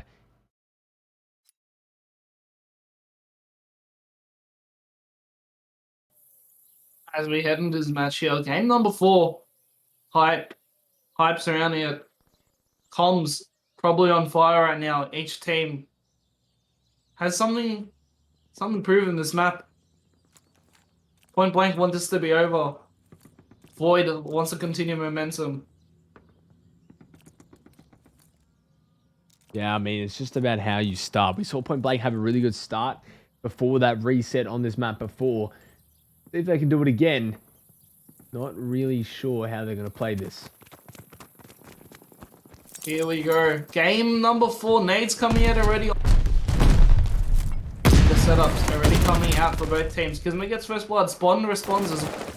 And it's 2 on the side of Void Collective to get this break on the hard point. Yeah, this is a similar story to what we saw when that reset happened on the last Bockage. It was, in fact, another 4 down. Similar to what we just saw there, but off the break, there's going to be now more trades coming through, but still mostly purple from the kill feed. Nothing really too, I guess, dominant, but Cronus Kun looking to find that third, not finding it. Spawn also working that 4 streak, makes that a 5 as he takes down Jars, and now almost some early streaks coming in from Spawn. Cronus Kun taking care of that, making sure that doesn't really come to fruition. Now playing the back, just trying to really secure these spawns for Point Blank. And a weird little door opening there. Gonna make sure Spawn find that kill. But again, very even match off the rip. A few points going towards Point Blank, and they do get this P2 side and actually get spawns for this. So maybe a little advantage going to them if this plays out. But still, it's going to be Void Collective trying to play this as best as they can. Yeah, now Point Blank have the lead now. Not much points coming in from that P1, obviously. Bit of a stalemate position being wide and open, and everyone's won. And it's looking quite even on the point count. Void Collective now take the lead here. And if you look on the left side of the screen, it's just trades after trades after trades. On point and off the point. Yeah, and we see that time and time again. It's just a bit of a trade central on this Bockage. But both these teams more than capable of really dealing with the difficulties of a map like Bockage, where it's kind of just spawns flipping non-stop. They know how to play some of these spawns and get them into that trap. And that's why players are so successful on this map. If you can get those subbies to really rat around and find those kills that they need and can really kill them off spawn, you find a lot of success. And we're seeing it now with Kismet. We see it with a lot of players in the league. Shout out to Fred, saw him in the chat earlier. He's one of the players that do that extremely well, when they play those kills when they are off the spawn and can really slay out for their team. But still, not a lot of leeway coming in here from Void. Even though they got a lot of kills just then, it wasn't really advantageous. Point Blank still coming out on top, and the kill feed lighting up blue once again. Spawn, though, having a great start to this map. It's just not enough for Void at this current point in time. Yeah, and if you look at the points, actually not much being taken from point. Everything is just getting mixy within them, and people are just going for chow after chow. People just want the kills. They want to get that, but each team always bites back. Let's see now what they do with this new point here in Barn. Kismet and Spawn pick off Cronus, and Max Spawn picks off Jarzen as well, and looks like Void have solid hold of this point for now. Yeah, and that is really part of the success of Point Blank, is that you see that they have all these players just attacking from multiple different angles. Void's trying to deal with that by splitting their defense a little thin, but as you see there, when the collapse comes through, there's not enough players on the point to really defend that. So now pushing up through this water side, Void trying to maybe find some sort of opening, but Point Blank doing a really good job of holding this P4. And it's usually P3 that we see Void hold really well, and P4 that Point Blank hold really well. Unfortunately, Jarzen killed off the streaks as well. It's a chaotic P4 here in this barn. Yeah, and I think chaotic is the key word for how this match has been going so far. And Void just gonna get the rest of this time. Let's see how they push onto this point now. In water. And Spawn does get excellent 2-kill there. He's got 3 on his kill streak. Does get finally picked off by Cronus. Dirtiv and Jarzen respond as well. And Cronus does get in a bit of a mix-up there. And no one on the point currently. Yeah, the hill is left white, and it's a neck-and-neck game, similar to what we saw before that that reset on this map in the first best of 5. But Point Blank usually really good at holding this P5, at least getting a lot of time there. It caught Void kind of off guard, I guess, a little bit in that first run of the blockage. Now, going into it again, not so successful with the P5 hold. Limax picking up 2 before dropping, but really not that successful, all things considered, for Point Blank on that P5, and Void Collective actually getting a nice little lead there. Yeah, and as I said before, not 1 inch. And it's only 10 between both teams, and not much point being taken. Eventually, this might even end up going down the time. You can imagine just how things are playing out right now. As Point Blank did have the point, and now just getting out. Cronus does pick off 1 on point. Imagine jumps down, does end up getting the turn, and Limax does trade it off though. Yeah, and that was a big kill there coming through, but a lot of time soaked up on this P1 for Point Blank. They are now trickling off that spawn, but if they can find their way through and at least get a little bit more scrap time on this P1, it's not going to look so, I guess, so clear cut. It's always going to be kind of that era of who's going to be able to get in and find this scrap time. And we see the P1 is one of those hills that are so heavily contested, but whatever team can really make the most use out of it, like we see Void here, is really favorable for P2. Now they're set up for P2. They've got a good set. They've got a good set of points there on P1, but unfortunately, Spawn's flipping, which happens non-stop in this map. It's a bit like you can't really do much about it. But yeah, Point Blank playing P2 extremely well, and hoping to get some more time here going into it. Yeah, and you see here, it's only like a 10-point difference, and it just feels so close. They only just had a 20-point lead, and it's dwindling down, going back to even now. As now, Killfeed does light up purple with a hint of blue, and 1 point difference between the two. Change online, it's 3, and now Void have just come with the kills. Yeah. Kisma playing deep into this Granny's house. Dirtiv just finally getting hit. Yeah, Point Blank doing a really great job there to try and rotate through P3. We saw Jars in the back winning a massive gunfight. Just flipped the spawns just like that. Limax clued in, going to take care of Imagine now on that rotation. Fires a second on Kisma, somehow getting dropped. And that's going to be Point Blank getting some good pressure here. The lead probably going to get flipped on its head here as Dirtiv's the last person alive. But unfortunately, Point Blank actually unable to hold that. Limax trying to play as many kills as you can, only finding 1. This isn't looking good if you're Point Blank. You can't allow them to get the spawns like that, to flip it, to get that many points. You needed this P3 to be yours, and now Void making it look like it was their point to be had. And just as I say that, Spawn sliding around, still on 100 HP, didn't get touched, finding that 3-piece on the 4 streak as well. Spawn having some rough series today, but all in all, when it's crunch time, pulling out a 30 bomb here on this blockage. Yeah, he's turned off when his need to. Had some bad, especially SD games, but now he's just turned up. As I said, that does get picked off, so the kill streak possibility is denied. And now, Point Blank having somewhat of a solid hold, but now Void is dual feed lighting up purple. And now, if it's a 35-point lead, Jarzen tries to go top 1, picks up 1, doesn't quite pick up 2, no one on point. 1 will come back on. Does he pick up the 1 on top? Yes, he does. and he gets help from his teammates to get this point back. Yeah, and point blank, you need as much time to soak up from this hill as possible. You don't want to be going into that P5 once again with no time or at least lead of some sort, or at least giving them a lead like this. Is 30 points. That goes a long way in both cage. It's just not that simple. You can't allow Void to get ahead like they are. And unfortunately, P5 looks like it's going to go towards Void as well.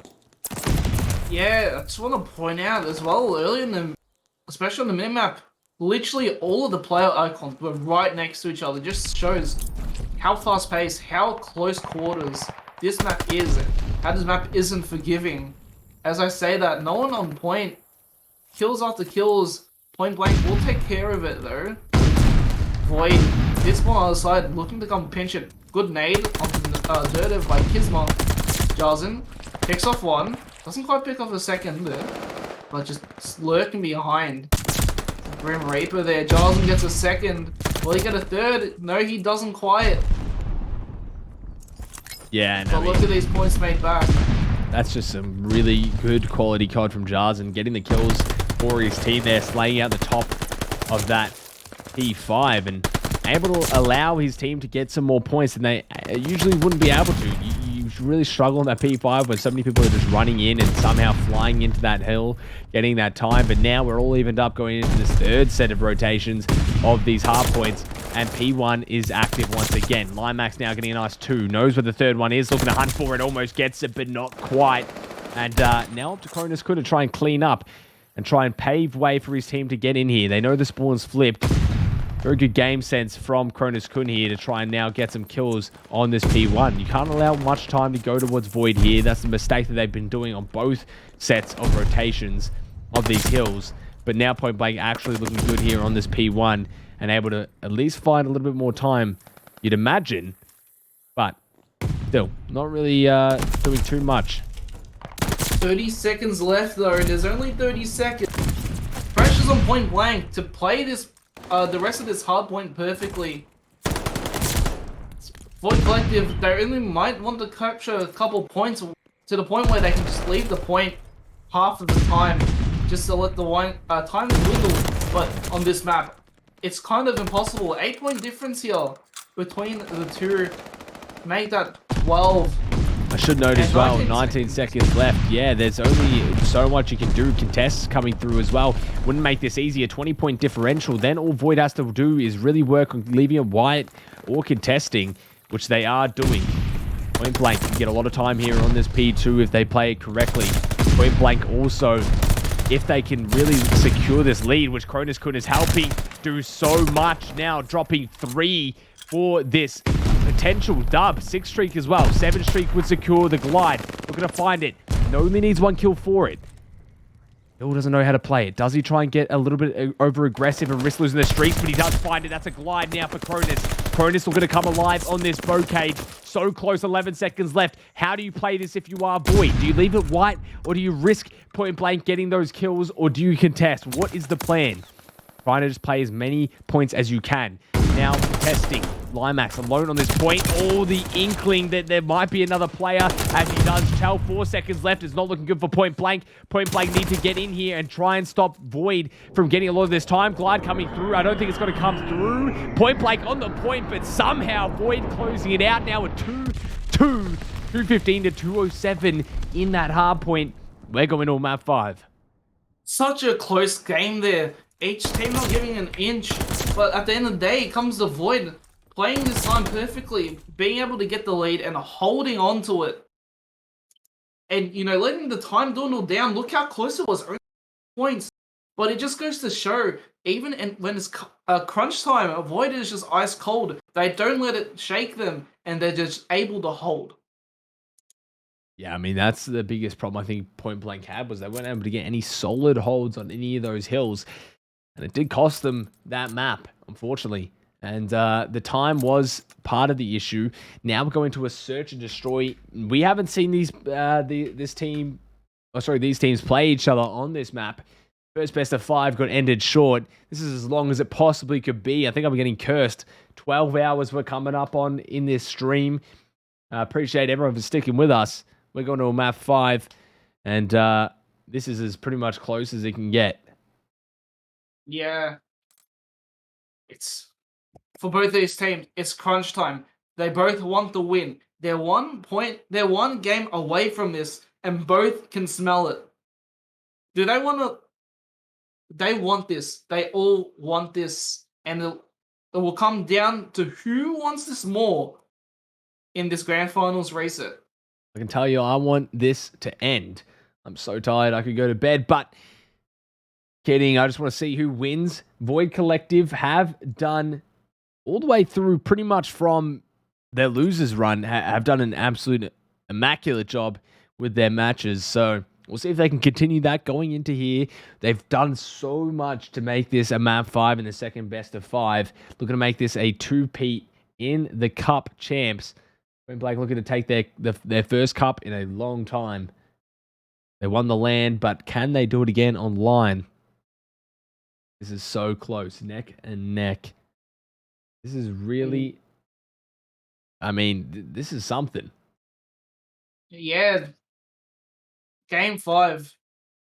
Something you barely see, especially if you watch mainstream CDL and having the best of 9 in the grand finals. Best of 5s, the reset, just add something else, add some tension. Whether or not teams in the losers bracket have the ice to be able to make that reset, or will the winner's advantage just be too strong? As we see here, the reset coming in. Yeah, I mean, that bracket reset is an absolute grueler. Really takes a toll on the mental, and it's exhausting. It is very exhausting for these teams to try and play, and it's not easy, that's for sure. But they are making this happen. They are trying to push this to the next level. They want to close this out. This will decide who's really on track to be the best team going forward in the LCQ and 2 champs from out of our region. So this is a massive match. This is really deciding who is the best team at this current point in time. Was it a one-off thing for Void? Is it Point Blank? Or will there be someone else who comes in and steals the show for LCQ? We've seen a lot of teams play today. We've seen a lot of placements that we didn't expect, both good and bad. But coming through now. Bow Cage. Well, it's not even Bow Cage. I think it actually might be a Berlin Search and Destroy. I'm not sure exactly what the map is, or if they're playing a certain map. I don't even know. We haven't seen this map before, so I can't tell you what it is. But going forward with it, this is where the crunch time is. This is where the players have to really buckle up, say, yep, this is where we need to lock in and put our head down. Yeah, well, it looks like it is going to be Berlin Search and Destroy. In your opinion, who do you think is going to win? Is Point Blank going to be able to put the foot in front of the door and be able to stop this reverse sweep? Or will Void just be able to finish a sweep? Yeah, and that's one of the things. We've seen so many teams do this before where they win the 2 best of 5s. Last time it was August losing the best of 5. But, you know, it's never decided. Berlin Search and Destroy, I gotta say, I think I have Point Blank winning this, even though Void have done so much to get to this point. Their search is just really strong, and Berlin is one of those maps that I think are favorable towards Point Blank, and they would have had it vetoes 1, 3, and 5. So if it does come down to it, they at least know that this is their map. Yeah, and come into it. We'll finally see who has ice in their veins for this map. Will it be the bracket resetters, or will it be the Sorry, apologies. My English is kind of there. Worry, a long day. It's been, yes. I can't imagine how tired you are, mate. Been here for like 12 hours. It's been long. Tell me about him. I am absolutely ruined. Feel like I'm just about to pass out any time. Honestly, my casting's just gone into default mode. Like I have no idea what I'm even saying half the time. So apologies if it's really not the best. But I am trying my best here with whatever little brain cells that are currently functioning. But map 5, second best of 5, Berlin Search and Destroy. This is going to be an interesting match for sure. This is as bad as neck and neck as we've seen a match in a long time. Second best of 5 bracket reset. It's going the map 5. It's going the distance. Will they be able to close it out? Who has more energy, more fuel in the tank? We'll find out here. Something I didn't say before. In esports like COD, having a best of 5 reset like this, it's not just both mentally and physically. Your hands might start to hurt, you know, you might just stop thinking. You might go back to default mode, but these teams, they want it so badly. Oh, the somehow. gets perfect push. Not sure how he found that. He's done that so many times, especially to this team where he just flies out the door. Honestly, I hate the play, but he always seems to make it work. And we see it again there. Now a 3 versus 2. Imagine plays that top fire. He knows it's there. Limax needs to somehow get a little away with his life, and he does find it. Cronus Kun now looking to find a kill. Not so good, but not enough to kill. He needs to back up and give this support to Limax. Yeah, as you see here, they're just waiting on this. Void have the advantage, but they don't want to give an inch here. Limax might be getting the plan here, but whoa. Imagine, with the cheeky angle there. Such a cheeky angle, and Void pick off. Yeah, I mean, that was a well-played round from Void. They played the angles they needed to, the positions that mattered. And Void going to be coming off strong with a nice 1-0 start. But in this time and time again, they go back and forth. Here in this Game 5 S&A. Round 2. Let's see how the defense from Point Blank shows up here and how Void plays his bomb. Yeah, this is looking like it's going to be a little bit of an A push coming out here. We're going to set up. Sort of a stalemate here. As I said countless times in S&D now. You see, there's 3 actually sitting in front of A. Limax doesn't tag one. Kizma picks off one. Rain picks off the other in office, and now let's see if Cronus is able to clutch up here. Has someone coming flanking from his behind. Gets picked off, and now it's just Durdev. I don't even know if Rain saw where Durdev was, but does spot him there. And that's a clean round for Void Collective. Some body shots coming in as well. This isn't looking very good at all. This is where Point Blank starts to get into danger territory, but as soon as you start getting that momentum back, Point Blank start to look a little bit more favorable. Void with just some exceptional rounds playing out of their mind. Spawn's 0-0, but he's got that plant down. He hasn't gotten the kill, but has still been able to be efficient within this game. And a bunch of donuts on the side of Point Blank. Yeah, they to end back here. And Void can just run away with it. Yeah, the bomb looking to go towards B. A bit of a default setup for Point Blank. Fortunately, not really many kills coming away of Point Blank. And as I say that, Cronus couldn't get in the first blood there onto Rain. Yeah, applying this pressure on the top broken. Now they know that he's there. He's going to be lingering on the back of Void's minds. Durdev is going to push onto B. Does he get spotted by Spawn? I don't think he does quite. He does know there might be someone up on the top fire. I think it's tagged by... Yeah. And now Spawn is pushing that B hut. Yeah, this is where you start to see this bomb kind of go towards this B side and just play post plan for Point Blank. But Dev is a bit struggling on this point. Jarson trying to play as many kills as he can, and he does find a second somehow. And Limax there for the help. They are going to clean up Void Collective just like that. And point blank, now 1 to 2, sorry, in round count. And starting to mount a little bit more of a feasible comeback. Yeah, well, point blank, as I said, if they gave that round, Void couldn't just run away with it, and they didn't give them that round, and now they can just bring it right back here. One more round, and they're even, and they just need to trade the rounds. Yeah, we Well, usually see this now. between these two teams. One team will go up, and the second will have to kind of follow and bring themselves back up, which they do usually do.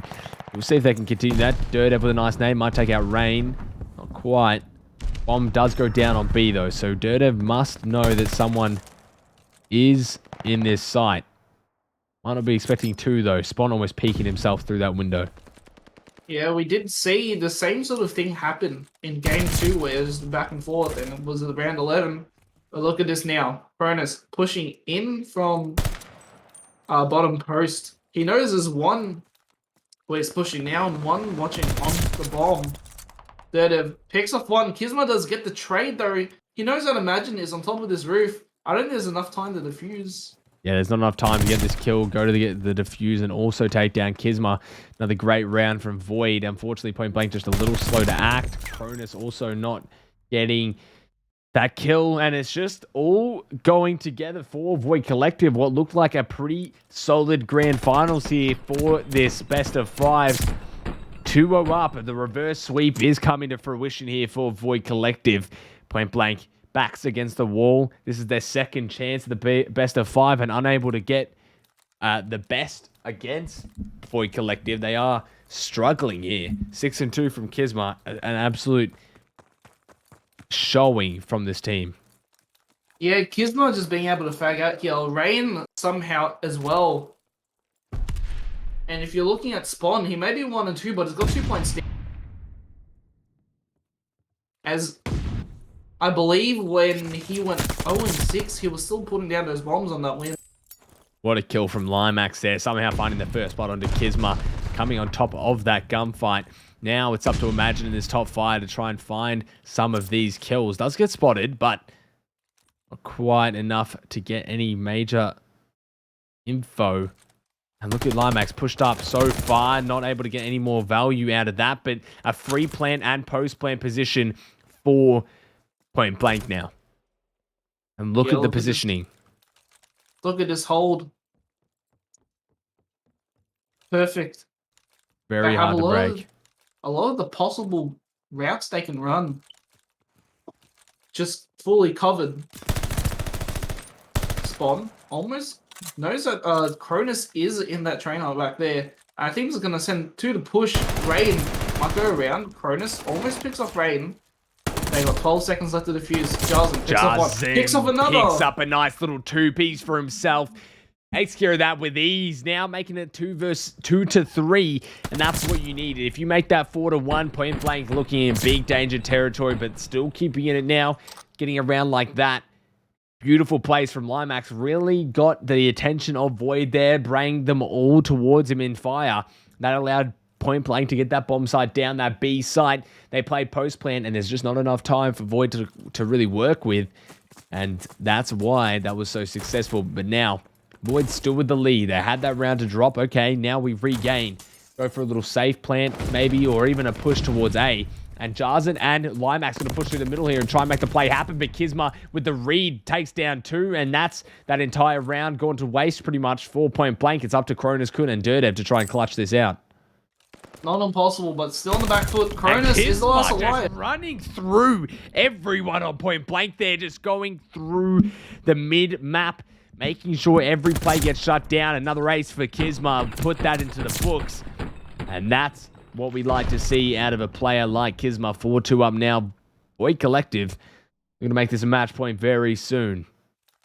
Kizma, clean with it. Just clean with it. Gets an ace, I'm pretty sure.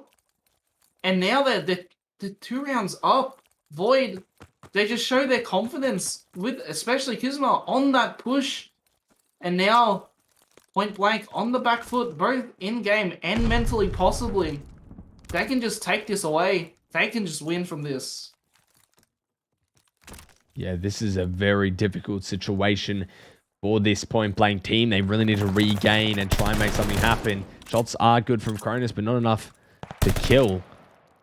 Some info found as well. Rain now getting aggressive. He's going to find 1-2, dropping now for point blank. Point blank struggling here against this Void Collective team. Shots are good for Jarzen, but not enough value getting out of that position. And now Cronus left in the 1 versus 3, still playing with Imagine T1 up in that top fire, waiting for spawn. A great read, but unfortunately the last player in the back. Now a match point for Void Collective.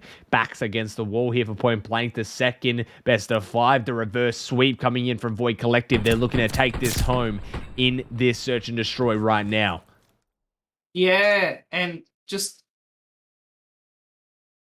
the amount of mental energy taken to get the reset, get this best of 5, and push it to a reverse sweep here in game 5 has some guts. It takes a lot of energy for that, and as well as that, the change in tempo as well from Void Collective. They just started going, and they didn't stop. And look at that, trade coming in.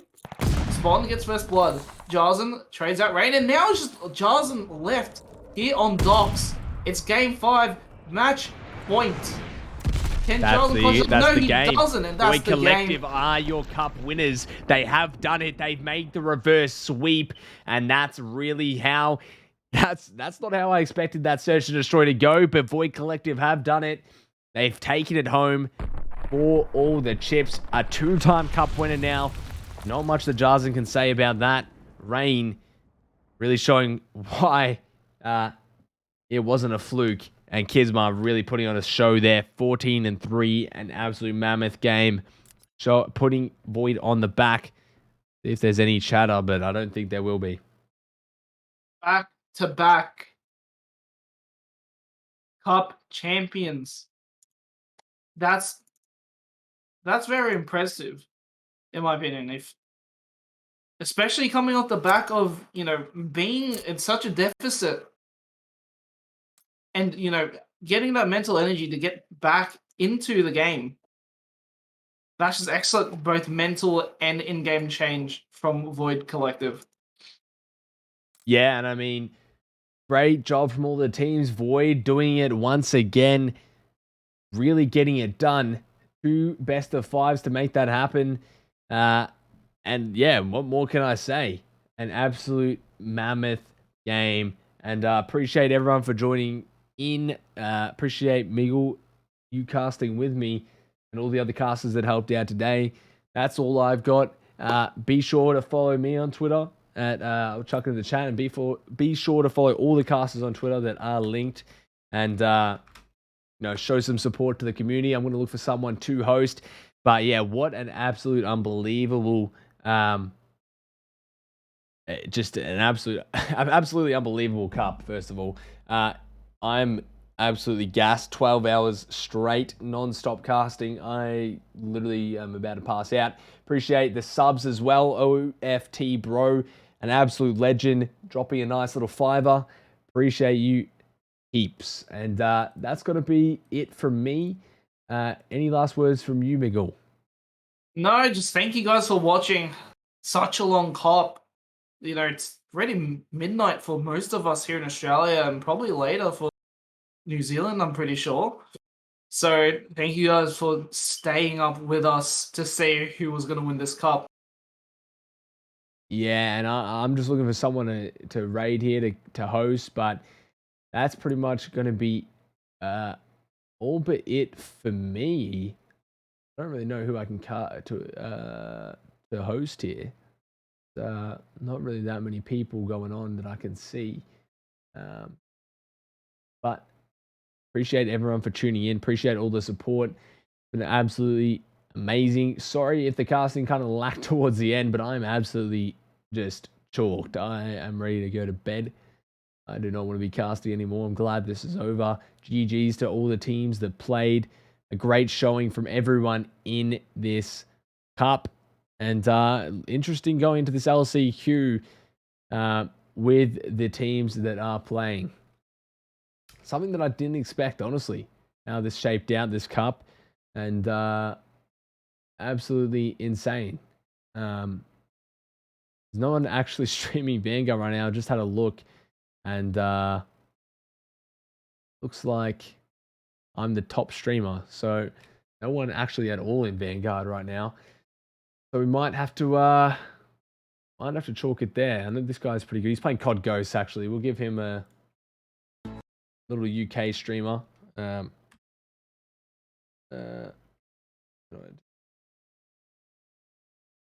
Elliot. All right, appreciate you guys. That's all for me. And there we go.